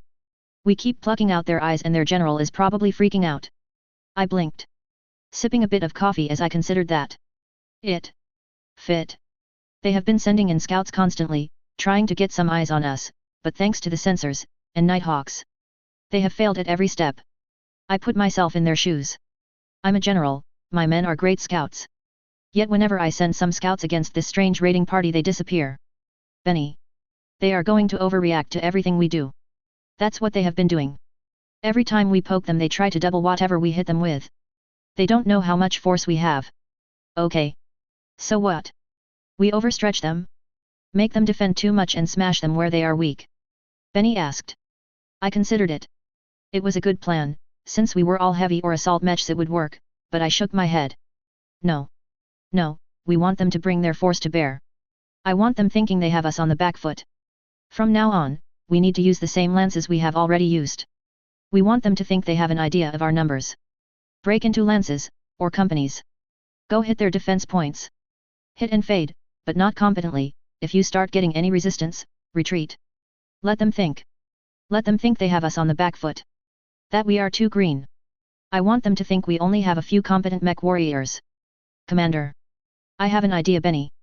Take care of it. Okay, I'll brief the men, and set up some plans. I'm going to borrow Erica. She will be perfect to maintain cohesion. Do it. I need 20 minutes and some more coffee. Then I have some calls to make. I continued to wipe my eyes. Taking a few minutes to finish off my coffee and breakfast before climbing up through the interior of White Base. To the bridge. The comms officer, whose name was escaping me for a moment, was quick to jump to my request. Call went through. It did, Commander. They are apparently interested in hearing from you. Putting it through. Governor Cage Mackay. I want my people back. Commander Eisenbloom. As I stated before. Your men are now the dragons. If you wish them returned, you should have handed over your equipment and bowed your head. Now the price for their safe return has gone up. I considered removing one of their heads, just to ensure your understanding of the seriousness of their situation. I already told you murdering them isn't going to make me back down. Consider this, Governor. We have won every engagement we have had so far. Your people have lost their lives, and some have lost their mechs. This can end. Right now. Give me back my people. We will leave. We won't even take any of the salvage from your men. You will be able to recover everything you have lost so far. What little we have lost will be regained from your company once the last of your men are in chains or dead. I am the will of the dragon here on KO. The dragon's will does not hesitate. Fancy words that don't mean anything. I stare into the image of the man that I had come here to defeat. People are losing their lives. Defenders of your people are dying because of greed. Governor, see reason. If you are afraid. I shook my head, flipping the switch on the hollow unit. Cutting him off. My remorseful look was gone. As I turned to Gage, who had given me the signal I was waiting for during the conversation. You were right, Vicky. That signal was definitely not from the palace. I managed to track him down with the signal, and the sensor. He is in some sort of underground bunker. All of his signals are routed through the palace, but that's easy enough for us to follow with your Listek. Good. Check out that bunker. Find out if any of our people are down there. No, I know it's hard to tell a person from a person, but look around for anyone in chains, or prison cells. Not gonna be easy to tell the difference, but I'll keep an eye on it. Gonna send Delta in. No, not yet. I need the governor to think he is winning. Until he isn't. Guaranteed if we push too hard our captives die. Yet. Vicky. You okay? I blinked, turning to my best friend. Yet. I'm doing as well as I can be. Why? Because you haven't laughed once since we got the news. You don't even smile anymore. You know. This is a serious thing, this war we are in, but that doesn't mean you have to become someone else to do it. We got this. The enemy doesn't have a clue of what we have. They are fighting blind. It's okay to be you. I can't. I shook my head looking back over the bridge. Some of our people were still active. There was always someone up here, but it was quiet for the most part. How can I laugh, or have fun when our people? They are probably doing horrible things to them. They don't. They don't respect our lives at all. Yet, but that's always going to be the case, you know? None of us would be angry if you laughed. We all look up to you. Seeing you so serious. It's actually a little off-putting. It's supposed to be. This isn't training, or a bandit raid gauge. This is a full-out, non-stop war. It only takes one mess up to turn this entire thing around. They just need to be smart, or outthink us, once. Just once. Vicky. He grabbed my head and turned me completely to face him. You barely look anyone in the eyes, and spend all your time glaring at nothing. We need you. You can't let this beat you down. It's not your fault. I flinched. It is.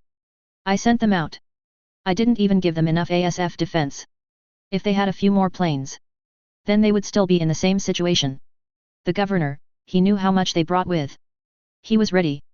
The Combine wanted this. They wanted our people. You can't know when something bad is going to happen. You can prepare as much as you can, but bad things happen. Trying to make me feel better, in this situation just makes me feel worse. I grumble, but his arm pulling me into a warm hug even with our armor in the way did make me feel better. The jerk.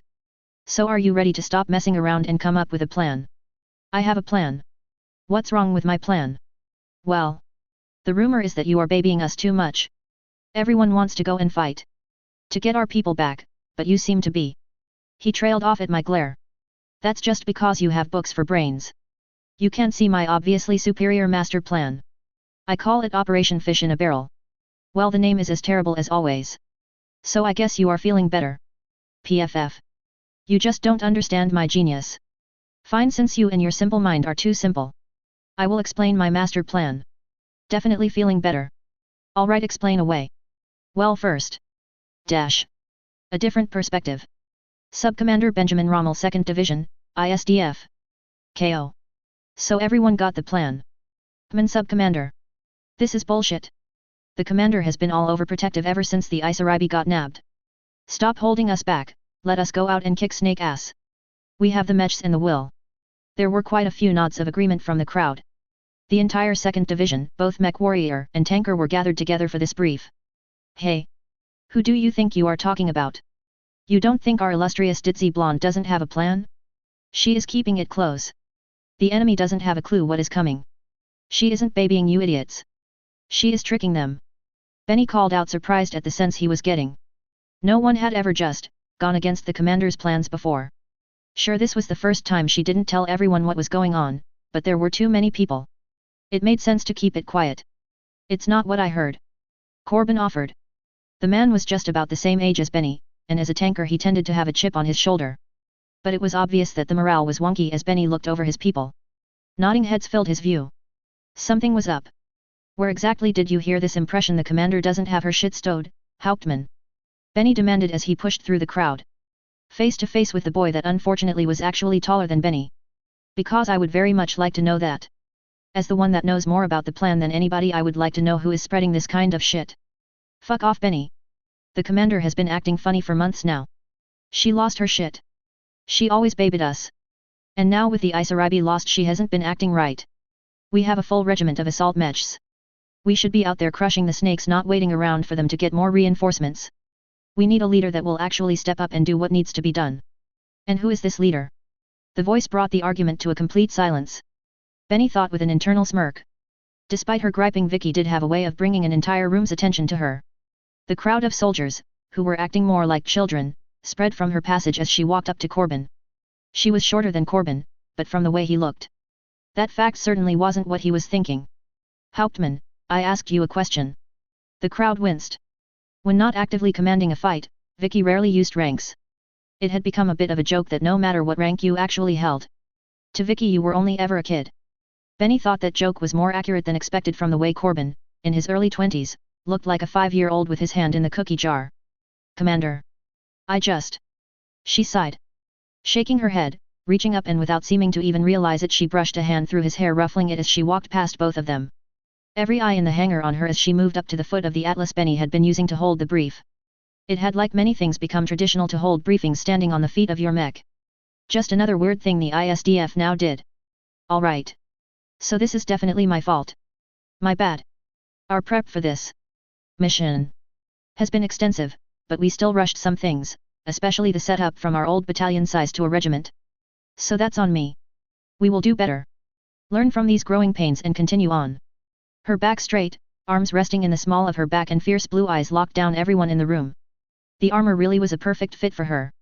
At this point Benny couldn't imagine her in anything but the armor. It was just... Vicky. You are all concerned about the plan. That is my fault. As your commander I should have made it clear that yes. We have a plan. That we are not messing around out here waiting for the Combine to beat us. What is the plan? Corbin seemed to find some steel in his spine as he called out. Vicky took his question without concern. Pointing him out. None of your business, Hauptmann. The crowd chuckled. Breaking some of the tension even as Corbin seemed about to dig in before Vicky continued. Operational security is a thing. Even if I am bad at it. You don't need to know the overarching plan. But let me ask you this. When your plan, which if I heard right was, take our regiment and charge into the city. Smashing through any defenders. Do I have that right? When that plan happens, and you find out that your charge meant that you got all the people from the Isaribi killed in response. How exactly does that meet the objective to rescue them? The crowd went silent and even Corbin was flushing at that. None of the kids, even the most bloodthirsty members of Ruff's squad, was willing to sacrifice the Isaribi crew. We are not here to defeat the Combine regiment. We are not here to punish evildoers. We are not here for vengeance. This is a rescue mission, people. That is it.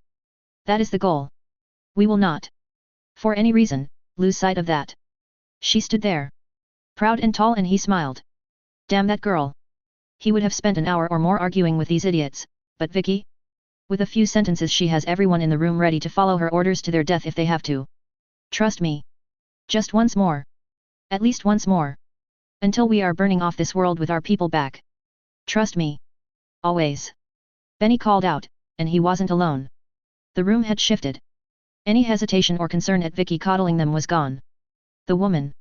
Because it was hard to call her a girl anymore, had turned it all around. Even Corbin was nodding grimly. Benny would talk to him after even so. Something about this was wrong. He would be repeating his question about where he got the idea that Vicky didn't have this handled. But that was for later, because now he had to actually get his people back on track. Vicky's speech had wound them up, so now he had to actually get them moving. Damn that girl. An hour later. A bit longer than he had wanted, he was moving out. His battalion was on track.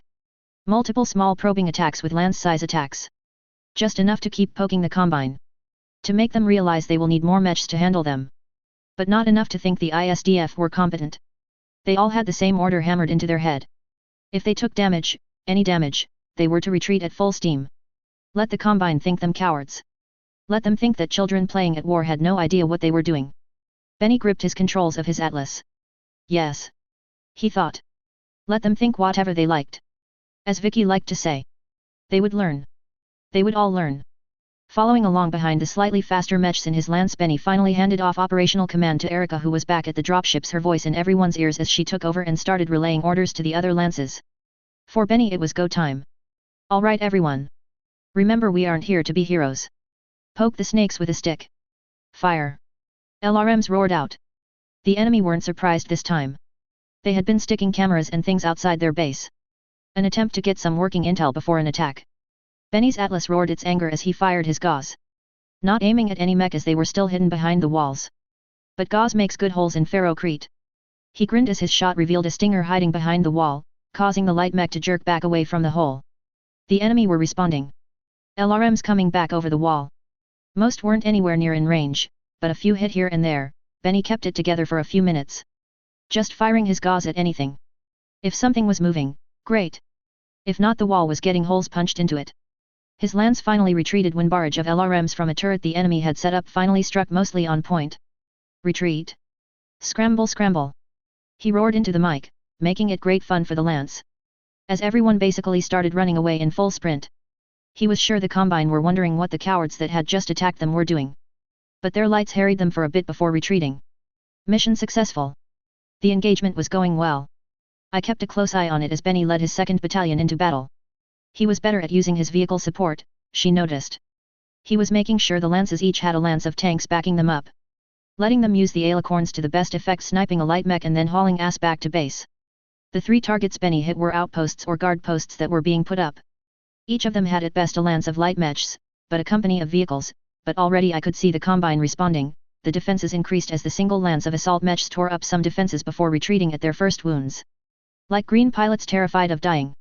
I felt my face stretch into a smile. An evil smile at that. The Combine were samurai. I would bet good money all during their training they were told how cowardly the Lyrans are. How they are weaklings easy to scare away with superior Combine skill. What was it Sun Tzu said? The original person, not the Liao.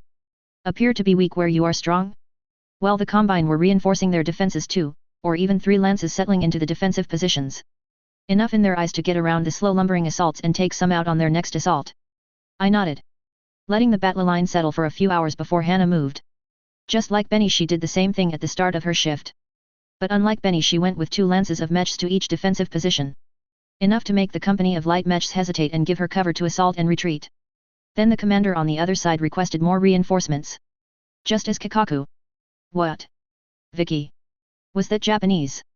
Gage asked as he flicked on the lights in the war room, blinking my eyes in the bright light. I looked away from my sensor screen and into the judging eyes of Gage as he was thoroughly unimpressed. Kikaku means plan. I know what it means, you idiot. Why are you hiding in the dark talking about? No, I don't care. He rolled his eyes as I felt myself blushing. Damn it. Hannah is on her way back, but you know we are taking way too much damage here. The repair group can't keep up. Hell, I have been done in the hangars trying to repair some mechs. If you keep this up, we aren't going to have any mechs with armor left to fight. I know. Tonight. Well, I have a plan to fix that. We just have to keep the Combine reinforcing their defensive positions for now. Once Delta finds them, we can move. Ah. Nothing from Delta yet. I grit my teeth. No. Sensors are great, but they can't tell much about a person compared to any other. Delta is scouring the city trying to find where they are being held. Nothing yet. It was the single point of failure in my plan. If the governor felt threatened enough, he might just make the call and have my people killed just to spite me. Combine were a bit known for that sort of thing. So you can't find them? No. Do you have any idea how many people are in prison-like conditions in that city alone? I swear half the damn population could be them. We won't find them unless they... I blinked. That could work. That could definitely work. I have to make a call. What? Vicky. Don't just run away while blinking into space, tell me what you came up with. Vicky. A different perspective. Colonel Hannah Hayha 3rd Division, ISDF. KO. Hannah really hated smart enemies. With the sensor they had turned away at least 100 sneak attacks. Infantry, vehicles, aircraft. And now? The fuckers were trying to move an artillery piece into range. Well, technically 2 thumpers. And so now it was Hannah's problem. Of course it had been an easy spot. The thumper only had a 10-kilometer range. Give or take. They had seen it coming. The problem was getting to it. Delta was busy. Ruff was doing rough squad stuff, crazy bastards. ASF wasn't likely either. Unfortunately, the damn things were well in the enemy defense cordon. That meant she was going to send something to handle this. And she knew just who, and what. Striding out of Trojan base, she took a moment to look over the people that were running around. Even at the late time, activity was everywhere. 3 shifts meant someone was up at all times. No one wanted to be the one sleeping when the enemy attacked. She passed a fire of all things. Someone had actually dug a pit, and a few chairs had been placed around it. The kids were hanging out and relaxing after their long day. Hannah liked it. This is what they should be.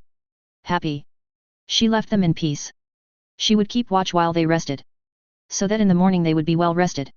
She walked into White Base. passing a few kids doing diagnostics for the repair unit. The technicians had taken to basically commandeering wandering kids into the repair unit to do some work.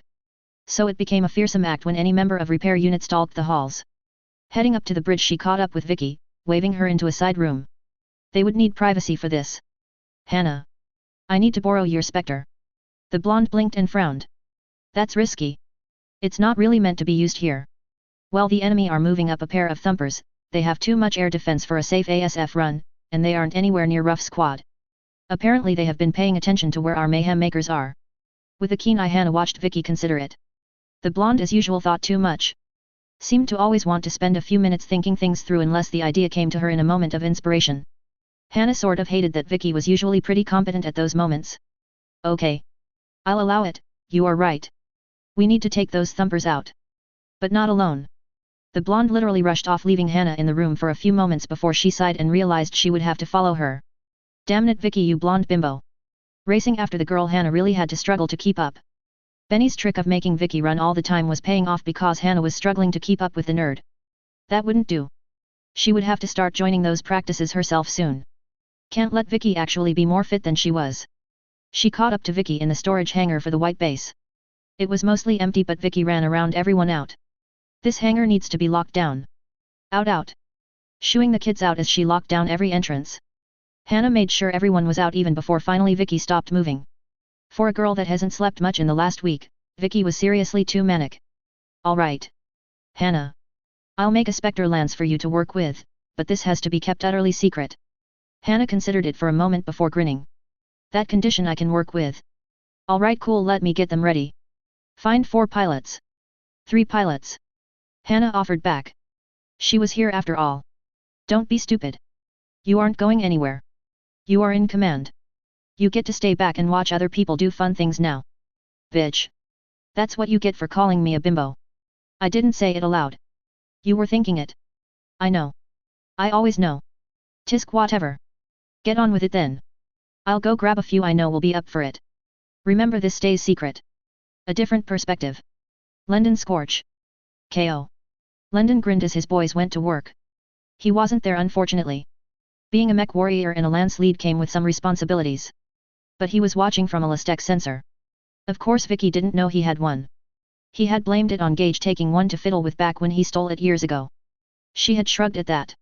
It was London's go-to when dealing with the commander, blame something missing on Gage and she would shrug and continue on. Hell, half the time it really was that nerd, so that backed up the times it wasn't. Get 'em, boys. He whispered as he watched his boys sneak into the enemy base. The plan was to steal a lance of the Panthers. Those mechs were pretty nasty lights, and Benny knew they would sell for a good amount even if his boys didn't keep them. Plus they would be great support for the assaults. He watched the dots sneak in, a few of the enemy dots disappearing as they took them out, just like they were trained. The Nighthawk-clad members leading the way, as the unarmored kids came in behind, to loot or secure buildings. But not everything was going well. London frowned when he noticed it, but Rom, the man in charge of the assault, hadn't. The enemy had been alerted. A fight broke out. And London stared helpless as the fighting got rough. Ruff's squad had to retreat, but there were deaths. He grit his hands. He wished he was there. He wished he had sent more of Rot's squad. He wished he hadn't just had to watch his friends die. He exhaled, pushed it away. This was the life he chose. He knew from the start that members of Ruff's squad would die. Hell. He had thought he would be the first. But he did promise that Ruff's squad would do better next time. If their current equipment wasn't enough, he would bug Vicky for more. He would make sure his boys were the best equipped force they could be. So that they could all come back with enemy loot and pop a beer. Late that night, with confirmation from Delta, I went to work. Sure, I hadn't slept much in the last while, but that was what space coffee was for. Slipping into my Spectre, I moved into White Base's hangar, which had been cleared out. I moved towards my Nightstar. They were still working on fixing the damage I had taken. Honestly, considering how long it took for armor repairs, I was starting to wonder if this might be the new most powerful ability I used on my nanoforge. I still wasn't sure if this would actually work. The nanoforge really was more about just creating from a blueprint. But this was important. I aimed my medium nanoforge, and when nothing happened, because there was nothing selected in the noteputer, I willed it to do something different. I need to repair this. The slow birth of green as my nanoforge activated, and in a flurry green light seeped into my Nightstar. It took longer than expected at first, but when I realized the nanoforge wasn't repairing just the obvious stuff, it was also fixing any wear and tear the mech had gone through. When it was done, The armor on my Nightstar was as perfect as it had been the day I made it. Only one thing was different from that day. I groaned. The stupid nanoforge. Phantom was seared into the metal itself, the paint job no longer something that could just be washed away. Stupid eldritch abomination. I sighed, pulling myself away from the Phantom and heading towards the next mech in the bay. I had a long night ahead of me. Over and over the hangar filled with green that night. Chapter 15.4 All's Fair. 3025. White Base Bridge. KO. Day 3. I almost can't believe it. I mutter, staring into the digital holo map that was displayed on the bridge of White Base. I can. He wants to prove himself. Gay shrugged. Do we really need his help? No. But I can respect that he came anyway. Okay, he's landing. Make sure the ASF forces are defending. Clear a path for that leopard to land. Already done before I called you up. Good. I guess I'll go out and say hello to Vincent. The leopard holding the young Baron had left before us on our trip out, but with having our own jump ship we ended up here a bit before them. Looks like Vincent had been serious about fighting with us. I could honestly respect that. Of course now I will have to explain to him what our real goal here is, and that he can't run out and kick Combine ass. Commander. Enemy ASF movement. Alright, get our birds in the air double time, and let the leopard pilot know they got incoming. I settled in watching the dots representing all of the players on this field. Watching as our ASF force took off. The fast reaction, something they had been practicing just to make sure. After all, 100 miles sounds like a lot, until you are going at ASF speeds. Watching 4 flights of Stuka flow into the sky to fight against the varied Combine ASF. We outnumbered them already, thankfully. The Combine didn't have much ASF forces left. We had done a good job of knocking them out of the sky, and frankly, they didn't have a lot to start with. How is it going? Benny asked as he pulled himself onto the bridge, his hair a little messy from just getting out of his bunk. Should be good. Vincent showed up in a leopard. The Combine are trying to contest his re-entry, but we already have our flights in the air. They probably aren't expecting us to know where they are at. Should be able to secure the sky before the leopard hits it, Mo. Good. Good. He offered, blinking sleepily for a moment as he fought back a yawn. What are we going to do with them? No idea. I sighed, watching as the Stuka finally seemed to come into view from the Combine ASF, and like had become routine, the enemy turned and burned. Desperate to get out of any strike range of the Stuka's guns. As I watched. We never did get close, but at least it meant they were too busy running away to contest the leopard. Next time we see some Combine pushing in, including Vincent, it should satisfy his desire for fame and such. You sure, Commander? You did give them some of our mechs. He might do some serious damage. It might disrupt the plan. I think you vastly overvalue our mechs, Benny. Actually, this is a good chance. Make sure he has some backup. I don't want him to die, but without our sensors and such. It will be interesting if everyone sees the difference. Send him out, but keep him under control. And see what he can do. Wait. Did you just hand this massive headache off to me? Good luck, Sub-Commander. I offer with a smile as I pat his shoulder. Bedtime. Damn it, Vicky. Dash. A different perspective. Vincent Alisah Baron. Captain of the Xania Guard 1st Lastek Lance. KO. What a shithole. Captain, it's just farmland. It's cold. I hate this planet already. It's a snake pit. Of course we should hate it. Come on. Looks like they are sending out a group to meet us. Who is that? The commander? They should be grateful we came to help. Shut up, Marv. That is the 2 I see. Eisenbloom isn't here. And be grateful that bitch is scary. Although Vincent wasn't going to say that, he didn't disagree. Eisenbloom was a freaky little brat. Stow it. Both of you. He grumbled as he marched forward to meet Benny. Benny, you brought us to a real shithole. It was actually pretty nice before we landed. Welcome to KO. Honestly, we didn't think you were going to make it. We had a deal. I'm not about to give back my new ride. What's the situation? That is a good question. Command Commander wants you to have a full debrief on what we are doing here. It's complicated and we don't want to push the Combine too much. We don't want to push the Combine? The fuck are we even doing here then? Marv whispered to Barry, but with a glare both stowed it like ordered. The guys were Vincent's childhood friends. He had gotten them into the military, got them training, and they were his men. But that doesn't mean they were perfect. Walking into the massive fucking dropship the brats were running around in always sent Vincent's teeth on edge. These kids played with toys that would make any LCAF regiment drool with want. But at least he had finally gotten his just desserts. They had given him a fucking Lastek mech.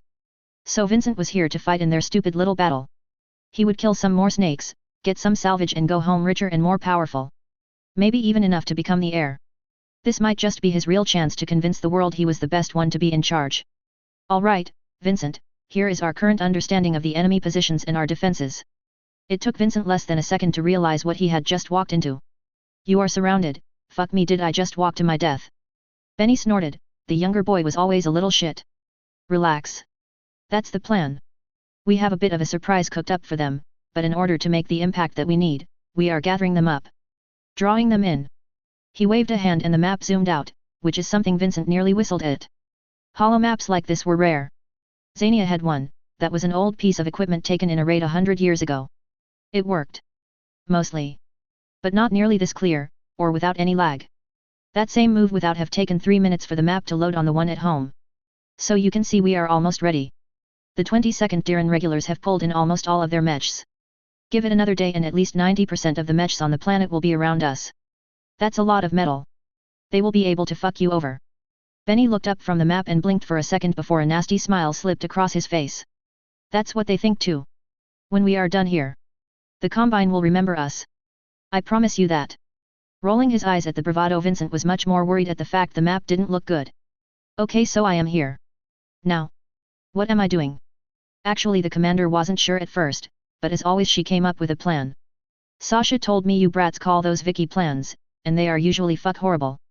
That caused the boy to laugh while Vincent could see Marv taking it bad. The boy hated when people laughed at him. He waved a hand at him, grabbing his attention, gesturing for him to chill. Benny finally stopped laughing before continuing. Why, you got that about half right. See, a Vicky plan sounds okay, ends up being a shit show, but always works out for the best in the end. Like us ending up on Xania. That was a Vicky plan. Just don't ever tell her about that last part. We don't want her to know we trust her plans. Vincent tried not to take it personally about his mother's hiring the brats being a shit show. Benny was right. It had been a bit of a shit show after all. The fact they had found a Castle Brian alone still made Vincent's hands clench into fists whenever he was reminded. Okay, so what is the plan? Right, so this is important. Direct orders here, Vincent. No matter what you do here, you can't push the Combine too much. If they retreat from their positions, or decide to go all in on an attack, we fail. Vincent blinked before remembering the reason the brats were even here. You still looking for your people? A look of hatred crossed the normally affable sub-commander. Vincent took a step back before the boy took control of himself. We are still working on it. Until we have them, we can't have anything push the governor into thinking killing them off is the best way to do this. You get it? Vincent took a moment to breath in and out. If it was anyone else, but these brats, Vincent might be trying to punch his face in for trying to hold him back, but Vincent actually sorta maybe a little tiny bit respected the brat. Benny was solid. Plus he piloted a fucking Atlas, and the few times they had practiced with him in that beast of a machine had proven that he had the chops to pilot it too. I get it. But I'm not sitting around here all day. I came here to fight. Of course. You are going to take your lance, and a few tank lances and go poke the Combine, get a feel for them. Get a taste of what we are up against. Don't worry about doing anything but keeping your mechs in the best shape possible, and seeing what is out there. If you need to retreat, do it. Vincent almost felt insulted from the idea that he would need to retreat. Especially with the Lestek machines he and his lance were piloting. Fine. Alright. Head south. Hit this defensive position. Benny pointed out, changing the map, and while the map wasn't in real time, the actual numbers shocked Vincent. How accurate is this? He asked, pointing towards the numbers of defenses. It even had a listed location for a minefield and where it was. Very. Our scouts are not to be trifled with. Benny offered with a dead serious look. I got the updated report just a few minutes before you came in. Vincent blinked, surprised, but knew that any question about the brat scouts would be ignored. It was the last time. Arthur had spent months asking about how they were able to keep an eye on the enemy during the Xania raid so well, only to get ignored. Vincent wasn't his brother, he shrugged. And took a close look at the military base he was targeting. Mostly tanks and vehicles, but they had a company of light mechs. He nodded. All right. Let's get moving. Marv was grumpy, but at least Barry looked ready. Faye was still on board. The bitch was practically sleeping in her cockpit now. But well. Vincent could hardly blame her. Her catapult was a beautiful mech. But he had eyes only for his new girl. The Battlemaster 1GB was a beautiful mech. The assault was quick for an assault mech, but fit him perfectly. Barry was jumping into his Griffin 2 and his ERP-C would make him a solid long-range sniper. And Marv was in his Shadow Hawk 2HB. Vincent was confident these Combine bastards would have no idea what was coming for them. He felt a fierce grin split his mouth as he clambered into his mech. All four mechs starting up with a rumble of their fusion engines. Ready to go to war. Vincent. We are sending a company of tanks to back you up like I said. Let them cover your rear, don't get too far ahead of them. I don't want those light mechs to get behind you and tear them up. Benny's voice came over his radio almost as soon as Vincent started up his mech. I got it already. I'm taking command. Thanks, Sub-Commander. Vincent grumbled as he took his first step out with his mech, the Leopard's base opening and Vincent was in his element. Captain Alessa, this is Mitchell. I'll be your tanker today. Following you. Good, I'll be moving at a good clip. And he did just as he said. His Battlemaster stalking out into the farmland, his lance forming up behind him. Phase Catapult moved at the same speed as his Battlemaster, so they set the pace, with the Shadow Hawk and Griffin bouncing along on their sides, keeping a scouting perimeter, something his brother had taught him. Grumbling at that thought, Vincent switched through a few imaging systems his mech had to check for any traps, but there wasn't anything he could see. Hopefully the scouts the brats sent out were as good as they thought. Stomping through the fields on a foreign planet, Vincent allowed himself a few moments of awkwardness. He had never been off Xania before. A new world. A new mech. In the middle of war. It certainly wasn't where he ever expected himself to end up. But he would do the best he could. We are coming up on them. All units, eyes open. He radioed out, his arms raised up, both ERPC aimed down towards his enemy. He was ready. And it was good he was, because their forces had been noticed. Already he could see a few helicopters and VTOL taking to the air. He unleashed his ERPC, Barry joined him a second later, and although nothing was hit, it certainly scattered the air support. Let's go. He roared, his blood pumping as he brought his Battlemaster to a sprint. Tanks set up a firing line. He remembered to command as he moved closer, at the same time fire started coming in. Turrets opened up along the walls, although only the longest range fire came anywhere close. In retaliation, ERPC fire opened up, Vincent firing his two guns like a gunslinger, each arm firing at a different target, hitting more often than not. Barry was more rigid, his shots aimed and focused. It meant they were making good headway into the turrets when the walls exploded outward. What the fuck? Smoke dark and heavy rolled out, and it took only a few moments before it rolled all the way towards him. Fuck. They are blinding us. Move back out of the smoke, don't go straight, adjust your path so you aren't where they last saw. Tankers, stay together. He demanded as he started stepping backwards, still firing an ERPC into the smoke every few moments, just enough to keep his heat low but still sending something down range. Enemy contacts. I jumped over the smoke, and saw at least a lance of jumpers coming in. Marv called out over the radio a moment later, and Vincent cursed. That means there is probably another lance or two on the way as well. Come on, let's get out of this smoke. He didn't quite make it out before the first mech found him. The Stinger came out of the smoke, and it was pure instinct that had Vincent fire at it. As he nearly jumped out of his seat, it startled him so bad. The pilot was good though. Jump jetting, he dodged the lightning. The pilot even had the audacity of taking a step on his Battlemaster's shoulder as it flew over him. The hit actually rocking him so hard in his cockpit that he felt his own shoulder bruising as he bounced around in his seat. Fucker. He snarled, but even as his rear took a hit from the Stinger, Anther mech appeared in front of him. The Cicada opened fire, medium lasers burning scores into his armor, but he growled, opened fire with his own mediums. 4 arcs of green cut into the Cicada, and that startled it, just in time for his large pulse laser in his chest to open up. The beam cutting through massive amounts of the bug mech's armor. The pilot obviously realized he was in trouble as he suddenly bugged out into the smoke. An ERPC shot burning back into the smoke where the mech had gone, although Vincent wasn't sure it if hit. Another scream of his computer as his rear armor was cut away again. Damn it. I got a jumper on my back. Already handled. The calm voice of his tanker came over, and a moment later a thunderous noise echoed over the battlefield. The smoke spun away as a huge something ripped through it, and the Stinger got hit by something, smashing the mech completely onto its side. Looking over, Vincent got the image of an Alicorn tank, its 3 Gauss rifles aimed his way before the smoke filled in the space he had just cleared. Grumbling a little, Vincent shot an ERPC shot into the Stinger, coring it and ensuring it was out of the fight. A PPC buzzed over his cockpit and he jerked, aiming towards what had just fired on him, but he realized in a moment what was happening. The damn thing gave him a shallow bow. That PPC was just a warning shot. Growling at the arrogance, Vincent stopped himself from stomping the Alpha strike button. Instead he bent his Battlemaster just the slightest amount. And accepted the duel. Fucker. PPC fired first, almost instantly, a snapshot that had Vincent cursing as he barely managed to raise an arm over his cockpit to keep it from hitting him square on. Growling, he hip-fired his ERPC, watching as the Panther damn near twirled as it dodged the shot, and then he lowered his other arm and fired that one. That seemed to catch the pilot by surprise. It didn't quite manage to dodge. Its left arm sacrificed to limit the damage, but then something changed. That pilot wasn't playing anymore, Vincent realized as he shifted SRMs, blasting his armor as the Panther simply moved. Jump jets, shifting motions, Vincent started struggling to get any hit on target. His mediums worked the best, scoring a few lines in its armor, but every other shot was like shooting the smoke they were fighting in. Even trying to get close didn't work. Just like the Stinger, whenever he did, the Panther jumped over him. His ERP-C were dodged consistently. The enemy pilot always had his eye on Vincent's arms. And it was pissing him off. Firing off a barrage of SRM suddenly, which only semi-worked, his hands completely out of position, Vincent let loose his large pulse. The second surprise weapon worked better. The Panther's armor sheared at the power of the pulse laser, and its existence definitely shocked the enemy pilot. It earned Vincent the space he needed. As the Panther tried to dodge the laser, his ERP-C fired. The pilot.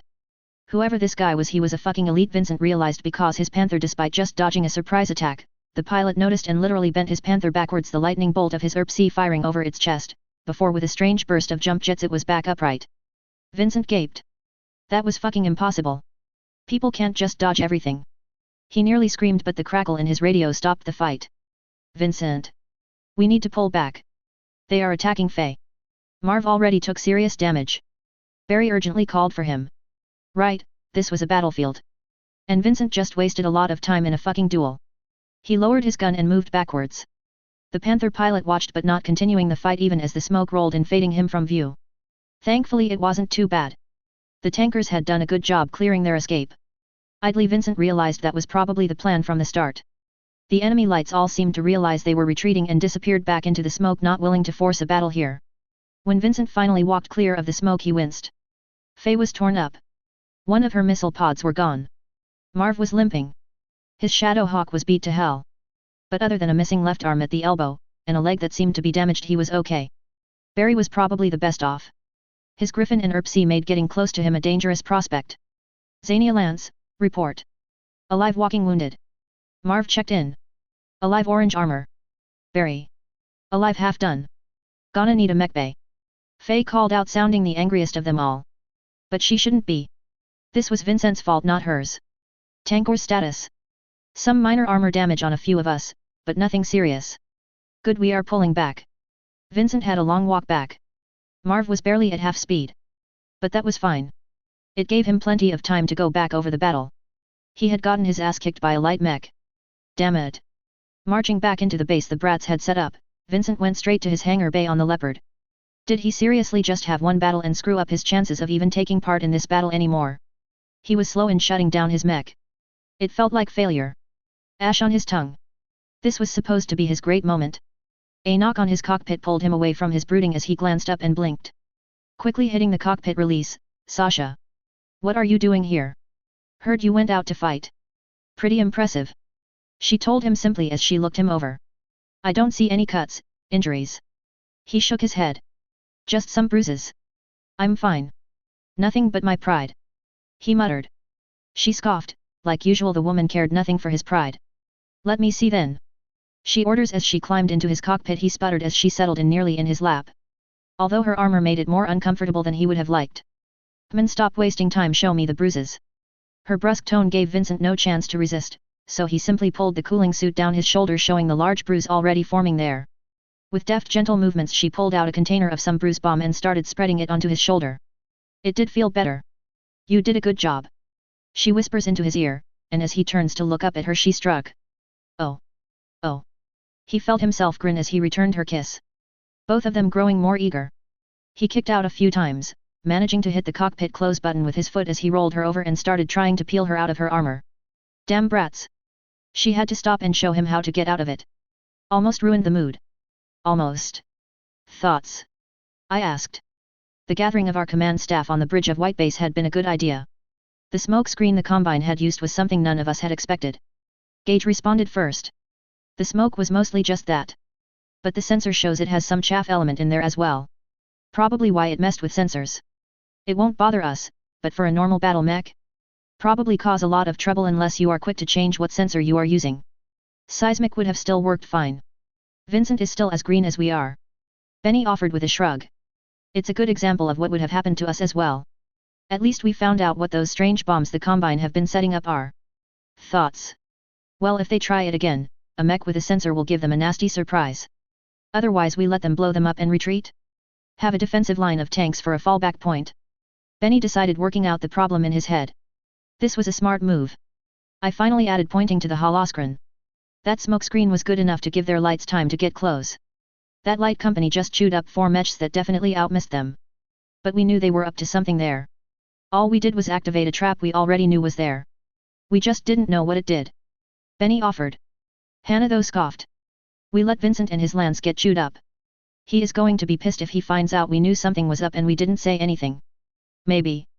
But since we will be repairing his stuff on our dime, and we made sure he had a fallback point, he doesn't have much room to complain. Welcome to war, everyone.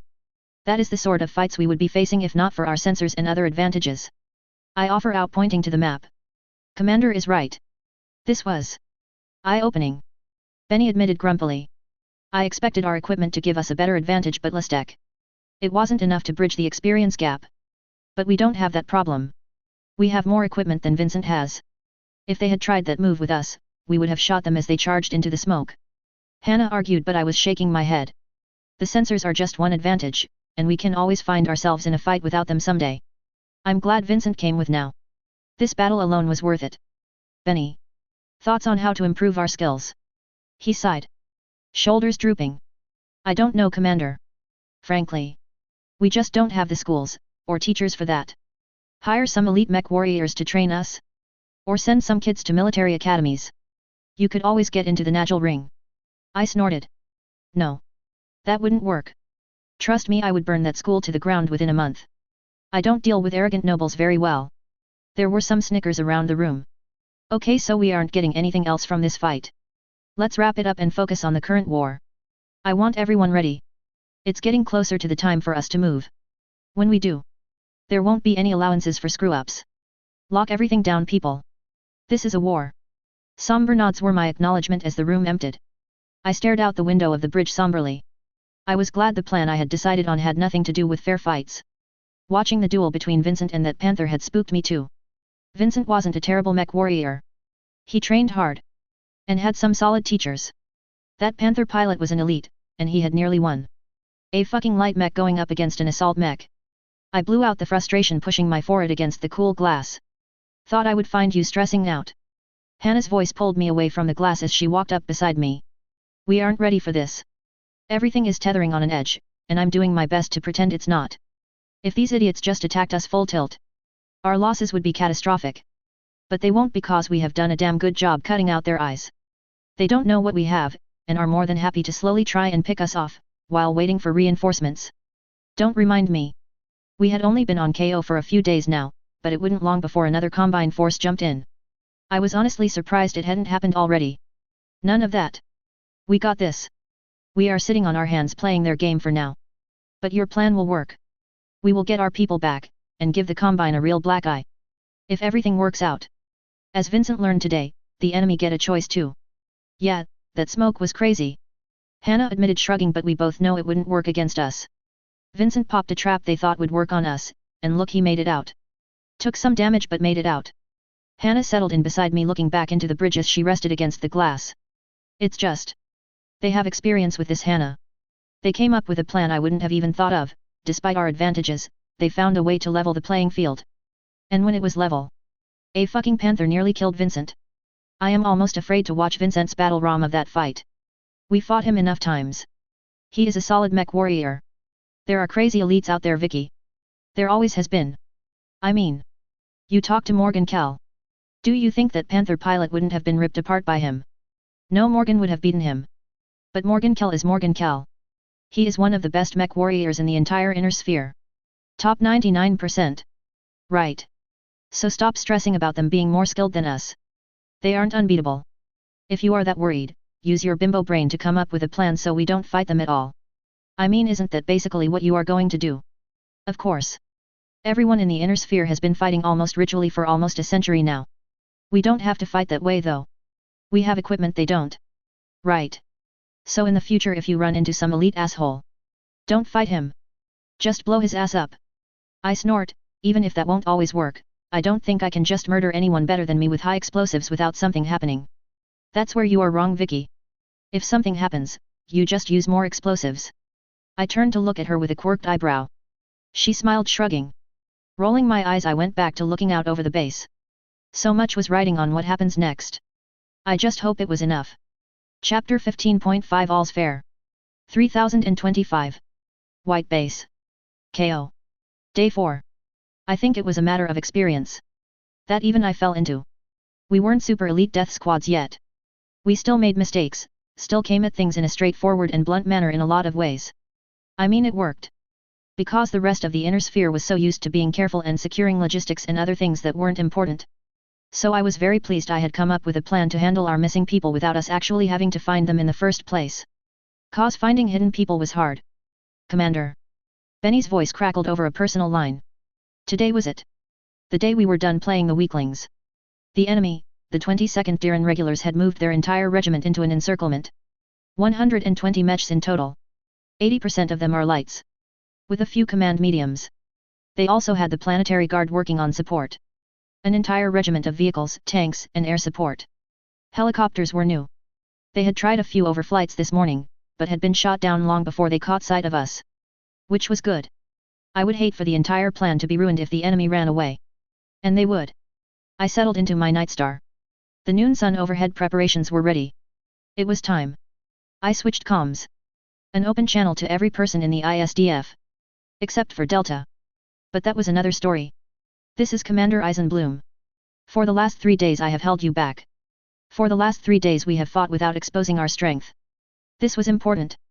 Today. Now you get to see why. The enemy are overconfident. They think they can tear us apart on our next assault. They think us cowards. That's fine. I felt my Nightstar start up. Its fusion engine rumbling. A faint tremor. More like the mech was trembling in excitement. Another chance to strike. Because I don't put much stock in the opinions of men that proclaim themselves honorable, even when they stand aside as people are butchered. As people are enslaved. These honorable samurai think themselves are superior. Everyone felt what came next. The camo netting that had been placed over every long tom fell away as the massive guns shifted, aiming towards their targets. Each and every gun aimed at a lance or more of mechs or tanks. Let's see how superior they are in an hour. I roar. My Nightstar stepped out of White Base. Its armor pristine. And I had done a little extra. I thought it was cool. The flag of the ISDF, the iron-blooded symbol. A 10-foot-long version was fluttering in the wind on the side of my mech. It hung down like my mech was wearing a caparison like a medieval knight's horse. But it was very obvious and something that was totally stupid if I hadn't created it from my nanoforge.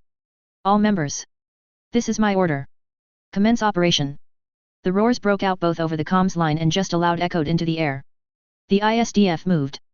And in a single furious roar. That echoed over the entire farmland for miles and miles. The ISDF let the Combine Samurai know their fury. 18 long toms opened up with near-perfect accuracy, aiming for the densest grouping of the enemy. 6 Arrow 4 missiles launched along with them. The missiles aimed at closer targets as they couldn't fire as far. But as one barrage of missiles fired, another was already being loaded to fire as well. And as the guns fired, as the ASF engines lit up and pushed them into the sky, the ground trembled for another reason entirely. An entire regiment of mechs charged out into the world. 3 battalions. 108 mechs. And an equal amount of vehicles roared out of the base in 3 directions. Each group targeting the enemy military bases. My Nightstar pointed nose towards the city. This march only had one ending. A different perspective. Karl Schade-Hauptmann ISDF Delta Ops. KO, Yarlton City. Karl still wasn't sure if this was going to work. It had every hallmark of a Vicky plan. But damn if he wasn't willing to take the risk. The Governor Cage Mackay had hidden himself away in an underground bunker. It was Delta's job to get to him. Honestly, Karl was looking forward to this. It was the first time Delta really got to do more than strike from the shadows. Everything is ready. The whispered word reached him and he nodded.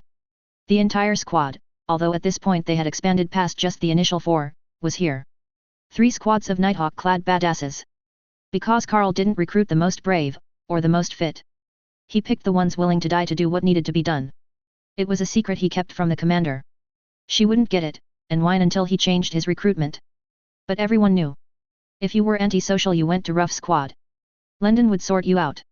If you were willing to murder anyone to protect family, then you join Home Guard. If you were willing to lay down your life you joined Delta. Karl hefted his Mauser.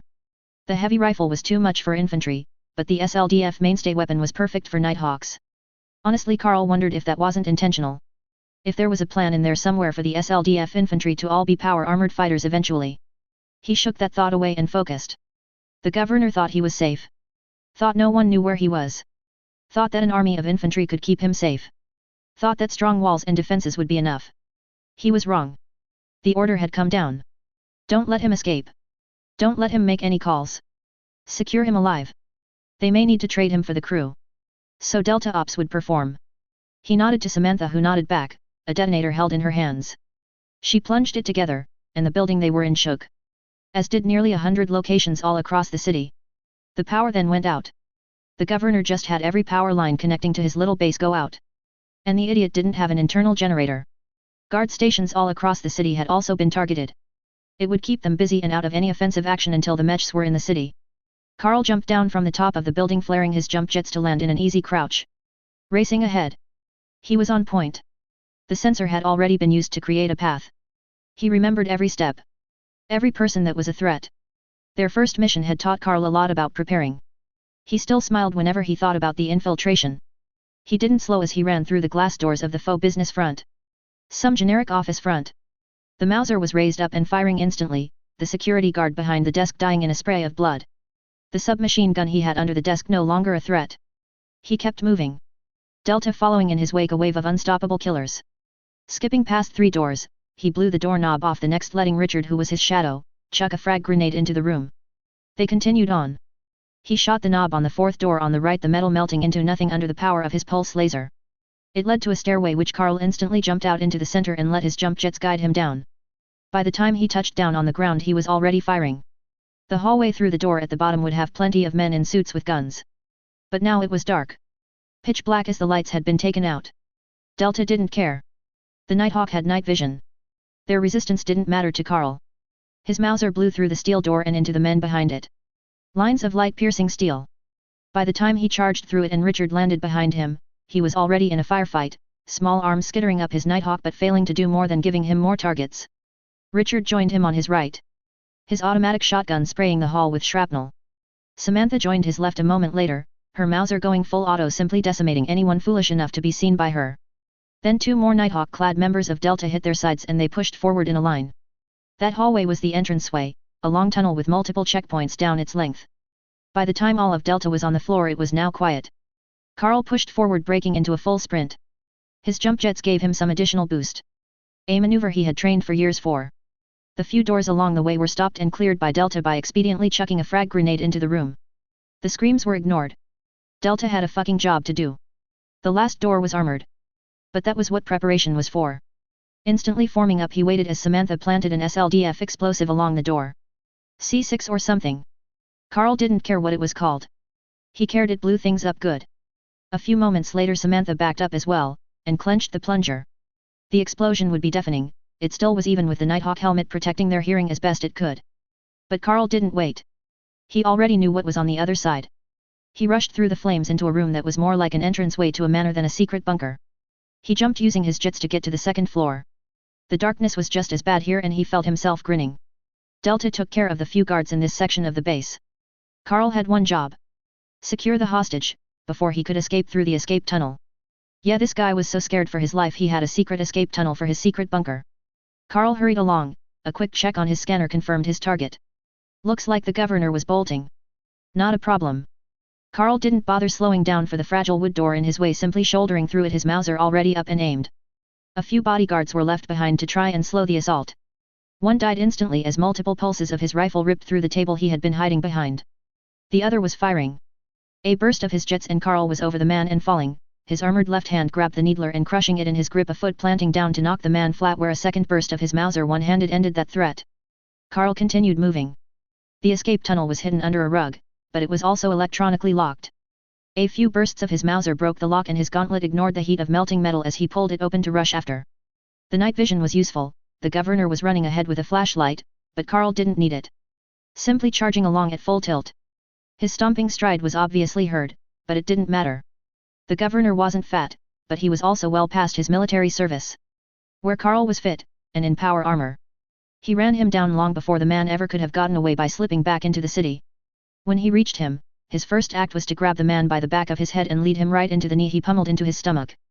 The retching noise of the man being hit by a solid metal knee was sweet on Carl's ears. A second knee put out any fight in the man, the gun in his hand knocked away as Carl slammed him into the wall of the tunnel. Where are they? He demanded once he had the man pinned down. Only the knowledge they needed him alive kept Carl from continuing to strike the man until he stopped moving. I don't know. Who do you want? I know where lots of people are. The governor babbled once he caught his breath, but it took a moment before Carl realized this idiot didn't even know it was attacking him. Slamming his face against the wall again, earning a squeal of pain, Carl started again. The members of the Iron-Blooded you kidnapped from the Isaribi. Where are they? He roared. You are with them.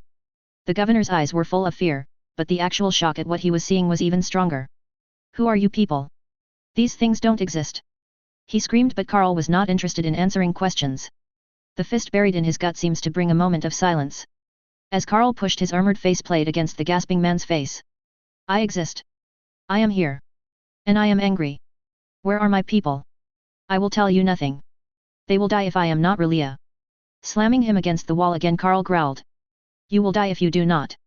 That seems to sneak through some inkling of the situation for the man as finally he started talking. By the time we hit the Combine defensive position, it was chaos. Our artillery had been almost perfectly on target. Plenty of light mechs had been hit so accurately by the artillery unit that the long tom round had passed directly through the mech. Of course, the explosion of the high-explosive long tom rounds then meant scraps of mechs were scattered all over the ground. I didn't care about any of that. As we walked up, the enemy were trying to resist. Light mechs were jumping around trying to stay mobile so as not to be targeted by artillery, but that just left them in our sights for the first rounds of our gauze. The sight of multiple light mechs falling from the sky riddled with holes sent the enemy into a frenzy. They threw everything at us. I was in the lead. But I was not about to stop. Even as a PPC burned against my mech's shoulder. Even as LRMs landed around us. Even as infantry fired shoulder-mounted SRMs. This was our moment. If we faltered here, we would have a long slog of a battle ahead of us. I kept the momentum going. Not once did my phantom's heavy footfalls slow. My gauze were fired off as soon as they cycled. My ERPC thundered. They targeted me. Of course they did. I was in the lead. Wearing a massive flag on my mech. That was fine. Because I had an entire battalion of very angry mech warriors at my back. And a battalion of tanks behind them. Plus the artillery. Danger close was just a cute word for my people. Artillery continued to rain on the enemy even as they realized how fucked they were. Light mechs fell like wheat to us. Where every battle before this we stumbled when we were struck back. This time when the Combine Samurai tried that. All it did was end in fire and thunder. I just had to hope that the absolute shock of our assault would mean we wouldn't take any losses. But even I wasn't hopeful for that. Even as we finally broke the defenders at this military base. Their walls smashed, their turrets melted, infantry, mechs and vehicles surrendering under our onslaught. Some tried to retreat. The light mechs that had run were still being targeted. The tanks that rolled away were pounded. The ones that thought themselves smart by going underground? They too were faced with rounds shattering whatever entrance they might have escaped into. The ISDF were here. And we were angry. And it was happening on 3 different fronts at once. Our ASF were in the air. Gabe led them around to any air resistance the Combine still had. We marched through the military checkpoint they had been setting up against us without slowing, and simply marched into Yarlton. The capital was a massive modern city and nothing was left capable of resisting us. A few armored vehicles were deployed, but with the sensor they never stood a chance. Which is why when I marched through the streets, my caparison waving in the wind. People noticed. Sure, most were smart enough to hide. But not all of them. Some too stupid to run away during an attack, some too slow. Some simply want to see their potential end. We made a hell of a sight. My Night Star was beaten. Bloody. Bruised. But my flag still waved. A hole through part of it, where an AC round had gone through, but it was still clear. Still visible. I walked straight to our objective. The governor's mansion. It was a beautiful Japanese manor, 2 stories surrounded by ancient-looking walls. We walked through, uncaring about what damage we did. I walked up to the front of its massive doors. Before turning my Night Star, now a physical guardian keeping anyone from entering. Not long after that, the fighting died down across the 3 battlefields. The long toms finally quieted. KO was conquered. I don't know how I felt about it.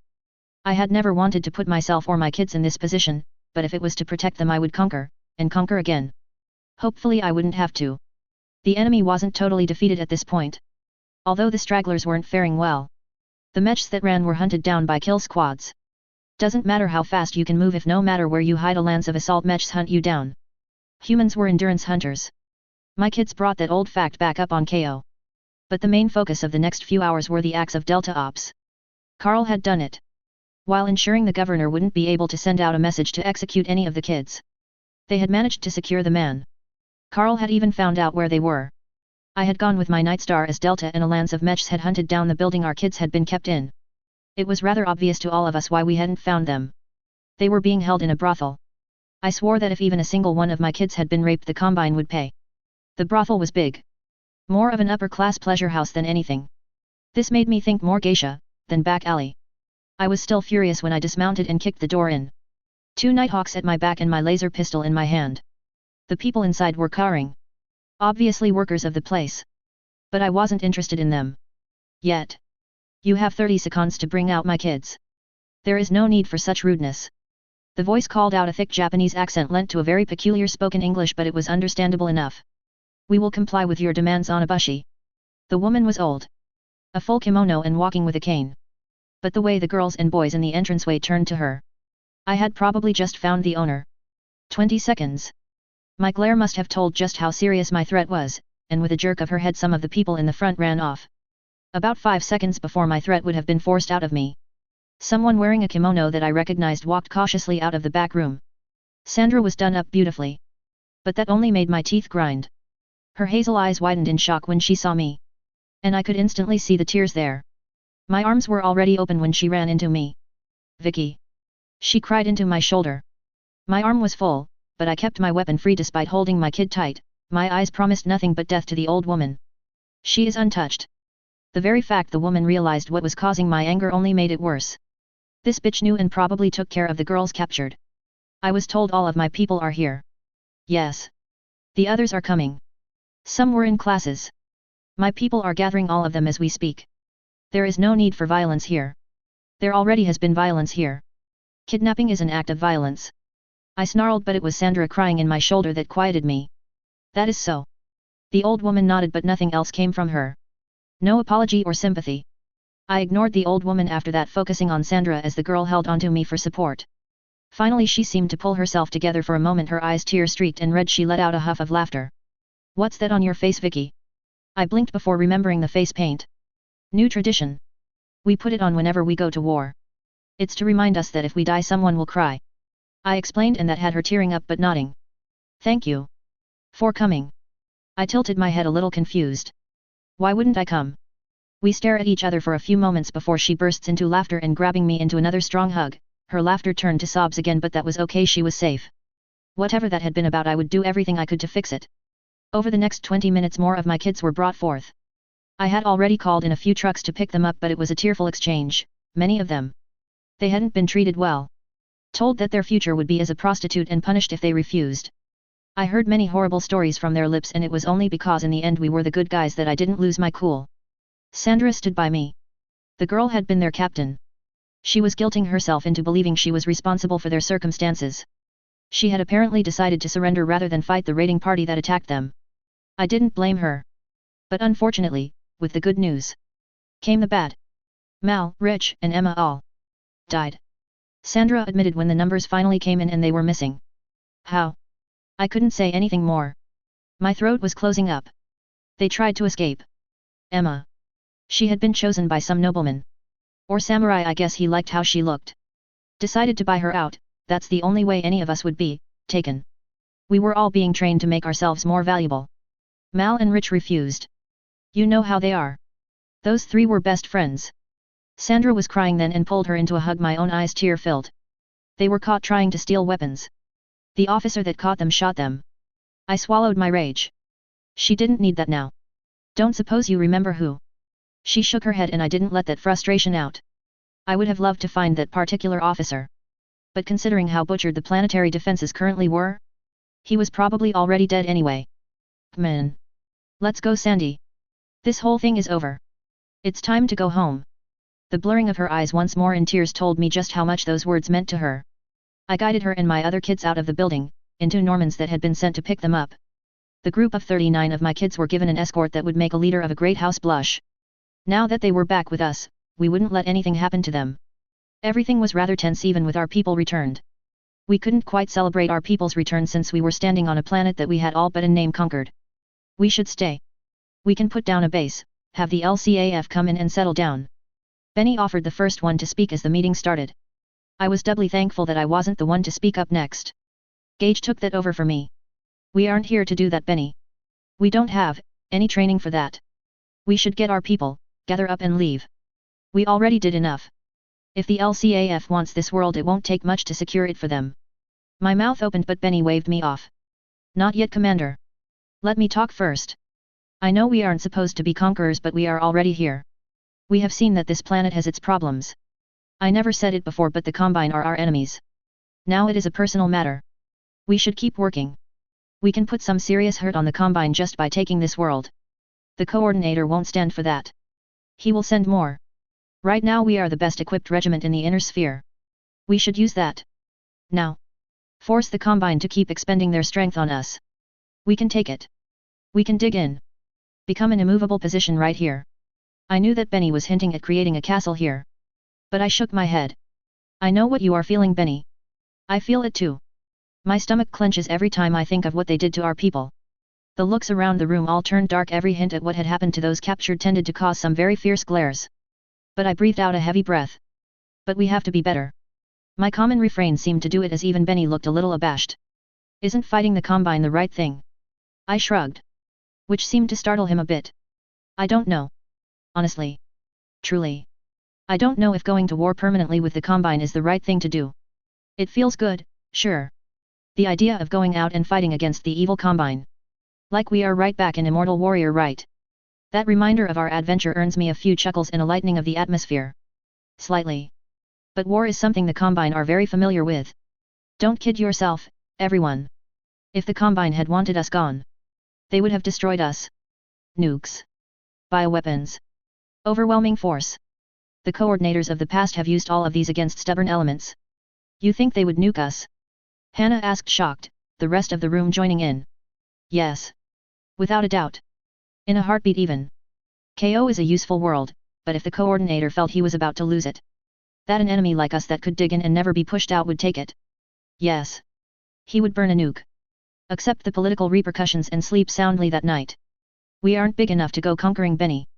We are small enough still, despite everything, that if someone decides to just flip the board, we lose the game. So we just up and leave? After everything we did here? Benny demanded. It was probably the loudest he had ever gotten with me. No. In fact, we don't do that at all. We spend the next few days salvaging, taking our stuff and our people and head home. But we aren't leaving them without a little reminder that we were here. After all, Benny, I made a promise. I pulled it out of my pocket. A little something I had cooked up a few nights ago, in my spare time. And I don't break promises. Dash. It was a parade. Of sorts. My people, almost all of them in fact, were heading into the city. The people were watching in shock as once more Lastek Mech after Lastek Mech stomped into their city down their thoroughfare. My Night Star in the lead as we headed once more for the governor's manor. It was there I had decided to hold our last act on this world. This was a statement. As I walked, I could see the faces of the civilians. Many of them talking and pointing. It didn't matter that we were enemies. It didn't matter that we had already walked down this road the day before. To the people on the street, it was part of the show. Especially since we hadn't done a single C-bill worth of damage to the city itself. Outside of military targets anyways. They were probably shocked at how gentle this invasion was. Well, I liked the idea of completely walking away without shattering even a single brick, but that wouldn't happen. Not today. I walked through the governor's gates, destroying them. Across his perfectly kept lawn, uncaring about the long footprints left in the green grass as I marched up to the two-story building. Then I started shooting. And it wasn't just me. Within 20 minutes the fires were out, and there was nothing left of the building. The remains stomped flat. Then carried in between 4 Atlas, a structure was walked into place. The grade 10 ferrocrete had been something I built just before this. As it was placed atop the rubble, my kids went to work. Those that had skill building libraries jumped in with construction equipment. Each side of the building was secured with massive poles made of thick ferrocrete. The damn things were nearly as tall as an Atlas, and were hammered into place by the mechs as well. The sound drew even more attention than what had come before. People were wandering closer to see what it was we were doing. Other than a good amount of my people on security keeping an eye on the crowd in case someone decided to attack us. We let them. The crowd growing even as the spectacle continued. Then boxes were dropped off. The object I had pulled out in my meeting was distributed. The first to move were the 39 we had recovered. Each of them took the iron flowers and just like we had once done on Zania dove them deep into the ground around the building we were putting up. Then more and more. And this time I told them to place as many as they like. Other than the single walkway, flowers were planted throughout the night. And many tears along with them. I gave no grand speech this time. This was a personal moment for each of my kids. In the morning my engineers had finished their work. With my help in secret that night. A memory core was planted deep in the ground. Along with a kill switch. The building above became the smallest but probably most eye-catching library we had built so far. As long as the Combine left it alone. Someday. When it was time to release the full memory core to the inner sphere they would have theirs. If they decided to destroy the library. Then they would get nothing. By mid-afternoon the next day we still had quite a crowd, plenty of people wondering what was going on, what we were doing. Then when everything was done. Cage Mackay was driven onto the site. Delta had done a good job holding him over the last 2 days, the man looked rough, but unharmed. His hair is a mess and clothes in disarray but no new bruises. He was in perfect health. Then the men that had been holding the crowd back moved in. Settling instead among the fields of red flowers at the foot of the new library. The front doors were open and there I stood. The phantom was over my head, the long ISDF flag fluttering above me as I waited. The governor was loudly complaining about his handling as he started snapping at the guards guiding him up, but when he finally caught sight of me, he stopped. And started struggling backwards. It made sense. The governor may be my enemy, but I wouldn't treat him as a fool. No one wants to walk towards the person holding a bare blade. The katana I was holding idly in my right hand should be familiar with the governor, it was his. A symbol of his office and status as a samurai of the Combine. I waited as he was pulled forward and the crowd noticed. They came in, putting pressure inwards until he was at my side, my kids keeping the crowd back more with their presence than anything else. The fact they were all heavily armed and backed by mechs lent a certain fear in the crowd as they stared at the show I was about to put on. The governor was pale. Terrified. I let the blade shift causing him to nearly jerk to his side only to find himself unable as some of the biggest men in the ISDF held him in place. I opened my mouth, but my words echoed from above. My phantom echoed out what I said to the crowd. I am Commander Victoria Eisenbloom. ISDF 1st Division, the Iron-Blooded Orphans. I have come to this planet, because my people were taken by your governor in a raid. If he had been reasonable, I would have gladly paid for their safe return, and I would never have set foot on this world. I raised the sword letting it rest against the man's throat. But I wasn't looking at him. I was looking at the crowd. I am not an invader. I am not a warmonger. I do not enjoy battle and bloodshed. Lives were lost because I came here. Both yours and mine. Families broken, and destroyed because this man's greed. I could almost feel his pulse through the sword, it was pressed so close to his jugular, but I wasn't a murderer. Governor Cage Mackay has paid dearly for his greed. So has the Combine. The 22nd Diran regulars, your former protectors are gone. I let that echo around. Many of the crowd probably didn't know quite how complete the battle had been on our side. During the salvage operations ongoing, Delta and Rough Squad were still securing the AO. They had turned away plenty of civilians at gunpoint. The 22nd no longer has a mech to their name. They no longer have a tank, or any other heavy vehicle. The ISDF have completely, and fully destroyed the regiment. They stood between me and rescuing my people. They don't anymore. I let that echo out into the crowd. If we were any other force in the inner sphere, your city would be on fire, we would be looting your resources, if not outright settling in after our conquest of your world. Lucky for you we are not. We are the ISDF. That name has meaning. We are the defenders of the innocent. Not tyrants here to claim your possessions. We spread knowledge freely. I point to the building behind me. This library has courses and books free for anyone who wishes them. It's the same data we plant on Lyran worlds. On League worlds. We will plant this information on the worlds of the Federated Suns, on the worlds of the Confederation. To any periphery world we can reach. I looked out over the crowds. Stared into the eyes of the reporters who had their cameras rolling. To the people that were scared. Afraid about what would happen to their lives now that their defenders were gone. The Dark Age is over. The ISDF is here. We will relight the future of the inner sphere one world at a time. These are my ideals. The ideal of the entire ISDF. It is what we train for, what we fight for. But to those out there with greed in their heart, I will throw those ideals away in order to protect my family. Like we have here. If you think we can be bribed, you will find out you are wrong. If you think we can be blackmailed, you will find that useless. If you think we can be suborned by capturing my people and using them as hostages, we will come. I turned away from the crowd looking to the governor who was doing his best to keep the very sharp blade from piercing his skin. Governor Cage Mackay. You kidnapped my people. My family. Attempted to hold their lives hostage so you could steal our equipment. You wanted my dropships, Governor. How do they taste when you choke on them? The crowd was silent. My people were stern-faced, but I could feel the bloodlust shimmering off them. But this was the moment. The sort of moment that alters the course of a group. This blade. It's yours. I am told samurai view their blades as a part of them, a symbol of your honor. I turn with a strong motion, slam the blade into a crack in the ground, then heave. The blade snapped with a loud ring. As I held the hilt, ending in a jagged blade. There is your honor. As broken in blade as it exists in your soul. Without the blade held to his throat, the governor regained a bit of color. And a bit of spine. You will not get away with this. You insult not only me, but the dragon. His claws will claim your life. Governor. Or should I just say Mr. Cage Mackay? You are directly involved in a plot that potentially lost the coordinator a planet. And an entire regiment of his men. I stepped in close until our noses were touching, although I had to bend down a little as I was quite a bit taller than the man. Who exactly between the two of us needs to worry about dragon claws? That was it. I had nothing left to say. I walked away, my people with me. The crowd split, finding themselves standing among the red flowers as we climbed into mechs and walked out of the city. Behind us stood something unique. Walls fit for a planetary ruler.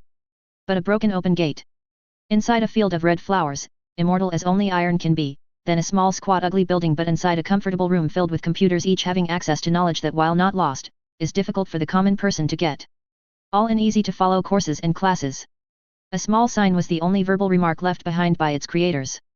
The Iron-Blooded Library. All are welcome. Knowledge is the light that guides us towards the future. Protect it. Dash. What is that? I asked. I was overseeing the dropships being loaded up. You would not believe how much stuff we had brought with, and that we had picked up in just a few days. The amount of salvage I had been given puppy dog eyes over was getting old, but it was this that was most interesting. The boys of Rough Squad and their leader all jerked in surprise at my question. They were all in the back of Pegasus base. Hidden deep in the spare storage bay. The boys of Rough Squad were all gathered around a stack of containers. Containers that hadn't been there when I reviewed the loading. London's surprise quickly shifted to a calm. Nothing, Commander, just making sure my boys are keeping busy helping get everything loaded up. Not only do I not believe you.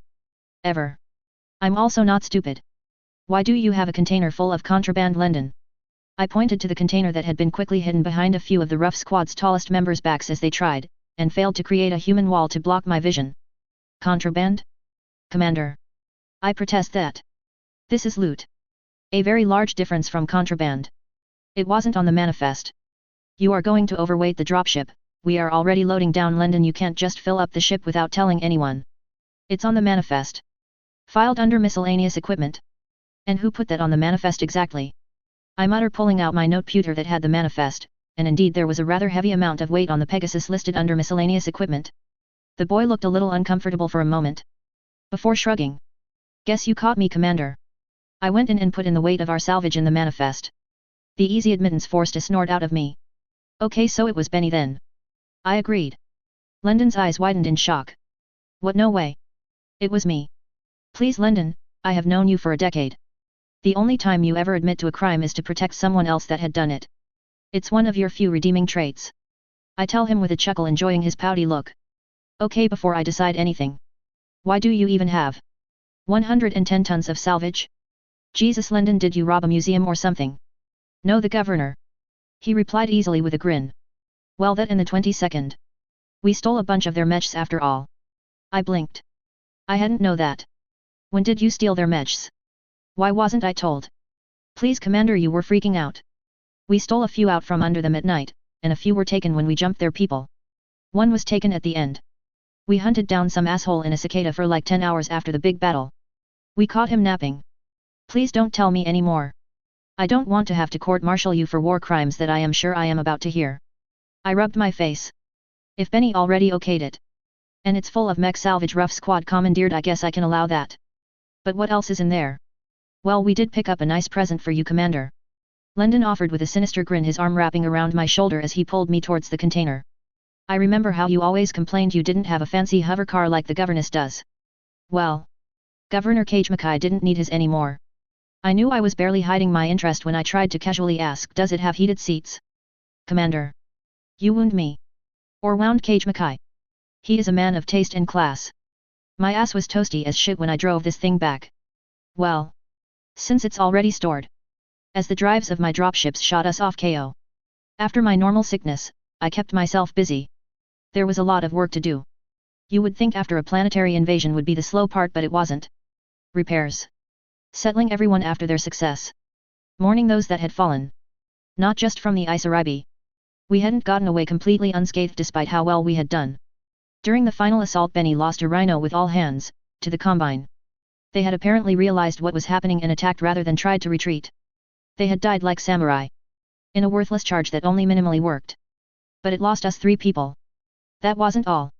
Despite London's fake upbeat attitude, Ruff Squad had a few losses. Infantry were not meant to sneak onto bases and steal equipment. We had 10 losses from Ruff Squad. The fact London had kept it from me had earned him an ass-kicking when I found out. But it was done. Our final assault hadn't left us untouched either. A lucky shot had cockpit killed one of our Highlanders. Daniel was still raging about it. We had conquered a world for 14 iron-blooded orphan lives. It honestly didn't feel equal. Their lives were worth more than some measly planet. And yet, as the dropship pulled away as we finally started heading home, I could only feel relief that we hadn't lost more. That at least we had saved more than we lost. 6 days of dealing with crying kids. Either from loss, or what they had gone through. 6 days of trying to bring order to chaos. And on the last. As always, things got complicated. Commander. Jump ship sighted. Markings confirmed. 5th Sword of Light. Captain Gilbert called out once I came hurrying onto the bridge. After the alert had sounded. Fuck. The Swords of Light were the Combine's most elite regiments. Not only were they the best of the best, the most skilled mech warriors, they were also the regiments that were given the best equipment. Captain. How is the Clementine? Not a worry, Commander. They are parked far enough away not to be in any danger. Okay, are we in trouble here? The captain hesitated. I don't know. They could intercept if they burn hard. But they only have Overlord dropships. I would bet our Colossus against them in every engagement. Even with our hodgepodge crews. Plus our ASF forces have proven their worth. Captain. Commander. Call incoming from the dropship.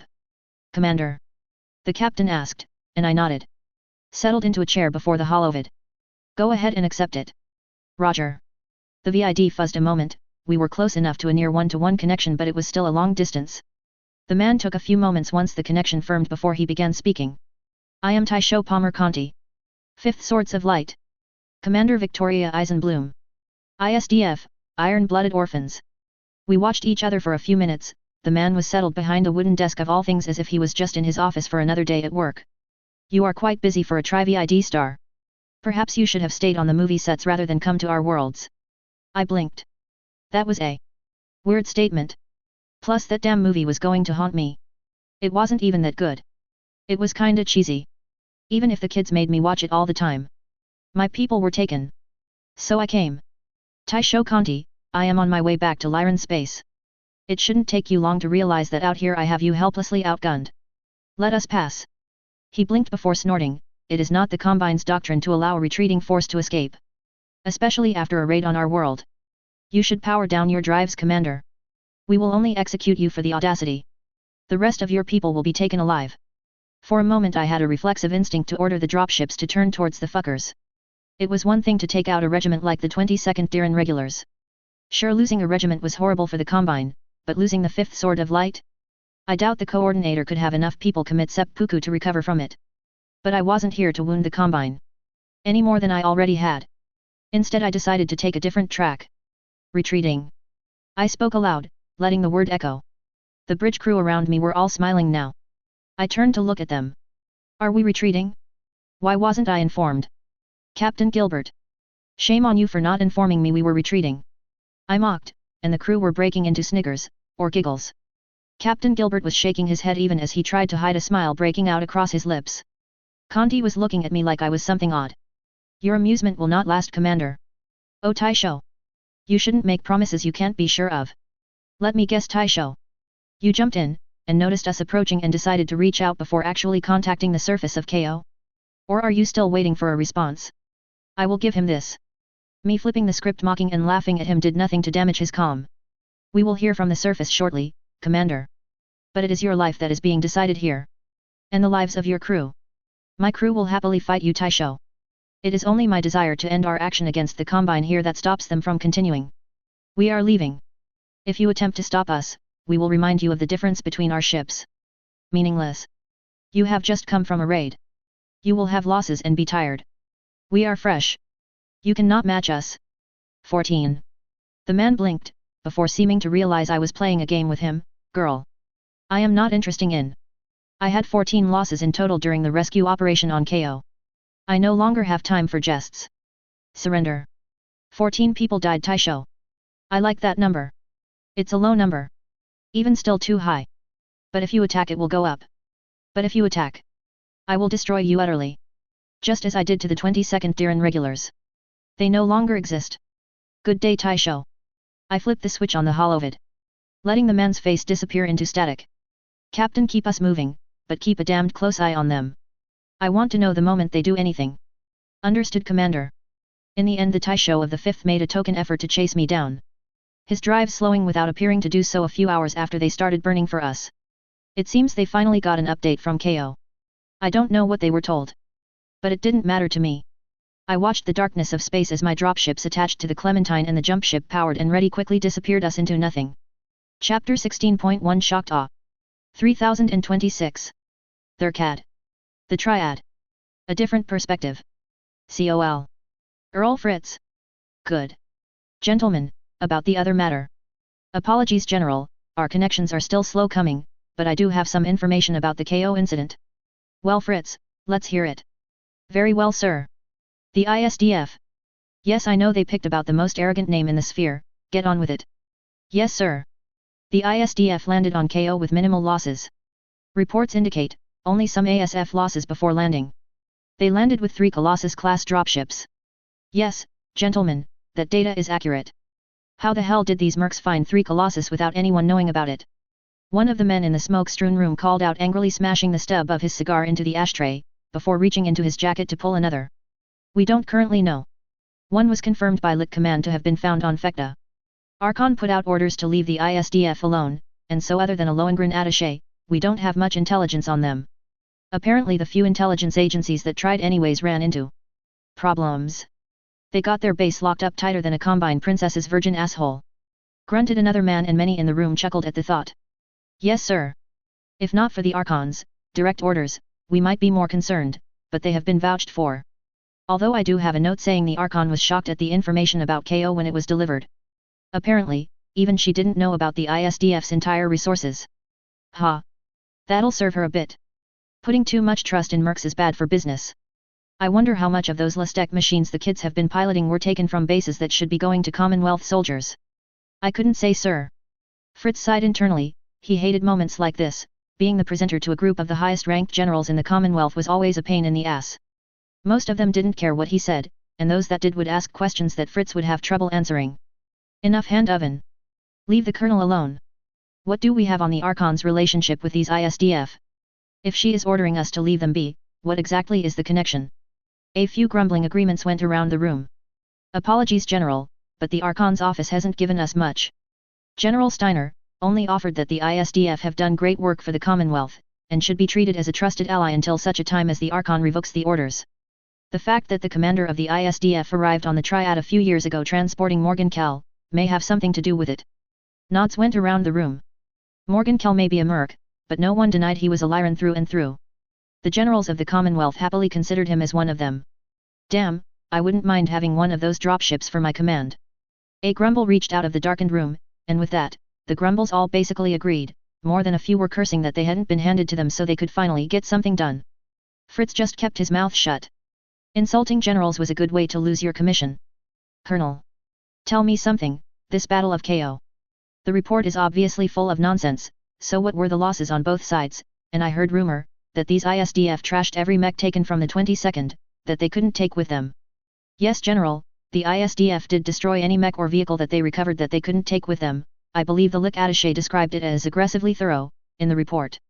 Fritz sweated a bit, and I am afraid that even from outside sources our report is accurate, General. If you are referring to the losses taken on by the ISDF, they were confirmed from multiple sources. Bullshit. That same general cursed out as he ripped open the report packet. It says here that the ISDF took 14 losses over the course of the battle, and that isn't mechs downed, that includes infantry. The rumble of voices washed over Fritz as the generals all pulled open the packets, many of them hadn't even touched them until this moment, and as the men all read through the papers, many of them let out curses of surprise. The numbers were confirmed. The ISDF landed with only a single ASF loss on their re-entry, but the pilot was recovered. From there, they led the 22nd in an anti-scouting engagement. They were apparently so successful, that the general in charge of the 22nd, had no idea of the true force brought to bear against her. Fritz took a moment to take a sip of water before continuing. The commander of the ISDF landed with 18 long-tom artillery pieces. Jesus Christ! Who brings that much artillery on a raid? The ISDF apparently. Grumbled another jokingly as the chatter around the room lifted up, stopping Fritz from following any specific conversation. Go on, Colonel. Ignore the chatter of these old gossips. Ordered one of the generals, to a short upraised roar of denial before Fritz decided to do as ordered. The ISDF landed with so much artillery, but the scouting elements of the 22nd never got close enough to their landing site to alert their command. So since the ISDF was showing off so much heavy equipment, the 22nd apparently decided on a defensive engagement. They surrounded the ISDF from their bases in the area, probably hoping to use the emplacements to blunt any assault. Fuck. They surrounded an artillery park. A general muttered, and that idea sent the others into nods of understanding. No wonder they won with so few losses. The Combine would have never parked so close to an artillery park if they had known it existed. Ha, good play then, keeping the scouts off their ass meant they had a shooting gallery. Yes sir. The artillery barrage, and this information is from a Combine officer on the ground that survived and sent a report to Luthien that we retrieved, stated the artillery was impossibly accurate. The officer reports seeing artillery, drop directly onto moving mechs as they attempted to dodge the fire. A whistle let out. How the hell did these mercs manage that? Anything on that? Apologies General, the only note we have about their artillery capability, is a tendency towards extreme training time like much of the ISDF towards any matter. I believe this may just be a very experienced artillery crew. Well, I'll hand it to them, that's a nice trick. Think we could pull it off. Colonel, do we have a listing on how many shells they fired out of the long toms? Apologies General, I do not, at least nothing exact. It does seem that the artillery barrage from all 18 long toms lasted at minimum over an hour as they continued to hammer fortified positions that the 22nd retreated to. So the amount of shells would be obscene, I believe the term would be. That earned him a few chuckles from the generals but a few frowns as the actual competent men did the math. Are you telling me that girl shot close to 6,000 rounds? A general sputtered out, his cigar falling out of his mouth in his exclamation. That's what? 12 or so million C-bills in ammunition. The roar of shock from that filled the room.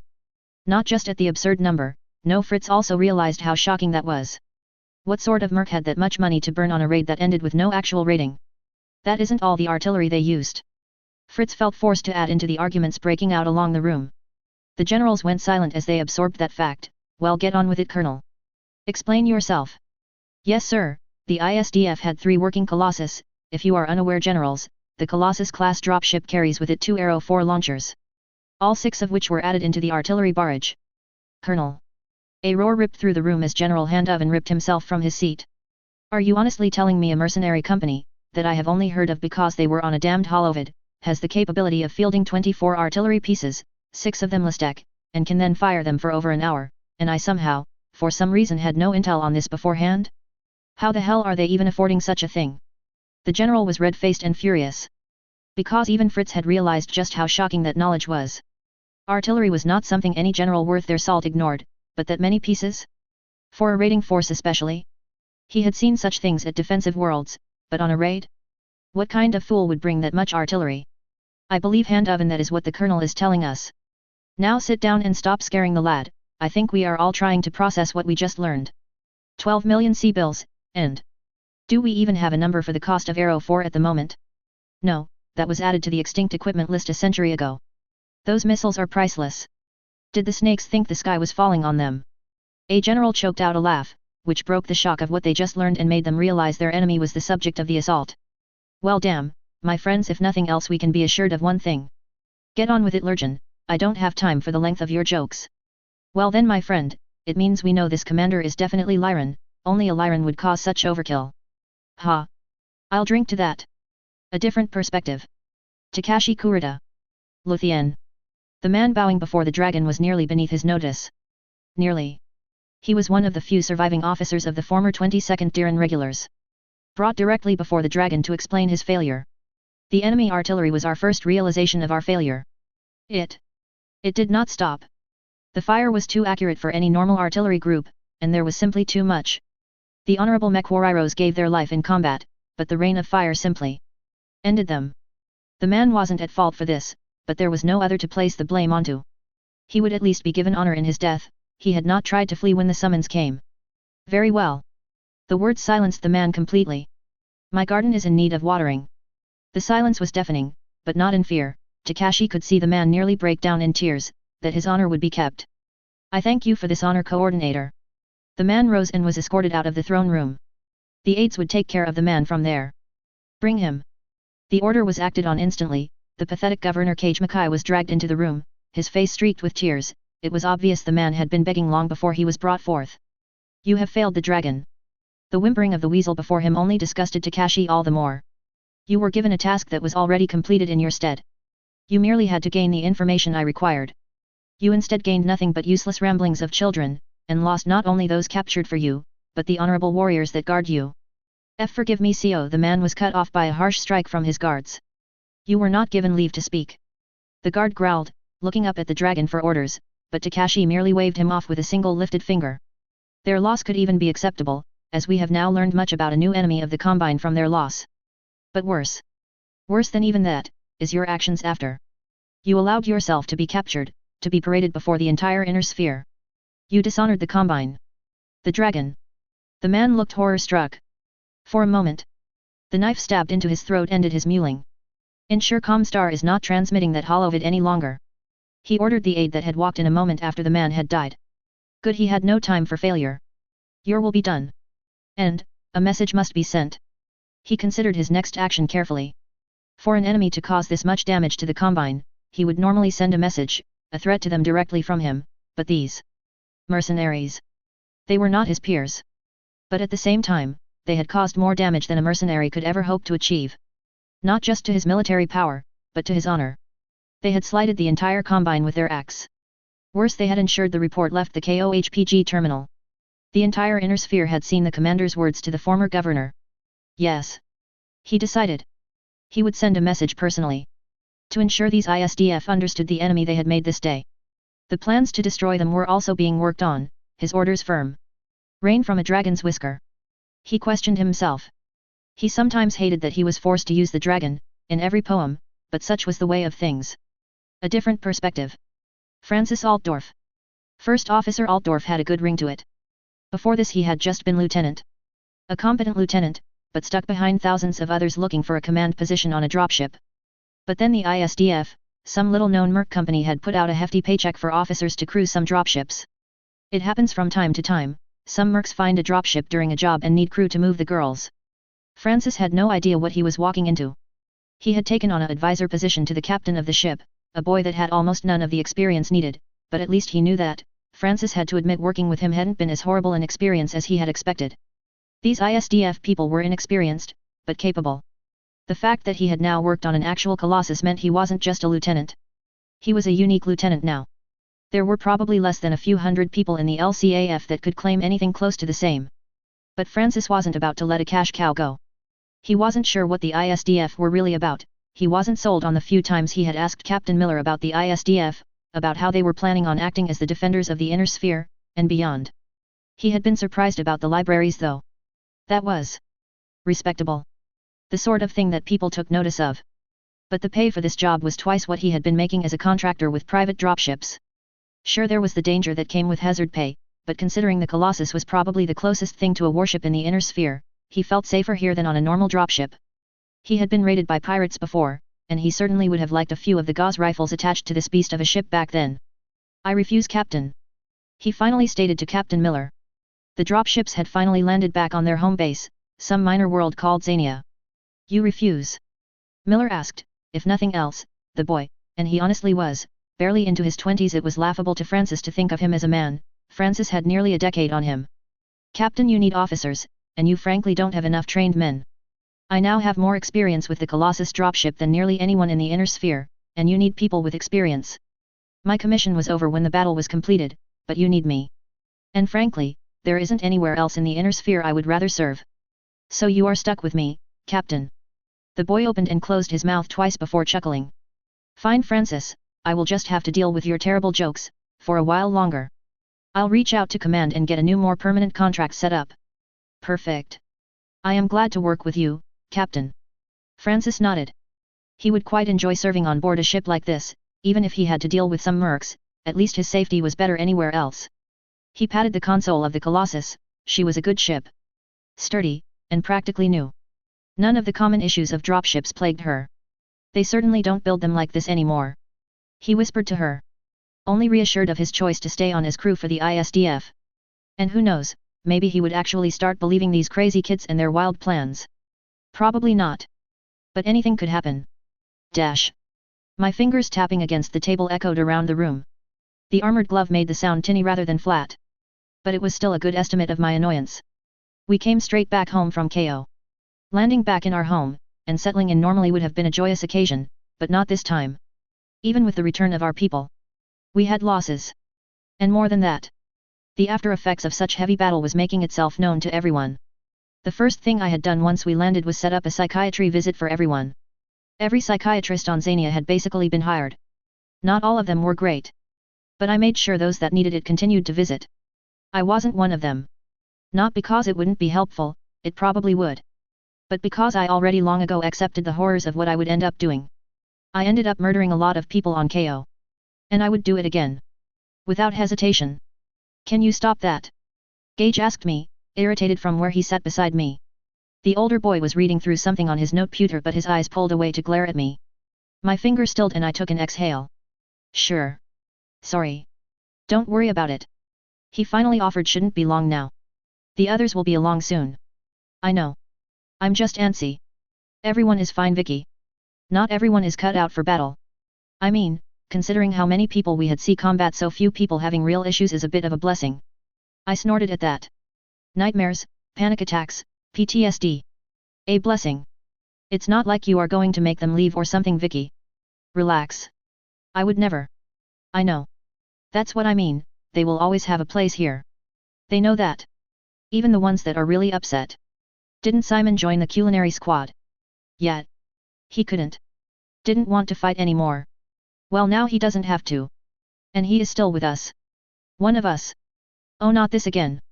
Hannah interrupted as she waltzed into the office. Benny, tell Vicky to calm her tits. Vicky, calm your tits. Benny agreed as he followed Hannah in. My finger quickly changed from tapping to flipping off the two brats. Well, I'm glad these meetings haven't changed. Alfred muttered as he walked in. He had stayed behind with the newest recruits and those not coming along during the invasion of KO. I smiled a little at that as more of the command staff wandered in. This was a full staff meeting.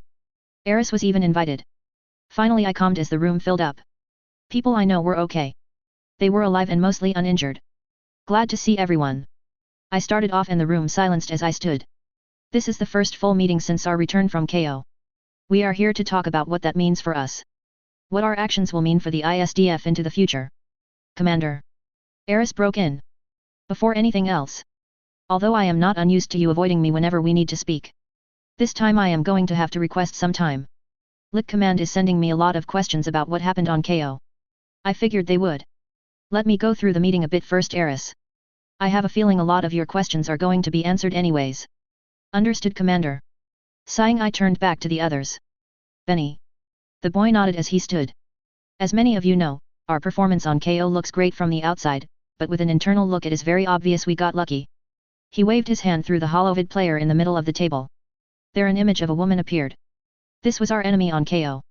The former general of the 22nd Diran regulars. Tatyana Sobyrov. The image swirled quietly as we all looked at her. The older woman was scowling into the camera wherever this picture was taken. We got this image from Comstar after the battle. For a Combine general she was surprisingly careful. Despite having us surrounded, she never started mass wave tactics. This is probably why. The image shifted, showing a small detailed blurb about the woman. Including her tendency to specialize in scouting. We went up against the very best enemy we could have. A regiment of light mechs led by someone used to seeing farther than their enemy. A few mutters from those gathered as I nodded along. We had of course learned this from our captured soldier during the battle. I was glad we did. It put into place a lot of how the woman acted. So because we kept cutting out her eyes she didn't know what to do. Benny continued. A commander that is so used to having their eyes on the enemy suddenly losing that must have been quite a shock. It gave us the time to prod her into the position we wanted. Lucky us. Lendon muttered. The boy was glaring angrily at the image. Despite everything, Lendon had taken the loss of more of his boys pretty hard. He tried to hide it. Tried to pretend it was all right, with jokes and smiles, but his attitude would often turn bitter. I had seen how much more he had been training since we left KO as well. He was more than dedicated now. Yes. If we faced a heavier regiment, I believe even just a medium regiment would have increased our casualties by over 10 times. A heavy regiment, likely more than 30. That's a big jump. Hannah uttered, and Benny hesitated before nodding. It is. We are a bit over our heads when it comes up against elite pilots. He flipped a switch on the holovid, and new scene started playing. I had watched it more than once since it happened. Vincent's run-in with an elite Panther pilot in the smoke had become something I had reviewed over and over again. Trying to learn something from the fight. Because that pilot probably would have killed any of us one-on-one. That fact shocked me. Sure, bigger mechs meant stronger, but there came a point where if someone was just that much better than you, it hardly mattered. Since you couldn't hit them. This is the battle roam from Vincent Alessa during the fight. Everyone is going to be reviewing this fight as part of their training. Benny offered, his own blue eyes locked on the fight with a frightening intensity. Because unless some of us can handle someone at this level, we can't truly say we can go to war. Is that a concern? Gage asked, cutting in. This was a rescue mission. We aren't exactly going out and declaring war on the Combine. We aren't. I answered. But that doesn't mean the Combine isn't. I waved my hand to Benny and he nodded. We have good reason to believe the Combine isn't done with us. We gave them a nasty bloody nose. They aren't going to like that. Fuck what they like. We beat them. Bad. They know better than to touch us now. Hannah muttered, but I put a hand on her shoulder and shook my head. Next time we won't be facing a regiment that has never heard of us. It will be a regiment ready to fight us on every front. They will know what our tactics are, and what equipment we have. We won't be able to artillery wipe them again. Speaking of. Eris broke in. There are questions about the feasibility of what you did on KO to the lick. They are requesting numbers for your artillery effectiveness. Benny broke in before I could. We spent about 12 million C-bills in ammunition for the long toms during our assault. He interrupted, laughing a little at the look of shock on the woman's face. That's just in the rounds fired. Not including repairs needed for our engagement. Considering that was all ammunition we didn't purchase, because it's a little difficult to do that right now. I believe the street value would depend on rarity on each world. That's not something most commands would be willing to do. Plus, the Arrow 4 missiles are in essence priceless as well. Considering we launched more than I want to admit to during the assault. Thankfully Benny didn't reveal the actual numbers. We had fired more missiles than we could have reasonably loaded on the Colossus. Just one more instance of logistics fuckery I had made possible. Eris winced at that reveal, although thankfully everyone in the know about how easy it is to get more kept their faces blank, or played along. Very well. With the cost of use, and the near complete destruction of any salvage. I doubt Lick will consider implementing your strategy. She offered, writing down something on a note-pewter. Yet I doubt they could convince their generals to step away from mech-focused warfare anyways. I answer. Benny. Keep going. Right. So we got really lucky. Our people had an advantage in nearly every aspect but pilot skill, but it showed. We decided to allow the morale increase of the victory spread to all of the men. We, the command staff, need to be fully aware of how close that victory really was. Despite what the numbers currently tell us. One mistake and they could have crushed us. I add, making sure the point stood. Up until this point we have all, including me, let our equipment superiority carry us. That needs to stop now. We are going to be ramping up our training for mech warriors. To try and increase our parity. We have a stellar reputation. We have had outsiders wanting to join us as mech warriors in the past. Some of those that can be considered elites, are going to be invited to join us as trainers. We already train Vicky. Hell, we even have skilled mech warriors to do the teaching.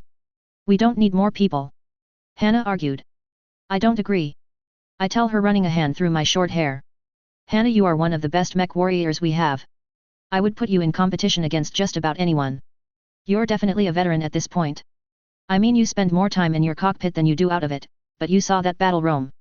If you were put up against that pilot, could you win? Hannah's normal arrogant swagger was nowhere to be seen as she hesitated. And in that revealed the truth. We can be better. I tell the room calmly. And we will. We need some of our best to become elites. So we need more training. Something only an elite can teach us. The tricks that the absolute best of the best use. Okay, so you hire some new mech warriors. That's gonna hit our morale hard. Hannah brought up. I know, but I'll take the extra pressure it will put on some of the kids for the chance to make sure next time we have to defend ourselves we will be ready. That went around the room for a minute and all I got in return were nods. I let out a breath of relief that it wasn't a stupid plan. Sometimes I had worries. Same as anyone. Sasha. How is the recovery of the injured going? I finally asked, turning to the older woman to continue the discussion. Blinking a little at being singled out, she took a moment to start. They are doing well. As you know. Most of the injuries were minor. A few broken bones and such. Those that were heavily injured mostly didn't survive. I frowned at that. The fact we had lost tankers, and even a mech warrior still hit me hard. I had thought the plan had been perfect. But the enemy got a choice too and they had used it. The mech warriors weren't the only ones that needed more training. But not all. I spurred on and she nodded. Correct. A few were heavily injured. Thanks to our medical equipment most of them will make a full recovery. With enough time. Your upgrade of the hospitals here on Xania was well timed, Commander. They had enough time to learn how to use most of the Listec. We aren't Canopus, or the NAIS, but our doctors have some of the best equipment in the inner sphere. Miller will get his eyesight back. Mostly. I exhaled slowly as I nodded, trying to keep that bitter rage in check. Make sure he has everything he needs. Of course, you leave the injured to me. She ordered firmly, and I nodded in thanks. Glad the older woman had my back with that. Seeing my kids injured was rough. I looked around the room. Okay, let's go over some lighter topics. Benny, how did our unit composition hold out, and any thoughts for improvement now that we are at a regimental size? A few things need to be changed, and some lances need to be diversified. There is a reason most modern lances use a range of different weight classes. I do have some basic ideas, although I haven't written up a major change yet. Alright, let's hear what you have so far. I want everyone to jump in if they have something to offer as well. Chapter 16.2 Shocked Awe 3026 Xania 3 Red Base. I had known that going all out like that was going to change things. Especially in the Commonwealth, it was one thing to be a mercenary group, which many still viewed us as, that had helped stop a raid on a planet. It was a whole other can of beans, when news from KO spread across the inner sphere. Of course the Combine did everything in their power to quell the broadcasts. I had even heard that the 22nd Diran had been stood down instead of annihilated to the last according to the Combine news agencies. That didn't really matter, because for the few days we controlled the planet, Comstar had no problem spreading the news of what happened. The Comstar News Bureau had picked up our actions on KO without problem. The final holovid of me holding the Governor Kagemakai at sword point had become doubly famous once it had been revealed I was the SLDF standard girl. I reminded myself to make a note to take a mercenary contract out on Haufenfa. A few assassins should remind him of my irritation at what he had done. But that led to the current situation. The ISDF were more than just the local heroes now. We came back after basically single-handedly conquering a Combine world. That just didn't happen. The Combine were the single greatest military in the inner sphere. We walked up, squared up on them, and punched them in the mouth. Then we walked away. Eris had sent me basically a stack of requests from generals in the LCAF requesting my regiment for raids and assaults. It was starting to become an issue. What was worse was the fact I was now sitting across once more from Governess Alessa, who had requested a meeting with me not long after we had returned, but I had put it off for as long as I could. I really didn't want to deal with her right now. It was exhausting dealing with politicians. They were always so schemy. I sipped my garbage leaf water, barely hiding my grimace at the taste. Why couldn't anyone drink a real drink, like a soda, or coffee? Even if space coffee was just a horrible tasting caffeine delivery system. Lady Alessa. Commander Eisenbloom. Thank you for keeping my son safe during the battle. The governess offered simply, without preamble. He informed me that you made sure he had plenty of reinforcements to retreat, even if his showing was lacking. No, his showing was exactly what I hoped for. He popped a trap, and showed that despite all of our training there are men out there better than we could imagine. His battle rom of his fight probably taught my people more than anything else during the assault. I denied her immediately. We owe Vincent a lot for taking that risk. The governess blinked surprised at what I had just said. Obviously she wasn't expecting my words. Not really a surprise. Vincent had taken his one assault during the battle, roughly. He hadn't liked losing the fight. I felt bad still for it, since I had sort of set him up into a difficult situation to see what would happen. Him popping that trap, and showing high-level combat was valuable. Considering everything, I had no issue supplying his 4 mechs with all the repair parts they needed after we lifted from KO. That was not exactly how my son described it. I nodded at that. Your son looks at the battle as a mech warrior, where every battle he goes into he should win that fight. I am looking at it as the commander in charge of a large, very serious battle. Vincent performed perfectly, no one died, he hit them exactly where we needed him to, and his efforts gave us valuable intel. The governess nodded slowly as she sipped her tea. Thank you. She agreed. I will have to pass on your words to him, I am sure he will appreciate them. I shrugged, I doubt Vincent would really care, he never really had any real respect for me in that way. He was kind of an asshole. Is that why you requested this meeting? The governess blinked at me, as if I had just said something monumentally stupid. Then she snorted. I forget how indifferent you are to politics. She shook another sip of her tea, having seemingly relaxed in a way. Yes, Commander. I requested a meeting so I could commend you on your work and thank you for your service, as is customary to a returning raiding force. You did something that surprised the Commonwealth. Of course I am pleased that you were successful. Even with our difficulties. This was my turn to blink. Thanks then. She rolled her eyes at me. Which was weird, she was usually far more put together. You are as difficult to deal with as ever. Victoria do yo. If you have to, call me Vicky. I interrupted. No way was I letting this woman use my full name. I already had to deal with Katrina. Vicky then, do you realize what you have done? How the Commonwealth reacts to such things. The woman sighed. I don't think you realize just how much your actions are in the news. It has been quiet recently, raids are down, things are slowing, and you just went and upended the inner sphere. There aren't that many regiment-sized commands in the inner sphere. You aren't the Eridani light horse. No. No, I'm not. I offered a little bitterly. I wanted to respect that group, and I did to an extent, but the remnants of the SLDF were no better than any other merc group at this point in time. She noticed my bitterness with the EDF, but didn't mention it, instead continuing. And yet, a new regiment just appeared, and then destroyed one of the combines. You aren't just some strange mercenary group on the outskirts of the Commonwealth anymore.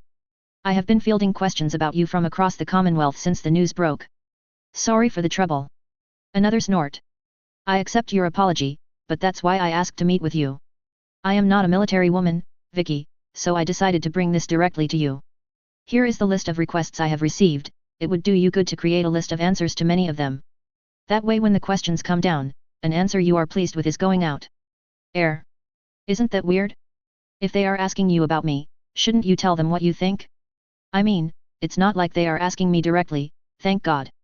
A noise escaped the governess that, I realized only after a moment, was a groan as she pressed her face into a hand. What did I do to deserve this?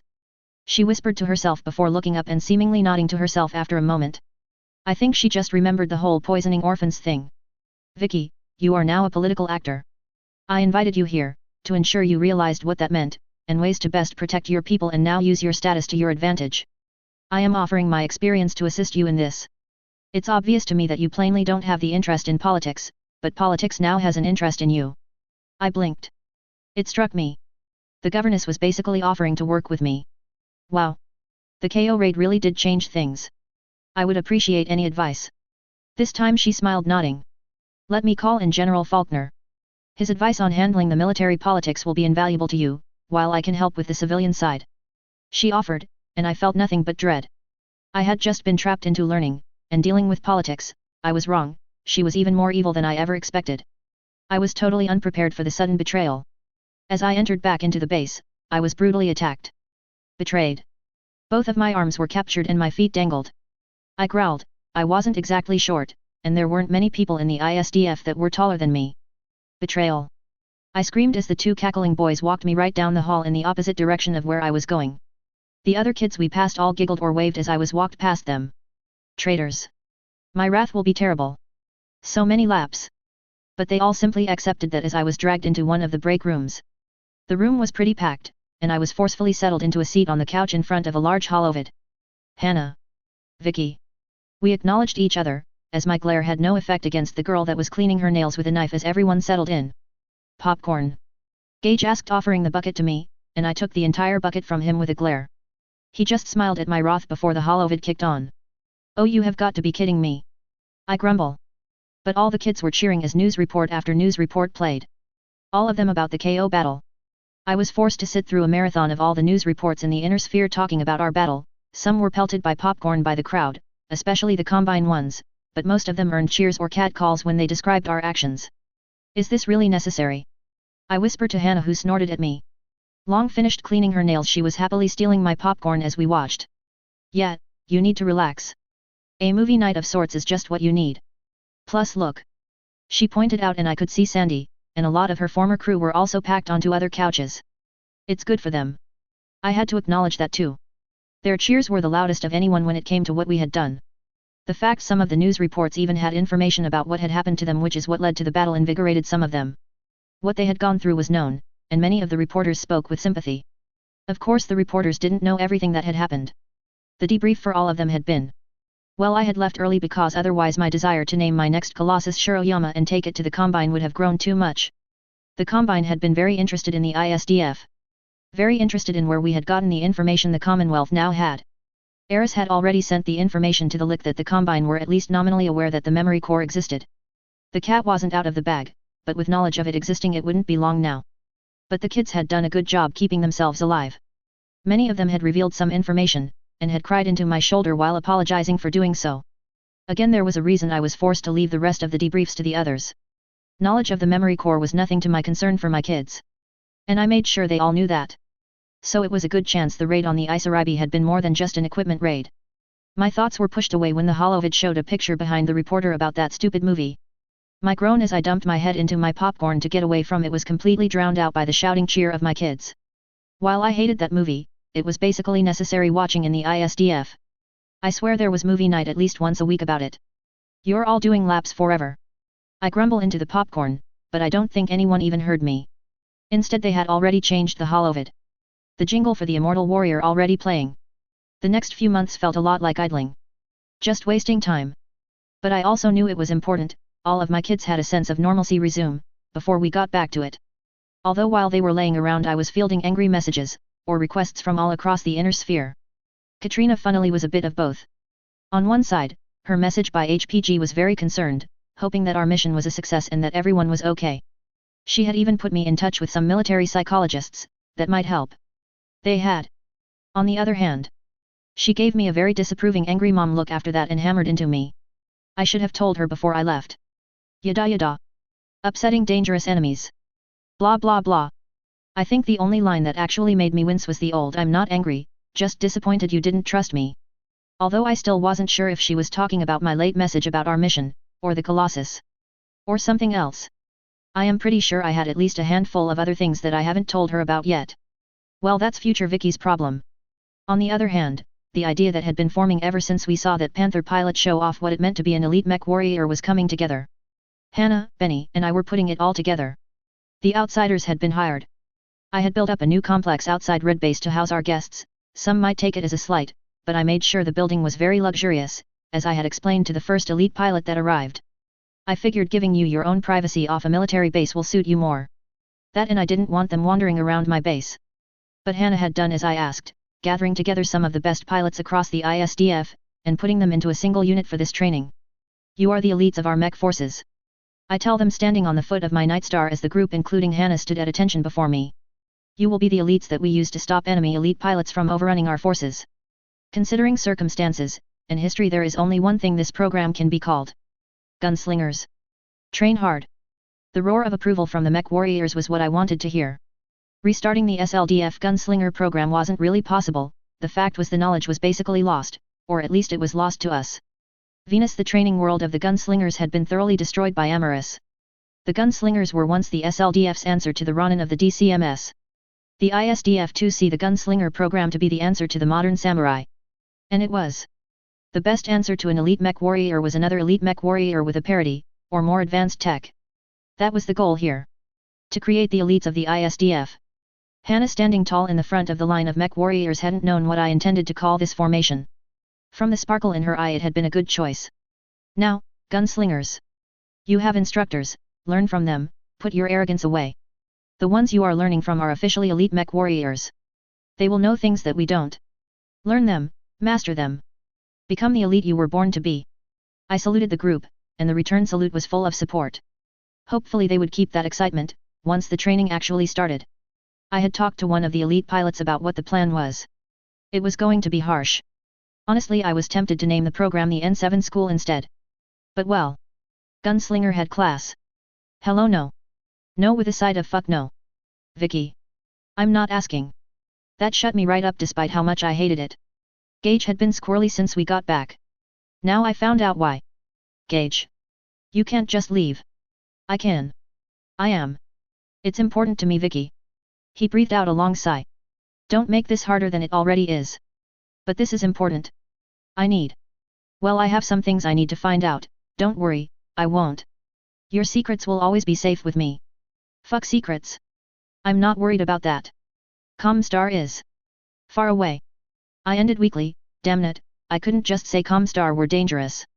We hadn't had the conversation about them frankly yet, and worse, I still didn't have any actual evidence. Finding actual examples of Comstar malfeasance wasn't as easy as you would think. I know. He offered instead, which brought my furiously racing mind to a stop. I know something about Comstar is wrong. I need to see how bad it is, Vicky. I believe in Comstar, in what they should be, just like I believe in the ISDF. How can I stand aside and not try and do something? I'm going to Terra. Michelson got me an offer to join Comstar. I'm sure they will try to interrogate me on you, but... Do you trust me? Yes. I need a sensor. Okay. I don't know how long I'll be gone or how much I will be able to send through the mail, but trust me. You're my family. Of course I trust you. Idiot. Thank you. I groaned at his earnest tone as he pulled me into a hug. This isn't forever. I just have something I need to do. What can I say? I learned about responsibility from the girl that decided to shoulder the future of the entire inner sphere. Low blow. I grumble, but I pull away from him. I would send an HPG with you if I thought I could fit one in your luggage. Gage snorts at that. I think Terra is a little far for that. But I appreciate the thought. Besides, our communications team has improved a lot. Our tests of the mobile HPG were successful. If you ever need to send an HPG message, well, you have as many HPGs as you need. I know. I just always thought you would end up being my HPG guy. I am. I'm just gonna be the HPG guy for the inner sphere too. Pfft. I couldn't help but snort at his bad joke. Seriously, Gage, I don't like this. You will be completely out of reach in Comstar. Just don't trust them. I won't. Dash. So the Combine were going to be a problem. One in which I decided that I would be ready for. A fucking haiku had been sent by the coordinator. One he had personally penned. I don't read Japanese, and I certainly don't know shit about poetry. I did decide to keep it though. If I ever did a museum for the ISDF, that would end up there. But it meant the coordinator wasn't willing to end our relationship as it stood. So as always, I decided I would take refuge in Audacity. Thanks to our recent efforts, recruitment had been extreme. The ISDF was growing, and I had already been forced to consider new ways to earn money in order to keep up. Even with the cooling suits now available for more civilian use, it still was barely keeping our income above our costs. I had taken to putting up some of the SLDF neurohelms for sale. The price of those helped ensure we had plenty of funds in reserve for any emergency. With how many people we had coming in, it was finally time for our next expansion, which is why I was gathering a lot of people into a Leopard. The Leopard had originally been the same one Vincent had taken out to KO, but well, I rented it from the governess. And then created my own. I would explain that the old one got blown up or something when I give her a new one as an apology, but that was for the future, because the thing was, no one really knew we had a Leopard. I was going to use that. Vicky, I really don't like this idea, the idea that you specifically won't tell me about. Benny grumbled. We were standing on the tarmac and once more Benny was trying to weasel an explanation about what the hell I was planning out of me. Sorry Benny, I know you want to know, but I need to keep this one close to my chest. Just trust that it's a good idea, or if not that, trust that it's probably a Vicky plan. He snorted at that. I don't think you are supposed to call your own plans Vicky plans, that's our word. If you can't beat M. But seriously Vicky. We kind of need you here. Disappearing into the Black 4, however long this is going to take. I know. Trust me. I know. If it could be anyone else, I would not be going, but you have access to everything including our stockpile. Right now we are just in training mode anyways. Or at least that's where I am leaving off. If you feel it's time, you are in command. Hopefully it won't come to that before you are back. Hopefully. Geez, first Gage, and now you? What next? Do I have to worry about Hannah running off to Solaris? I had thought about setting the Gunslingers program on Solaris so they could use the mech fights as training. I tell him with a wiggle of my eyebrows before he slugged my arm. Don't joke around. Sorry. I'll be in touch. The communications unit has our HPG up and running, we have signal times, and things, as long as we aren't too far out, we can always even have face-to-face communications. Just be careful. I'll keep it in mind. Fuck, without Gage here, I might actually have to train someone to be my 2IC, Hannah is too busy with Gunslinger right now. Yeah, well I'm going with only a few officers, I'm gonna be the one in charge for everyone going with me too. Vicky. You are always in charge, You moron. I gave him a wink, as he was unable to resist rolling his eyes. Looks like he was calm again. Benny. I'll be back. Take care of everything for me. You know I will. Dash. A different perspective. Eris Stingler. What do you mean Vicky left? She wanted to scream. Her handlers were going to be furious, but the Archon was going to kill her. Yes, she left early this morning. Sorry, I can't say anything else, can't even tell you any more than that. Whatever the commander is up to, it's like super sneaky Delta level shit. Catherine was a nice girl, and one of the sources for Eris's gossip and rumors among the ISDF. She also had never refused to share information before. But you know more, do share. Nope. Sorry Eris, don't even try your spook stuff with me, like I said this is Delta shit, it got passed around to keep our mouths shut. So we keep our mouths shut. You will just have to find out where the commander went when she gets back like the rest of us. Eris was honestly shocked, she hadn't expected Catherine to actually realize she was being milked for information. I don't do spook stuff with you Catherine, I simply enjoy your company. And my lack of filter. The girl says with a smirk. Eris had to admit she hadn't expected such awareness from the girl, but it was a good thing for the ISDF, just annoying for Eris. Men don't look so put out. No one knows where Vicky went, and she was sneaky when she left, I can tell you this, so at least you have something, cause you're a friend. Benny doesn't know where Vicky is going. Eris blinked at that, her next stop would have been the sub-commander's office to try and wheedle information, but finding out that even he didn't know anything? That was concerning. What was that gremlin up to? Before Eris could say any more Catherine was already walking away. Go on, I know you want to hunt down what info you can. Chat with you later, you won't believe what Donald has been up to. Eris sighed, she was sure she wouldn't believe what Donald was up to, and as much as she would enjoy hearing about it, Eris did have a job to do. Keeping track of a gremlin shouldn't be this hard. Rushing through the base she noticed right away the difference. Without the commander there was a change in the atmosphere, it wasn't a lack of discipline or anything like that, but the change was noticeable. Walking into the sub-commander's office she only received a groan from the boy. I don't know anything, she didn't tell me anything, and I can't tell you anything that I do know. Please don't waste my next few hours interrogating me. Huffing in annoyance Eris took a seat across from him. I have never done such a thing, why does everyone believe I am going to pull them into a closet and interrogate them? I don't know, probably something to do with being an LIC agent. And you did kind of kill your last target, didn't you? He was a disgusting pirate, and it was for the good of the Commonwealth. She replied flatly, seriously the last time they had fought pirates, and taken them prisoners she had actually had some of the others remind her not to murder them. What did these kids think of her? Right. Well listen, Vicky left without actually telling me she was planning on leaving, and we lost gauge, so I'm a little busy here. You do remember that while I am a member of LIC, I am also a member of the ISDF, officially, and I do have experience in command, and handling paperwork. Not a chance in hell, I am sure a lot of my paperwork already ends up across your desk, but I'll be damned before I hand it to you on a silver platter. Gonna have to work for it, spook. TCH. She clicked at him, irritated that it only seemed to make him more amused. But since you offered for extra duty, Private Stingler. Hauptmann. Not in the ISDF you're not. He told her with a smirk. Vicky's purposeful order not to give Eris a higher rank would have rankled if not for the fact it was literally only the title itself she didn't receive. She was being paid well, and she was treated as if she had a higher rank. Apparently the kids thought it was hilarious. Thank you for that reminder. Right, well if you aren't busy we do have a group of people that I don't trust constantly on base. Keep an eye on those elite pilots we hired. On top of the Corsairs, and the crew for the dropships. And I'm sure we have some more people to keep an eye on. Oh Sub-Commander, I already do all of that, and more. She hissed at him. Please ensure that the room is locked the next time you and Hannah decide to find each other's tonsils. I would hate for video to be released to the commander, I am sure she would treat it with the respect and privacy it deserves. She stands and leaves, a glimpse out of the corner of her eye showing a pale-faced sub-commander as she closes his office door. Make fun of her will he? Chapter 17.1 Talk softly, and carry the biggest stick. 3027. April. Undisclosed location. Bridge. Commander, I think this plan is stupid. Captain Nelson told me once we stepped into her private room. Sandy, No. You made me captain here, so I am speaking.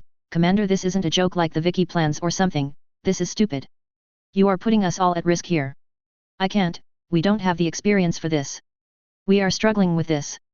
I'm literally flying by the seat of my pants here. We need time. Years. We don't have years, Sandy, and... Listen, the reason we are here is really serious. Like inner sphere breaking into a really horrible war bad. We need to be here, just in case. If I'm wrong, then we hung around in this asteroid field for a while for nothing and we can leave. The girl huffed. She had been different after her incarceration on KO, but I couldn't deny her concern over the people under her command had turned her into a quick-thinking and competent naval officer. If still incredibly green. This could very easily go all wrong, Commander. We don't even have any ASF to cover our ass here. I know. I wish we had time to head back to Zania for a restock, and to get more people too, but it was necessary. I had to make sure. I would admit, I hadn't been too worried about changes to the world I would make in the future. I mean 99% of stuff was just out of my hands, but this one instance was fragile. I had to be sure. Melissa was a friend.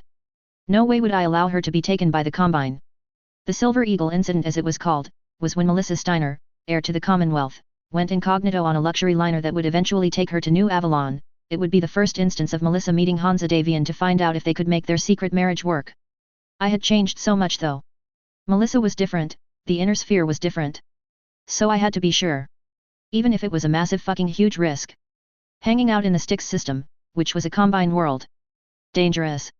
But I had already sworn to move the next phase of the plan into motion anyways. So I wasn't about to play pretend when a girl's life was in danger. So here we are. Hidden away in an asteroid belt, our ship covered in fake stone that I had used my nanoforge to put on, making it look just like an asteroid, and after slipping into the system from the pirate point, a joint operation from a Leopard coming in normally and using sensor systems, and an internal HPG to send current data to us, letting us use the pirate point without as much risk, before the Leopard continued on. Meant no one knew we were here. The Leopard crew were currently hanging out at a way station in Fetty space. We would stop and pick them up after. Aunt Katrina better appreciate this. Being an asteroid was fucking boring. Seriously, I was going to yell at that woman, who sent their heir on a luxury liner. Seriously, put her butt on a dropship with a fleet of ASF to protect her. Or even ask us. I would have gladly escorted her to New Avalon. But I guess that would defeat the whole secret thing. Bah. Secrecy was overrated. Shock and awe, baby. That was the way to go. Like me. A knock on the door interrupted the quiet atmosphere between me and Sandy. I understood her hesitation, but sometimes you just had to run before you could walk. Go ahead. Sandy called out and the 2IC entered. Captain, we have incoming jump travel. It's a luxury liner. We can't get a direct name at this distance, but sensors picked it up just fine. I had of course come up with a way to increase our visuals. The sensor's 100 kilometers increased in size depending on the amount of power it was connected to, although it wasn't exactly about how much power it was given. It was more about the size of the fusion engine rather than how much direct power it was receiving. It was stupid eldritch nonsense. But connected as it now was, meant we could see a good chunk of this solar system at a 1-to-1 time lapse. Something a normal ship simply couldn't hope to do. We had the best picture of the solar system than anyone else alive. Fuck. Damn it. Sandy cursed harshly, although she did keep it quiet. Captain. The 2IC asked as Sandy's sudden cursing caused even me to jump in my seat. Not you, Ian, just. Commander, how the fuck? We've been prepping for this for months. How did you know? I just gave an enigmatic smile as I shrugged. I had told her that a luxury liner would be taken to Styx and that we needed to save them. Of course that had been like 6 months back. Leading to Sandy cursing my name as she desperately tried to get her crew ready. We had only left with the crew of a single Leopard after all. Even if I had stuffed every naval crew that I could slip away from the Colossus cruise into it. Fuck it. She growled, taking a deep breath. Ian, complete final checks, and alert the crew we may enter combat status in the next few days. Understood, Captain. We both stepped out of her ready room onto the bridge. Of course looking out into space didn't let us see anything. The light from the jump ship entering the system won't even reach us for another few minutes at minimum. I can't believe you did this to me. Sandy whispers to me as we stand in the middle of the bridge. You're welcome. I whisper back. And then it was all barked commands and waiting. We kept a very close eye on the Silver Eagle, or at least the ship we assumed it to be. The fact was, I was probably right. Melissa was in trouble. Seriously, I gave that girl an atlas, and she runs off into danger without it. I was gonna tie her to her controls after this. Maybe figure out a super heavy just so she would be better protected. Although I did have to admit, while this was a necessary action to make sure Melissa didn't die, and the Federated Commonwealth came to be, it was fucking stupid. Aunt Katrina was not going to let go of the fact I was in the exact right place at the right time with no reason I should be here. Maybe everything else would distract her? As I watched the stars I sighed. I don't think even with everything, I could make enough of a flash to distract her from this. It was gonna be so awkward. We watched in silence, as the Silver Eagle was slowly flown towards an old planetoid, the remains of a mining station on the surface, its eventual destination. Of course the stupid thing was actually a Heimdall base. Morons. I would be sticking my foot up the ass of those morons for this. Of course Aunt Katrina will do the rest. We have confirmation of docking. They are settled. Well, Commander. We are out here, where you told us to be, and what you said happened. How you know this I still have no idea, but what now? Now? We wait for the Combine dropship. Captain Nelson gave me a quirked eyebrow for a moment.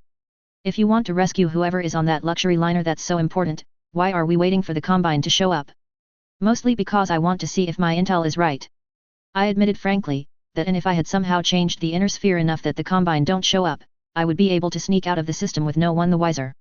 It's been right up to this point, is that not good enough? I shrugged, which didn't exactly fill Sandy with confidence. I couldn't exactly tell her that I was running pretty blind. I hadn't even been sure my changes would affect this, but well. I had brought Morgan Kell out of retirement. Last time it had been the Kellhounds that rescued Melissa, but with Morgan back? I couldn't even know if they were on this side of the inner sphere. Can we move closer to that planetoid? I would like to be close enough to be able to react quickly if we can. Can I? Yes. Can I do it without everyone in the solar system knowing we are here? She sighed. Sandy ran a hand down her face. I can probably use air pressure to move us. If you are willing to use your thing to keep us topped up on oxygen, I can get us much closer. That I can do. Unfortunately, as most things go, we were pretty much stuck waiting. I didn't remember how long it took for the Geneosha to actually arrive, and so I waited. And frankly, I hated waiting. I had already done repairs on my Nightstar, prepped it in case of a sudden fight, wandered around, got bored and even watched that stupid Immortal Warrior movie again. I really hope Melissa was okay. A different perspective. Melissa Steiner. Sticks. Mining outpost. Melissa was not having a good day. Sure, being kidnapped had always been a concern, but this really takes the cake. She had expected to be kidnapped by Combine ISF, or maybe Maskarov Ka Death Commandos. She hadn't expected to be kidnapped by her own damn intelligence officers. Thank God she had Andrew Redburn with her. He was doing a good job keeping her out of sight, although that wasn't going to last forever. She was as comfortable as she could be under the circumstances, but really this was all Melissa's own fault. She had been so sure being sneaky would be the best way to get her to New Avalon. Her mother had been overprotective and wanted a full regiment to escort her, but Melissa had put her foot down. Secrecy for now was more important. She was really regretting that. She was doubly regretting the fact she didn't even have her atlas. Joanna. Andrew called out as he pulled her from her thoughts. Her fake name still taking some getting used to. Yes, I'm here, Andrew. What is it? The Federated Sons officer stepped into their room. He had taken to waiting in the hall to better hear anyone approaching. We got incoming. He warned her, giving her just a few moments to ready herself and look inconspicuous, just as the door to their room opened. In stepped Dennis, one of her kidnappers, and obviously a member of some Lyran intelligence agency. Come with me. He ordered Andrew with his heavy German accent. She stood, following Andrew out and into the mining base's long halls, to the command center. Inside, both of the agents in charge turned to Andrew. We have a problem. An invader jump ship just entered the system, and disgorged a Fury-class dropship. Probably Draconis. Andrew may have been someone they kidnapped, but he was also a Federated Sons officer. Melissa hadn't been surprised when they had taken to using him as a springboard for information. But this? That was a problem. She instantly realized the truth. If they were sending so few troops, then they were ISF. Elite infantry. She whispered that into Andrew's ears so he could make sure the information spread around to the intelligence agents. This was turning into a true nightmare. They are probably after someone in particular. We need to find out who. We can discuss a hostage transfer. Hopefully we can throw whoever they want at them, and they will leave. Dennis uttered. Melissa realized in that moment what had to be done. That isn't going to be likely. They are after me. She stepped forward, and it wasn't much to pull down the glasses she had been wearing. She was still mostly unrecognizable, until she actually said it. I'm Melissa Steiner. It took a moment for the two agents to realize what she had just said. A moment for the look of horror to spread across their faces as they realized what they had done. A loud wail of the computer system caused the whole room to jump as Danis pulled herself from staring at Melissa's face. Oh no. The woman suddenly said, and it was with a shaky look she stood upright. Another invader jump ship just entered the system. It's carrying an Overlord-class dropship. Everyone in that room knew what that meant. With mech support from an Overlord, any hope of fighting off the ISF just went down the drain. But Melissa was a Steiner. She would fight as best she could for as long as she could. A third beep from the console Danis had just turned away from caused attention in the room to spike. They were too far for the dropships to be able to communicate with them yet, so who or what was sending a message already? Melissa watched as the woman hit the comms button. The holo VID screen starting up, the audio always came in a little faster than VID, especially with old equipment. This is Mining Operation River Command. You will surrender immediately. Your kidnapping of the luxury liner is over. You have 1 minute to initiate a complete surrender and hand over all hostages, or I will come down there. You don't want me to come down there. I don't tend to be nice to pirates. The voice caused Melissa's mouth to drop open. The slow appearance in the holovid matched only one person. That was impossible. Melissa was so shocked she didn't even have a chance to speak before Danis did. We are not pirates. I don't know who you think you are, but we will not be handing anyone over to you. Who I am? I'm the worst nightmare for pirate scum. You will want to surrender, and I will make sure you are treated fairly. If you refuse, we will hit you harder than you can imagine to ensure that none of your hostages are harmed. The girl on the holovid actually had the audacity to pull out an apple a moment later, and with a smirk on her lips as if she knew exactly how crazy what she was doing was, she took a bite. After all, there is no reason we can't be civil. Without a moment's wait, Melissa stepped forward. Vicky. And it was. The holovid showed her friend sitting casually on a chair, eating her apple. The girl perked up a bit, swallowing the rest of her bite. Me, you. What are you doing here? Well damn, now I have to be really aggressive. She says, pointing her apple at Danis, and making little pew-pew noises. No Vicky, it's all, well, a misunderstanding of sort. I need your help. Obviously, you got kidnapped. I mean, how does that even happen? Who came up with the stupid idea to send you on a luxury liner? A little put out, Melissa glared, and it took a moment before Vicky seemed to get it. Unfortunately for Melissa, Vicky, unlike any other member of the Commonwealth, didn't apologize. Pfft. Ha ha ha ha. The girl burst into laughter while pointing at Melissa. What an idiot. She continued laughing, and Melissa was sure her face was bright red at this point. Danis and Clovis, her kidnappers, were looking at the Vicky in horror as if what she was doing would end in a death penalty. Melissa considered it. Andrew too looked quite shocked at what was happening, but made no move to interrupt. I think that's enough. She grumbled, which did make Vicky straighten up a bit. Oh man, that's a good laugh. Do you have any idea how boring it has been waiting around with nothing to do? Well anyway, so I guess this rescue mission is overish now. You guys got a shuttle down there? It's easier for you to come up than me to come down at the moment. Where even are you? Danis broke in. We don't have any dropships on sensors. Your call is coming from a random asteroid. Yeah. It's cool, right? It's a stealth coating. We put real asteroid rock in a thin layer over the ship, and if we stay cool and quiet, we can basically just pop up somewhere. Pretty smart, Hamel? Way smarter than taking an unarmed civilian luxury liner. Vicky. She hissed. And with her eyes, Melissa was quietly threatening Vicky's life. Something of her message must have gone through, because Vicky put her hands up in surrender. All right, I'll stop teasing you. For now. That. Ooh. Melissa was going to get Vicky back for this. It was a massive relief to know she was here, but does she have to make this more difficult? She was just kidnapped. Vicky should be nice. We do have some shuttles we can send up, but there are Draconis dropships en route. We don't have a lot of time. They will probably catch up to you before you can get to a jump ship. Vicky blinked before snorting. It was a loud and obnoxious sound. Listen, you're not even good enough to be pirates. Let me handle the Combine. Seriously, you kidnap civilians and bring them into Combine space? Who does that? This is serious. The Combine are coming after the heir of the Commonwealth. You can't just treat this as a game. Clovis yelled out, the first time he had spoken to Vicky so far. Melissa almost felt sorry for him, as the relaxed girl joking around was transformed into the ISDF commander. Even Melissa wanted to back up a bit. Vicky had a hell of a glare. Wait, was she copying her mother? You have already reached the end of my patience. You will do well to remain silent, and hope I forget your act of piracy, regardless of your affiliation with Lyran intelligence. I am not a member of the LCAF, and I will absolutely prosecute you to the fullest extent of the law for kidnapping.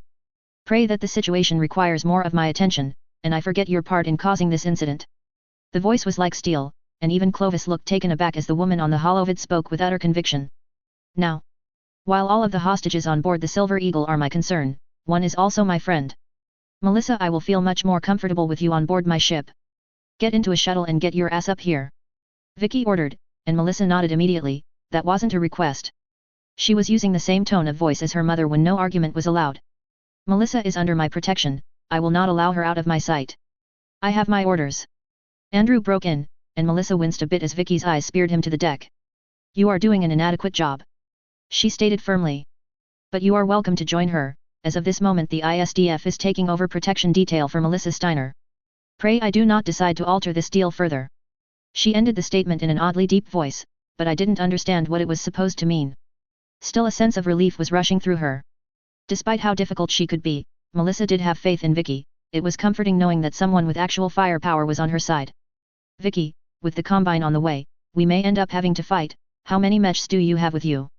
She asked, wanting to get an idea of what sort of firepower she had on her side. Hey? Just my Nightstar. I didn't really bring mech warriors with me on this mission, Mel, it's more of a space thing. Vicky says, shifting back from the Iron Commander into her normal goofiness, and Melissa felt her heart plummet a bit. What are we going to do when the Combine land in their dropships? Vicky blinked before a nasty little smile spread across her face. Land? They will have to get through me to do that, don't worry I am well prepared for the Combine. Get up here where it's safe. Eisen blew out. Vicky way she already hung up. Melissa sighed, as she looked around the control room. There were a lot of confused looks going around, but Melissa knew what she had to do. We have a shuttle I can use don't we? Air. Yes my lady Steiner, I will have one prepared for you immediately, but are you sure you can trust this Eisenbloom? Clovis asked, looking quite concerned. Melissa blinked before chuckling lightly. If there is one thing I can be sure of, it's that Vicky has some crazy plan. I think I'll be fine. With that it was quick work to get a shuttle prepared and Andrew and Melissa both settled in for the flight out of the mining station. Melissa would have to ask what Vicky was planning for the other people from the Silver Eagle. They would have to find some way to get them out of Combine space. Melissa, are you sure about this? Can you trust this woman? Her timing is odd. Melissa shook her head. Vicky is oddly one of the few people my mother actually trusts. She may be a bit odd, but Vicky is exactly what you get when you see her. Trust me, whatever she is doing, she means it about keeping me safe. He nodded slowly at that as they were coming up to what looked just like every other asteroid floating in space. Of course Melissa did notice it was spinning in a way some ships will to ensure gravity was kept. A chirp on the shuttle's panel connected them to an automated system that brought them in line for the hangar bay, which was the first hint that something weird was going on. The rock of the asteroid opened slightly, and a fairly impressive hangar appeared, which they flew into. Something's not right, she muttered, which made Andrew tense, but it wasn't like she thought this was a trap. It was just. The shuttle landed and as the ship pressurized she slipped out of the shuttle to step onto the hangar bay. Immediately Melissa was taking in what she was seeing. This. It took her moments to guesstimate some measurements of the hangar they were in. A few moments to realize it was too big to be a dropship, even one of Vicky's Colossus. Welcome aboard Mel. Seriously, next time take an actual escort. Vicky interrupted Melissa's shocked calculations as the blonde turned to her equally blonde friend and jumped at her. Vicky let out a shocked yelp as she fell backwards to stay away from Melissa's grasping hands. Victoria Eisenbloom, why in the hell am I on a fucking warship? Melissa screeched out as she continued to try and throttle her friend.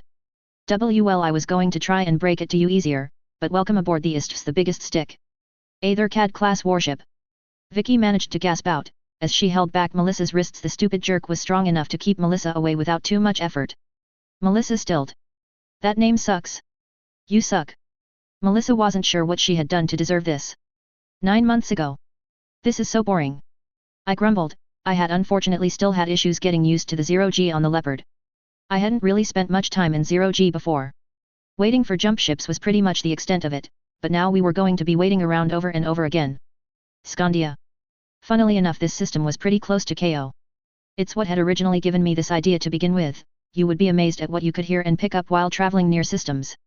I had known that warships had been in plenty of battles all over the inner sphere, but to find out that old ship carcasses were just floating around had been the start of the idea. Even if only a few systems hadn't been torn out of each broken hull, if I had my nanoforge and sensor go over enough of them, I would eventually get enough blueprints for something. Or just enough blueprints to jumpstart construction normally. It would be expensive, but I could always hire actual dropship mechanics to convert a Colossus into a pocket warship if I needed to. Well, it would still just be a dropship. I doubt I could put a compact KF drive in one, but a Colossus with naval weapons would still give the Combine pause. Although that meant nothing to how incredibly boring waiting around in space was for my Leopard NFX to finish consuming through an ancient wreck. Even with the Leopard using the first large nanoforge, which had taken up the entire upper turret, consuming the 2 PPCs that were normally there, and one of the LRM-20s to make up for the weight. But it had fit. Of course the amount of green we were being flooded with would be a problem if not for my utter genius. Sandy, how is the jump sail doing? It's fine, Commander. Although it was a pain to get set up, seriously, Commander. If you knew we were going to be doing zero-G activities you should have brought some people with actual experience in zero-G. Couldn't. I brought the kids we had there were closest to certification, but all of the people we had that were fully certed were outsiders. Right. I guess that's fair. Sandy grumbled. Every one of my kids brought along were the ones that were fully trusted. Those with us from the start, or had proven that they knew what it means to be iron-blooded orphans. It was a good idea though, right? I asked, and Sandy scoffed at me. Stop fishing for compliments, Commander. It's a good way to keep our light from being seen, yes. People will still wonder where all these wrecks are going eventually. Sure, no one will notice right away who pays attention to ancient broken warships anymore. I know. But I have a plan for that. We pretend we don't know anything. I tease, earning me a look of disgust. Why are you the one we chose to follow? It could have been Benny. We could all be Lyran soldiers right now, probably half of us dead, and led by idiots pretending to be generals, but I think that might be better sometimes. Oh. That actually hurts, Sandy. Then stop being an idiot. You. Idiot Commander. Hey Idiot Commander. This section of the ship is done. The voice of the comms officer calls out and I couldn't help but squawk in outrage, which only earned more chuckles from the crew. Hey. Get back to work. Or I'll bust you down to slug. Sandy yelled out and the crew jumped back to focus on their work. Many of them were going over manuals for warship systems that had been in the helm core. Sandy. Yell at them for calling me Idiot Commander, not for not working. Why would I do that, Idiot Commander? 6 months ago. It was actually done. I still couldn't believe I had pulled it off so soon. I had expected at least 2 more battlefields to find enough equipment, but Scandia had just had so much. Every time we consumed one warship corpse, there had been 3 more. Sure, most of them had been stripped down, but people would only strip what still worked. One ship might have a fuel controller that was broken, but only because it had been smashed into pieces. Nanoforge gathered it all up and voila! One fuel controller blueprint. And that happened over and over. Each piece of equipment was found and added together. Weapon systems were the easiest, they were usually big, and a bent barrel on a naval gauze pretty much meant it was useless. Except to me. Take a damaged barrel that was barely still attached and I had a piece of that, connect that with the rest of the naval gauze on another ship, and I had a functioning naval gauze rifle. Like putting a puzzle together, piece by piece. With the jump sail hiding us from view, unless someone was paying attention to the ancient warship hulks that were mostly floating around in the asteroid fields around Scandia at this point, they would never notice us flying around. No one did. The sensor was more than effective enough in finding the hulks as well. The Leopard's sensor wasn't enough to cover the entire system, but it was more than enough to fly through a debris field and find the pieces we would need, or find the ancient hulks crashed into asteroids. I can't believe you chose this to be our first ship, Commander. Sandy whispered beside me. We were still on the bridge of the Leopard staring out at the utterly massive ship we were facing down. The Durkad-class warship was a behemoth of a vessel, larger than anything in modern service, and armed to the gills. It was the best choice, we had a complete blueprint, and it had the most amount of jump collars. I don't want to have to leave dropships behind in the future because we didn't have enough space. Well, I don't think that's going to be a problem, Vicky. Jesus. It has 6 dropship collars. You could jump an entire invasion anywhere you want. The Archon is going to freak out. The Archon is going to freak out. When she finds out. I riposte with a grin. How exactly are you going to hide this from the Archon? Commander, you are sneaky, but that is something else entirely. Well, let's just say I have an idea of a way to make sure the Archon has something else to focus on. What exactly is going to distract the Archon from a Durkad-class warship? One that the Commonwealth didn't build? You know, once they realize that part, they are going to flip out. Warships aren't like dropships, Vicky. There was less than 30 of these things ever built. Like I said, I'm going to give the Archon something more important to think about than that. For as long as possible. Jesus help us all. Yet. Also, we need to get moving to the Styx system. There is going to be a cruise liner getting hijacked by pirates, and I want to be there to help just in case it still happens. What? Vicky, we don't have enough people to fly this thing. We would have to have people move from one station to another at a time just to get us moving. We can't do that. Sandy. This is really important. I put my hand on the woman's shoulder. We just need to do our best. As long as we can move, make a jump, and maybe shoot a weapon or 2, we will be fine. Idiot Commander. I winced, hopefully she wouldn't react too badly when I destroyed the Leopard. It's not like we could run both at the same time, and the Leopard was certainly less important.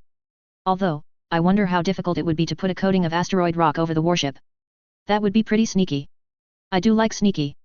Now. I wasn't sure what I had done to deserve this. Melissa was practically stalking the hull of the Stick.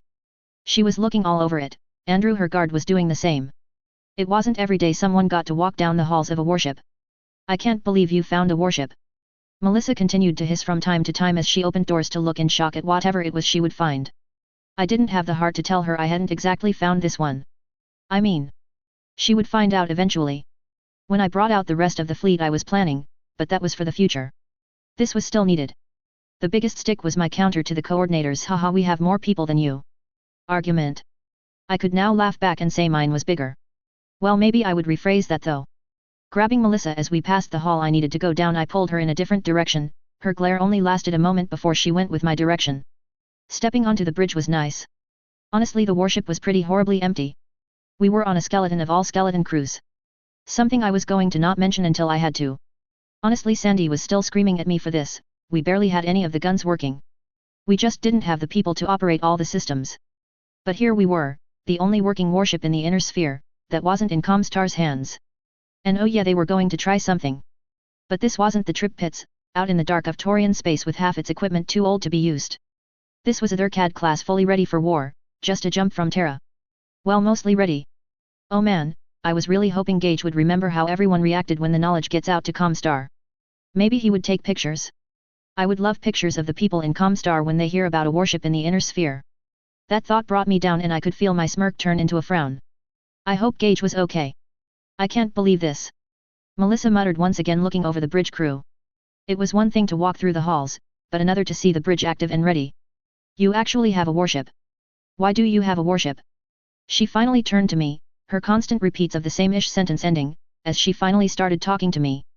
Well, it started when the Combine thought kidnapping my kids on the Isaribi was a good idea. So I realized I would need something a bit more secure in the future. And I mean, warships can carry dropships. The Thurcad class is actually amazing for that. It has 6 dropship collars. Let's see some assholes kidnap my people while they are under the umbrella of my biggest stick. Oh. She whispered, looking a little pale. Vicky. I just realized why you picked that name. I think I'm going to be sick. I am sorry for the commander, Lady Steiner, please take a seat here. We all screamed at her, when she picked the name. She was quite adamant, unfortunately. Sandy says as she guides Melissa into the captain's chair. We are mostly used to our commander destroying any sense of tradition already, but it tends to be rougher on outsiders. Mean. I mumble as Melissa settles into the chair and just seems to give out, slumping into the chair. I'm sitting on the bridge of a warship. A Thurcad class. Wait. Is this the Invincible? She looked around but I waved her down. It is definitely 100% not the Invincible. I promise. I wouldn't rename a ship like that. The stick is her own ship. God. She whispered. Anyway, Captain Nelson, how long until the Combine dropships are in range for communications? We have a few hours at least, Commander. They are making a full burn towards the mining station, but they are still more than a day out. Well, that makes it easier. Gives us a bit of time to relax. Come on, Mel, I'll show you to a room you can use. I hauled the smaller blonde out of the captain's chair and shuffled her out of the bridge. Vicky, my mother is going to kill you. She whispered.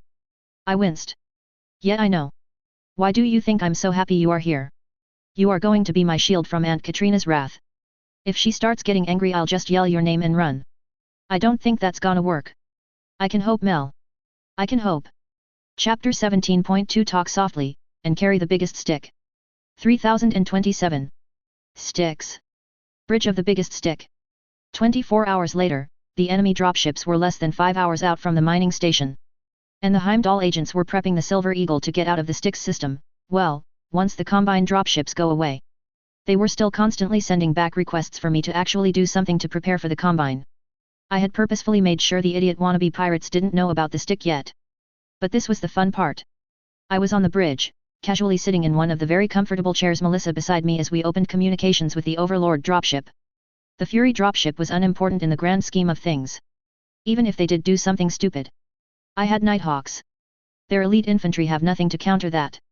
Hey. I was stacking up a lot of uncounterable weapons of war, wasn't I? The call went out, and it took a few moments for a response to connect. The holovid showed exactly who I suspected would answer a call. Yorinaga Kurita. The man who was the rival of Morgan Cal. I gave him a moment to take in what he was seeing, me casually relaxing in a chair, Melissa Steiner sitting next to me. I am Lord Yorinaga Kurita. I am here to recover Melissa Steiner from this act of piracy. Commander Victoria Eisenbloom, ISDF. I am here to protect Melissa Steiner from the kidnapping attempts that have been made on her. I am afraid your mission is already complete, Lord Kurita. The ISDF thanks you for your offer of help, but it is not needed. I say, playing along, it was such a Kuritan thing to try and pull the, oh no, we aren't kidnapping her. We are rescuing her. And then taking her to Luthien, of course. Yorinaga didn't even twitch, although I could see his eyes taking me in, probably doing some goofy chi magic to determine if I was a warrior or some combine nonsense. You are within combine space. You are outnumbered. Whether you hide atop an asteroid, or the planetoid means nothing. We will not allow you to leave. Surrender, and you will be treated honorably. I remained quiet for a time, choking back my instinctual reaction to combine honor. I could probably handle this without revealing my new toy, but that was sort of the point. I wanted the combine to know. I wanted to rub my face in their mistakes. I wanted the coordinator to realize the extent of the enemy he had made. Captain Nelson. Disengage the stealth attachments. It was quiet for a moment. Yorinaga was a patient man as he said nothing, simply waiting to see what my trick was going to be. Attachments released, opening thrust, we are moving, Commander. Sandy tells me, and a moment later the stone exoskeleton on my warship peeled away, revealing the gleaming steel beneath. The steel coated in ISDF colors. The concrete white and the large red eyes in bloom. I could hear it. The sudden cry of shock behind Yorinaga, as his crew on his own sensor sitem grasped what he was seeing, and then started trying to relay the information to Yorinaga. I kept his eyes, and he kept mine, a battle of wills, or as he would understand it, some goofy chi spirit battle. He blinked first, when the cry of warship echoed even through his holovid. I wonder, Lord Kurita, how would the coordinator react to you heading out to kidnap the Steiner heir, only to end up captured yourself? I stared into his eyes, letting him process that. After all, the coordinator himself did say that the DCMS is at war with the ISDF. I don't know, my lord, I am feeling pretty warlike today. How about you? Sandy was already igniting our thrusters. The warship was thrusting towards the dropships, cutting their 5-hour time to landing in half. Although we were only at safe thrust, even if he maxed his engines we would run him down long before he could even slow enough to turn around, much less make it to a jump ship. If you wish me captured, you will have to fight for it. He stated simply, and I nodded. Sandy, give them a warning shot with one of our naval gauze. Let's remind them what it means for a warship to be active once more. I say calmly, never taking my eyes from the man that had come here to kidnap one of my friends.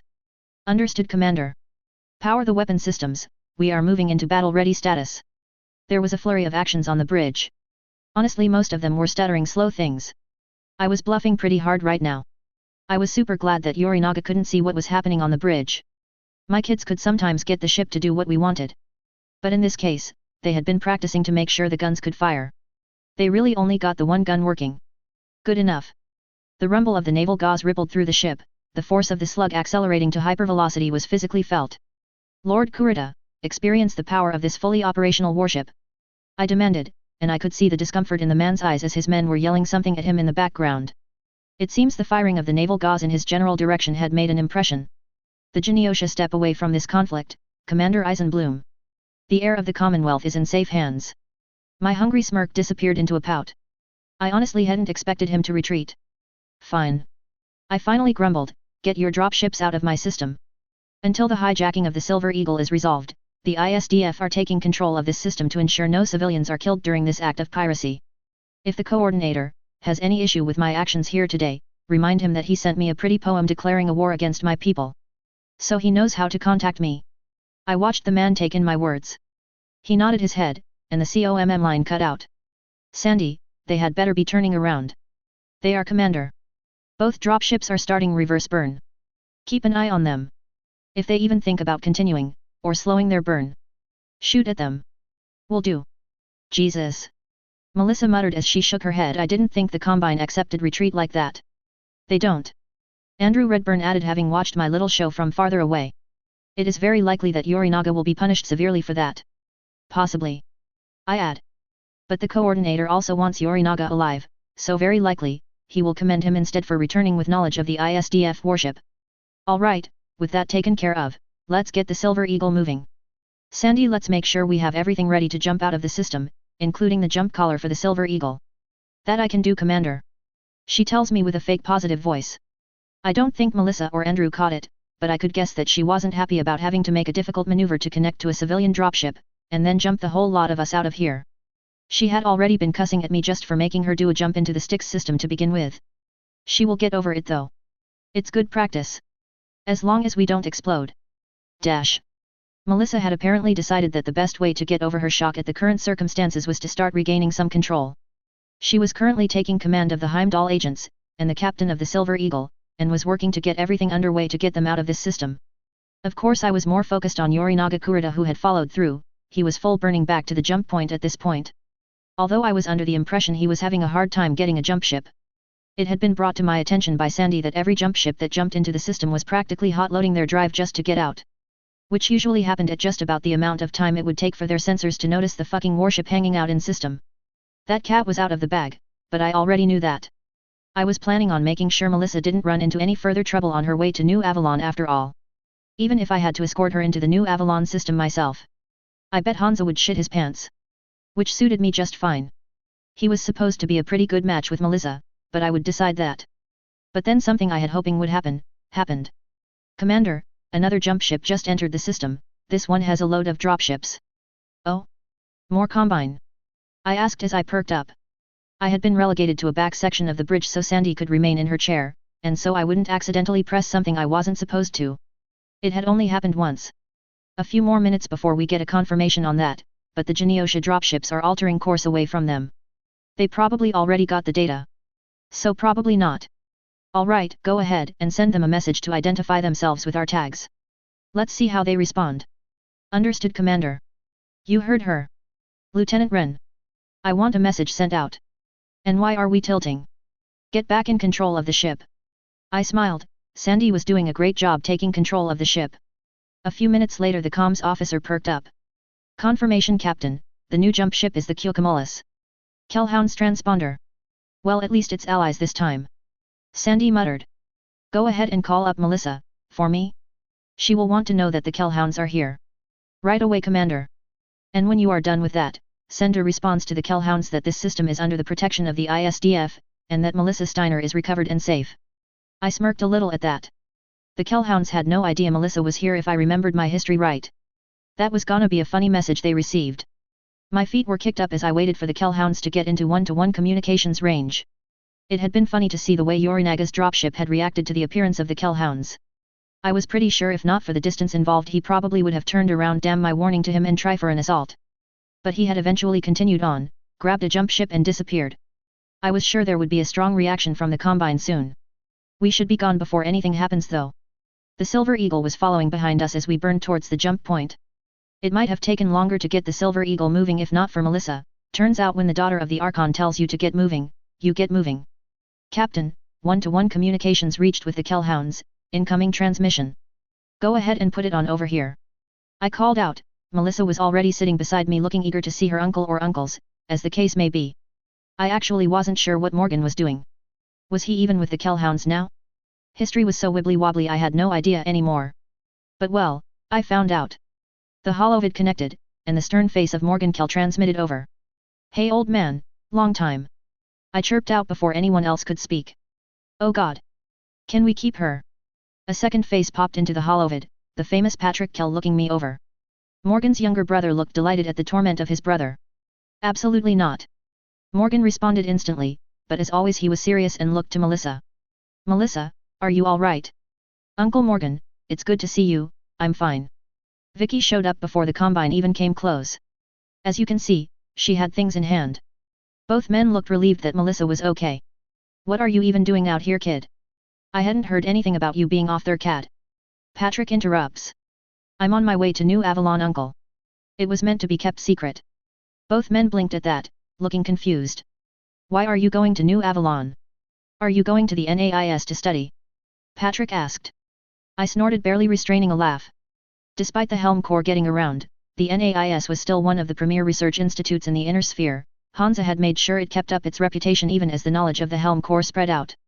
I wasn't about to say it, but I couldn't help but shaking my head. Clueless. I offered the three, earning a few annoyed looks. What, don't be upset just because I can figure out basic stuff. What does that mean, Victoria? Morgan stated plainly, and I could feel a shiver up my spine. Hey! What did I do? I am the big damn hero here. Where did you get a warship, Victoria? Morgan asked instead, and I irped as everyone's attention was suddenly on me. Found it. That is not an acceptable answer. It's the one you're getting, take it or leave it. I shrug, what was he going to do, tell me and my warship to go home? Ha! Ignoring his glare I continued.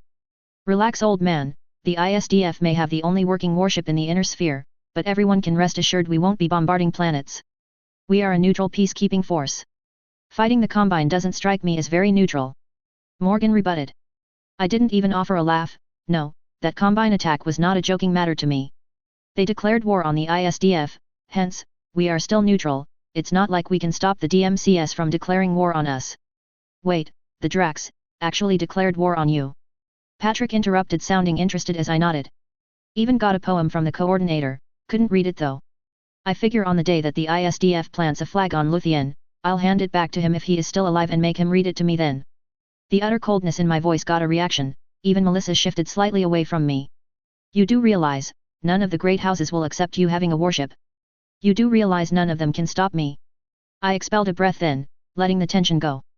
But I do have plans to settle some of the mistrust that having a warship will bring. The ISDF may be a neutral force, but we are still part of the inner sphere. Don't worry old man, just let me do the talking next time I run into Aunt Katrina. Or Hansa I guess. Okay I was right, we are definitely keeping her. Patrick offered with a grin, hey kid, how would you like to join the Kellhounds? Kellhounds? Is that some tiny merc company? Sorry never heard of it. But the ISDF is always looking for solid mercenaries looking to work towards the peace and prosperity of the inner sphere. Want a job? We have warships. Patrick burst into laughter, but eventually shook his head, unfortunately, I don't think I can accept, tempting offer though. I shrug. Worth a shot. Well you two might as well dock up. I am sure you both want to see Melissa, and get the chance to set foot on a warship. Now that is an offer we can accept. A bit more than 2 days later, we reached the jump point on Styx. With the Silver Eagle docked, we disappeared from the system. It took a bit of doing, the jump system was still something Sandy was getting used to. Honestly I hadn't wanted to show, or admit just how unfamiliar my people were with the ship. They were learning from SLDF courses that had been on Helm, and just taking everything slow. Any issues were covered by me. Of course, that was only inside the ship. Outside? We were jumping multiple times heading towards New Avalon. Only making a slow stop once to pick up the Leopard, and its crew. Thankfully having them on board helped mitigate some of our crew issues. The Fedson's forces that noticed us were freaking out. The fact was warships were extinct, to see one jump into your system, and one not wearing any symbol of the great houses? Yet. We had a lot of very tense discussions, fortunately, we could double jump thanks to the lithium fusion battery which meant the time it took us to reach New Avalon was cut in half. When we entered into the capital system of the Federated Suns, there were already plenty of forces ready to meet us. Look Melissa, I think they came to escort you. I joked. Looking at our normal sensors. My sensor was kept in hand by a single sensor officer to make sure our guests didn't know it existed. Not that we needed it. The entire sensor net on the stick was lighting up. More like destroy me. Perhaps we should be reaching out Vicky. Melissa hissed, the sensors, showed that the Fedsons weren't playing around. A lot of dropships and ASF were floating in the black between us and the planet. Yeah. Captain Nelson, mind if I take over here? Be my guest commander, I don't really want to deal with this mess. Great thanks. I tell her with a grin as I step up to the COMM station. Federated Suns forces, this is the ISTF's the biggest stick, we are here on a diplomatic escort mission. We understand the concern of our appearance in your system, we will follow all needed reasonable orders. This is the Marshal of the Federated Suns, First Prince Hansa Davian. The message was sent out by a random mix of the dropships that had been sent up to meet us. More interesting was that Hansa would need to actually be on one of them to have the one-to-one communications speed. Well that certainly makes this easier. I inform the man relaxing quite a bit. Hansa, I got your guest on board, next time you send someone important across the inner sphere, make sure they have actual bodyguards. Or more than just Andrew. Good guy, but a little lacking against a Combine death squad. I looked to Melissa who was standing beside me as her jaw dropped at how audacious I just was. I gave her a thumbs up. She tried to slap me but failed. A few moments later, the connection went from audio to holovid. I accepted, and Melissa quickly retook her seat to look dignified as Hansa Davian's face appeared over the screen. Well, I can't say much against that. I can't say I was expecting the warship though. He offered with a charming grin. Yet it was something I just had laying around. Want a tour? I would love one. He offered with a boyish grin. Great, come on over. And that was how I invited the Prince of the Fedsons over to my spaceship. We had tea. I hate tea. Stupid leaf water. Why is there even tea on this ship in the first place? Sitting across from the first prince was an interesting experience, but honestly he didn't have anything on Katrina. I laughed at his stern looks. Although he did look like Shatner. Which was kinda cool. But he was sitting in one of the meeting rooms aboard the biggest stick, Melissa sitting beside me. Of course Hansa also had his staff including Arden Sortek with him, that was cool. And he brought like a horde of death troopers. Which I shrugged at. A few of my kids were Delta. Their stormtrooper outfits were better. On Melissa's side was me, Melissa, and a grumpy Morgan Kell, who had refused to let Melissa run off to New Avalon without an escort. Patrick had shrugged after his tour of the stick, and had headed back out with the hounds. Apparently, despite the Kell hounds being chased around by DCMS patrols, after they hit Styx, there weren't any more pursuers. I couldn't say why. So that was how I was dealing with this awkward-ass meeting. Morgan was glaring, having found out exactly what Melissa Steiner was doing here, and he was being a grumpy uncle. While Arden was watching me like a hawk. Hansa was as well, but he was doing this weird thing where he was pretending to keep his focus utterly on Melissa, while actually keeping an eye on me. She had noticed, of course. Melissa was sharp. Like I said, awkward. Finally, as Hansa was discussing summer on New Avalon of all things, I interrupted. Okay, you are all acting like children. Which coming from me is saying something. Morgan, stop glaring, the marriage is likely happening. Hansa, either focus on Melissa, or ask me your questions. Yes, she noticed too. Mr. Sortek, my face doesn't have the answers you are looking for. You need words for that. I took a fake sip of tea, enjoying the looks of surprise on the people who don't know me, and the exasperated amusement on those that do. Except Morgan, he was just grumpy. I apologize. Hansa offered with a chuckle. Melissa, I have been looking forward to your visit for some time, but I have to admit, that with the current circumstances. No, I understand. Vicky has that effect. On everyone. She offered deadpan. Don't blame me for being fascinating. I offer with a casual shrug. Oh. I looked around shocked, that hadn't been Melissa, old man. If you wish to act like a child, I can discipline you like one. Morgan Kell tells me, the man that had literally just kicked me under the table. Luckily my armor meant it didn't really hurt, but still. I admit, when Katrina warned me about you, Commander Eisenbloom, I hadn't quite understood. I do now. Hansa Davian tells me with a charming smile as he leans in, so where exactly did you find a still functional Thurcad class warship? There was only what? 30 made? Which one was this? ISDF secret, unless you want to join under my banner. I asked, joking.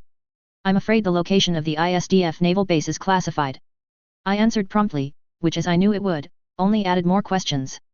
And this isn't one of the original Lyran production run. I hadn't mentioned a naval base before, and if Melissa's glare at me, she knew exactly what I had just done. I had created the wonder in their mind. Was this all I had? Did she actually have a working shipyard? Fascinating. Hansa offered with a laugh. Frightening, you mean? Commander, you are correct, I do have some questions for you. Arden Sortek offers, and he, like Morgan, wasn't smiling. The fact you have a warship under your control is a massive security concern. I am not comfortable with your possession of this ship. Now Arden, let's not hit her with the bad cop this early into the evening. Let's at least start over dinner. Hansa interrupted, but I waved him away, which from his surprised look must not happen very often. Good, he could use some ego trimming. You can have this ship over my dead body. Vicky. Let's not be so quick to escalate. Melissa spoke gently, but I shook my head. No, I guess this needs to be said. The biggest stick is my warship, Mr. Sortek, not the Commonwealth's, not the Federated Suns.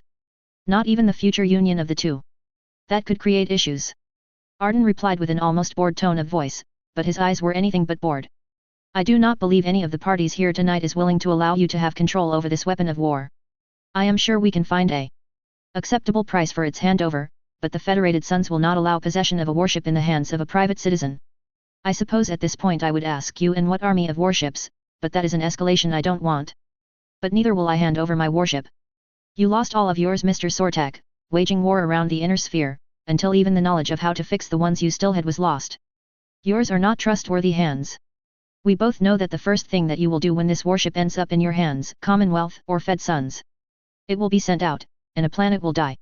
A tenseness filled the air, as Arden Sortek, the prince's champion, would bend on this matter no more than I would.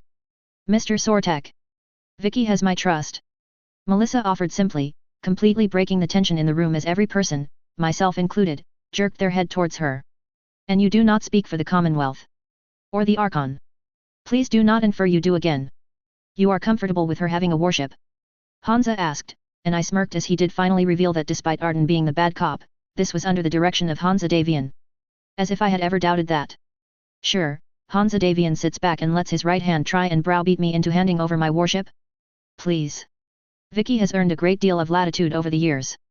While I do have concerns about a warship being brought into the inner sphere and what effects that will have, I assure you, if it had to fall into anyone's hands, I would rather it be Vicky's. At least with her I can be assured no betrayal is incoming, and any discussion about what equipment is in the hands of a member of the Commonwealth, isn't your concern.